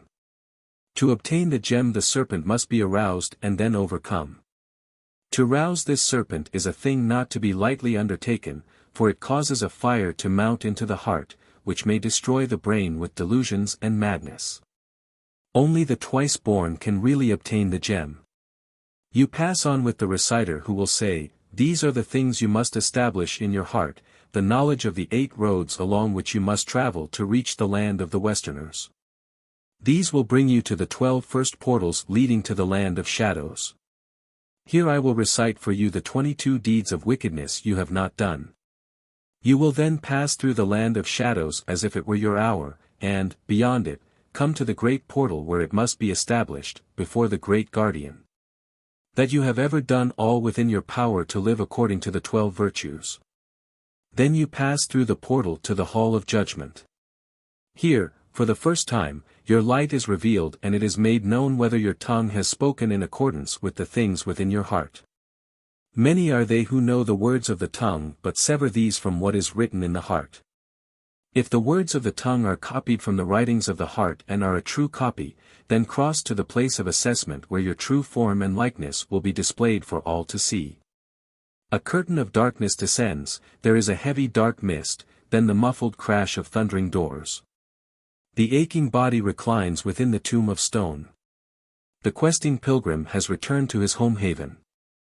He has learned truths he could never learn on earth and now knows the grand secret. Faith is replaced with certainty and he is now an initiated one. Chapter 10. The Sacred Registers, Part 10. My God and Father, my Creator and Governor, Supreme and Immortal Spirit, I come to you as a wayward son comes to his father. I come as the world-weary wanderer comes home. I come as the victorious battle-bludgeoned warrior comes to the place of his rest. I am one who has passed the trials. I am one who has survived the challenges. I have returned full of wisdom and knowledge, the fruits of long years in your earthly place of instruction. There I was diligent, I was not a waster of time, I was not a man of idleness. I am proved worthy. I, your son, have come home. The virtues I developed on earth are the messengers that sped before me, my qualities hastened to announce my coming. They sped on invisible wings, so that only those sensitive to that which emanated from me knew of their coming. They came as perfume carried on the wind. They announced me, they heralded me. They gave salutations to the spirits in the bright abodes. Yet I have not forgotten the dwellers in terror, and a small dark spirit of the twilight has gone forth to make known to them my departure from earth. This, that should any there know of me they may be made aware that I am not of their dismal company. Will there be weeping there in the dank, dreary darkness? I surmounted the trials of existence in heaviness. Now my spirit can speed like the lightning flash. I am one who has accomplished what had to be done. I have governed my affairs, not wholly by earthly standards but by the greater ordinances of heaven. I have carefully read the books of instruction and listened to the interpreting words of the wise. He who tests hearts and reads thoughts has weighed me and I was not found wanting in the balances. I am a cool one, for my thoughts rest in peace. I am not numbered among the hot ones whose thoughts consume them as fire consumes wood. I have passed the nameless ones, to come into the presence of the Great One whom no man names, whose name is not knowable to men. I have reached the destination of ages, I have achieved the ultimate goal. I have put on the mantle of immortality and the robe of light which the heavenly weavers prepared for me. I am a little one who comes in littleness and not greatness. I am a humble one and come not in pomp and grandeur, for these are things of the four-quartered earth having no place here. I have done things which have been wrong, but these were done in ignorance and not willfully or with malice. O watchers, announce to the lords of light and to the lords of darkness that I am one who has penetrated the mystic veil but is destined to return to the realm of heaviness. O watchers, announce that I am now a self-knowing everlasting spirit. O Father of the gods, who is above all, issue the decrees of fate which ensure that henceforth I live a life of service, that I may live purposefully when I return to fulfill my destiny. Chapter 11. The Sacred Registers, Part 11. My heart, my spirit, my Kohar, guardian of my memories, cast not your words in the balances against me. My faults and failings are not few, for no mortal man is perfect, yet they weigh hghtly against my qualities and good deeds. Say not that I have wrought evil to any man wilfully or with malice, say not that I am a man of wickedness.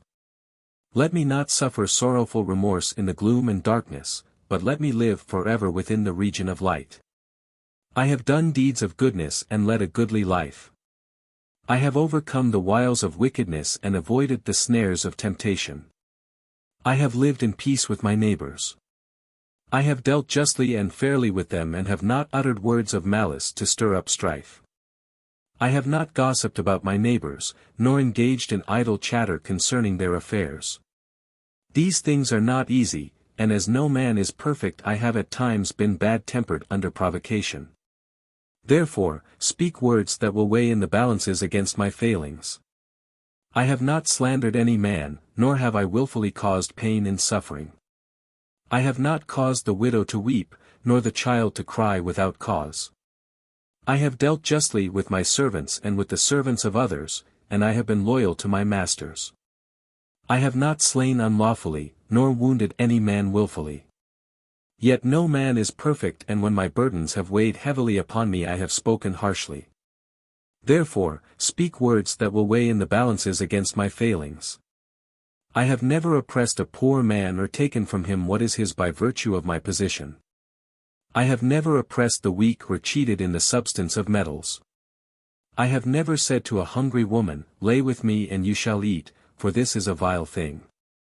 I have not lain with the wife of another man or seduced a child, for these are abominations. Yet no man is perfect and few are commanders of their thoughts, therefore, speak words that will lighten these things in the balances. I have not turned the water of another so that he is deprived of his full measure. I have not stopped flowing waters in their course. I have not kept fodder from cattle, nor allowed the pastures to be neglected. I have not caused any child to know fear without reason, nor have I beaten one in bad temper. I have not transgressed the statutes of the king. Yet no man is perfect, and sometimes that which is right in its day becomes wrong in another. Therefore, speak words that will weigh in the balances against my wrongdoings. I have not stolen, neither have I taken the possessions of any man by deceit. I have not divided the household of any man, nor separated him from his wife or children.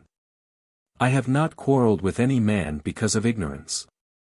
I have not turned from my duties or failed in my obligations. I have not hidden my errors or buried my failings. Yet no man is perfect, therefore speak words that will weigh in the balances for me.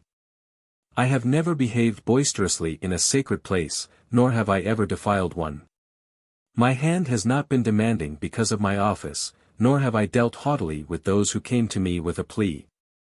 I have not increased my position by false words or writings. Yet my burden has been increased because of the perversity and willfulness of men, and no man is perfect. Therefore, speak words that will weigh in the balances against my weaknesses. I have not permitted envy to eat my heart, nor malice to corrupt it. I have not been loud of mouth, nor spoken words of boastfulness. I have never slandered another or uttered words of falsehood. My tongue has never escaped from the control of my heart. I have never derided the words of another because they passed my understanding, nor have I stopped my ears to words of enlightenment. I have never hidden myself to observe others, nor have I ever disclosed the secret designs or doings of others, unless they be of evil intent. Yet no man is perfect, therefore speak words that will weigh in the balances for me.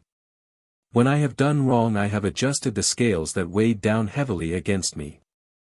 I have not hidden my weaknesses and failings in dark places, but washed them clean in the sunlight of honest compensation. I have not succumbed to the lures of lewdness, nor has my tongue spoken slyly of things which should be kept private.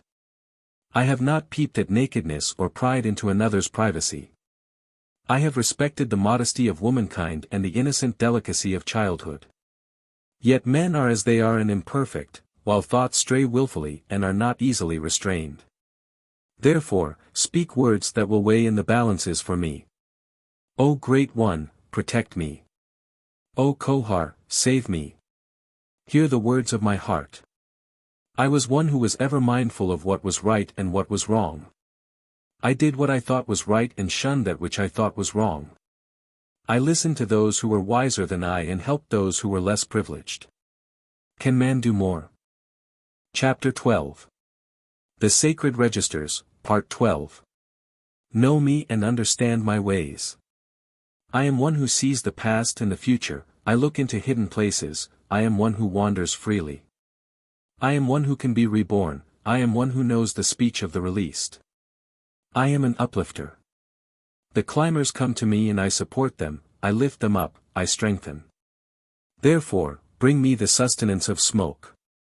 I hear and I hear not, for what I hear is heard by others. I speak and I speak not, for what I speak is in the mouths of others.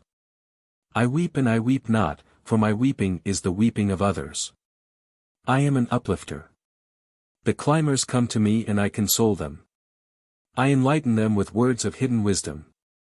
Thus they find the way. I am one who comes forth when the circle is formed, when the twin lamps have been lit and the incantations made. I come forth from the consecrated place and bear the staff of power. I know the secrets of the dark waters and the secrets of blood. I am a wanderer in strange places. I am one who does not fear to tread the forbidden paths. I am an uplifter. The climbers come to me and I reveal the way. I am the opener of tombs. I am the dweller in the stone caverns. I am the one who precedes the herald of the companions. I am the swimmer in the waters of wisdom. I am the discoverer of hidden places. I am the one who hovers above the still waters. I am the wanderer with the winds. I am an uplifter. The climbers come to me and are comforted. They thirst and I refresh them, they hunger and I fill them with food. I am the sitter beneath the sycamore. I am the eater of the rowan. I am the heart within the heat of the fire and the eye within the candle flame. I am the uprising hawk and the contented dove. I am one who has tamed the serpent and drawn forth its secrets. I am one who has many eyes and sees what is written in the nightskies, whose ears hear the whispers at the edge of the great waters. I am one whose right foot rests on the earth and whose left foot rests o'er the firmament. I am one who faces all spirits alike and knows their true nature. I am an uplifter. The climbers come to me and I give them peace. I am one who gazes into the deep dark pool, reading the things hidden therein. I am the caller forth of the deformed ones and the tongue of the bright ones. I am he of the everlasting form. I am he who provides stability to faltering's forms and the interpreter who spans the veil. I am an uplifter. The climbers come to me and I provide their guide and their guardian. Know me and understand my ways. Invoke me through the rite of smoke and wine. Call me forth into the circle of stone, but beware, for lest you hold the 7 keys and understand the nature of the 3 rays, you are lost. Chapter 13. The Scroll of Ramkat. Awful is the great day of judgment at its dawning in the netherworld. The soul stands naked in the hall of judgment, nothing can now be hidden. Hypocrisy is no avail. To maintain goodness when the soul reveals its own repulsiveness is futile. To mumble empty ritual is foolishness. To call upon gods who have no existence is a waste of time. In the hall of judgment the wrongdoer is judged. On that day and henceforth his qualities shall form his food. His soul, soft as clay upon earth, is hardened and set into shape according to its molding. The balances are adjusted. One arrives. The 42 virtues are his assessors. Shall he dwell among beauty as a godling, or be given captive to the keeper of horrors, to dwell among vile things under a merciful mantle of darkness? One arrives. The twisted body, tormented on earth, and the ugly face have gone, discarded at the portal. He strides through the hall in radiance, to pass into the place of everlasting beauty. One arrives. Now no earthly body shields the horror which is the true likeness of the evildoer upon earth. He runs from the light which he cannot tolerate, and hides himself in the shadows near the place of terror. Soon he will be drawn to his compatible place among the dismal company. One arrives. He has been upright and a just one. His failings and weaknesses were of little account. This upright man fears nothing, for he is welcomed among the bright ones and shall go unhampered among the everlasting lords. One arrives. He trembles before the unseen judges, he is lost, he knows nothing, earthly knowledge and confidence are left behind. The balance drops, he sees his soul and recognizes his true self, he rushes into the merciful darkness. It enfolds him and dark arms embrace him, drawing him into the terrible gloom, into the place of dark secret horrors. One arrives. She graced the court with beauty, men sang of her loveliness and grace. Now, as when a mantle is removed, all is discarded, it is the time of unveiling. Who can describe the lustful thoughts and secret unclean deeds which fashioned the horror coming through the portal? There is a hush among the compassionate. One arrives. On earth she was pitied by the compassionate and scorned by the hard-hearted. There her lot was degradation and servitude, privation and sacrifice, few and meager were the gifts from life. Yet she triumphed. Now she comes forward surrounded by brilliance, even the shining ones are dazzled by her beauty. One arrives. The twisted face and pain-racked body of the cripple have been left behind. A kind and loving soul dwelt imprisoned within its confines. Now the relieved spirit steps forward into the great hall, unencumbered and free, glorious to behold. One arrives. The splendid body which graced earth remains there, an empty, decaying thing. The naked soul enters the everlasting halls. It is a deformed, misshapen thing fit only to dwell in the merciful gloom of the place with which it has compatible affinity. One arrives.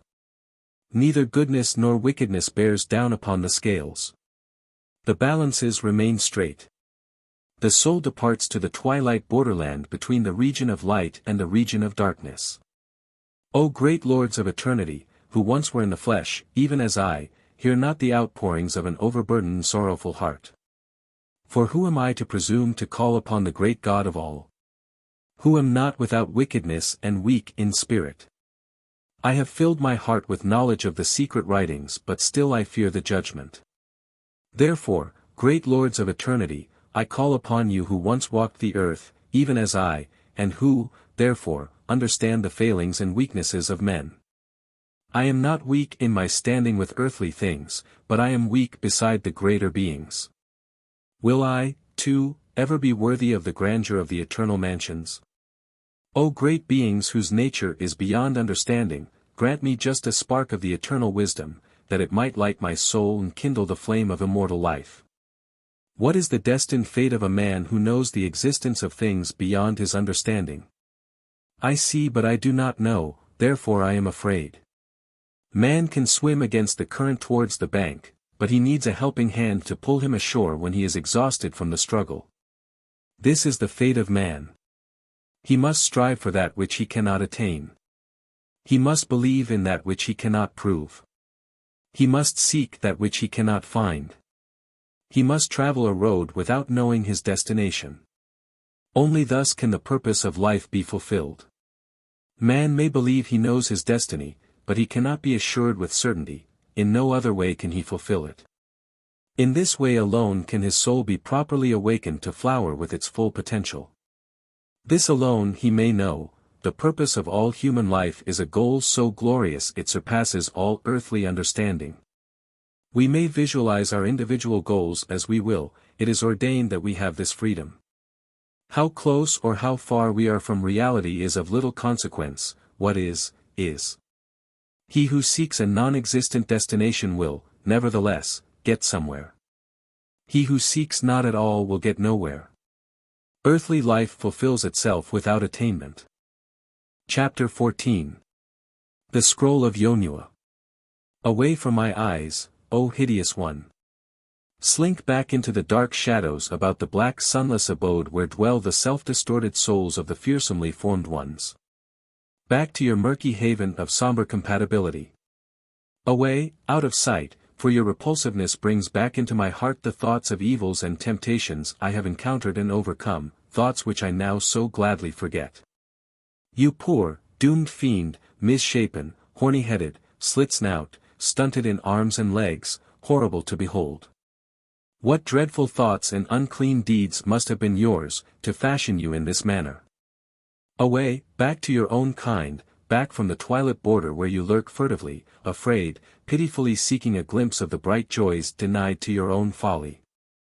Back to the place with which you have pitiful affinity, back to your own dark, compatible companions.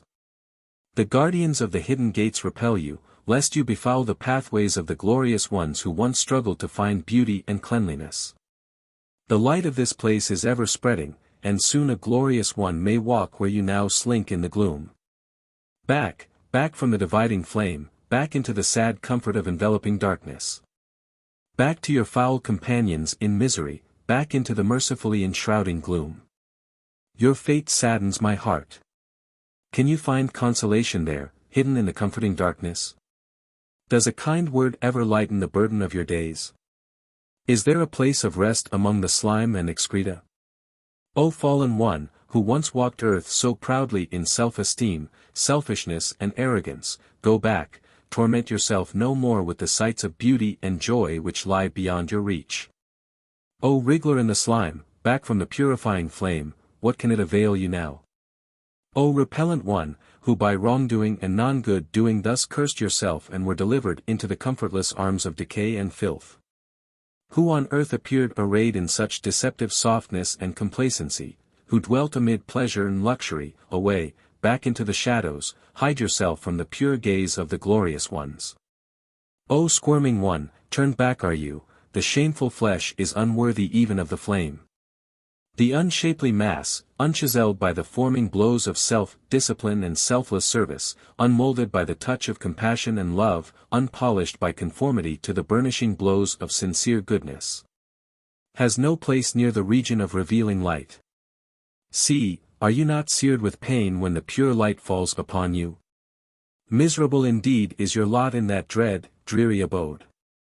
See, your slimy hide shrinks from the pure glare, it splits, it cracks, back into your dark cavern with its floor of slime.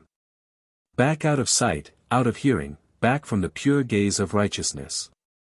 How miserable the lot of one who finds unconsoling comfort in the depths of dread darkness lit only by shadowy gloom. How awful to dwell in companionship with distorted shades. What became of the loveliness which once clothed you on earth? Whose fault that you brought it not with you? Did you ever pause, even for one moment, to gaze into the self-revealing mirror within you and see the awful creature you were forming? Amid your pleasures and luxury, did you not think of the well-being of your inner self? Did you not care? Oh, if I could but help you now, but the hideousness was set firm in the furious fire of death. Then the enveloping flesh was stripped away and the hidden horror within the mold revealed. As the butterfly emerges from the chrysalis, so should the soul emerge from its earthly body. An unnatural thing like this was never intended, yet you freely made the choice. Not a single disfiguring line was made by another. What words are those which rasp forth from the unlipped, fish-shaped mouth? O ears, say you deceive me. O heart, cease this pounding clamor. O hand of horror, release your awful grip.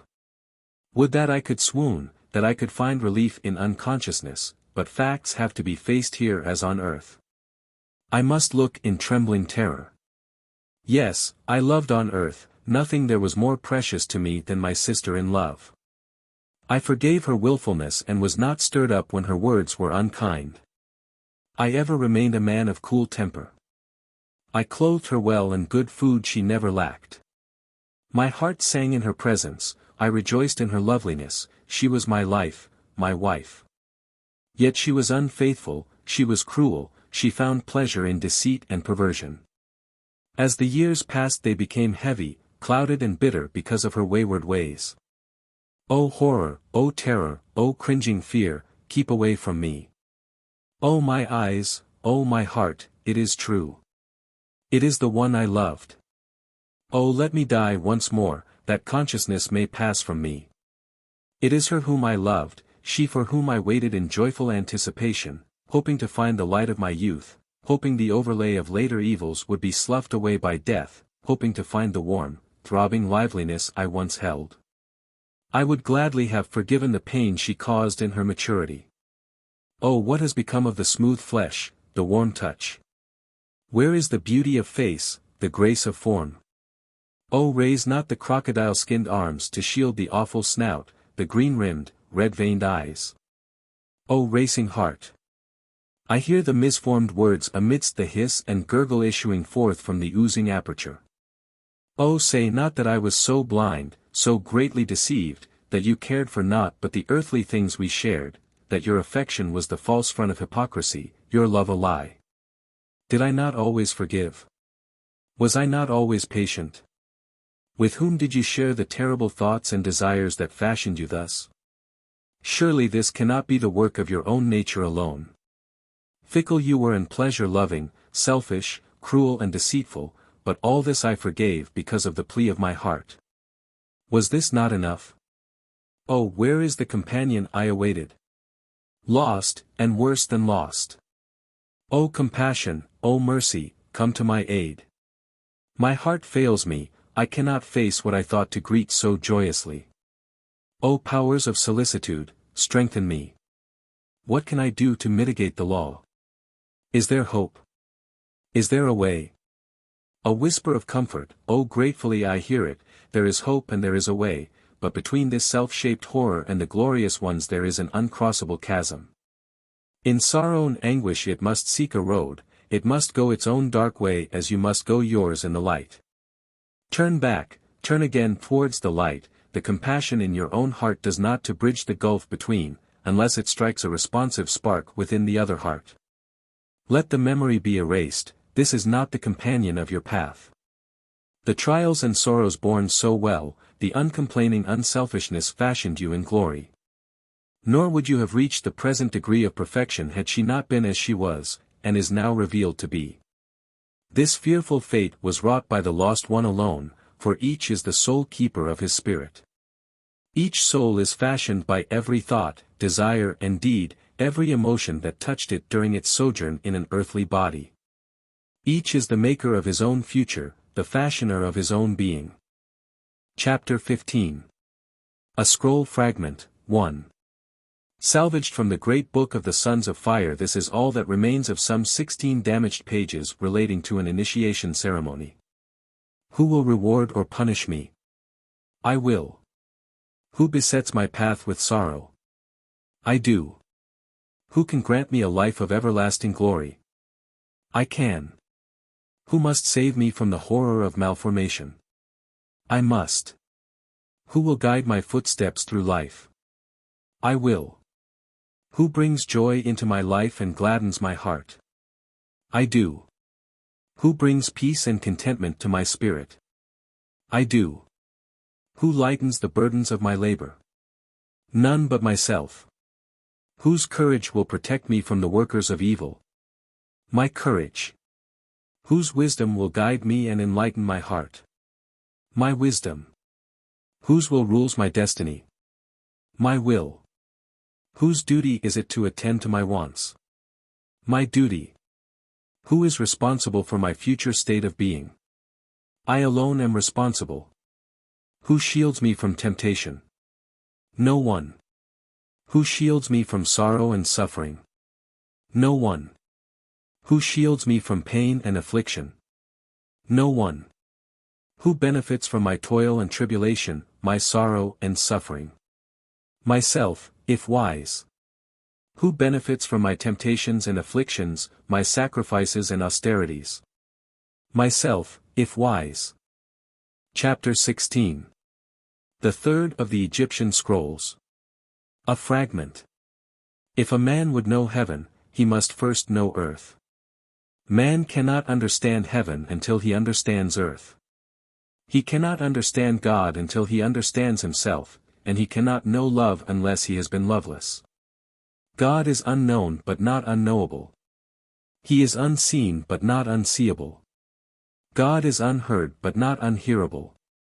He is not understood but he is understandable. The goal of life is upstream, not downstream. Man must struggle against the current, not drift with the flow. A child is born knowing all God intended it to know, the rest it must discover for itself. Man does not live to increase the glory of God, this cannot be done, but to increase the glory of man. He who worships with empty rituals wastes his time and displays the shallowness of his thought. That which man does to benefit man is good, but if he seeks to gratify God it is a labor of ignorance showing disrespect for God whose nature is above that of earthly princes. A lifting hand is worth 10 wagging tongues. Be a man of fortitude and courage. Prepare to fight, for earth gives man but 2 choices, to struggle or perish.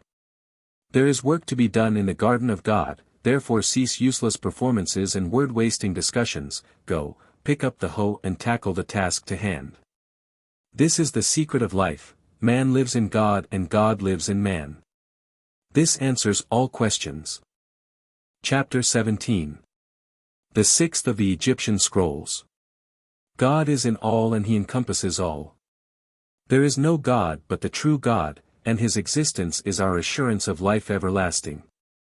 He was before the beginning and will be after the end. He is mighty and all-powerful. In his magnificence and majesty no man can conceive him. His divine nature is beyond the understanding of man. His creation is awesome. His ways unfathomable. His creative thought brought all things forth and the power which flows from him is life. He holds life within his mind and the universe within his body. If a man, in ignorance and foolishness, conceives a more understandable God in his own image or builds gods of wood and stone, that will not take anything away from the stature of God. The Supreme One is ever God, the Creator of man, and if man makes earthly gods to worship, then it is man who loses thereby and not God. Among earthly things man shall find nothing greater than himself. Man worships, not to make God greater, for this he cannot do, but to make himself greater. Nothing man can do can add to what God already has. Men conceive God as a being having greatly magnified human qualities, as a king-like being greater than any king. Thus man falls into error. As the sun surrounds man with light, though it be hidden behind the storm clouds, so is man in the thoughts of God, though God himself be hidden from him. Such is our God who, though himself eternal, lives with each man and with him passes through the dark portal of death into the light of the glorious region beyond. God rules over all earths and all spheres. He is in them and they are in him. All things are in God and he is in all things. What is was to be, all things begin and end in God. This alone is wisdom, understand and live forever. Chapter 18. A Scroll Fragment, 2. The Book of Initiation and Rites says of God, all our hopes rest in God who created all things, sustaining them with his breath, whatever their state, wherever they may be, in this place on earth. Or in any other place visible or invisible. He alone causes herbs to blossom in beauty and causes all things to come forth in their proper order and time, all flow from his directing thoughts. The peaceful beauty enfolding the face of the land at eventide, the melody of song and speech, the fragrance of flowers, the soft delicacy of petal and wing. All beauty and charm that delight the hearts of men flow from God. His wisdom is unbounded and in his goodness he has provided all things in which he has created a need in man. The daylight and wind, food and water, heat and coolness, the materials of his dwelling and the substance of his garments, all things for his daily use and enjoyment. Man lacks nothing which would increase his skill and knowledge, to all useful things guideposts have been planted along the way. What need can man know for which God has not already made provision, even before man was born?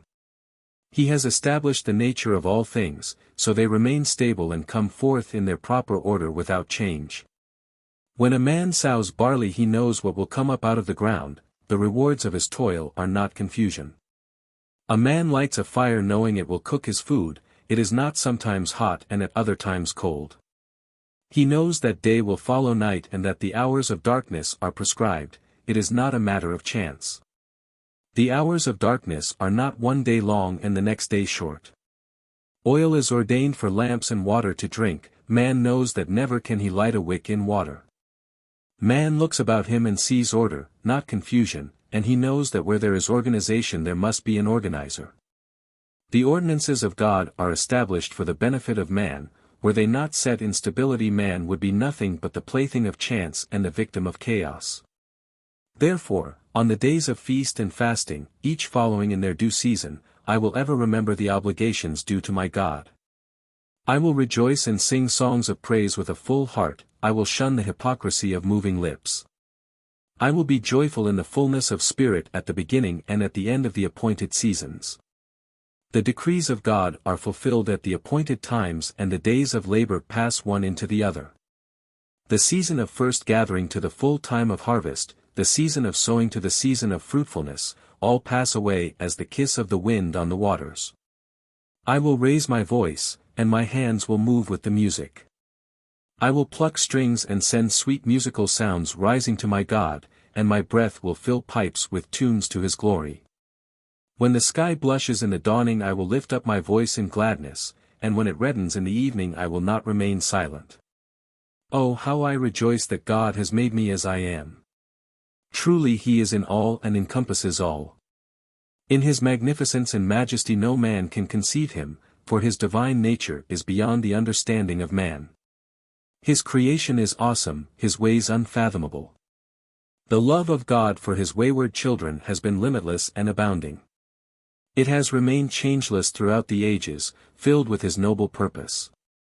He created so that he might express and share that love, which is the very essence of his nature, with beings created in his likeness, beings which could absorb and reflect that love.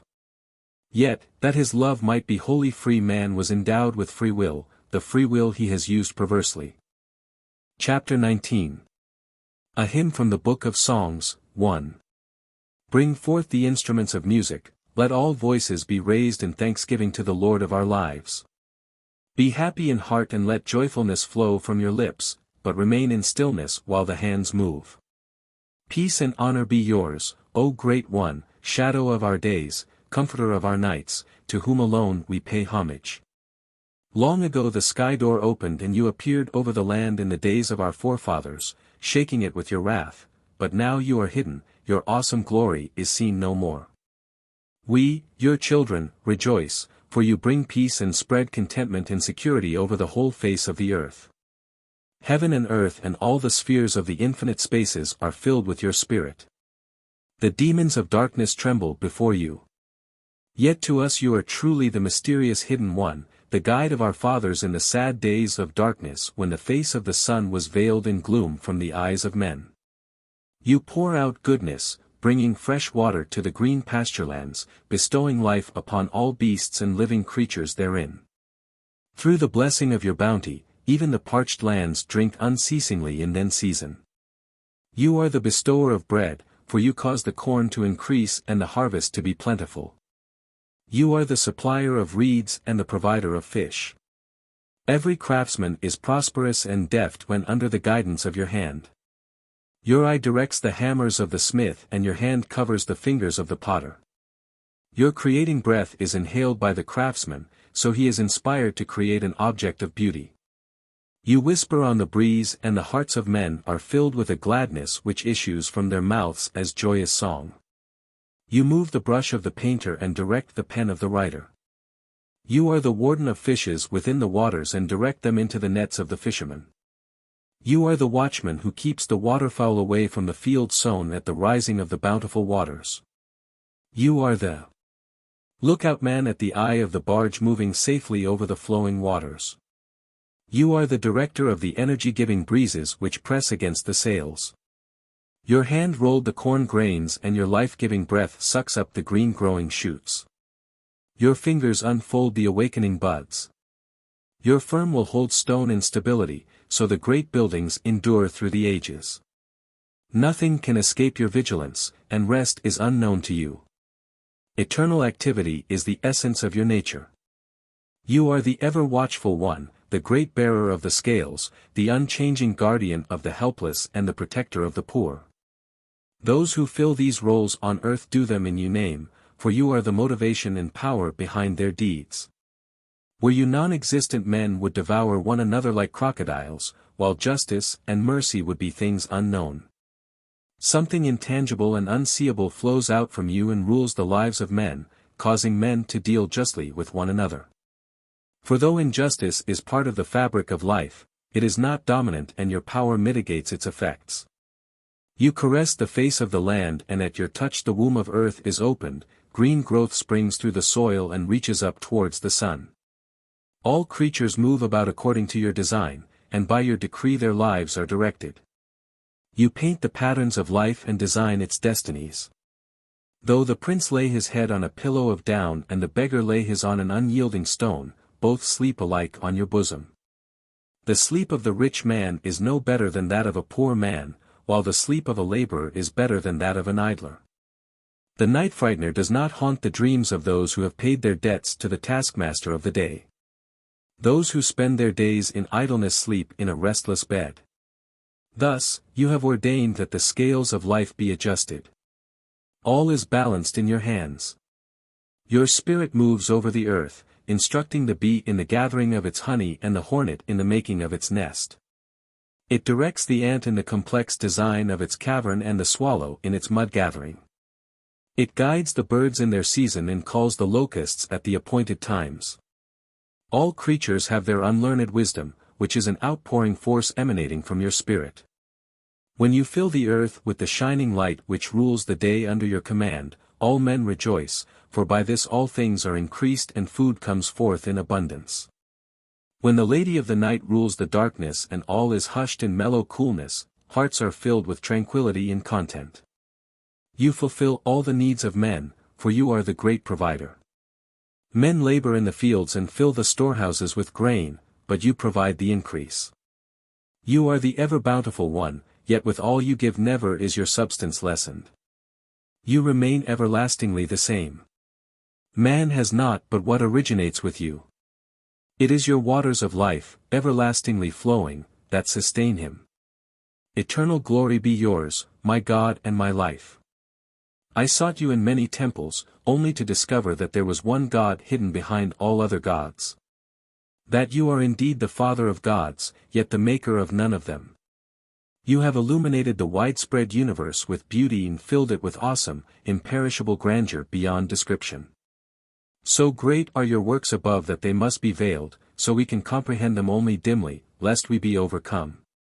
Before times many great men have praised you in error, not knowing what was good for them they sought to attain the things which fed the flesh alone. O Great One, show such as these the error of their ways, giving them not the good things of life but making all better men, that they may be worthy of these. You have loved us with an exceedingly great love, having compassion on our many failings and weaknesses, knowing that men are but frail creatures prone to go astray. O God of gods, for the sake of our fathers who placed their trust in you, to whom you gave the ordinances of life, be merciful to us. Instruct and guide us along the paths we should follow. Lead us through the many entanglements of earthly life, so we may finally come to rest in your safe keeping. Chapter 20. A Hymn from the Book of Songs, 2. O great and bountiful one who is the fountainhead of glory and the eternal spring of power, who sits enthroned in wisdom. Whose counsel is the law, great are the manifestations of your wrath when it purges the land, even as it was done in the days of our fathers. Yet we, weak, wayward and willful men, know in the depth of our hearts that whatever you do is done in justice and to our ultimate benefit. With inscrutable wisdom you prepared a compatible place for the spirits of men, a place encompassing the domain of man, a place wherein man rules under the decrees of your everlasting and unchanging law. You have set the boundaries and they are held back, neither troubling nor oppressing us beyond our endurance. The spirits of men rule in the mysterious domains governing the sun and the moon, the stars and the night watchers, the mist-men and the hidden caves of power. They undertake their appointed tasks there and are wave wanderers of the watery wastes, guardians of the deep. You have created man in the likeness of an original conceived in your mysterious abode, and the manner of his life is fixed according to your plan. Great and wonderful is the ultimate destiny of man who, as yet, has progressed but a few steps along the road towards the goal of life. Yet you have opened his ear to mysterious and wonderful things. You have revealed strange mysteries to his eye, he knows things unbelievable in olden times. This being on whom you have conferred so much is a thing of weakness and frailty. He was shaped from moistened clay and molded in water, then set upon a mound in the midst of the great chaos. His eyes were shown the glory above, but he wearied of looking, for such splendor was beyond his comprehension. Therefore, he sought his pleasures among the things from whence he came, and therein he now finds his delight. So he sits on a pedestal of shame down by the polluted spring. His repast comes from the pot of fornication, and he is clad in the garments of wickedness. Great One, you who are all wise know the words which come forth from his lips. You know the fruit of his mouth, the pollen of his tongue. Be merciful to man and overlook his weaknesses, for he is as he was made and, perchance, so he was meant to be. Who can question the mystery? May your will prevail. Chapter 21. The Sunsetting Hymn from the Book of Songs. O great God, unbounded by earthly limitations, your will is an eternal mystery and your deeds confound the minds of men. Men worship you, the lesser gods pay due homage, while they who are between gods and men devote themselves to your service. Highest of gods, Lord of men, ancient Lord of life and light, creator of the tree of life, who made the herb and fruit to nourish men and grass to feed the cattle. Who perfumed the flowers and gave birds their gay plumage, hail to the supreme power and spirit. Maker of all that exists in all the spheres above and below, the essence of whose spirit is in all things. Ruler of all the regions of light and master of the nether regions. Great fountainhead of wisdom whose abode is in truth, who fashioned men so they accord with your own nature. Who gave rare abilities to animals and instilled cunning knowledge into insects, who chose the colors of the flowers and the songs of the birds. O veiled one whose sanctuary is hidden in the breasts of men, whose temple is open to the heavens and hung about with the stars. O mighty one, hear the cry of my spirit as it seeks nourishment from the divine source. Hail to the supreme power and spirit. Great fashioner of earthly things, who came into being before all else, whose sacred name none can know, whose likeness is not displayed in writings and whose image is not carved in wood or stone. Whose eyes were the pattern for the sight of men and whose sensitivity generated their touch, whose tongue gave speech to the little gods, who made the herbage for cattle and the waterweed for fish. Who feeds even the worms and insects and quickens the life within the egg, who fashioned wild fruits for the birds and wild seed for the mice. Who sustains the life force within every living thing, up to the heights of heaven, across the wide breadth of earth, down to the very depths of the sea. O save me from that which is beneath the earth and from those upon the earth who would work wickedness against me. Hear me, and, my God, I shall praise you, my voice will rise up to heaven and roll right across the earth. All those who ply the great mothering river shall hear its echoes. I will tell of your goodness and greatness to my children and to their children. My words will resound down through the generations as yet unborn. Respond to me, O Great One, as I seek to commune in the silence. My desire is to learn, but you are too mysterious for men to understand. Hail to the supreme power and spirit. O help my soul to rectify its evil deed and balance them with good. Destroy every form of evil which clings to me, and let there be nothing in my soul to cause malformation and thus estrange me from my friends who have departed to dwell in the happy land of dawn. Let brightness be my new life's birthright and let my spirit be ever light. Hail to the supreme power and spirit. The great dome of heaven rises above and no man knows its limitations. The broad earth is spread wide and no man knows its boundaries. Man cannot fathom it all. O God who is great, have compassion on my littleness. Bear patiently with my blunderings and overlook my ignorance. Your reach is so great and mine is so small, help me to know you for myself. I am helpless and lost. Hail to the supreme power and spirit. O great God, who brings comfort to the prisoner, peace to the tormented, who strengthens the fearful and adjusts the scales between the weak and the strong. Strengthen my desire to understand your great purpose. O sole God whose tears vitalize the hearts of men, in reverence and humility my spirit awaits your command, my Creator and my light. Hail to the supreme power and spirit. O great craftsman, who fashioned man so wonderfully.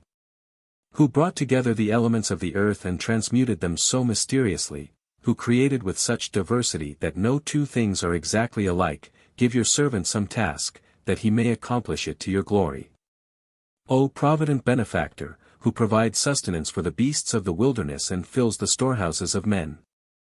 Who placed the great metals in the bosom of the earth, that man might draw them forth, let not my body go naked, nor my sleeping place be destroyed. Accept my homage, O God of truth, who lives down through the ages of time which make up the everlasting circle of eternity. Hail to the supreme power and spirit. O powerful God, whose wrath lit up the vaults of heaven and whose fire devoured the wicked in olden times, whose whirlwind swept clean the earth, who lifted the seas and dashed them against the mountains. O let not the great forces of earth afflict me. Hold them fast in your hand, that they may not crush me as the chariot crushes the ant. Hail to the supreme power and spirit. Having an affinity with you, my soul knows you and rejoices in the knowledge. It hears you and is at peace. It opens in response to your warmth as the lotus, and awakens softly as the day opens its eye to the night. My soul knows what I know not. It sees into hidden places and understands deep mysteries. Let me know its nature better, that it may instruct me in wisdom. My soul swells with gratitude towards the bounteous being who causes all things to be which fulfill all desires. My God is not graven in marble or stone. He is not shaped in wood or cast in copper. He has neither offerings nor ministrations. My God is a God of quiet places and silences. He is found where the wild winds blow and the gay flowers blossom, away from the habitations of men. He is not worshipped in temples and his praises are not sung by the unthinking multitude. My God is a constant companion, he lives quietly in the homes and hearts of men. His true abode is unknown. He has no painted shrine, no building fashioned by the hands of men could contain him. Hail to the supreme power and spirit. O ever-watchful God, the all-seeing one, if aught be done or concealed in the darkness of the night it shall be known to you. O supreme power, who alone can deflect the awesome ones of heaven from their path of destruction. Who alone can turn aside the sky boulders and break the winds of the hurricane, I acknowledge you as my sole God, the guide of my ways and the guardian of my life. I will call upon you by your names of power. I give you your degrees, O Lord over the thrones of earth, director of the destinies of nations, ancient dweller in the heavens, Lord of existence, Lord of terrors, master of the hidden spheres, commander of the universal hosts. Lord of the law wherein your will is manifested. Victor in the sky fight, creator of hidden desires of the soul, great one who mysteriously fashions his body as men fashion their souls. Giver of life to souls, by whose breath they awaken. Selector of the generative substances, transformer of matter, keeper of the eternal essences, ruler of the spirits in their spheres. He who hears the prayer of the prisoner, who stands between the weak and the strong. Lord of fertility for whom the great mothering river flows and the waters rise. Lord of the tree of life, emperor of the sacred spheres, who dispenses the celestial substance, who directs the thunderbolts, who pilots the stars in the skyways. Who overlooks the watchers in the night, great guardian of hidden things and master of the divine secrets, whose domain is shrouded in mystery, who makes tender the hearts of women and makes stern the faces of men. Dweller in deep obscurity whose sanctuary is infinite, who died in the effort of creation and was reborn in the soul of man. Great God, whose face shall be revealed in the future, when all men are wise, grant me your truth and peace divine. Hail to the supreme power of spirit. Though I falter on the way and fail at the task, despise me not. I try but success eludes me. I seek but cannot find. I am so small and you are so great that I cannot span the gulf between, unless you incline towards me. O great Spirit, how near men are to you in reality. Through the darkness of ignorance greater than night they have groped a way to you. You alone are addressed in the prayers of men. To whatever men pray you alone hear their petitions, you alone can answer them. Only for you are their words of praise fitting. O Great One, enter into the hearts of men and renew the bond with their souls. Hail to the supreme power and spirit. O mysterious God hidden in time, great ruler of the ages, we who cannot know more than the smallest part of your creation turn to you for help and enlightenment. If it be your will that man should struggle towards understanding and strive for knowledge, then so be it. Man will do whatever he must do, but, O great God, be patient with him in his failures and failings. Hail to the supreme power and spirit. Chapter 22. The Hymn or Prayer from the Book of Songs, 3. O Great One in heaven, whose thoughts probe the hearts of men, cast forth a small ray of illumination to light my way in the darkness of man's ignorance. Strengthen me by your revelation, that for even a brief moment I may see truth and know the mysteries of life. I ask not to see as the great ones have seen, but just for something within my understanding. O great God, send me one bright shaft of light, that I may see silhouetted as in a flash of lightning the forces that wage war for the possession of my soul. For what mortal unaided can understand or visualize the dark things that lurk to lure the soul along the path of horror, such as the demons waiting to twist the weak soul into coils of frightfulness before casting it into the abyss of terror? Lord of the universe, take pity on me. Everything he's in your great hand except the fate of each man, and men are frail and weak. Many who have seen truth revealed have quailed before the awful responsibilities of man and consoled themselves by fashioning unnatural gods before whom they quelled the fears in their hearts. I am not one worthy to gaze upon truth, nor do I desire to do so lest I be overwhelmed. Perhaps I ask too much from one who reads the hearts of men. O great luminate one, keep me from the final horror which he's in wait to devour the souls of men. Help me in the dread hour when I come face to face with my own soul. O save it from the abode of the dark warden of terrors. What are the great mysteries of man's destiny so dimly perceived even by the illuminated ones? Have mercy on my dismal ignorance, or I am delivered into the toils of my own repulsiveness. What is the great secret whispered so fearfully among the great columns? What are the substances wherewith men may pass through the great portal and return to life?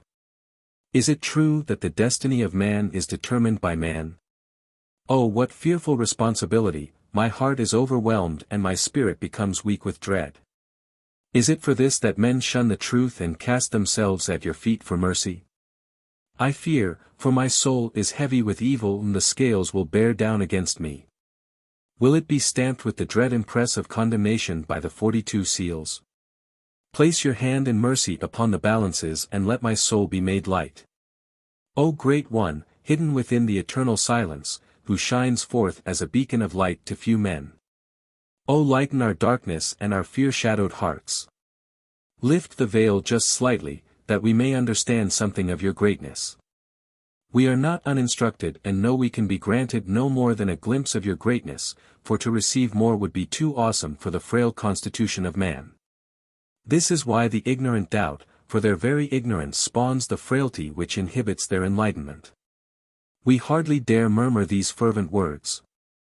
O Great One, grant that the spirit within us may be helped to cleanse itself of the besmirching foulness spawned by our thoughts. Remove from us every trace of that which may pollute, and let us know timeless splendor in glory. Chapter 23. The Hymn from the Book of Songs, for the Hymn of Reva. I am here, I am yours, I sing your praises. Join the dance, O priests and priestesses. Join the dance, O sky travelers, who cover the earth with your rays of power. Join the dance, O strangers. Accept our offerings and salutations, accept our devotions and make them successfully beneficial. Move around moonwise, O priests and priestesses.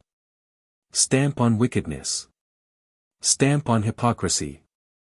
Stamp your feet on malice and hatred. Sound the flutes, blow the pipes, shake the bells. Come, stamp on the head of pride, stamp on the foul fiend of lust. Melody and music ring me about in a protecting wall.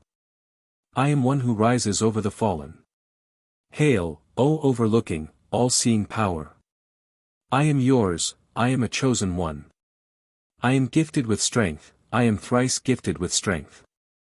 I am filled with the sacred essence. I have partaken of the cup of joy. I am pure, I am pure, I am pure. I see the light of the east, the arrow of all-embracing love. I see the light of the south, the arrow of all-comforting benevolence. I see the light of the west, the arrow of everlasting hope. I see the light of the north, the arrow of all-consoling comfort. Let the golden bow speed the arrows of my desire.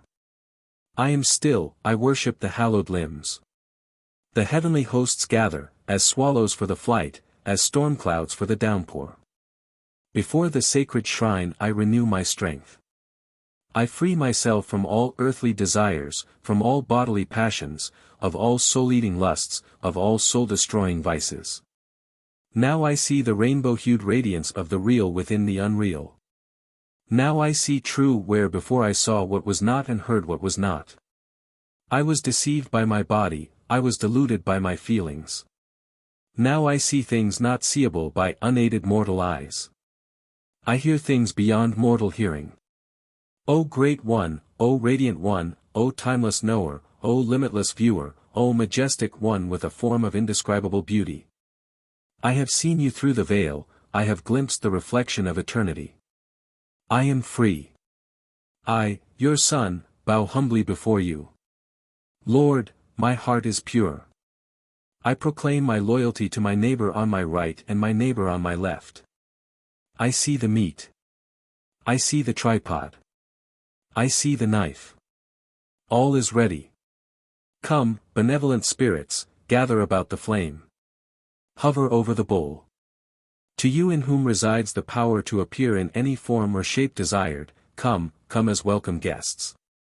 Before the place of awe I stand unafraid, for those who are damned to sorrow and horror cannot approach within the barrier. They await in jealous hate without, they who come up from the dismal depths. Away foul spirits of the damned. Away O self-destroyed ones. O great representative, the court is purified, I now see the flame-like radiance.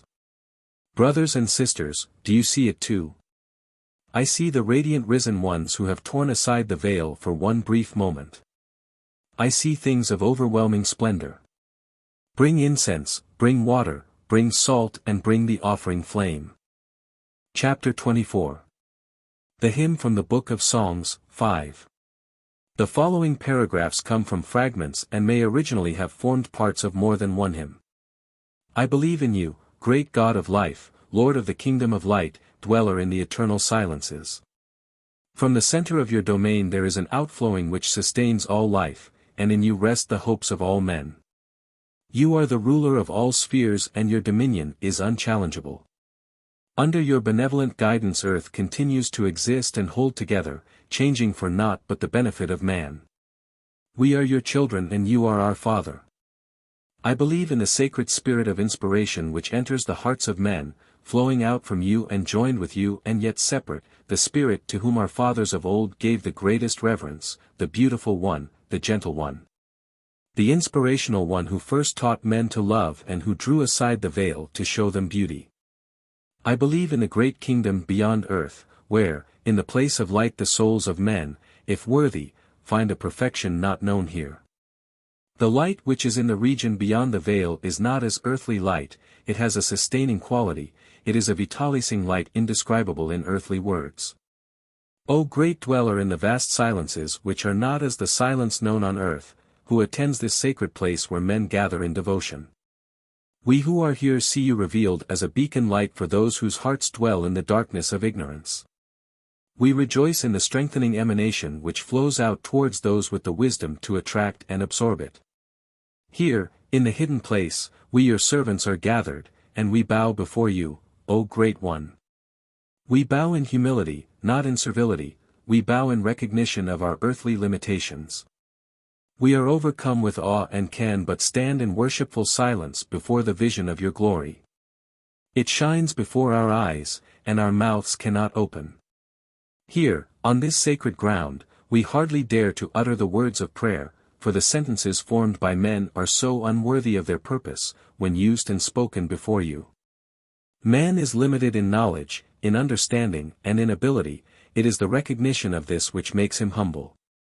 O Great One, who understands even the speech of the dumb man, help us to expand our knowledge and understanding. We, for our part, will not remain inactive but will ever sincerely struggle to reach out towards you, striving even to extend beyond our limitations. Were it otherwise we would be dishonest in seeking your help. Help us to remove the disfiguring stains upon our everlasting spirit, and when earthly life is renewed in us let us not be too disadvantaged. Teach us to pray without prayerfulness, so that the taint of self-seeking is eliminated. When we petition, let this not be in the spirit of selfishness. Chapter 25. Some fragments from a much damaged section, most of which has been destroyed. Fragment 1. O enfolded, sleeping soul, unaware of the life fountain within from which you may drink, unfeeling of the throbbing life all about us, now is your hour. Prepare yourself for the great awakening. The bright light of wisdom awaits to encircle you, as you stand before the awful door within the sacred temple of mystery. That the light of truth may be a sure guide amidst the dark gloom of earthly life, a certain aid enabling you to find the way of your eternal spirit, you are not unknowing of your inner wisdom. It is the key to everlasting life in the glorious place beyond the western veil. O live my soul, awaken, hear me. Let not my love and my sacrifice be in vain, let not all my hopes turn to dust within the tomb. Can love become soil and hope become sand? Never, for the grave is not the destination of the sublime attributes which ennoble the nature of man. Man is as a flame burning in water, as it is written on the pillars without. His soul is as the rosebud awaiting the kiss of the sun to awaken it to bloom. His nature is as the day which is ever accompanied by the night. Fragment 2. I will praise the nameless God who is the true God and the knower of every name. Hail great overseer of earth. The high heavens will hear the sound of my voice and its loudness shall ring across the widespread land. It shall resound throughout the red land. My song shall ride on the wings of the wind and my gladness shall whisper into the ear of the air. Hail great overseer of earth. I shall seek diligently for enlightenment and knowledge, that I may proclaim the ways of the true God among people, for they are mysterious ways not easily understood. Man wallows in a quicksand of ignorance, and only by extreme effort can he extricate himself. Great Overseer, grant me the ability to understand. Hail great Overseer of earth. I say to the people, declare the Great One to your children, to the high-born and to the lowly ones who dwell together under the same sun, to the generations as yet unborn. Sing songs that will echo down the corridors of time. Hail great Overseer of earth. Sing his praises with the birds of the air, tell of him to the fishes in the waters, to the creatures which hide in the ground and to the things which walk and crawl above it. Hail great Overseer of earth. Declare him unto all, for he is the God of all, he is the great compassionate one whose wrath declines with the setting sun and in the morning departs with the dawnlight mists. Hail great Overseer of earth. Sometimes, in the lonely night watches, I wonder, have you turned your face from me? What have I done that you are unresponsive? Have I ever lived otherwise than in accordance with your word? O great Overseer of earth, what is your will for me? Fragment 3. O Great One, everlastingly considerate of our needs, Overseer and Taskmaster of mankind, look down upon us with compassion and lay not too great a burden upon us, your dutiful servants. Labor we must, for thus we prepare for a higher state of being, but bear with us, for sometimes we grow weary and falter at the task. Here we have fallen victims of our own wiles, we have hopelessly snarled up the threads of our existence, so we know not how to loosen the knots we ourselves have tied and so free ourselves. We are entangled in a net of our own weaving. Let us, your servants, look to you, the Great One, for aid. Our destinies are held in the hollow of your hands, while the future is visible to you as is writing upon an open scroll. The glorious ones worship you with service and serve through following the words of guidance. Thus, the earthbound spirits worship you, the shades of the departed worship you and the whole of creation worships you. We, your servants, offer our continual and everlasting devotion to your service. We are not as others, O Great One, for we know well that worship and devotion means service and expended effort, not mere words and ritual. Your spirit governs the breezes that comfort mankind. You send the fertilizing rains, your spirit quickens the seed within the womb of earth. The songs of the birds are inspired by the knowledge of you, and the wild beasts rejoice in the sustenance provided. You are the universal being, the raincloud overshadowing the earth, the one dwelling in the cave of the heart within all breathing creatures. You are the weaver of the warp and woof of life. Fragment 4. I praise the one who eats evil, the disposer of earthly residue. He who sustains the devoted followers of the deathless one in whom all merge on leaving the body. For the day comes when we discard all that is of earth, when we recognize and realize that all remaining is the pure and sacred spirit, boundless and free as the winds. I praise the one who eats evil, the disposer of earthly residue. He who sustains the devoted followers of the deathless one, who is with us everywhere and in all things, in whom is all, though not himself the all, who sees and hears all, who knows and understands all, but whom none tied to earth can know. Who projects his word of power, so that it is within all and holds all things together in stability. I praise the one who eats evil, the disposer of earthly residue. He who sustains the devoted followers of the deathless one. Who created all things and thus became his own greater self, who clothed himself in the universe as with a garment. Fragment 5. O Great Spirit, I would see the vast face of the earth as you behold it. I would know how the seed is quickened, so that it grows into the plant, and how the fowl comes forth from the egg. What is added to the egg to give it the power to reproduce life? I would touch your great body born of the breath from the eternal source and watch your thoughts creating and molding all things to shape step by step. I would see the links of heaven and earth and rest one hand in each. I would see the thread that binds yesterday, today and tomorrow, so all are one and parts of the whole. I would see the appointed place of every living man and understand why. I would see the purpose of every beast and every plant, every tree and everything that flies and crawls. I would know gladness with the children, as they play and go singing on the way to their places of instruction. I would watch birth and death and solve their mysteries. I would know the depths of hatred and the heights of love. I would journey the adventurous path of love hand in hand with another. I would know its secret, its delights and their shadows, and the secrets of its silences. I would know the beginning and the end, and understand what links them. I would see the chain of the years and the necklace of the days. I would know the purpose of it all. Then, knowing all these, I would know you at last. O Great Spirit. Fragment 6. O true God, by whom the worthy are guided in all they undertake, who rises as a beacon in the darkness for the lowly.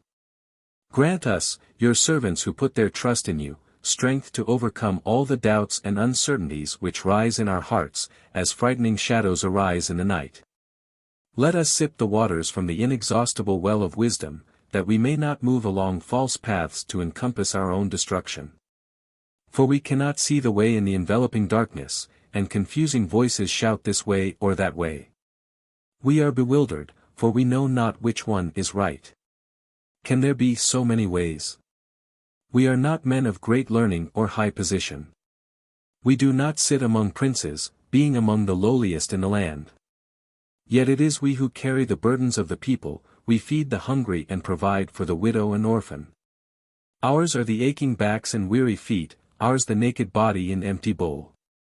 Those who are concerned with higher things sit at tables of plenty, those seemingly unworthy rejoice amid prosperity and plenty. Those who take are given more, while those who give are mocked.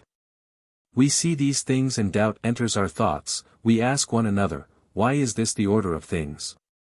Is it the will of our God? Then we seek for an answer in all sincerity and with productive effort, and the great God above all does not remain mute. Fragment 7. O God, hear my prayer, for I have gone into the great recess within me and await a response from out of the enveloping silence and tranquility. The restlessness and discontent of life I have left at the portal. I have closed the door to the outer things of life. Give ear, O my soul, to the whispers from the silence. Close out the clamor of earth and hearken to the soft voice which echoes from the far reaches of eternity. Hear without ears the wordless voice of truth. Close the eyes of the flesh, that the greater eye may see in the inner darkness. Enter into the inner temple and await the revelation of heavenly secrets. Shut out the clamoring senses that demand expression in sensual pleasures. Then, when all outer doors are closed and all inner doors open, speak to me and I will hear your voice. Tell me the secrets of the ages, and my spirit will dwell in contentment forever. This alone I ask and no more, it is sufficient for one lifetime. Fragment 8. O Great One on high, have pity on us, for we are hopelessly ensnared by our complete lack of things needed to sustain the body. Without sustenance our spirits are restless, our hearts cannot find peace. We do not desire foolish things, or pleasurable or vain things, but just the things without which we cannot live. Though we lack all things we do not turn our faces from you, for we know well that in your bounty all men are provided for and the earth is full of richness. It is not you who take away the things needed to sustain our lives, but those made in our own likeness, our own brother men. They deny meat to the hungry and drink to the thirsty, though they themselves are gorged to fullness and bloated with good things. Be merciful to them, instruct and enlighten them with your chastising afflictions. Thus they may come to know that man needs man and each man is brother to all others. Others have reaped where we have sown and others sleep where we have built, because of the statutes of men. Therefore, mete out not but justice, that we may be fed and clothed and have a place to rest our heads. Fragment 9. O God, who teaches us in so many strange ways in this great place of instruction called earth. Who set us tasks to an end which we cannot foresee, and who tests us to measure our abilities and to try our courage and fidelity. Instruct us, so we may better understand the bitter lessons which purge from our natures all which is unwholesome to the spirit. Strengthen us, so we may bear all things without complaint and conduct ourselves manfully under the strict discipline of this unique place of instruction. Open the eyes of understanding within us, that we may benefit by every experience and not waste time bewailing our lot. Tell us, so we may know. Instruct us in our duties in the battle line, so that when we are called upon to take our appointed place we shall not shirk the clash. Toughen us on the training ground of adversity, so that we may be stronger for the fray. When the day of battle comes upon us and cowards flee before the strength of our adversary, when the valiant ones kiss the dust at the portals of glory, let our place be where the battle rages most fiercely and the blows fall the thickest. If we faint, may we still remain faithful. If we are exhausted, may we remain dauntless. If our hour come and we fall before the onslaught, may it be with weapons in hand and face to the foe. We fight the fight where the victor can be the vanquished and the vanquished the victor, for here the fight is the end and not the victory. He who serves the end well justly claims the fruits of victory. We cannot ask to win, but we can ask to be made strong if we struggle for strength. We cannot ask to remain unhurt, but we do ask for courage. We cannot ask to be supported in weakness, but we can ask for the fortitude to endure. We stand firm-footed, grim-faced to the foe. The ranks of wickedness encompass us about, but we will surge forward with closed ranks, carrying all before us until we come to rest in the presence of victory. O God, supreme among spirits, watch over us in the struggle, for we are your children. Fragment 10. This is my prayer, O Great Spirit, accept my prayer. O dweller in the pure region of truth, hear me. O great fountain of wisdom, hear me. O comforter and companion of the soul silences, hear me. I, your Son, come into your presence with faith and humility. Grant that my spirit be admitted into the glorious audience chamber between the two regions. I, your Son, come into your presence with faith and humility. O supreme source of the form-holding rays, grant me a hearing. O great one seated on the celestial throne behind the great solar disk, hear me. All homage to you, great God, master of the bodies of men. I, your Son, come into your presence with faith and humility. My every thought and deed are dedicated to your service. These things are written clearly in my heart and are not mere puffs of wind from my mouth. Fragment 11. Lord of my heart, hear me now as I stand in communicating silence before the listening shrine. You are the great one who existed before the upheaval of the mountains, who tore apart the land and waters in the infant years of man. For in your sight 1,000 great years are as an hour in the heat of the day, or as a watch in the coolness of the night. You are the timekeeper in eternity and warden of the ages. You reap men as corn is reaped at the harvest and sweep them away as floodwaters cleanse the land. For man is like unto the grass of the field, in the morning it grows full of vigor, gaily bedecked with the gems of morning dew. In the eventide it is cut down, to wither in the night. The day is not important if men live by the hour, fulfilling in each its appointed task. Fragment 12. When the dread messenger calls for you, let him not find you ill-equipped and unprepared. In the final hour, which must surely come, there will be no opportunity for fine speech and naught can delay his imperious command. Then all the possessions you have cherished and stored will be as naught, and all you will be able to take with you will be that which you have fashioned within. Do not be numbered among the foolish who say, time enough, for I am yet young. Death claims the breast-child as well as the aged, and on this you should ponder. Consider well your future estate. Here you are the architect of your future abode, the plans prepared here are carried out in another place. Earth is the place of sowing, heaven is the place of reaping. Here you are the sculptor who chisels the statue, the potter who fashions the pot, the woodworker who carves the pillar. What is there on earth more deserving of your care and attention than your own future form and appearance? Do you recklessly hew or willfully cut? Do you heedlessly pound the pliable clay and carelessly fashion the unfired pot? Do you mix the colors with proper thought? What manner of thing are you fashioning in this great workshop? A beauteous being arrayed in radiant splendor, or a hideously foul fiend which can do naught but squirm in the slime of its fitting abode? Whom will you praise for your prudence or curse for your lack of foresight? Who can force you to deal tenderly and responsibly with the slumbering child of your own self? Or prevent you from carelessly and willfully shattering all hopes for its future well-being? Fragment 13. Rejoice all cities beside the waters, be joyful all people in the land, for great things have come to pass. Behold, the foe is scattered in confusion, they are no more, they are eaten up, victory is with us. All praise to our commanding Lord. Hail the great leader, hail the source of power in the land, live forever in glory.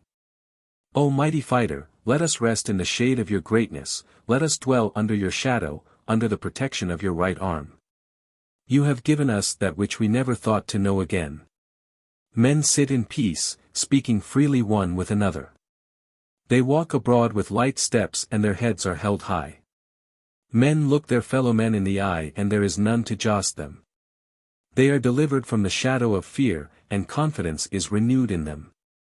The fortresses are no longer overflowing with fighting men and all throughout the land no well is forbidden to the thirsty, all may drink freely where there is water. Men come and go across the wilderness, carrying the burdens of trade and none falls upon them to plunder. Men journey peacefully along the lonely roads and none waylays them to rob. Traders cross the barren places and are unmolested, none rises against them. The bearers of messages no longer hasten about, pale of face and frightened, they no longer carry doleful tidings, they no longer bear words of fear. Their coming no longer causes the knees to tremble and the stomachs to fall. Now the messengers loiter in shady places, remaining there until the night watch calls, for there is no urgency in the words they carry. The fighting men rest, their hazardous days have gone, the bow, the sword, the spear and the shield have been laid away in the weapon stores.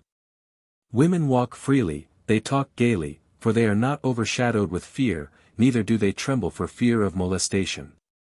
The faces of the border guardians are no longer haggard with sleeplessness, nor are their eyes tired and strained with watchfulness. Throughout the whole land there is content and tranquility. The herds are large and sleek, they are no longer tense and restless. The flocks graze contentedly in their green pastures.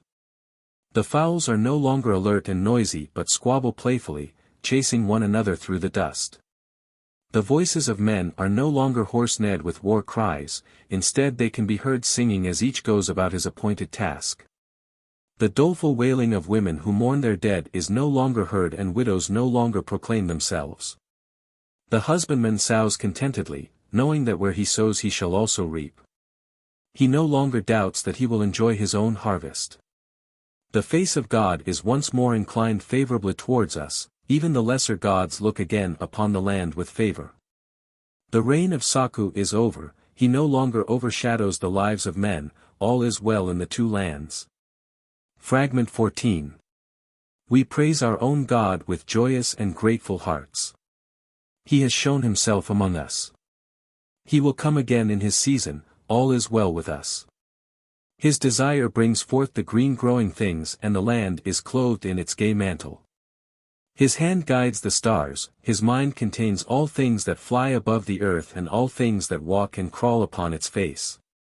We praise you, great eternal one whose forms are so many. We kiss the ground before you. All the sacred beings and sacred things men worship are but manifestations of their groping through the clouds of ignorance to understand you. Have pity on them, for they were born into darkness and mysteries, but their hearts are good. Each day you bring some new thing to the attention of men and place before them problems to unravel. The nature of men ever inclines them towards the path of ease and passiveness, therefore they tend to shun the things which are truly profitable. Therefore, deal with men in a manner best fitting for their progress towards truth. Fragment 15. Neither life nor love ends at the grim portal.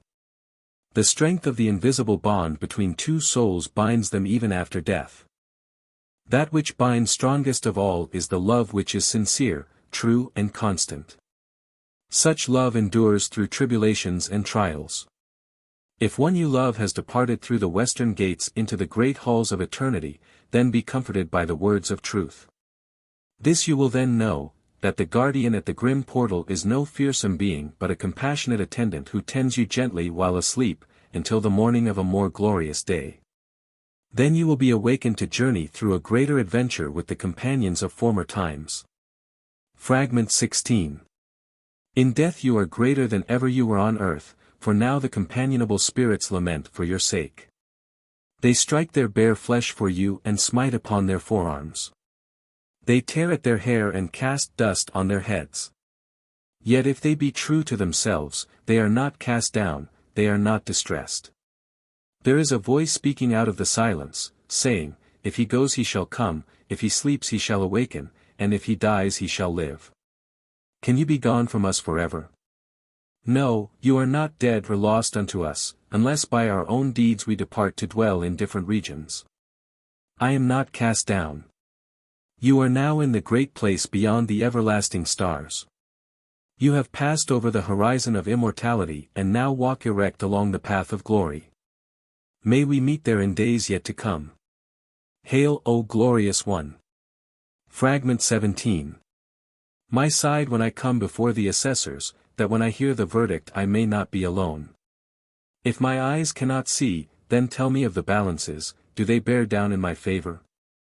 O guardian God, lighten the darkness for me and deliver me from the meshes of the net woven by my own deeds of wickedness and weakness. You are my strength and support, to you have I given my offerings, you I have honored above all. There I may be in distress and have none to abide with me. I may have no comforter and may be alone, therefore desert me not in my time of trial. Stand by my side, O guardian God. If I am numbered among the distressed ones, look upon me with compassion and mercy, and if I am deserted, then sustain me with water, bread and oil. Fragment 18.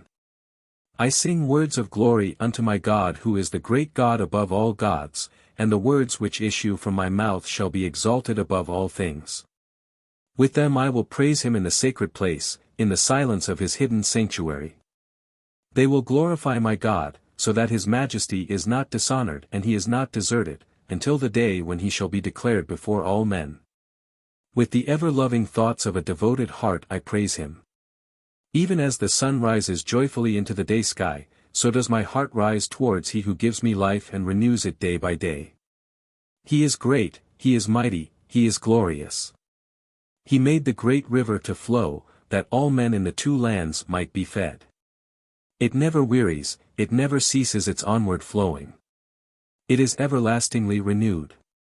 Even as the great river flows steadily and strongly through the barren wilderness and bestows verdant life on its way, so let the river of my life flow through the earth and eat away the sands of wickedness.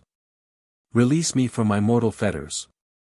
Loosen the heavy covering of flesh which imprisons me, which restrains me.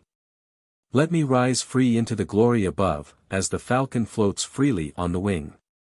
Let not the melody of my song be cut off while I sing, nor the story end before its completion. Keep me, O my God, from the ways of darkness and let my spirit rejoice in the light of righteousness. Glory to you, great God, Lord of truth, whose eternal throne is concealed behind man's limitations, who issued the command that brought things into being, who made man so wonderfully that man himself cannot understand his own nature. Who hears with compassion the cry of the distressed and the moan of the captive. All hail the everlasting Spirit within, the real self, the seat of all thought inseparable from me. I am one who can truly call this soul everlasting, for I am one of the awakened ones, one of the few who have at long last attained the splendid vision. I have seen the bright flash of truth in the darkness of earthly existence, I am free, I am illuminated. I will sing, that you may be glorified in the solitudes of your hidden places, where the eyes of the profane can never penetrate, where few men come as chosen ones. There we will sing songs of your. We will sing of your ways and of your laws, which remain everlastingly unchangeable. Fragment 19. Heaven and the many heavens beyond heaven, earth and the many earths beyond earth are held in the thoughts and power of God. They are as a monument to His everlasting glory. All things living that move and breathe have their place in the abode of life. Man finds the greatest joy in the eternal halls, therefore set not your heart on earthly possessions. Here a man may desire life for 100 years and may even attain it, but what benefit are the extended years to him if they do not exalt the soul? There is a horror-haunted region of darkness, and whosoever rejects the Godward life on earth will surely dwell therein. They will go down to partake of the nature of demons, down into the darkness of delusion and doom. The soul, without moving flies on wings swifter than thought. It stands behind and beyond the senses. It is the knower working within the things that are known. The spirit of man is carried down the stream of action into the ocean of life. The spirit is everlasting, it is near and it is far, it is in all and it contains all. He who sees his own self in all things and all things in his own self is awakened. He is beyond delusion and outside the reach of futile sorrow. Fragment 20. I am Hera the Enlightened One, Hera the twice Bom. Having crossed the dark waters myself, I carry the others across. Being free from fear, I free others from fear. Being unrestricted, I ease the restriction of others. Knowing the way, I show it to others. Having trodden the road, I now guide others along it. I am an illuminated one, the open of ear, the keen of eye. I am one who knows the law, I am a keeper of ordinances. I shall refresh all those whose bodies are bent with toil or sorrow. I shall come to the aid of those whose souls are withered and distorted, and give them strengthening sustenance. I shall open the eyes of many who are deluded in the heavy mists of threefold existence. Hear me, all who toil under the yoke of ignorance, who labor under the clouds of despair.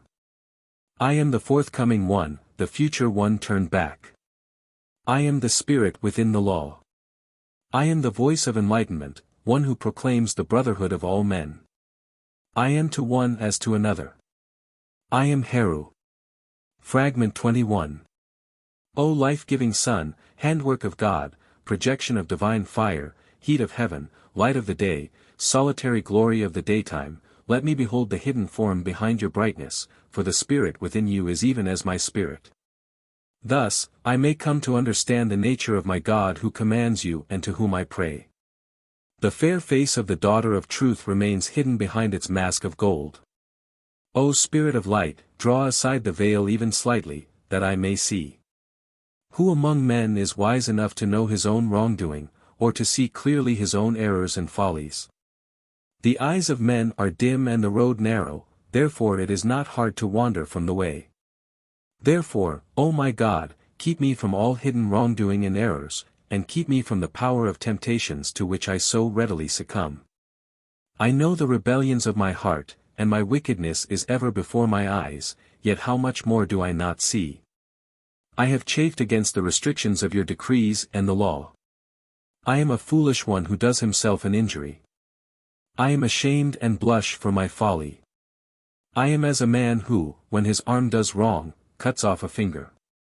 Help to make clean my heart and strengthen my spirit, that it may resist my own inflictions upon it. I believe I do right and do wrong, for I have not listened carefully and diligently to your words written on the sacred scrolls. O my God, whom I have long worshipped with devotion, incline from the great heights of your splendor and stretch a helping hand down towards your weary servant.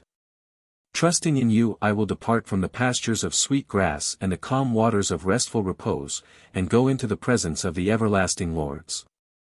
I will pass out of the dark tomb, I will arise refreshed with the outpouring of your Spirit. I will clasp your mighty hand and be guided along the path of truth. Thus, I cannot stray and the lonely places will not claim me. In confidence and trust one will take my place before the court of assessors. Guided by your light I shall pass safely by the place of darkness, and those who lurk shall do me no harm. My trust is in you and I will come safely past the lurking ones. I shall be freed of all earthly weariness and my spirit shall shine forth in glory. I will stand in the place of brightness, and the glorious ones will come bringing refreshing waters. I will not lack sweet sustenance, and delicacies shall be poured forth for me in abundance. Chapter 26. From the Scroll of Senmut. The stone-bearer measures the stone and it is trimmed and pushed into place. It is fitted and the overseer looks upon it and says, "This stone is well laid." It remains in its appointed place. Beside it other stones are fitted and set, each according to its own shape and design, each has its own place and position. Then upon it are placed other stones and so it becomes concealed from sight in the foundations of the structure. The building rises, firm and strong, to become the dwelling place of a prince.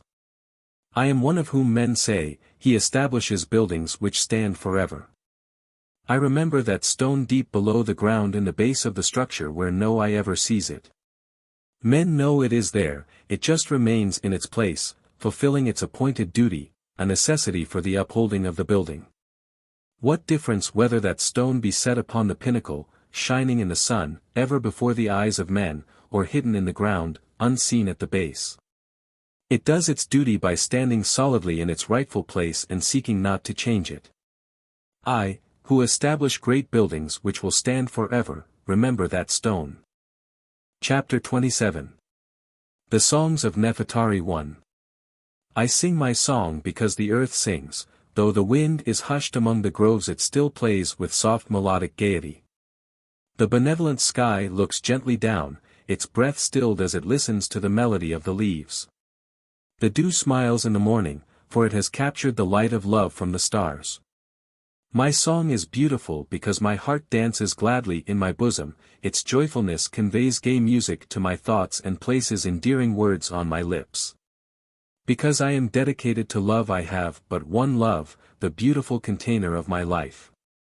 My heart is a lonely thing ever seeking companionship with yours. It is lost to you, so let it beat in your breast nestled against your heart, for there it surely belongs. My love is wholesome, not tainted by any residue of past affections. It is gentle and pure, therefore treat it with manly tenderness, for it is a precious treasure. I give it gladly and can give no more. That which I give to you I can give to no other man. For you the lovely pearl, for others the empty shell. Let me live just for you, let me serve as your housewife.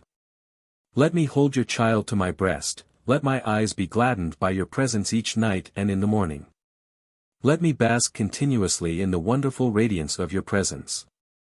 Never part me from the source of my joyfulness and gaiety, but let us go down the corridor of life together, your arm laid on my arm and my hand in your hand.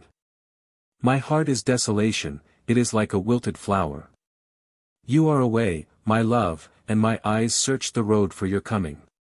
The caress of sleep eludes me, for your image is ever there beside me and I cannot find consolation with even the most comforting shadow. Come to me, my living love, that I may feel the warmth of your flesh and be at peace. While you are absent I concern myself no more with things which give pleasure to a woman's heart. I neglect my hair arrangement and my diadem hangs disregarded. My curls are laid aside, for I await your coming to put them on and greet you in my gaiety. The song is silent on my lips, for my heart is without joy. While you are away my heart slumbers, my bosom is empty. Come quickly, my love, that my heart may awaken and beat gladly with the pulse of life. I await your coming as the dawn awaits the sun, as the parched lands await the rising waters. My eyes search the night skies and see the mating dance of the stars, the earth about me throbs with the pulse beat of love. The dark waters reflect the mystery of life, but I sit beside them desolate. Come to me my love, for none but you can awaken my response.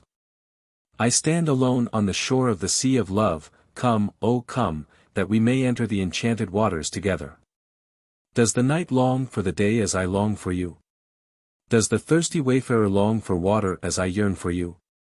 If so, then truly they are to be pitied. Oh come, my living love, and fill my days with the sunshine of your love. It seems the ages of man have never been loveless. Chapter 28. The Songs of Nefertari 2. Life is the bearer of the most wonderful gifts. You are a man and my man. Maker of my heart's butterfly flutter when my breath becomes a necklace of sighs. In your strong arms I melt as honey in the warm night waters. O man and my man, great one in my maidenly eyes. The light of my life, the sun of my days and the moon of my nights. The rock against which I confidently nestle, for to feel your protecting strength is my everlasting delight. My body yearns for you as the parched fields cry out for the caress of the fertilizing waters. How delightful the gentle hour of love with you!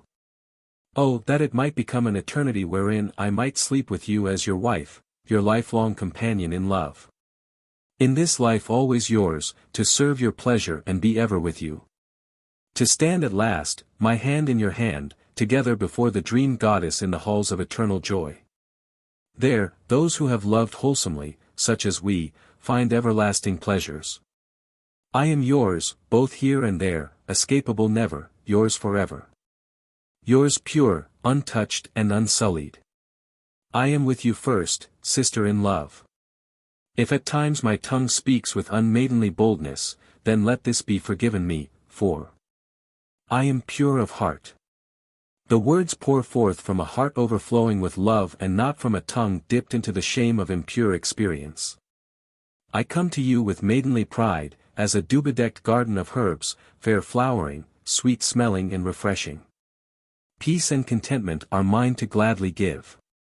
Upon you I gladly bestow all that is precious to a maiden. You share me with no other, I honor love by bestowing what is exclusively yours. Your brow becomes hot with the body passion of man burning within, and I cool it with my womanly hand as the cooling north wind tempers the heat of the burning sands. The strength of an ox and the gentleness of a kitten are united in love. We walk together in a land of beauty, a garden of loveliness fashioned thus by the dreams we share. Hand in hand in the kingdom of men, heart in heart in the kingdom of spirit. When hearts are bound together in a love exceeding all bounds, then bodies may unite with purity and peace. We wander heedlessly about and my heart sings with joy, for we are together. Your voice is the food of my heart, your touch the life of my body. I see you and I am gay, you depart and I am sad. Your glance pierces me like an arrow of fire, your words carry me away like the surge of bitter waters over the beach. For the lover's hour we sit beneath the wild fig tree, beneath its fruits of lover's blood and its leaves of lover's eyes. Hear it whisper to our hearts. I am a maiden reserved to you in love, you are my lord, the commander of my heart. I dwell beneath your shadow and within your shadow. Oh, never leave me unshielded. My nights are restless and hot, shall I give my love the apple of his desire, the first fruits of womanly love? Am I the wild bird's snare awaiting the wild goose? O my heart, how have women beyond number decided before me which answer is the true one? Oh, take me not in my weakness, lest you despise me after the manner of men and bring low the head of my father. Have manly compassion on the weaknesses made by my love. Degrade me not before my mother and let not the shadow of shame fall over my father's house. Let me ever keep faith with the mother guardian of love, that when I am called before her I shall stand in unsullied radiance. Make me not a woman of the hedgerow. Let our love bear us up in glory, up into the revealing light where we may stand together, proud and unashamed. Let ours be a love that fulfills its appointed function in the great chain of life, something honored by men and an inspiration to our children. Let it not become a flower of the field corner which withers in shame when the sunlight falls upon it. I wait, the day comes, its hours are long and extended, but with its declining you hasten to me, my man and my life.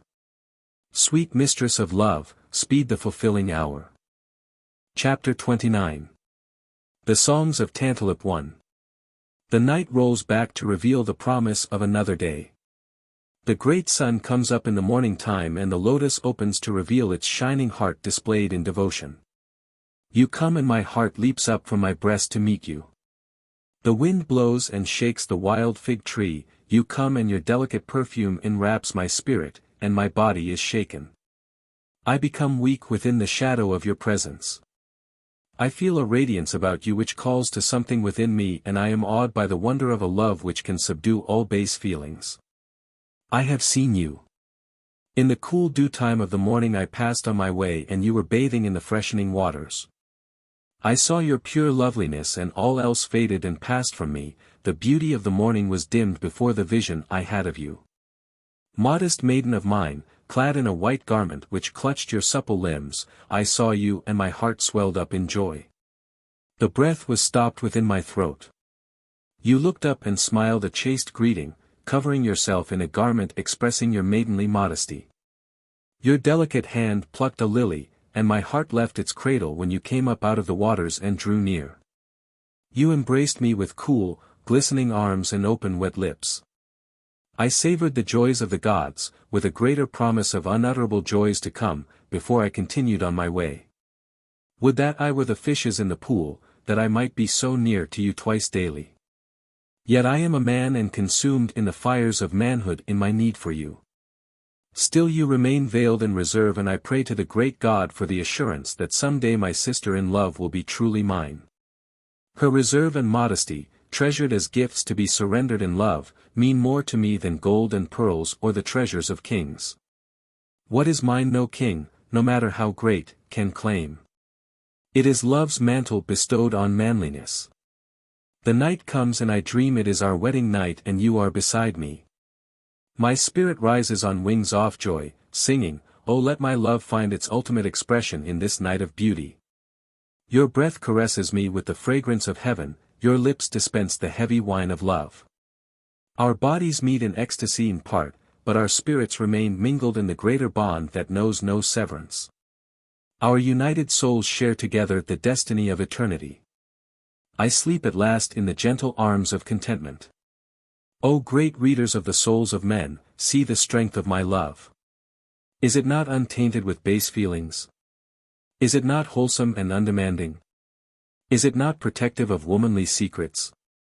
Let it endure on earth, that it may blossom in glorious fullness throughout the great ages in everlasting splendor. May it shine forever in the unwalled halls of eternity. O grant me my heart's desire. Chapter 30. The Songs of Tantalip 2. I am one on whom the fates smile.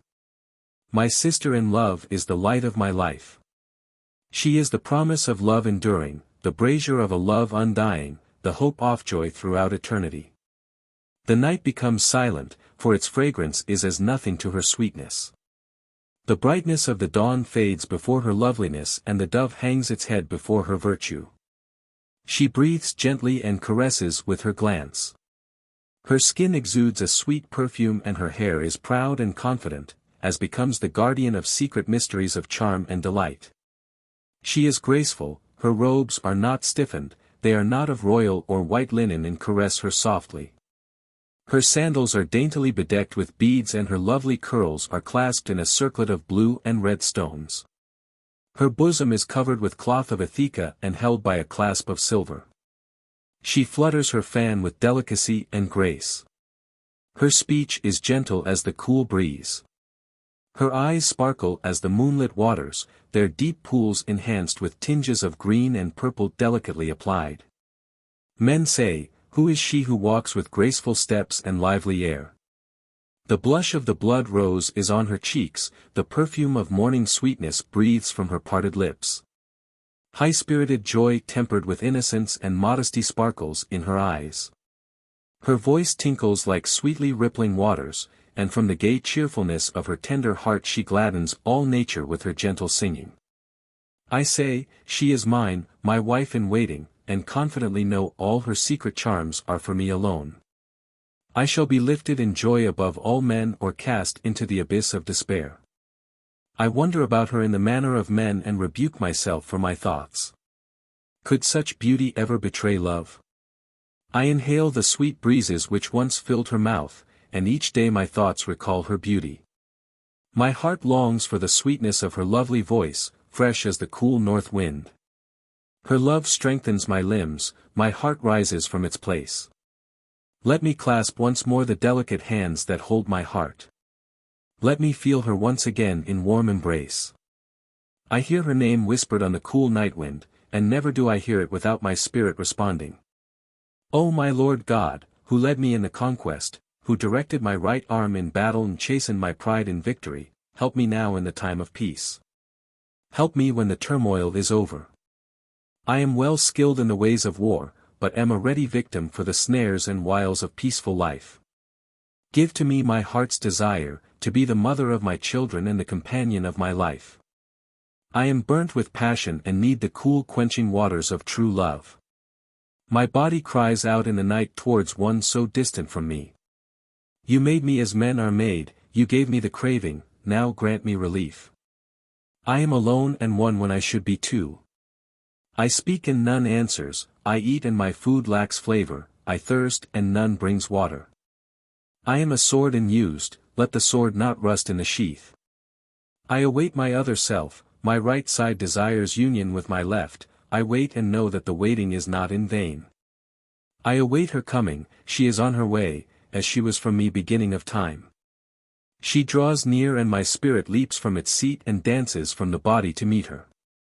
I see her, she is mine, fashioned for me by the ages, her body is made for mine and mine for hers.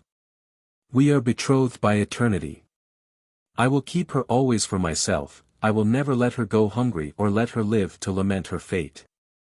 We will share 7 lives together and in each I will seek her anew. Man is two, the life force and the life material. Love holds all things together and no man can know the joys of love who shares the secret charms of his beloved with another. Chapter 31. The Marriage Song. O devotee of a love that rises above the mire of matter and flowers in realms where romantic love is glorified. O daughter of love and sweet mistress of life, now is the hour of your fulfillment. Prepare to accept the scepter of womanhood as becomes a true maiden, prepare to accept the burdens and pleasures of motherhood as becomes a true woman. Verily you are a disciple of love. Earth knows no greater joy than that of contented wedded love. Such love is a beacon light to all mankind, it guides the caravan of its journeying with a pure and sacred flame. Sweet, hallowed love has a temple in the heart of every chaste maiden, and all men worship the mystery enshrined within. O resolute priestess and guardian, you are now worthy of the white crown of love. Great has been your inspiration to man. Well have you fulfilled the duty of maidenhood, now step forward to accept the joyful burden of womanhood, the crown that proclaims you a wife. Marriage is sanctified by ancient tradition, for it has survived the tests of time and turmoil. It has ever been the anchor of society and the shield of the family. Loveliness belongs to all women, for it is the heritage of womanhood. Beauty of face and form is carried away by the passing years, but the beauty of heart and thought grows as the waters rise and fall. The glorious chance of modesty and purity can be possessed by any woman. Weave a mantle of contentment around your chosen mate, O gentle bearer of womanly charms. Remember that you are the mother of generations yet unborn. Maidenhood, wifehood and motherhood, these are the phases of a woman's life. A chaste maiden becomes a good wife and a good wife becomes a good mother. Thus it is written. May the great God whom you now worship spread his protecting wings over you, and may you enjoy the companionship of many children. May your life be enwrapped in peace and contentment, and may it be attended by the forebearers of prosperity. O son of strength and goodness, remember always your obligations and duties as a husband and father. Love belongs nowhere but beside your own hearth, for what foolishness it would be for a man to expend it on one other than his wife. That which a man gives to his wife is his also, a love truly shared is joy multiplied. He who sows beside his own hearth reaps a manifold harvest. Be not harsh with your wife or impatient because of her weaknesses, for her ways are those of all women. Be gentle with her, remembering that the dart of love cannot penetrate a hard and inconsiderate heart. Love is a treasure unearthed by few. It is found by less than 1 in 1,000. Yet, where it is let it be held sacred, for it is the decree of a divine destiny uniting one to the other in ever-increasing glory and beauty, as they rise from life to life. Is not every part of the earth paired with its mate? Even heaven and earth are mated, for does not earth cherish and nourish whatever heaven lets fall? When earth lacks heat heaven bestows it bountifully upon her, and when she loses her freshness and withers, heaven restores her freshness with gentle soothing waters. Heaven daily goes about the task of sustaining earth, she is never neglected. Therefore, take an example from the greater sphere of life, sustain and cherish your wife, that she never be neglected. He who sows seeds of discontent before his hearth reaps a full harvest of misery. Thus it is written by the wise one in olden times, even so it is now and will always be. Chapter 32. The Lament of Nefertari. They have placed my dear Lord in the engulfing tomb, they have laid him to rest in eternal secure silence. We depart, we journey home, but home is no more, it is rent apart and a place of dull shadows. Some with me are silent and solemn, some are weeping, some make show of weeping. Some suffer silently, some talk idly, some mask their sorrow with false mirth. It is a time of solitary heart pain.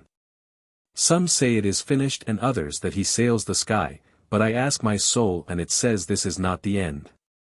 It is not finished, this is the beginning, which all loving things must know as they awake to a new dawn. The years of earthly instruction are left behind, the last lesson is read, the pupil has departed to take up his appointed task. He has been bom to life, and death has been left behind. There are no dead, just the departed living, death alone occupies the silent tomb. Death is a pause at the beginning of a hesitation before the light of a greater day. Death is a deceiver, a non-existent thing of the shadows. From the creeping caterpillar comes the light-loving butterfly, and from the hard grain the full-blooming barley. Who, looking at the date stone, can see therein the tree to be? Search the seed and the plant is nowhere to be found. Even so is it with the spirit. I trust in He who gave us life and love, but I suffer because of my loss. I am alone. Where is my Lord, the one I loved, the sharer in my cup of joyfulness? Where is the caressing hand, the touch that soothed, the voice that strengthened my heart in times of distress, the consoling counsel, the quiet laugh that dispelled God-given hurt? Though he has gone to glory, yet my heart shrinks, aching with solitary grief. I will keep him, that he wander not in the darkness, for he has been loved and cannot be alone for evermore. I will keep him, that he be not despaired and condemned to walk with himself, for he is a man who has loved beyond himself. He has stepped from his body as one steps from a mantle. He has left it as one leaves a discarded garment. His future is in my hands and I shall live in such wise that none can deny our reunion. There is a subtle something, I know that ties us together still. May I be given strength never to break the loving link which comforts me through the long night and sorrowful days. Chapter 33. The Scroll of Herthew. Great God of wisdom, help me in my transcription of these writings, that they may be a true record, for I am not learned in letters, as was Sophar. I am unskilled even as a scribe. Man is a battleground, he is torn apart in the struggle between his two selves. He dwells in the dark night of ignorance. From Ramaki of the 7 cities, land of copper, came the people of the light, and they brought with them, out of their transparent temples, the light that shines, when darkness falls, without being lit. Led by the old bald-headed one, he whose name is not spoken, they came out of the west at the sunsetting. They came from the place where now the sun goes down, in the days when the western wilderness was green and sand had not replaced the waters. When the outlands nourished cattle and sheep fed where now there is naught but rock and stone. The Tridinians welcomed them not, but they passed safely through the westward places to the land of Ansabiah, and were succored and fed. They brought to the people many things, for wise they were and learned. They were men of wisdom. Truth is not for the multitude, dirty hands despoil fine linen. The high-born have their estates and the lowly ones have their appointed places. Truth is not sold in the marketplace, nor can riches alone obtain it. Few entered the great chambers to die and to live. The temples were fine shells, but the kernel was dead inside. Men lacked the foods of life. The true God was guarded and hidden by the false gods. He spoke in the hearts of the wise, but the people heard the voice in the stone. Their ears were closed to all but the voices of men. Small places there were in olden times for all gods, the pillars were not yet stood up. The stones were not yet in their places, and the house of hidden secrets was not yet in the land. Then temples were built in splendor and priests were comforted in mansions. Great gardens and fields were the property of the gods of men. They had great herds of cattle in their pastures. Within the worship and ritual, amid the pomp enshrining the little gods, shone the light of truth which was the revelation of the true God. It was known to few and fewer understood it. 7 years men being chosen waited and were called. 7 years they served and 7 years they ministered at the feet of their masters of instruction. They were passed into bleak caverns to die and know God, and called forth with the sure knowledge of truth. Thus, men were made servants of the one true God. Thus, they knew the truth which may not be written, for many read who are not with us in God. There were writings which speak truly, but they are no longer with us. The arisen ones know the secrets of the lesser gods who are no more than these. The great scales weigh the soul by its appearance in the netherworld, and this its place is appointed. Its virtues from its food, but no man eats the filth that is his. He who devours souls is but the dark cave of horror which opens to receive dark souls into affinitive darkness. The Rakima watches in silence, patiently it sits, waiting for the day of the destroyer. It will come in 100 generations, as is written in the great vault. All men are not equal in heart and spirit. Is the southern man learned, or the Ambric man brave? The land of incense bestows all good things upon its inhabitants, yet they are not great. The land of bright waters raises nothing but trees and grass, yet its people are strong and the lion does not equal them in courage. Above are the waters of heaven and below are the waters of the dark region, yet there are not 2 waters but one. There is the fire above and the fire below, yet there are not 2 fires but one. The Lady of Ladies is arrayed in a radiant garment, when it dims the great trial begins. Her footsteps do not waver, her path is straight, but beware when she wavers and is inconsistent. Great Mistress of the stars, let us abide in peace, for we fear the revelation of your horns. Remain ever constant as a good wife to the Lord of the day. When women are as men and inconsistent as women, the hour approaches when the great lady will wander. When man and woman meet as one in likeness, the fiery heralds will appear in the darkness of the sky vault. Man twirls the drill in his hand. He is the master of fire, but the day comes when fire will leap forth from the heart of the stone and consume him. Men read the great book of the Master of the hidden temple.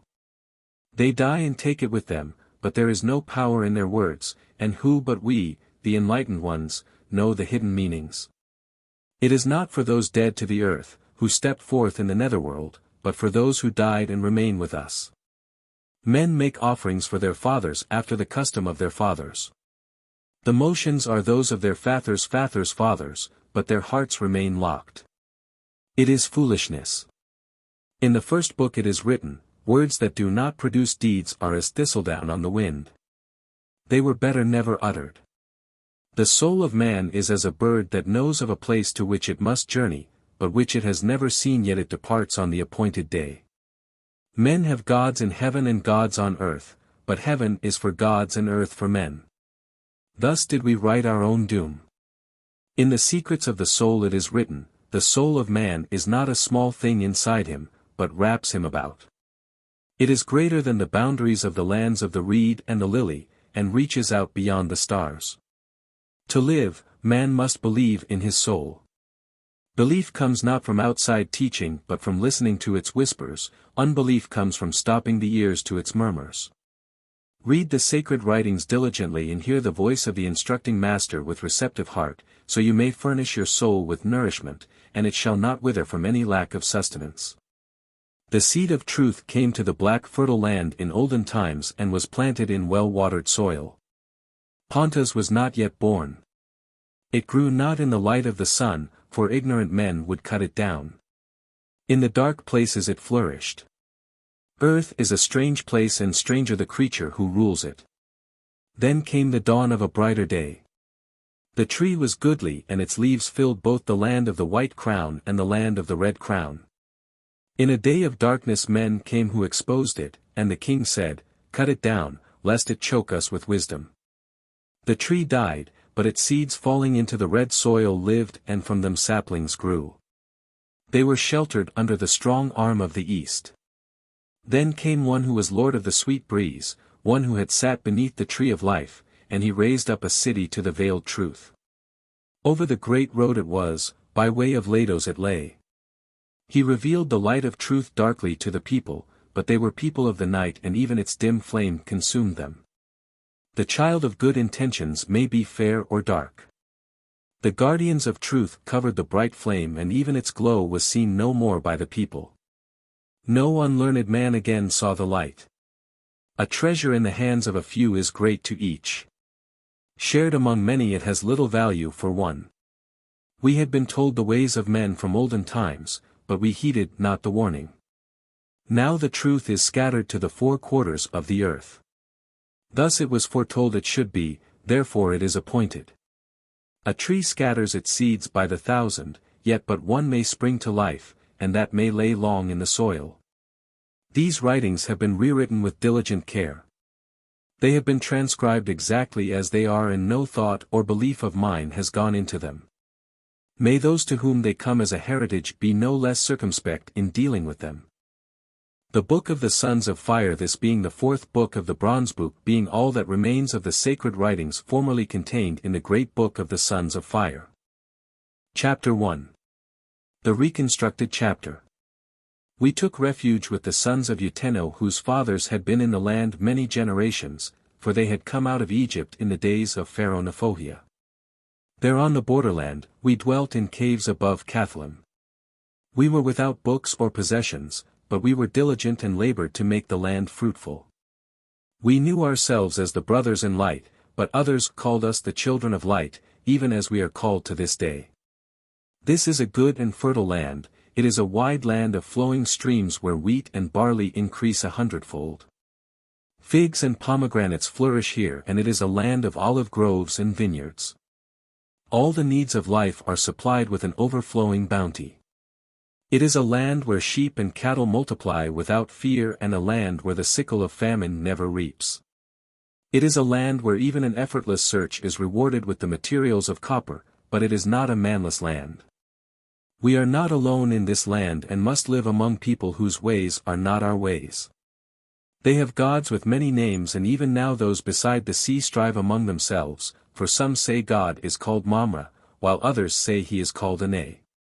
All about us men are in dispute and the strife among them arises out of the bounty of the land. Gaining their livelihood with little effort they have much time for argument and strife. We must build, for these people, a court of peace, the 4 pillars whereof shall be love, consideration, justice and truth. The land of our fathers and our inheritance has been lost to us forever. Their homes have been returned to the sands and their altars where they worshipped cast down. Their temples have been destroyed and the forms of worship practiced there are no longer known. The songs once sung are now mingled with the winds and the voices of the singers are silent. The wisdom once revered has departed, the illuminating flame no longer burns and the lamps lie broken in the dust. The honored writings have been used for kindling and the sacred vessels turned into vain ornaments. The very names held sacred by our fathers are now defiled and held to represent wickedness. Those who would have been our brothers are sold and their leaders slain. Those who would have been our wives are violated and degraded in servitude. Therefore, brothers, it is time the memory of these things was put aside and forgotten. What cause have we for sorrow? We are in a bountiful land, we have hope for the future and an unshakable faith. Better by far than all else, we have with us the key to the ancient portal of communication. Our memories must replace the books and decrees of former times. Let us, therefore, be thankful for our blessings and diligently preserve the flame from which the lamps of truth will one day be relit. In days gone by you have had leaders to guide you, but before them were even greater leaders whom you have not known. The inspiration of their words is something that must never be lost, it must be preserved for all time. We must be like a man who has traveled far with a heavy burden. He rests and seeks among the things he carries to find what can be discarded, knowing he has still a long way to go. The choice you must make has to be made soon, for the years remaining to our Father cannot be plentiful. We must establish a community where men can live together and where they can enjoy the companionship of women. Men always benefit from united effort, but this is inseparable from necessary restrictions. Let the restrictions imposed be such that no man can feel resentment because of the restraints set upon him. Let the only ordinances and restrictions imposed be founded on the nature of man and upon spiritual and moral values. We must seek to assure freedom of action for every man and woman, so long as it does not prejudice the equal rights of others. We must work for the benefit of the many, but in doing so must not overlook the provision of rewards for those who serve best. The rewards must go to the men who are best in all ways and not to the worst. We must see that good lives are rewarded and evil ones punished. We must place the greatest value on things spiritual, and no man must be unduly rich or unduly poor. We must provide for the sick and helpless, for the old and incapable. We must assure the integrity of the family. The first objective must be the spiritual goal, which is the only proper one for all men. After that all instruction and law should be bent towards an increasingly harmonious relationship between every living being. The upbringing of children must have as its objective the attainment of well-balanced manhood and womanhood. We must make men high-minded and above all pettiness. They must be upright and rejoice in their manhood. They must possess courage and fortitude equal to any trial, for there will be many. They must be prepared to endure oppression and persecution with self-control and a calmness which no misfortune or calamity can shake. They must also be such men that good fortune and abundance does not weaken them. We must teach men to be quick in decision and deliberate in judgment. Because in numbers we are like 2 grains of sand in the desert, we must seek converts diligently. We must be a guiding light before the eyes of all men, leading them along the paths of honest labor rather than power. We must teach men their duty towards others, so that no man ever says, "Unless I place my own welfare first no other will." We must seek out and accept suitable converts and they must be particularly precious to us. We must hold them in high regard, not because they have accepted our beliefs, the good within them can be developed within their own, but because they assume willingly and cheerfully the great duties and obligations peculiar to us.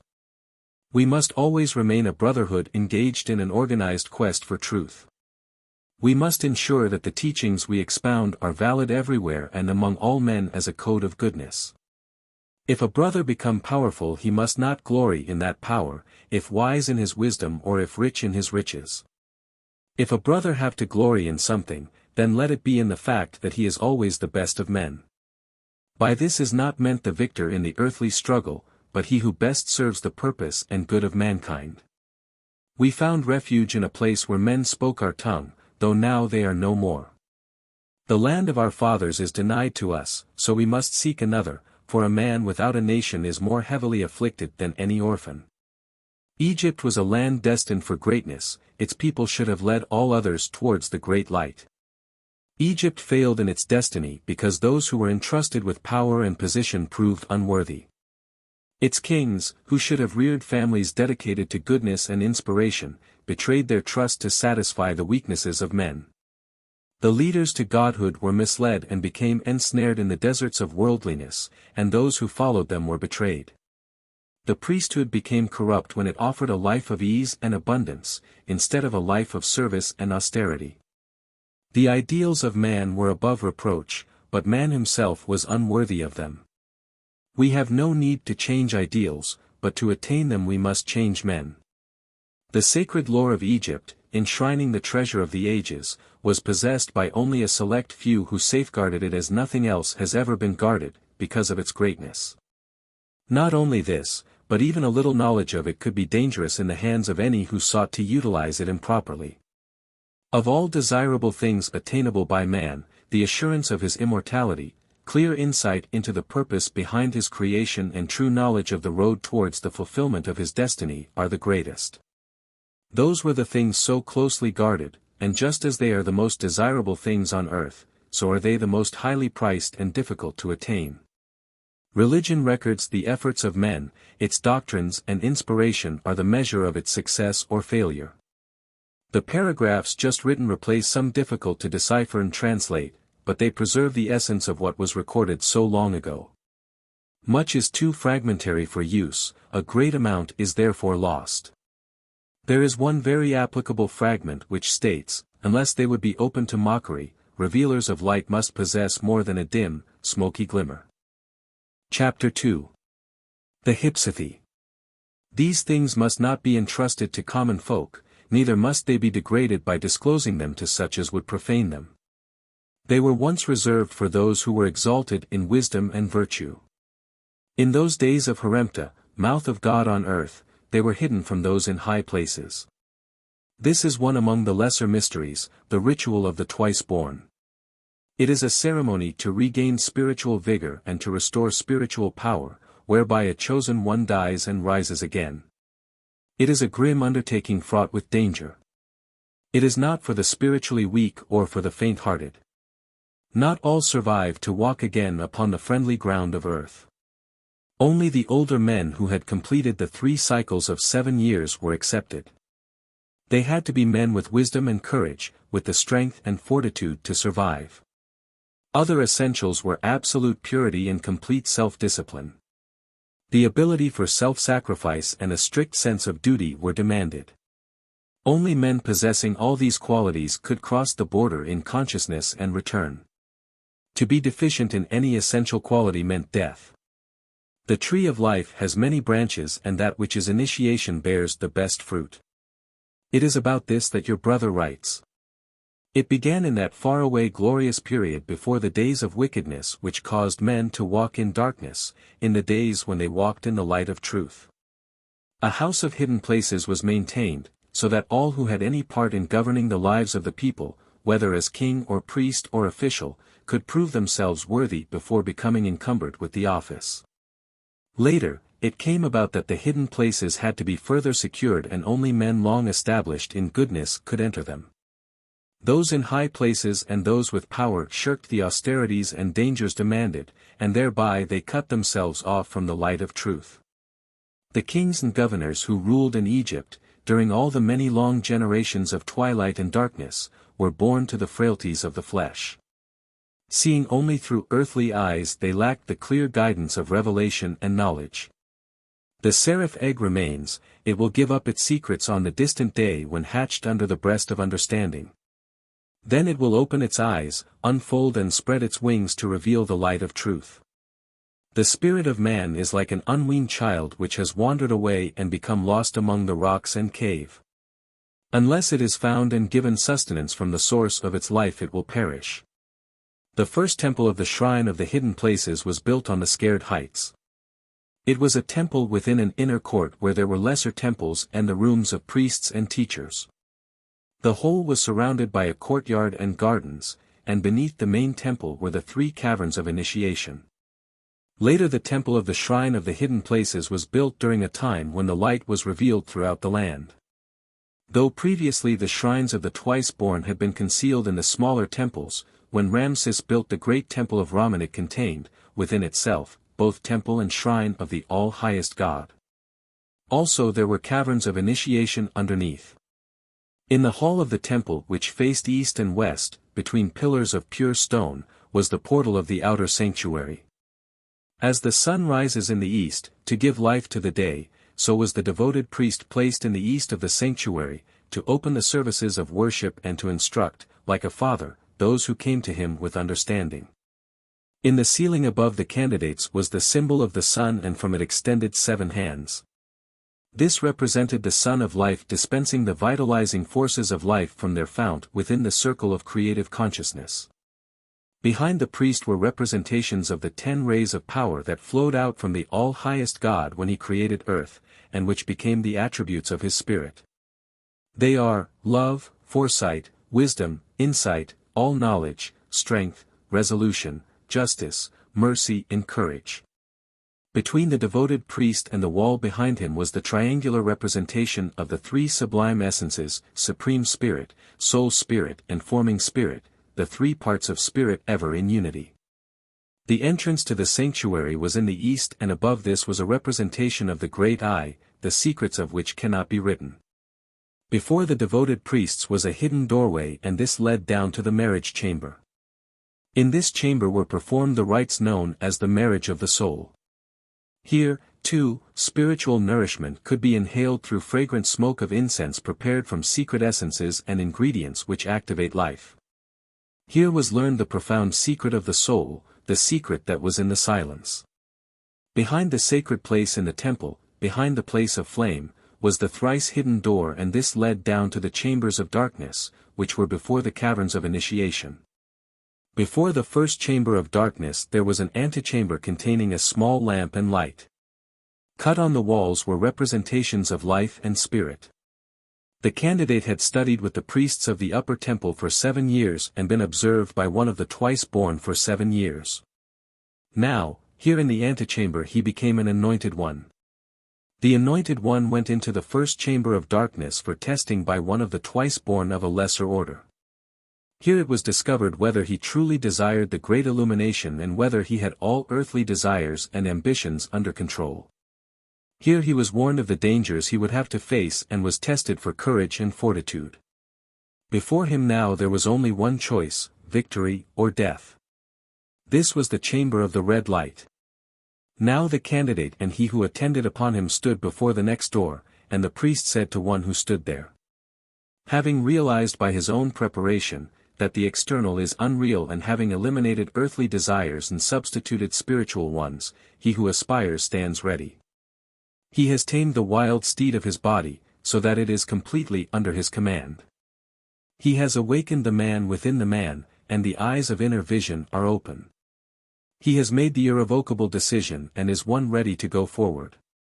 The anointed one was admitted into the second chamber of darkness and here he was uncovered and placed within a bath of cold water where he remained for a period determined by the burning of a lamp. This was the chamber of the purple light. From here the anointed one passed into a small chamber which was the entrance to the caverns of initiation. He now stood before the portal of Restua and recited the prayer before the portal, O unnamable God, give me a burden of suffering to bear and place about my shoulders the yoke of tribulation. O God, fill the empty spaces of my spirit with pain.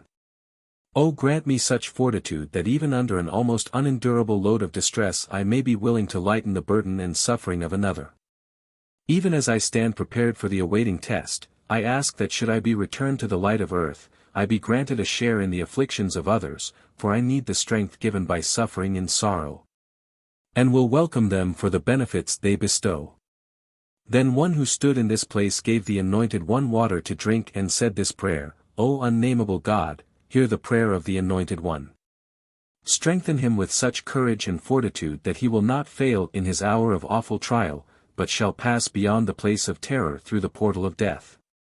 And so may shine with the protecting radiance and therefore return unharmed in spirit and body. The Anointed One entered the first cavern of initiation and was tested there in such manner that no ordinary mortal could endure it. After 3 days he came out saying to one who stood there, O acceptable suffering, what has been decreed is indeed best. After passing through the first 2 caverns of initiation the candidate became an enwrapped one, and in the last small cavern of the Lord of the Twice-Born released his spirit. The enwrapped one was then placed within the womb of rebirth and there, within the tomb of stone, he was left 7 days.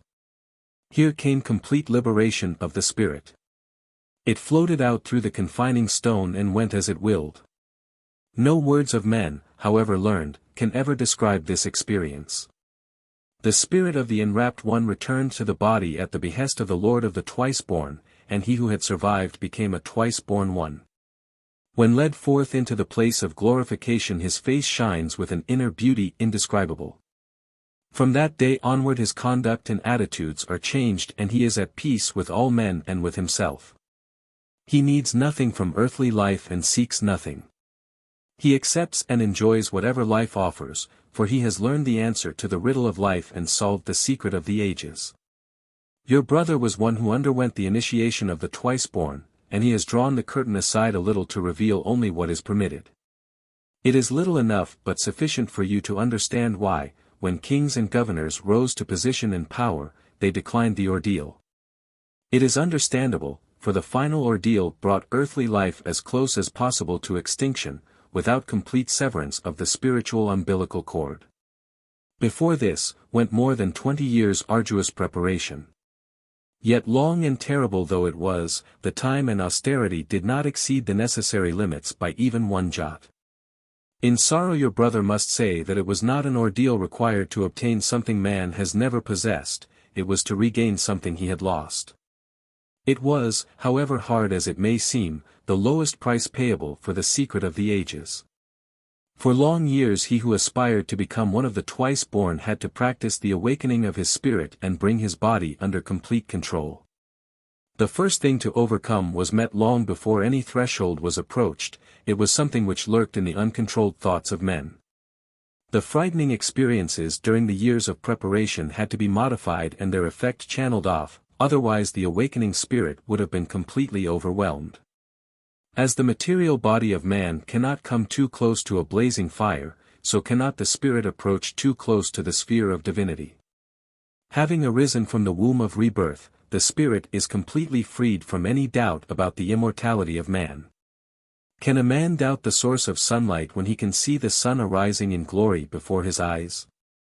Having joined the Twice-Born, each man has a choice: he can go on to higher development within the realms of light, or he can remain to help others. Your brother chose to remain. This wisdom of the Twice-Born has spread to every corner of the earth, and caverns of initiation are opened everywhere. But increasingly, through the years, men have declined to undergo the austerities and trials essential to bring them into the clear light of truth. Therefore, the places of initiation decay and their secrets are lost, men grope in the dark and try to open a door to which they have no key.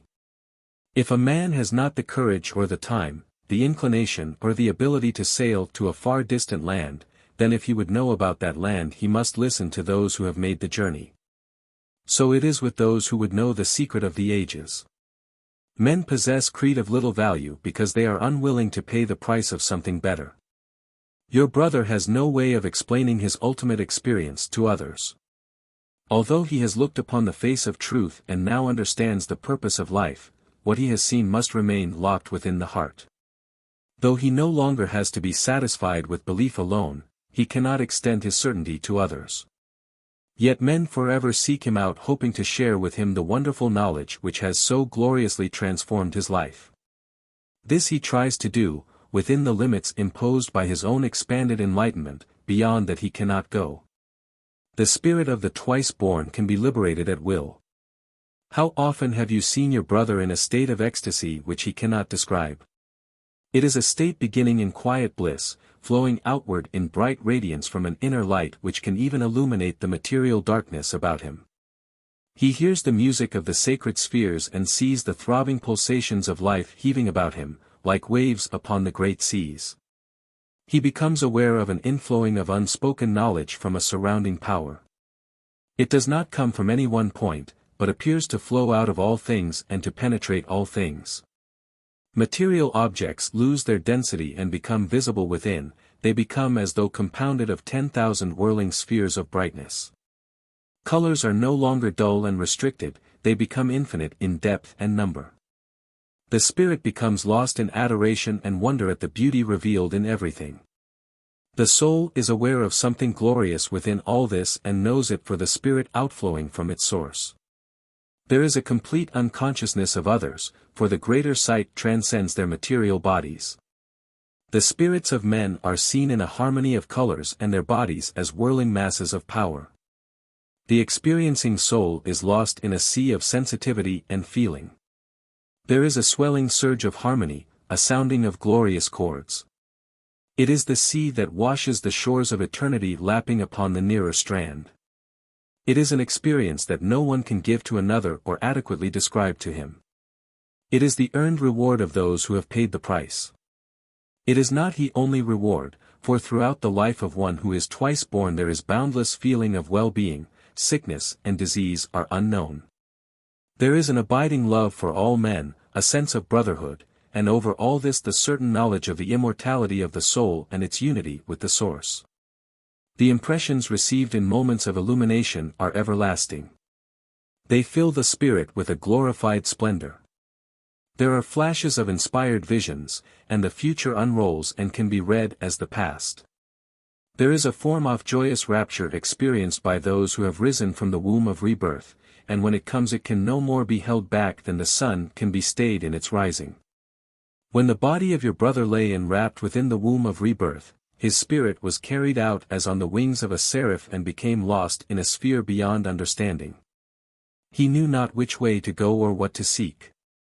Then, like a roll of distant thunder, there was a swelling sound and there came an over-dazzling light. It grew steadily more brilliant until your brother saw a beautiful form of divine glory arrayed in a splendor beyond all earthly bounds. The cumbersome words of earth cannot do justice to what your brother wishes to describe. It is like trying to sew a silk garment with rope, or to eat sweetmeats with a spade. Words are wholly inadequate symbols.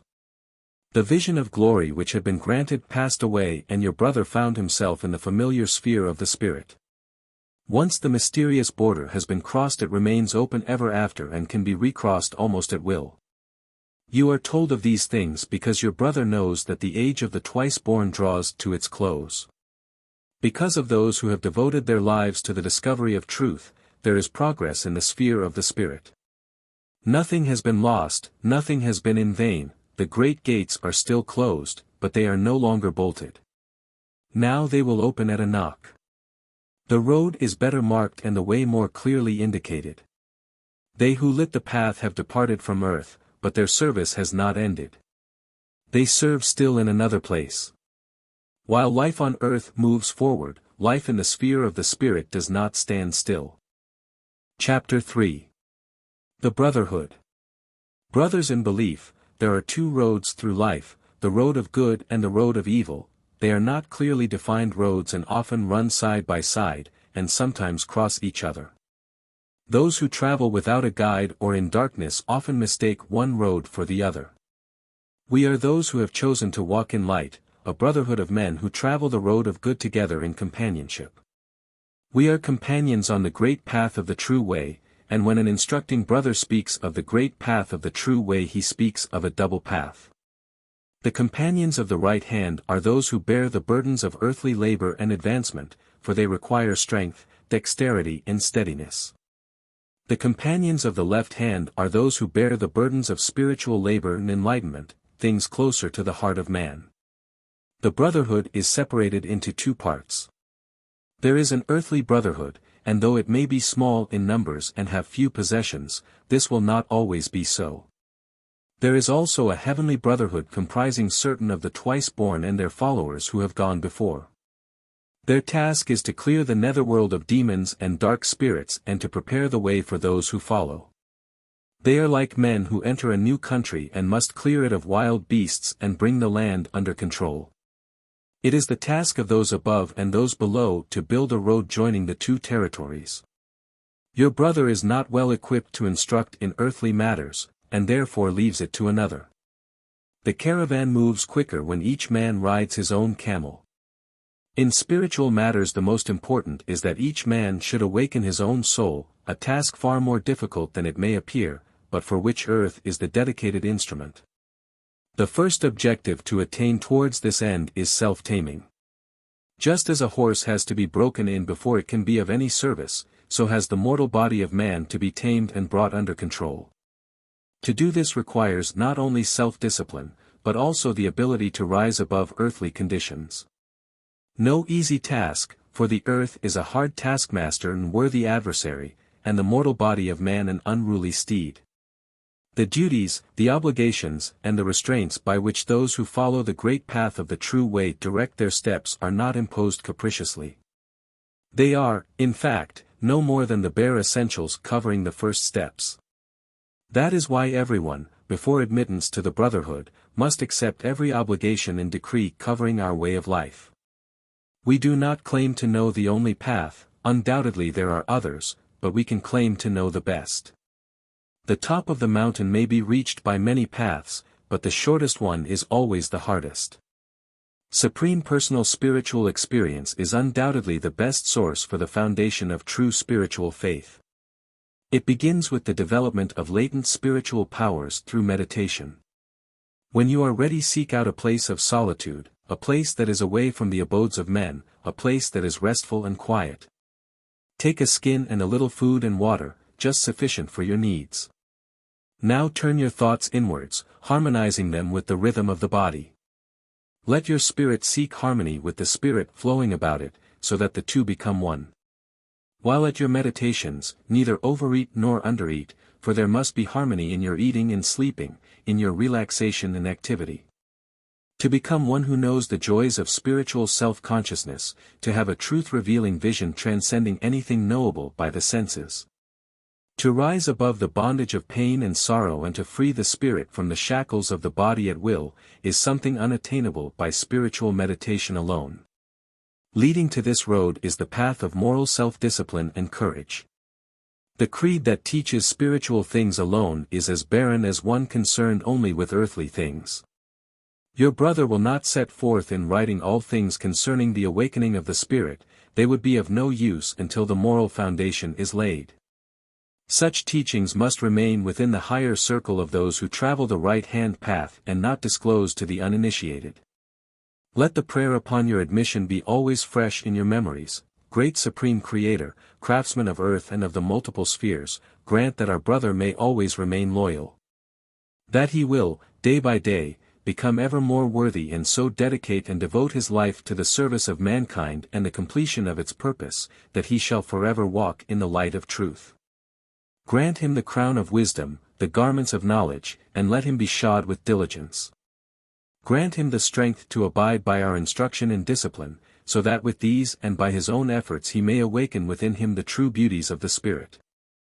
Add your strength to his weakness, that he may overcome all selfish motives and unworthy desires.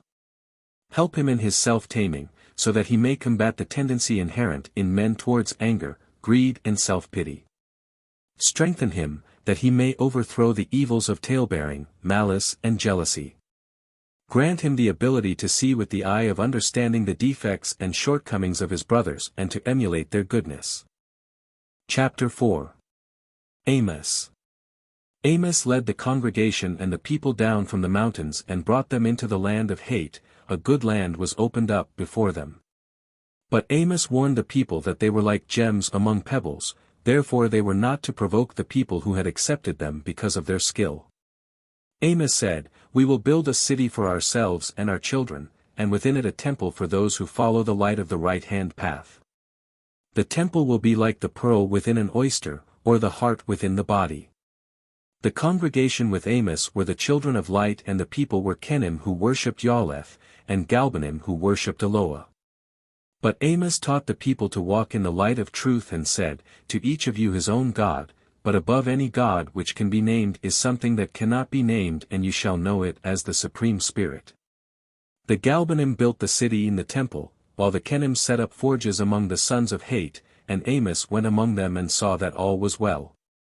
The number of those who followed the right-hand path and resided about the temple was 144, and it was never any more or any less. The number of those who labored in and about the city and dug the soil or attended to sheep and cattle was 2,435. The number of the Kenim who followed Amos was 820, and the number of the Galbanim was 3,015. These were the numbers of those who could labor or bear arms. As Amos went out among the sons of Hate, he taught the way of light, but they would not listen to his words. They were like men walking a circle in darkness, one behind the other, each having his hand on the shoulder of the man in front. Therefore, when the king of the sons of Hate came to buy what Kenim had made, Amos spoke to him about the way of light, and sometimes the king listened. When they came upon priests of the sons of Hate, Amos said, "What manner of men are these who prance about as though the ground were covered with hot cinders? Before their altars they are like drunkards who go about shouting and singing. They leap like horses kicking at the wind. What manner of spirit possessed them? Is it a spirit of light or a spirit of darkness? We have seen this often among your people, it is seen even among the princes and those who sit in judgment. Who can understand the words that pour from their lips? This is not prophecy but a drug-induced delusion. The people who listen to their words are as misguided as those who resort to a tomb at night and sit within a vault. If a spirit comes, it is a restless one whose words have little value, for they are hollow, empty things. Surely the gods of such as these are demons in disguise, whose powers are a myth, for they are unhearing and unseeing things. They are unfeeling idols clothed in garments of delusion woven within the tormented thoughts of men. The king said, I have seen your own holy men as they sat beneath their trees, and they, too, acted in a manner strange to the eyes of ordinary men. Where is the difference? Amos said, Our holy men sit in quietude, at peace within themselves, and if their mortal eyes are unseeing it is because their spirits roam freely as birds. There is a test whereby the difference can be made known, if you will agree to it. The king gave the sign of consent. Then a place of absolute darkness was prepared, a place to which light could in no manner be admitted. Into it went 2 priests of the sons of Hate and 2 of the holy ones from the congregation, the king and 2 attendants, and Amos.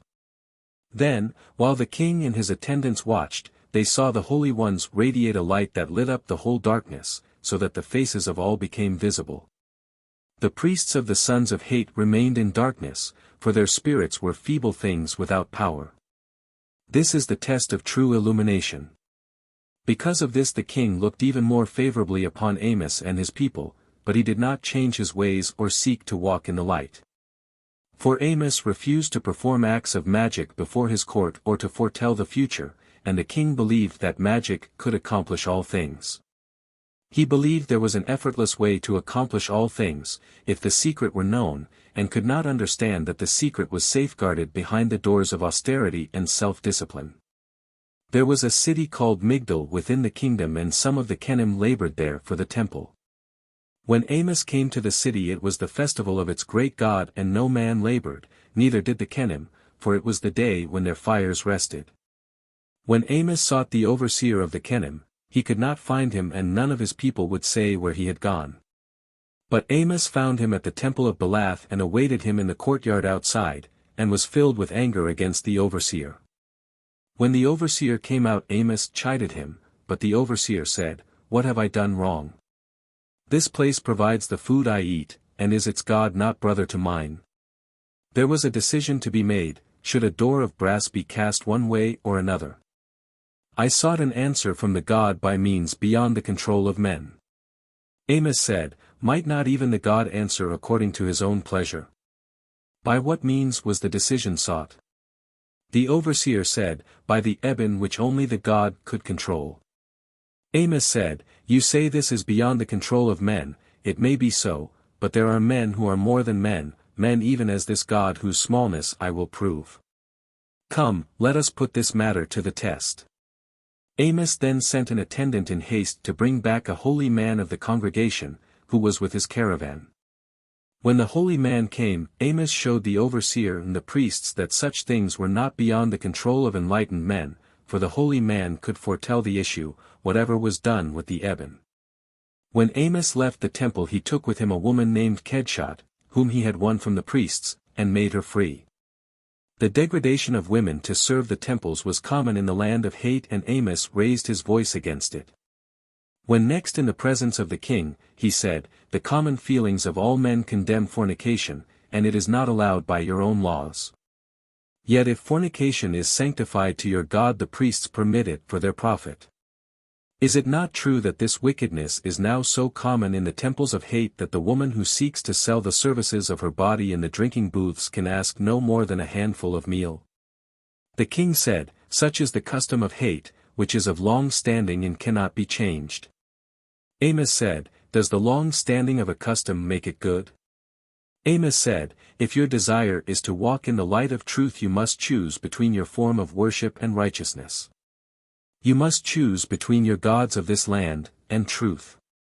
If a nation sow the wind, it must be prepared to reap the whirlwind, for no other crop can spring from such seed, except through violation of laws which are never inconsistent."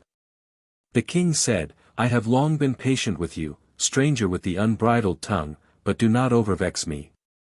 Amos held his peace, for he had disregarded his own command to his people.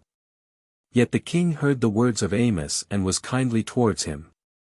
When the king came to Lethson to buy the wares of the Kenim, Amos was there with them, and the king said to him, "The gods of Hate are many, added to those of other places the gods must be beyond counting. Why are there so many, and which one is it most profitable to serve? The priests say each has power in its own place, can this be so among gods?"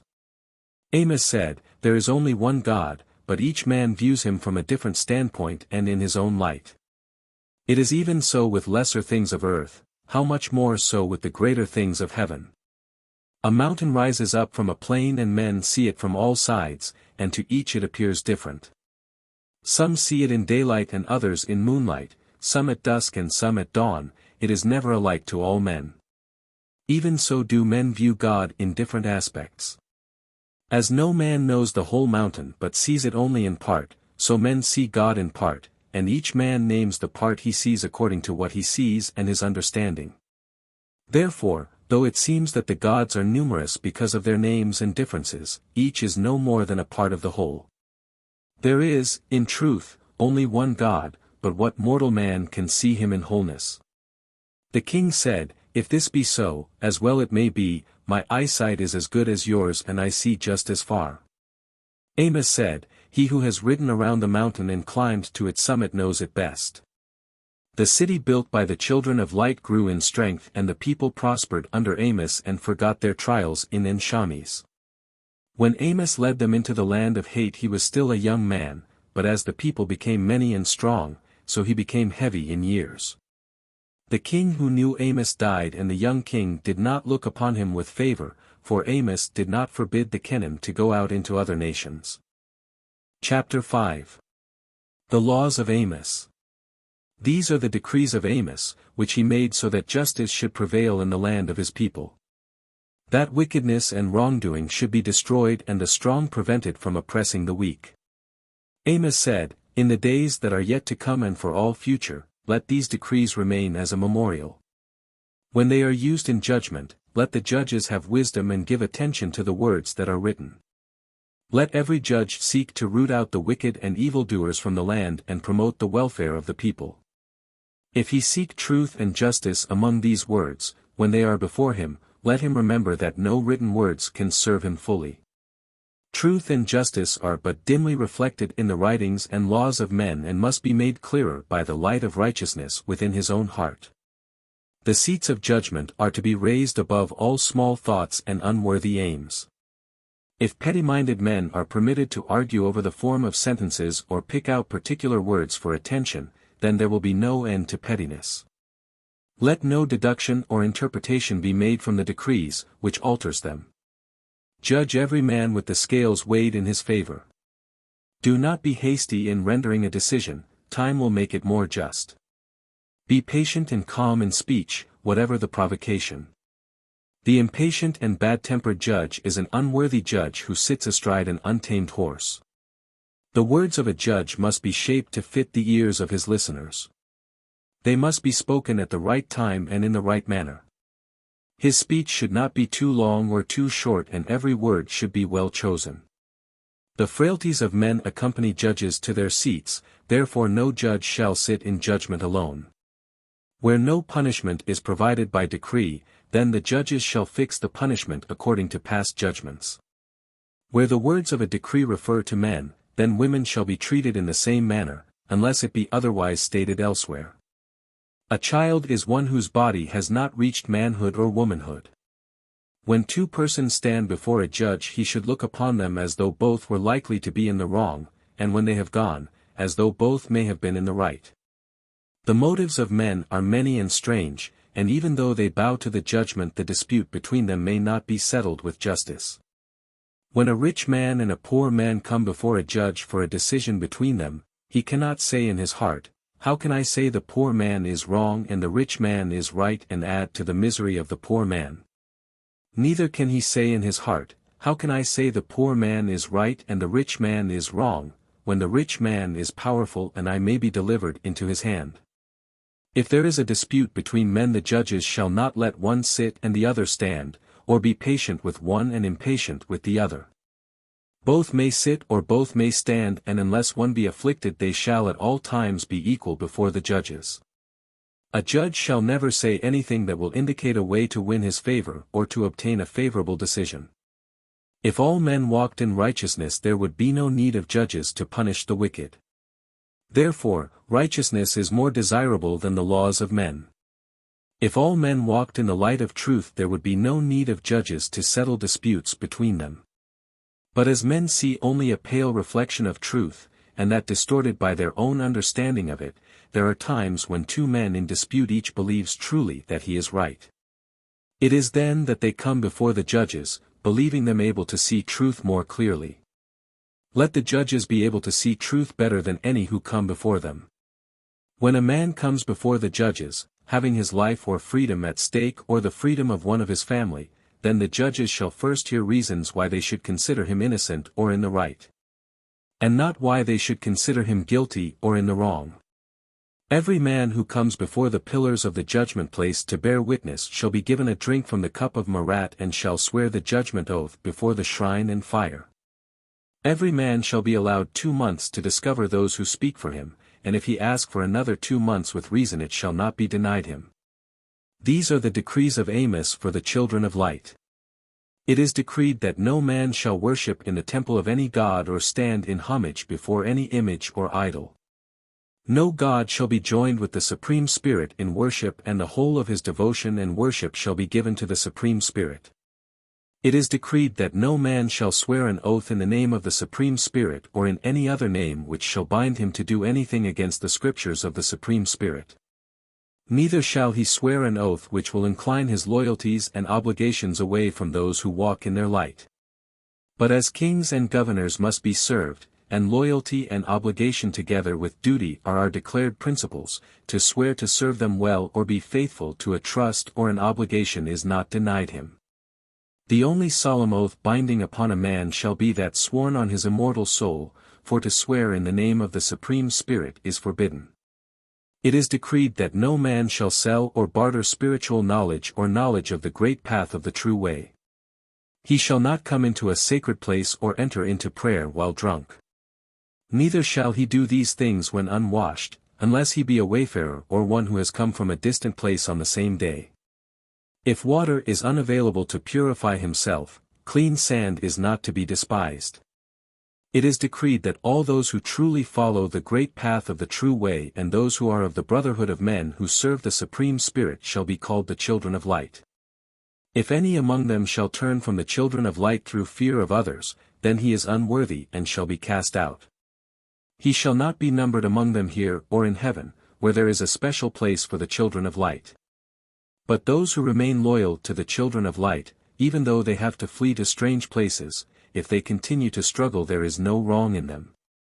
It is decreed that if a man hear anything about an evil deed or know something about it and fail to disclose the knowledge before a judge or to the judge's servant, he shall not go unpunished. It is decreed that if any man will not bear witness to murder, to theft or to adultery, he shall not go unpunished. If he bear false witness according to his own understanding, before the flame and shrine, if it be grievous he shall lose his tongue. It is decreed that if any man make a false accusation of adultery against his wife, without just cause and without her acting indiscreetly, he shall receive 70 lashes. If any man slay another he shall die, unless it be done in his own defense or in defense of his house and family. He shall not die if he who is slain be an adulterer or a seducer of one within the household of the slayer. It is decreed that if any man slay another in anger, during an argument or dispute, and if the fight be fair and equal, then he shall be exiled. But if any man slay another by lying in wait, or by guile or by coming behind him, he shall not live. It is decreed that revengers of blood shall be appointed by the judges, and no man shall revenge another of his own blood unless he be appointed by the judges. It is decreed that if a man slay another without intent to slay, without hatred or malice, then he shall not die for the slaying. It is decreed that no man shall be put to death by the word of one witness. If a wife cause the death of her husband through neglect or malice, she shall not live. The law of blood shedding is, a freeman for a freeman, a slave for a slave and a woman for a woman. The free can be enslaved to repay a death. It is decreed that when a man must die because of his deed, it shall be by the sword, by drowning or by entombment. A woman shall be smothered or entombed or drowned. It is decreed that if a man strike his father or his mother or curse them, he shall be seized and sold into slavery and the money received shall be given to his father and his brothers. But if a man stand between his father and his mother and his sister because he fears for their lives, then he shall not be punished. In this case the matter shall not fail to come before the judges, for if the father be a man of such violence, how can he claim to be numbered among the children of light? It is decreed that if a man seize upon another to sell him into captivity, he who seizes shall die. If a man smite another so that he lose an eye or a tooth or suffer any wound, and this without provocation, then he who committed the wrong shall make it good in kind, according to the judgment. It is decreed that if the beast of any man injure another man within its own place of confinement, then there shall be no blame upon the owner of the beast. But if the beast be outside its place of confinement and loose, he who owns the beast shall make restitution in kind. If the beast has been savage in times past and this made known to he who owns it, and it strays beyond the limits of its enclosure to harm a man, then who owns it shall make restitution to threefold the damage. The beast shall also be slain, but the carcass shall belong to he who owned the beast. It is decreed that if a beast stray beyond the limits of its confines and being savage to the knowledge of he who owns it, if it cause the death of any man, then he who owns it shall die. But if it be so decreed by the judges his life may be ransomed. It is decreed that if a man shall cause death or injury to the beast of any man and the beast be within its proper place of confinement or upon the lands of its owner, then he who caused the death or injury shall make restitution to threefold its value. If the beast be outside the lands of he who owns it and be the cause of no danger or damage, then he who caused its death shall make restitution to its value. If it was seeming that the beast would be the cause of danger or much damage, then providing there was no choice but to slay it, there shall be no restitution, but the carcass shall be returned to the owner.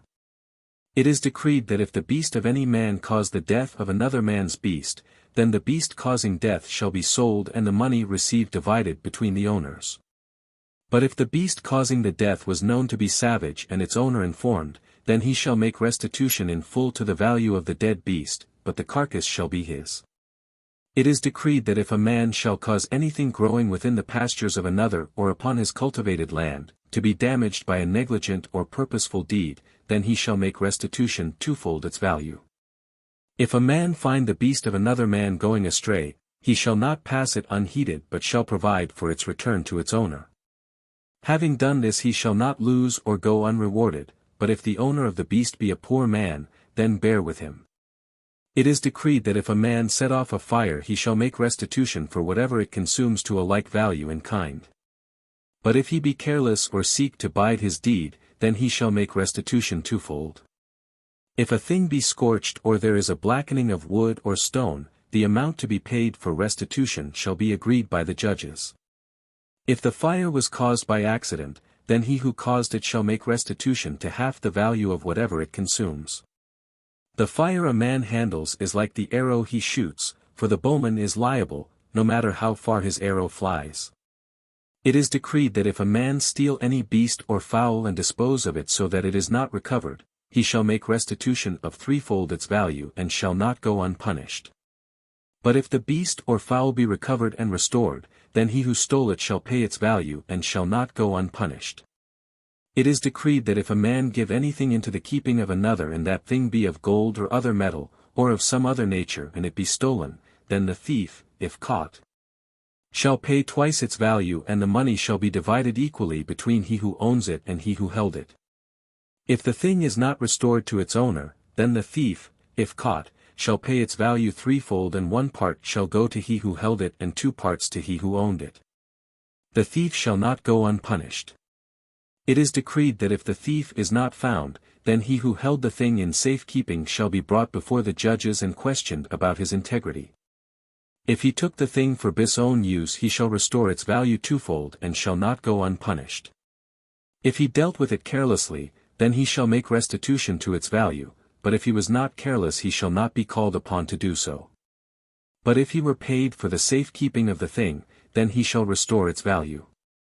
It is decreed that if a man give a beast or fowl into the safekeeping of another and it be stolen or injured and die, then if he in whose keeping it was be found careless in its keeping, he shall make restitution of its value.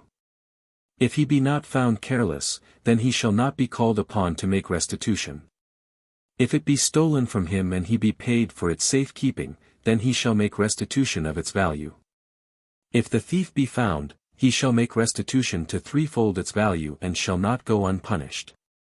It is decreed that to take from a child, or from a man who is both deaf and dumb, or from a blind man, or from an idiot, is stealing and shall be punished as theft.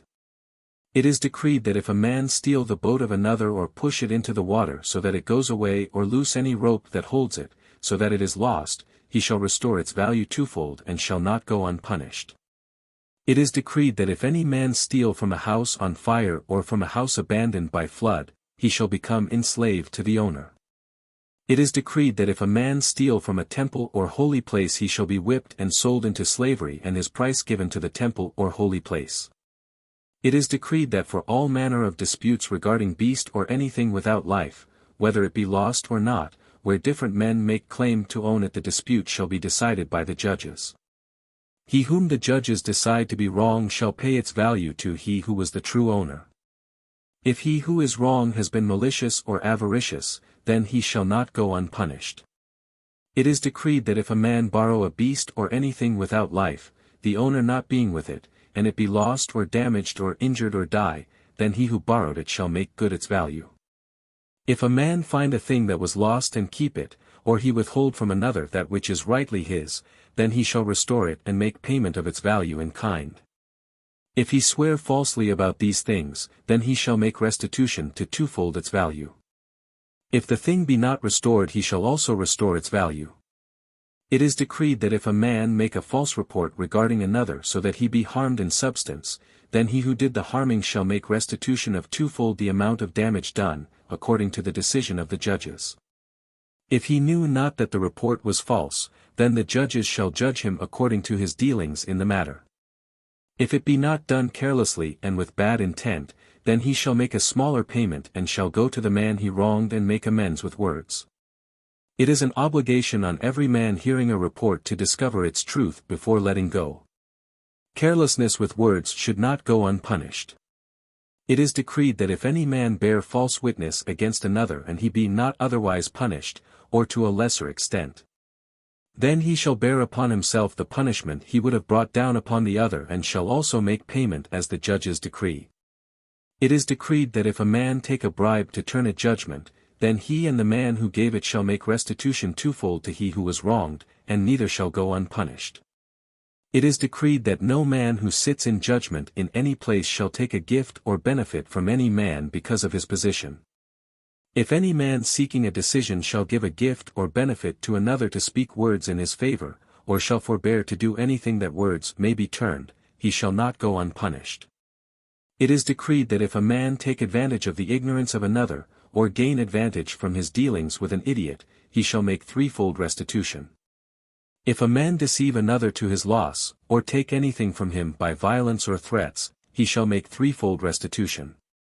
It is decreed that if a man declare a falsehood to the loss of another, the loss shall be made good in kind twice its value. If a man deceive another who has entrusted him with goods, he shall make twofold restitution. If a man deliver a beast or thing without life, making payment to another who deals with them, if the one who deals with them or carries them loses them or fails to deliver, he shall make restitution of their value.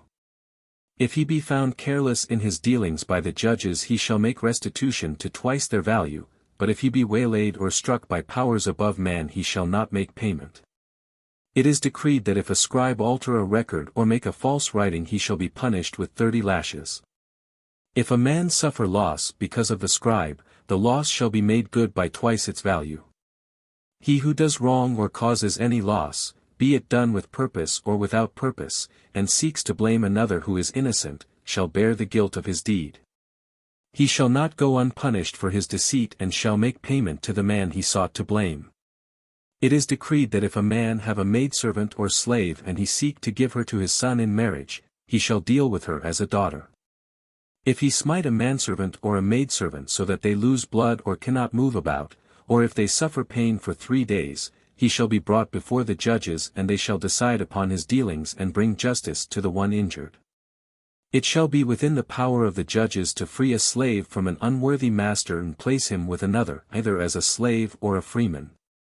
It is decreed that if a master die and all those of his blood be absent, his servant or slave shall send for them without delay. If the servant or slave steal anything with life or without life from the dead man, he shall be whipped. If a servant, he shall be made a slave. If one who is of the same blood as the dead man steal, he shall be denied his inheritance. If he would not have inherited, he shall make twofold restitution. It is decreed that a master shall not allow his servant or slave to remain unmarried if they wish to marry. No man or woman having a child above the age of marriage should forbid a marriage because of their selfishness. It is their duty to see that their child is not left without children. The duty of a child towards father and mother is great, but the duty to marry is greater. If a man have a slave who serves him loyally and is righteous, he should set him free to serve as a servant. Slave-keeping is not forbidden, but it is not goodness. The truly righteous man sustains the poor by finding work for their hands. When a land is divided into large portions worked by lowly men and slaves, it is in a weak condition and ripe for the plucking. It is a truth that if men are so oppressed with toil and servitude they lose the manliness which would make them rise against their oppressors, they will not have the stomach to withstand those who invade the land. But whether the land remains at peace or is invaded, it is no longer great. It is decreed that the inheritance of a man shall not go to his sons alone, for the daughters are not to be denied their portion. If he have no sons it shall pass to his wives and daughters. If he have no wife or daughter it shall pass to his brothers. If he have no brother it shall pass to his sisters. If he have no sister it shall pass to his father's brothers. If his father have no brother it shall pass to the next nearest to him in blood, but not to a woman. It is decreed that if a son or daughter be adopted, they shall be as though they were of the same blood as he who adopted them. Those who stand together in blood shall not be given their portion by decree, for a man knows those of his own blood best. The portions a man declares shall be fair, when all his reasons are known. If it be not thought fair the judges can decide, but they must remember that a man knows those of his blood best. It is decreed that no woman having an inheritance shall marry a man who is not of the children of light. If she does so her possessions shall not go with her. A man should not forget the portion for his father and mother. It is decreed that if a man who bears witness to an inheritance and its portion shall change it so that a man suffer a loss, then he shall make twofold retribution and not go unpunished. If he who bears witness fear that he who died made an error and seek to adjust it, there shall be no blame if he deal justly. It is decreed that if a man die without wife or children his inheritance shall go to his mother and father, and when they die to his brothers and sisters. If he have wives but no children the inheritance shall be theirs, but if one die while his mother and father live, her portion shall go to them. It is decreed that no man shall be denied his portion, if he be worthy and righteous and not an idiot. A man's inheritance should be shared out fairly among all of his blood. It is decreed that if a wife die and have an inheritance, the portion of her husband shall be half and the other half she may leave to her mother or father, or to her brothers and sisters. But if she have children, then the other half shall be theirs. It is decreed that if a man die and have wife or children, they shall not be put out of their habitation. If a wife remarry and there are others of her husband's blood within the habitation who are not children, she shall not remain there. It is decreed that the wives of a man who has died shall be able to marry again after 1 year and no restraint shall be placed upon them against remarriage. It is decreed that no man shall cause his daughter or any other woman to remain a maiden under oath. Strife between the children of the same father to the same mother is worse than bloodshed. These things are the obligations of a father towards his son, to teach him a craft, to teach him to defend himself and his wife and children, to teach him the wisdom of the sacred books and to find him a wife. These things are the obligations of a mother towards her daughter, to teach her housewifery and the care of children, to teach her the craft of clothes and to teach her the womanly virtues according to the sacred books. A father should never show favor to one son over another. A child should be instructed in the sacred books as soon as it is able to talk. A wife should be able to prepare flour and bake bread, cook food and brew, gather herbs, wash and mend clothes, keep her dwelling neat and clean. She should be able to make all things and do all things for the comfort of her husband. To suckle his children and work in linen, wool, pottery, basketry and tapestry. If she brought one maidservant from her father's house, she should give her the least important of the tasks, but no matter how many maidservants accompanied her, she should never neglect the care and upbringing of her children or be idle. There is an excuse for the poor woman whose children are willful and unruly, but none for the rich woman who has all the time to devote to them. They and her husband are her greatest obligations and her most important concern. The husband who permits his wife to be slothful or idle inclines her towards unfaithfulness. A man without a wife may not be man, but one with an unchaste wife certainly is not. It is decreed that a man shall not pledge his daughter in marriage while she is still young, but must wait until she can say yes or no to his choice. A worthless wife or one who is lewd, a wife who displays herself immodestly before other men, or is over-wasteful, may be enslaved within her own household but cannot be sold outside of it. A woman may become an inferior wife by decision of the judges. It is intended that the pledges of marriage shall be maintained until death. It is decreed that if a man divorce his wife and she be of good character, he shall leave their dwelling or provide another suitable for her until she marry again. A man and wife shall not be intruded upon and their enjoyment of each other shall be unhampered by any other.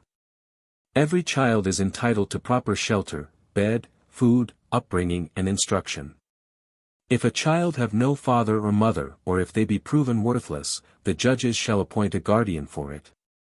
If an unmarried woman become with child it shall be a disgrace upon her father who shall be called before the judges. If she have no father, then her mother or her brothers or the person having care of her. If a wife fear she cannot be trusted to remain faithful to her pledges she shall not deceive her husband but declare herself truly, and he shall decide whether to put her away or not. If he decide to keep her and she prove unworthy, her punishment shall be lessened. The punishment of an unfaithful wife is not only for the deed but for the deception. It is decreed that if a man divorce his wife they shall not come together again without renewing the pledges of marriage after they have the permission of the judges. If it be done it shall not go unpunished. It is decreed that if a wife fear for herself at the hands of her husband, she may come before the judges who will decide for her welfare. Men should treat their wives with kindness and generosity. It is the duty of a wife to be faithful to her husband, to be modest in the presence of others and to be prudent during her husband's absence. A wife must not only be faithful, but she must give her husband no cause to suspect her of unfaithfulness. A wife must never forget that marriage was ordained for the benefit and protection of women. Therefore, they have the greater obligation in upholding it. Wanton women for fornicators and good women for good men, that is the rule. Thus shall the cause of mankind be advanced and calamity kept from the heart.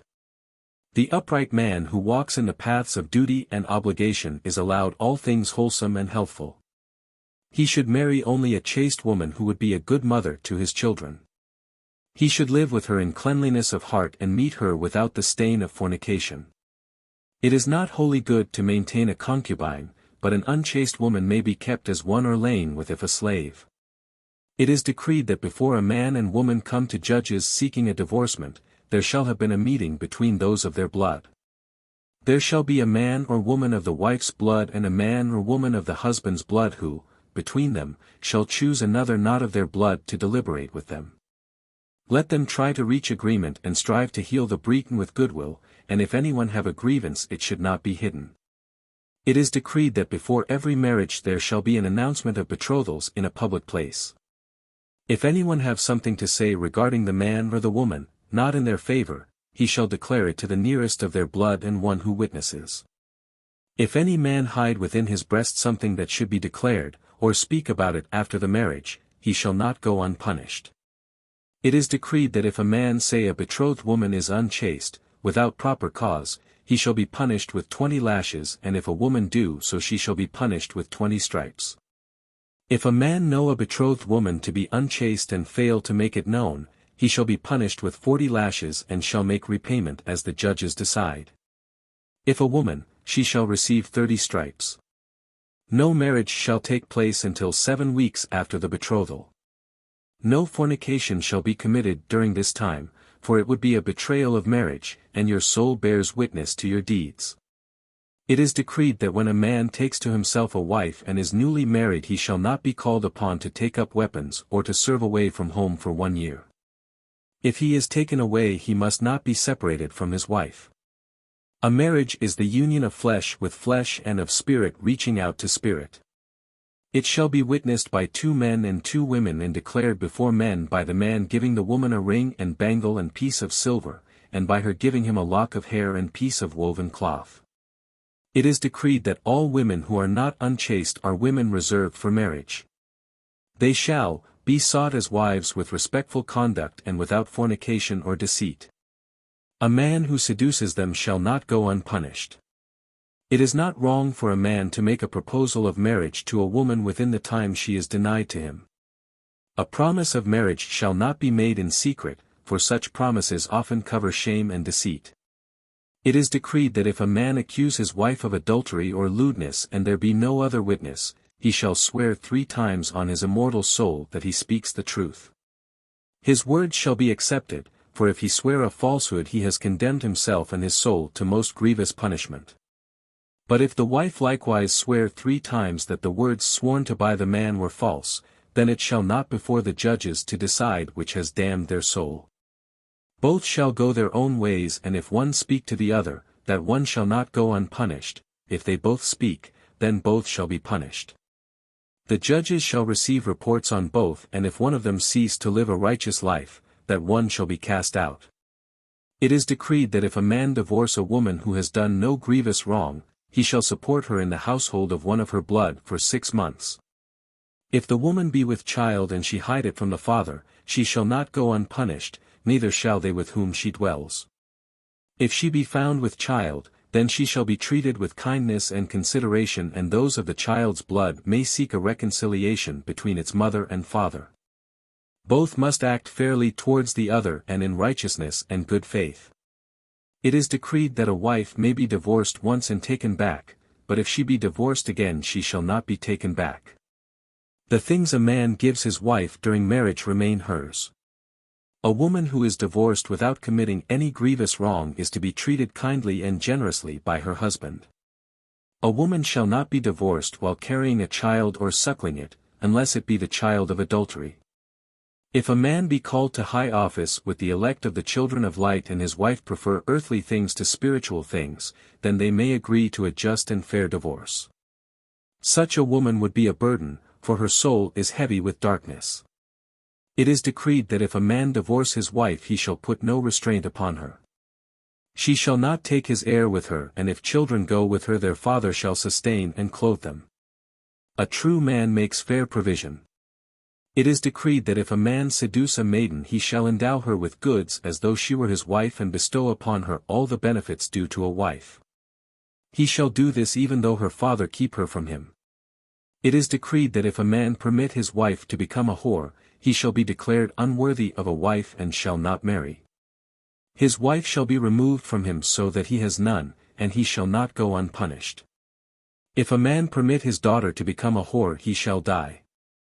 It is decreed that as a woman may be taken in lust with her consent, if it be done, both man and woman shall bear the guilt alike and neither be more deserving of punishment than the other.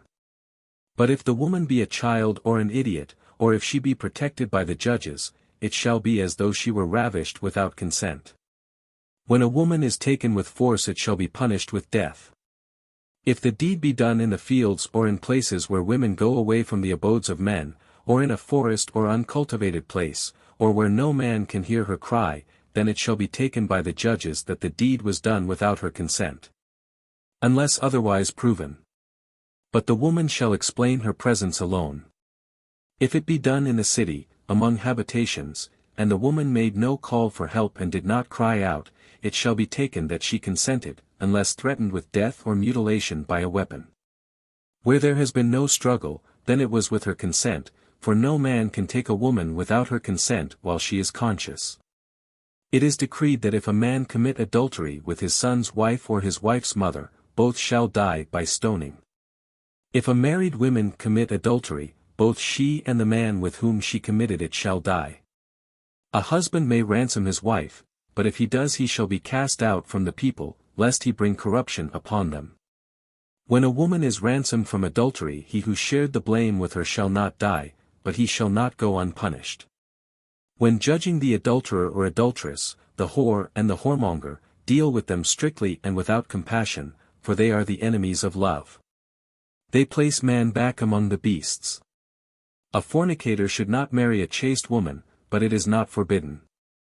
A whore shall not marry among the children of light. The sins of whoredom are not unforgivable, and those who truly show repentance over many years may be accepted back into the children of light. A woman who becomes a whore to feed a starving child has committed no great wrong.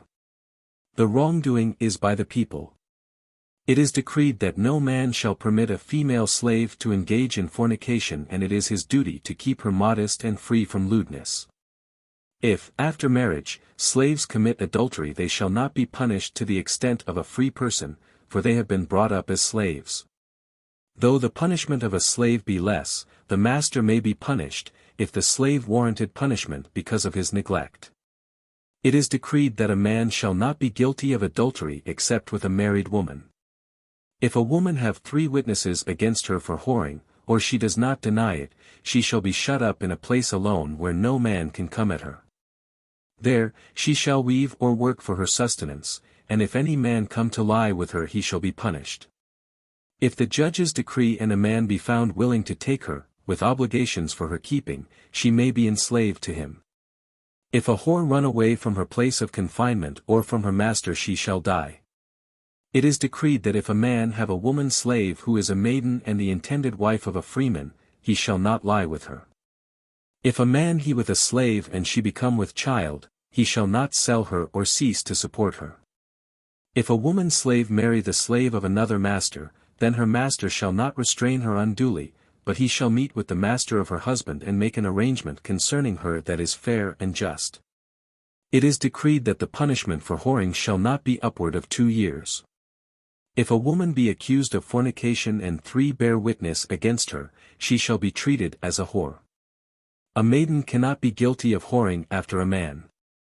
It is decreed that the children of light shall not deny their servants or their slaves, or the ignorant among them, their own gods, for they have no better light.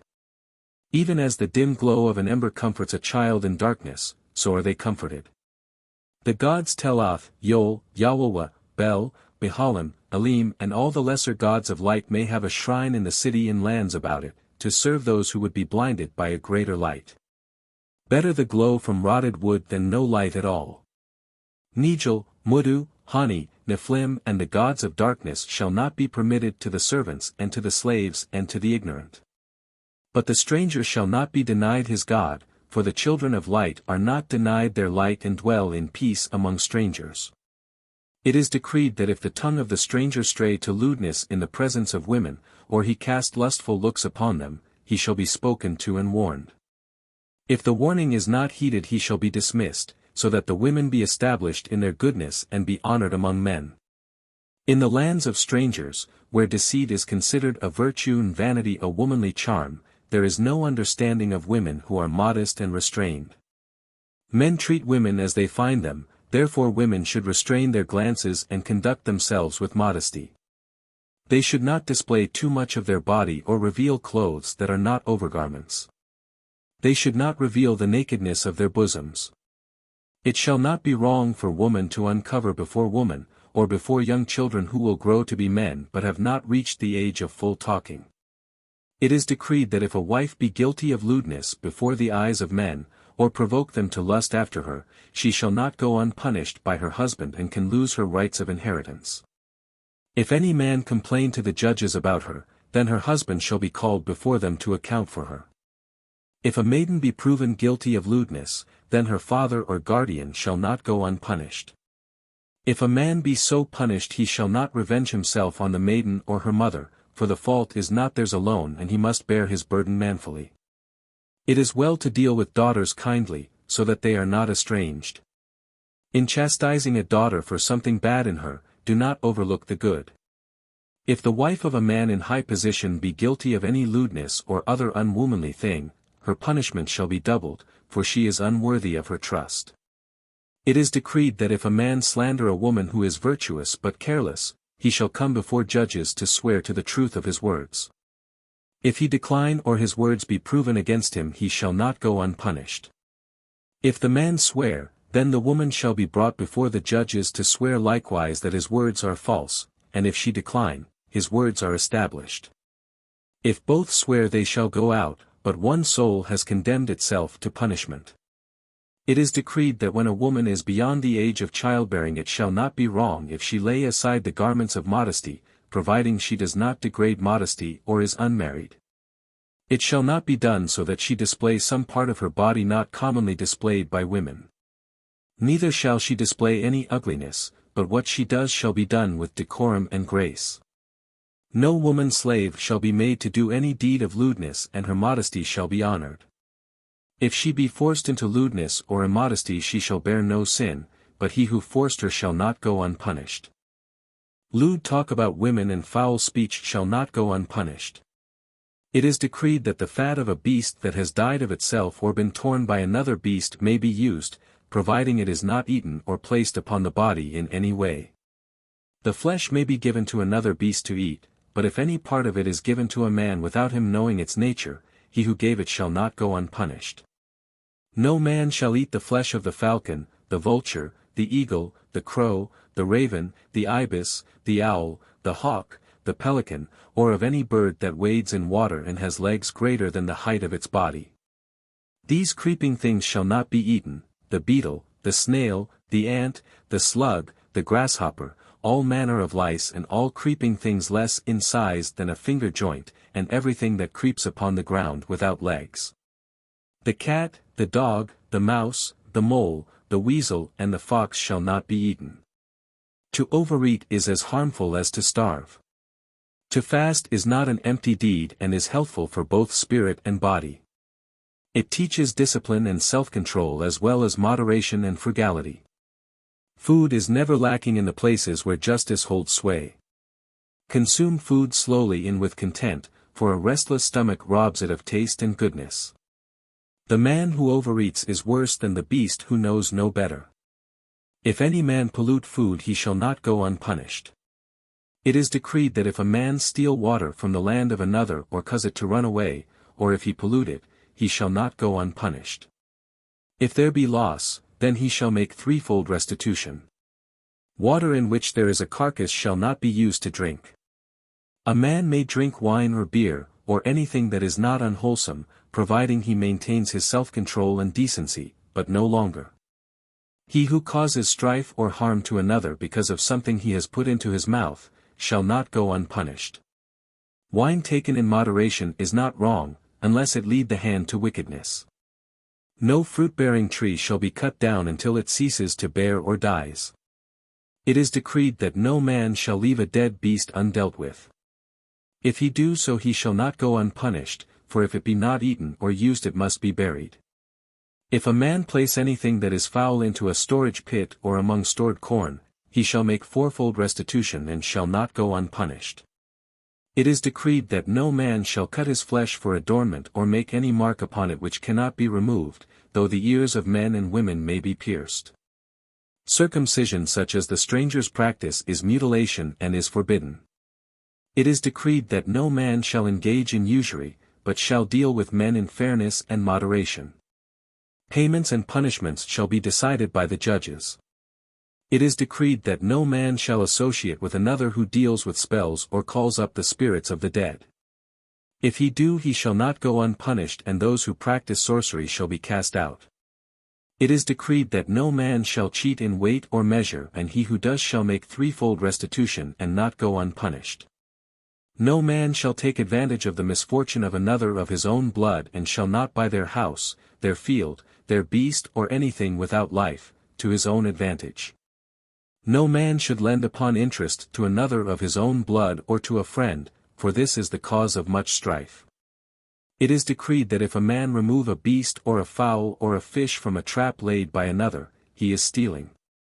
If a man is collecting fruit from the top of a tree, it is stealing to take whatever falls to the ground. If a man borrow something and sell it, or sell something in his keeping belonging to another, it is stealing. If a man do any of these things he shall make restitution as though he had stolen them. It is decreed that if a man receive a beast or anything with life or without life from another, and the two do not have proper witnesses, whether it be sold or given the two shall be punished by making payment as the judges decide. It is decreed that no man shall cut the living flesh from any beast or remove a limb or a piece of hide while it lives, and if he do he shall not go unpunished. The law of life demands that men eat and that beasts be slain for food, but this should be done with least pain and distress to the beasts. No beast shall be tormented for the enjoyment of its suffering and shall not be confined with cruelty, and he who does so shall not go unpunished. A beast and its young shall not be slain within sight of each other, or where the blood of the other can be smelled. No man should partake of food or drink while beasts in his charge go unprovided and uncared for. It is decreed that if a man carry weapons without the right to do so, he shall be punished with 30 lashes.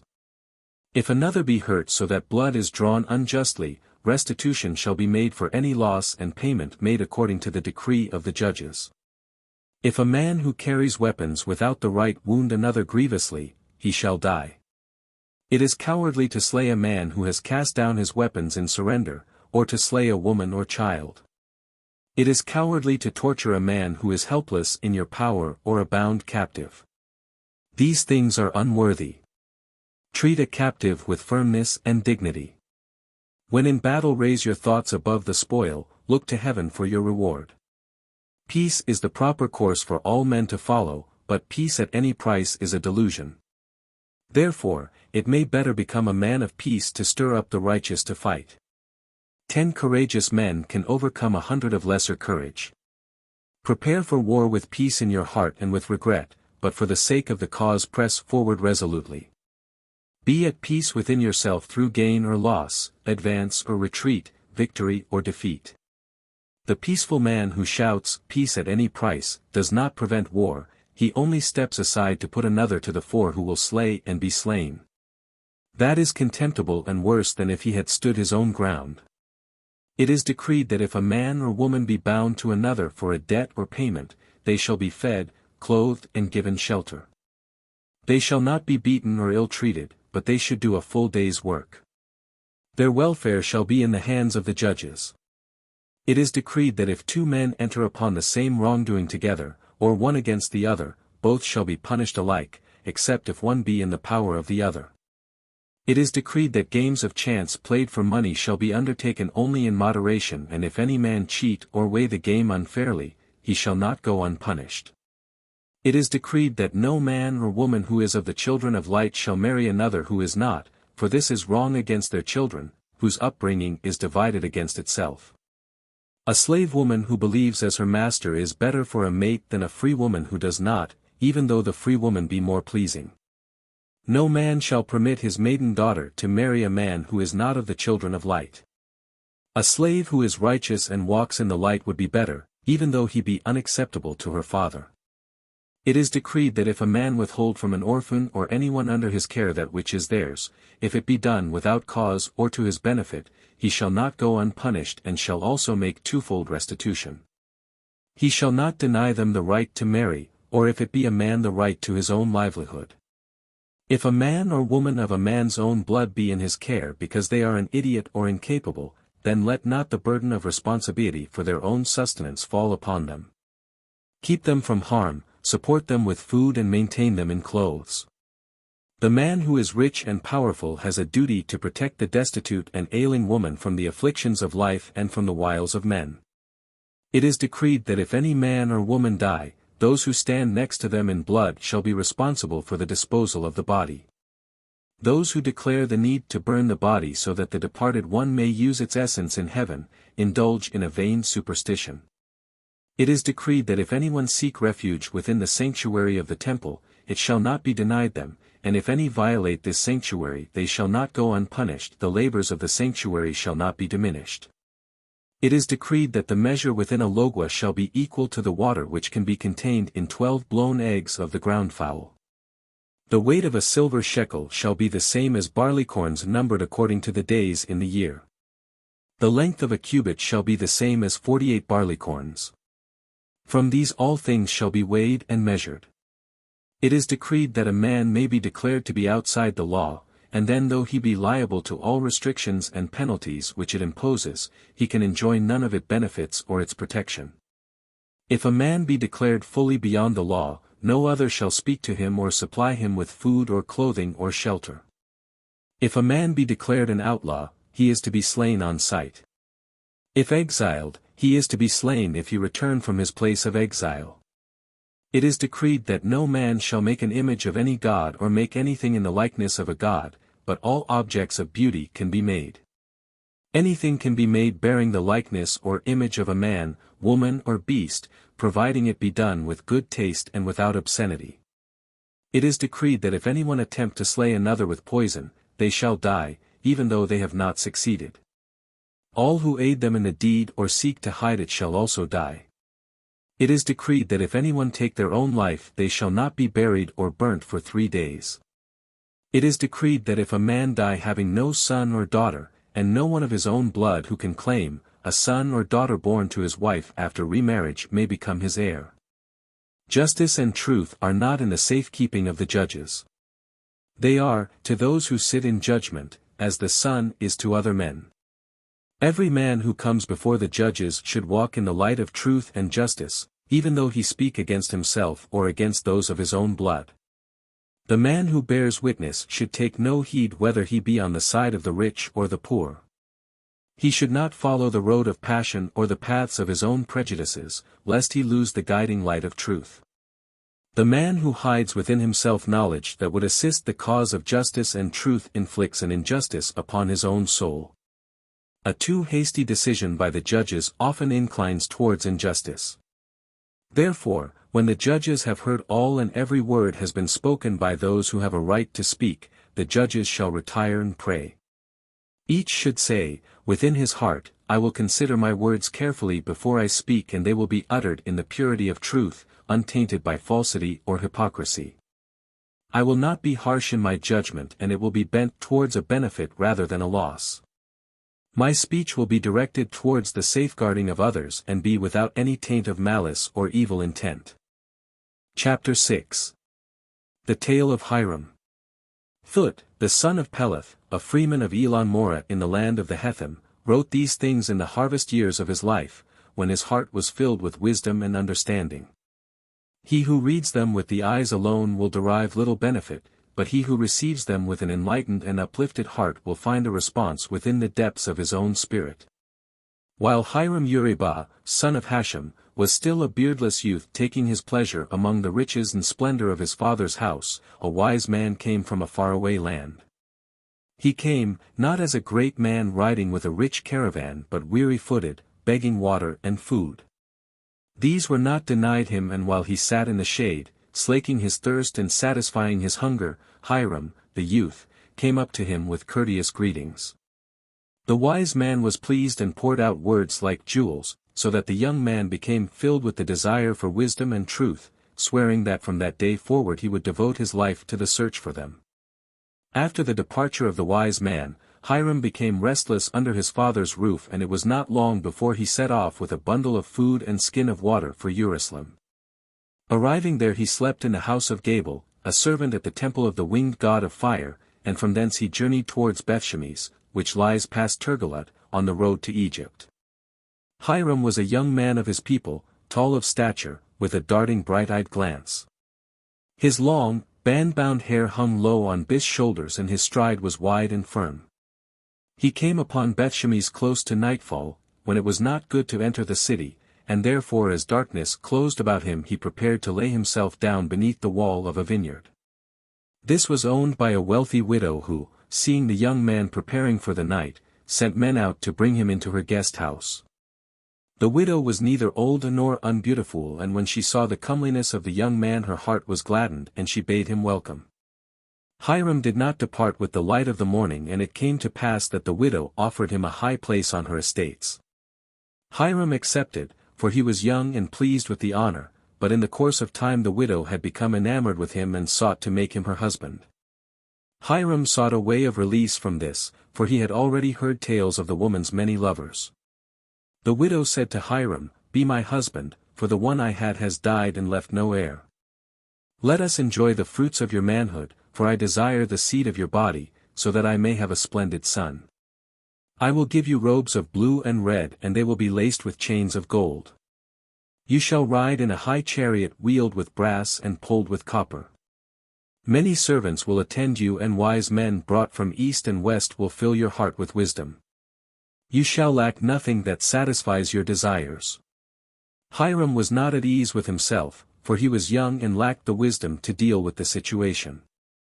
He answered the widow hastily in these words, "You are a woman of beauty, and this alone makes you a desirable treasure to men, but how would it fare with me in marriage? It is said that you have had many lovers, and they find you as a smoldering fire in a cold room, a door restraining neither wind nor sand, a roof that falls in upon the sleeper beneath it, a boat that drowns the boatman, the crust over a quicksand. Water that does not slake the thirst, and food that sits heavily on the stomach. Which man did you ever love with constancy, so that he walked in the joy of contentment? Which man could ever call you his?" The words from his mouth stung the widow like hornets, and she flew into a rage after the manner of women. She called upon her servants, and they beat Hiram with sticks and drove him off her estate. With a little more wisdom in his heart, he continued on his way into Egypt, and after many days he arrived at the city of On.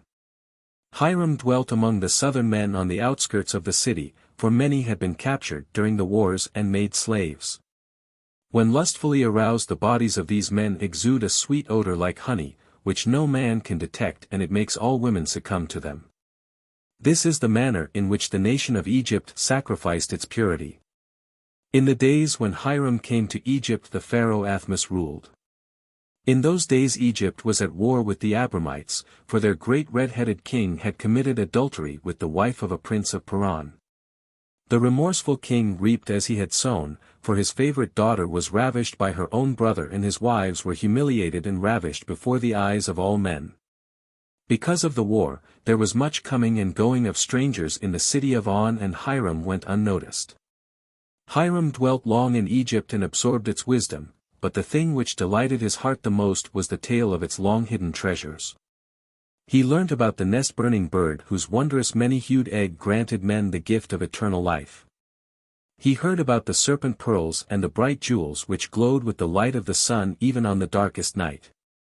All these things he desired to possess for himself. The nesting place of the nest-burning bird was among the Mothbenim, eastward of Egypt, but among the treasures of Egypt was one of its eggs. The egg, the pearls and the jewels were safeguarded in a dark cave upon an island called Inmishpet, which was set in the middle of a lake called Sidana. In the waters of the lake were fearsome water monsters, part beast, part fish. On the shores of the lake dwelt the shape-shifting priests, guardians of the treasures. Northward of the lake was a broad pastureland where the shepherd Naaman tended the temple flocks, but Naaman was old and had no son who would follow him. Therefore, he took Hiram into his household, and Hiram became as a son to him, tending the sheep of the temple, and no Egyptian was with him. One day, while the sheep still suckled their lambs, Hiram was out in the pastures, sitting near the cool waters because of the heat. As he reclined in the shade he played gay shepherd tunes on his flute, and in the many times he had been there no one had ever disturbed him. Yet not far away was the house of the virgins of Elra, but the maidens who dwelt there rarely went abroad. This day, however, Asu, daughter of the high priest, walked abroad, and hearing the melody of the flute drew near to listen, but Hiram did not see her because of the bush between them. The maiden sat down, taking the sandals of her feet. Hearing a cry from one of the sheep in the distance, Hiram stopped playing and stood up, his back towards the maiden. She, seeing him standing up, sought to creep away before he saw her, but as she did so her foot was pierced by a thorn and she let out a cry of pain. Hiram turned and seeing her distress hastened to help her. He withdrew the thorn tenderly and carried her down to the pool, so that she could bathe the foot in cool waters. While she did so he entertained her with sweet melodies on his flute. The maiden fell in love with Hiram and he with her, but because she was a dedicated virgin and daughter of the high priest neither could open the doors of their heart. The maiden spent nights weeping, for she had a love for which there was no remedy. Hiram took his flock to other pastures, but still their hearts drew them back to the place of meeting, and they met again and yet again.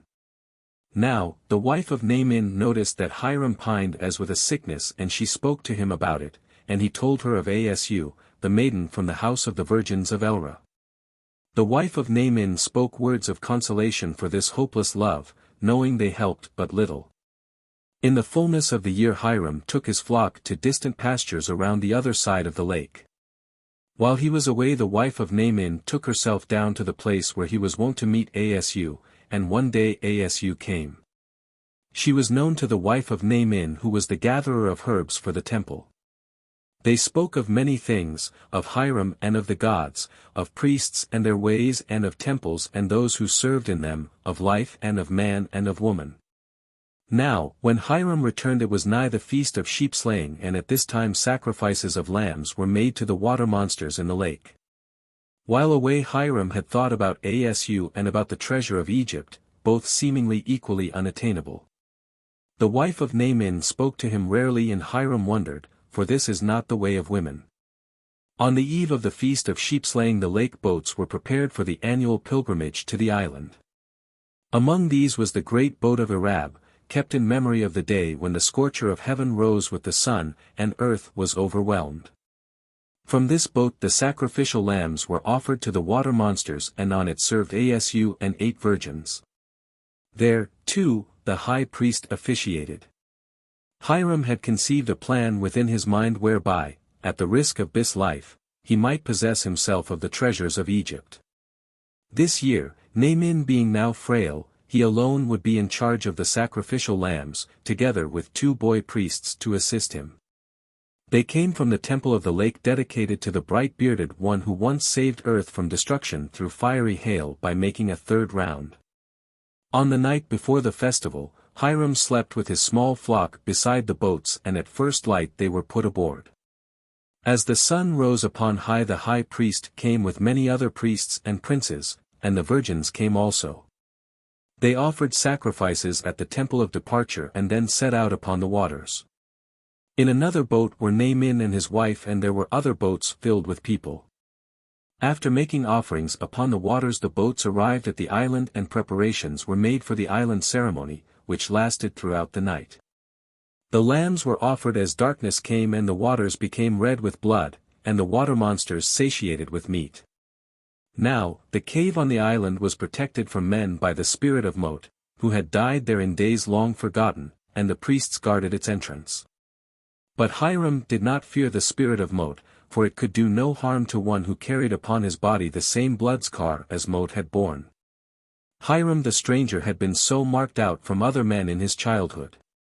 At the 6th hour of the night 3 virgins entered the cave to bring forth the treasures, and with them went a priest protected by sanctification in the blood of a lamb. 5 priests who were guardians of the treasures and never left the island also went into the cave with them, garbed in skins and masked with the heads of beasts. The treasures were brought forth and placed upon the altar against the rock wall beside the cave, so that all might behold them. Over the altar was laid a cloth of linen and gold. While the people passed before the treasures and danced and sang, priests came and went in the cave.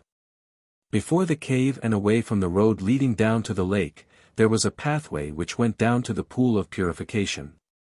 Here, after the maidens had bathed, men and women came down one by one to be purified in its waters. They then went through an opening into the lake and, passing through the waters along the shore where they rose not much above the waist, ascended by steps through a small arched temple back on the road. If they were truly purified, they were never touched by water monsters. Never had a maiden been taken by the water monsters, but on this awful night, while a maiden passed between pool and temple, there was a loud cry of agony quickly stifled. The island fell silent with foreboding, and as the night passed the name of Asu was whispered from mouth to mouth. The treasures were carried back in gloom and silence under a mantle of dread, and the head of the high priest was bowed in sorrow and disgrace. When the boats departed, none noticed that Hiram was missing, for his duty done he could return in any boat. And none was the strange craft that clove the waters of the lake of Sidana that night. Hiram returned to the shepherd hut of Naaman, and nothing was said to him, for Naaman thought he had joined with the people sorrowing in the temples, and always many remained about for several days. When Hiram had refreshed himself, he left Naaman, who was weary and weighed down with age and sorrow, and prepared to return to his flocks. In his grief, because of the death of Asu, he could find solace nowhere, except perhaps in the familiar solitude among his sheep.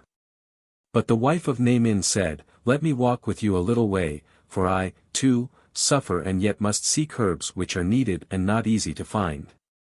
When they had gone some distance, she said, "I go this way, will you not accompany me and humor an old woman who may need your aid?" Hiram did so, for the woman was even as his own mother, though he could not understand her strange manner. She brought him to a place in a hollow enclosed by thickets, and lo, there was Asu. When the embraces and the greetings were over and the explanations given, the wife of Naaman said, "Here you cannot remain. There are clothes and food, and no pursuers will follow the maiden, and none will query your departure. Go this night, taking thought for nothing here, for you are young, with a lifetime of joy before you, after the pangs of parting have passed." Hiram said, "No gladness, no joy can ever surpass what I now feel, yet this thing increases a burden already upon me and is less simple than it appears. For this you must know, I have taken the treasures of Egypt and hidden them in a place where no man can find them. Who would suspect me if I went about my task without change, a shepherd with no thought beyond his sheep and flute? The cry may be raised even now, though I think another day will pass first. Then who could trace the passage of every man who has departed, even though pursuit is made in all directions? Why did you not tell me of your plot?" The wife of Naaman said, "How could you be told of something which might not have been or which you might have betrayed by glance or bearing? We, too, thought you no more than a simple shepherd with no thought beyond flute playing, except love. What now, will you flee with the maiden and abandon the treasures? Or shall she flee alone, for she is committed to flight?" Hiram said, "I cannot abandon love for treasure, but neither can I abandon this treasure for life or let it corrupt. Therefore, let Asu, the maiden, disguise herself, and together we will depart to a safe place without the treasure, none suspecting she still lives." Then in the fullness of time I will return and recover the treasure, for no man can discover its hiding place. However, I will not depart in haste but wait and bid Naaman farewell and go in the fullness of time. Hiram left Asu and returned with the wife of Naaman. Coming into Naaman, Hiram told him he had had a vision such as no man could disregard and must go to the land of his fathers, but would return before the coming again of the season. That night a great cry went up among the temples, and in the light of the morning men came and questioned Naaman and those with him, but found them simple shepherds. Hiram departed, taking the ass of Naaman, and with him went the wife of Naaman. They were joined by Asu, cloaked as a beggar girl who earned her food by ungainly dancing, whose face was unwashed in clothes unclean. They accompanied men who hunted for the stolen treasures, and their possessions were opened before the eyes of all men. After 7 days the wife of Naaman returned. Hiram and Asu went onwards until they came to Bethlehem near Phoenix, beyond the borders of Egypt, and they dwelt there among the Seraphim. In the fullness of time Hiram returned to Egypt and recovered the treasures, bringing them inside skins hidden within other skins filled with water and oil. Now, when Hiram had left Egypt and drawn nigh to Bethlehem, he saw that the dwelling he had left no longer stood, and the fields about it were overgrown with burning bushes. Within the burnt-out ruins he found remains and bones, and knew them for those of Asu and the Seraphim with whom she dwelt. He saw that they had died by the sword. Hiram did not linger at the place of death and thought to take himself to a place of safety, but knowing the dangers of the land he sought a place where he hid the egg of the nest-burning bird and the pearls, all except 2, and most of the jewels. Having secured them in safety, he went on his way. Hiram kept going until he came upon a small wooded place nearly 2 days' journey away. Here, while he slept, 2 wild swine came and swallowed 3 of the jewels which he had tied in a piece of hide. Later he lost one while fording a river, and one was taken from him when he sought shelter in a temple. 2 pearls and 2 jewels were taken from him by other priests who placed them in the treasury of their god. The remaining treasures which he had with him were lost when he was waylaid, and though his life was spared he was left bleeding and near to death. As Hiram lay by the roadside he was succored by wandering metalworkers and brought back to health by them, for they were men of his own blood. Hiram remained with the metalworkers for some years and learned their craft. He became skilled in the making of weapons and in their use. In the fullness of time he returned to the place where he had secreted the treasures and recovered them. He then went down to a city by the sea and took ship to a far-off land. No man has seen him since, but it is said he married the daughter of a king and became a prince among foreign people. This is the tale of Hiram. As written, it was a wordy tale and well preserved but without great import. It has imaginative descriptions and indulged in valueless flights of poetic fancy. Therefore, it is rendered in outline and reduced to a few paragraphs.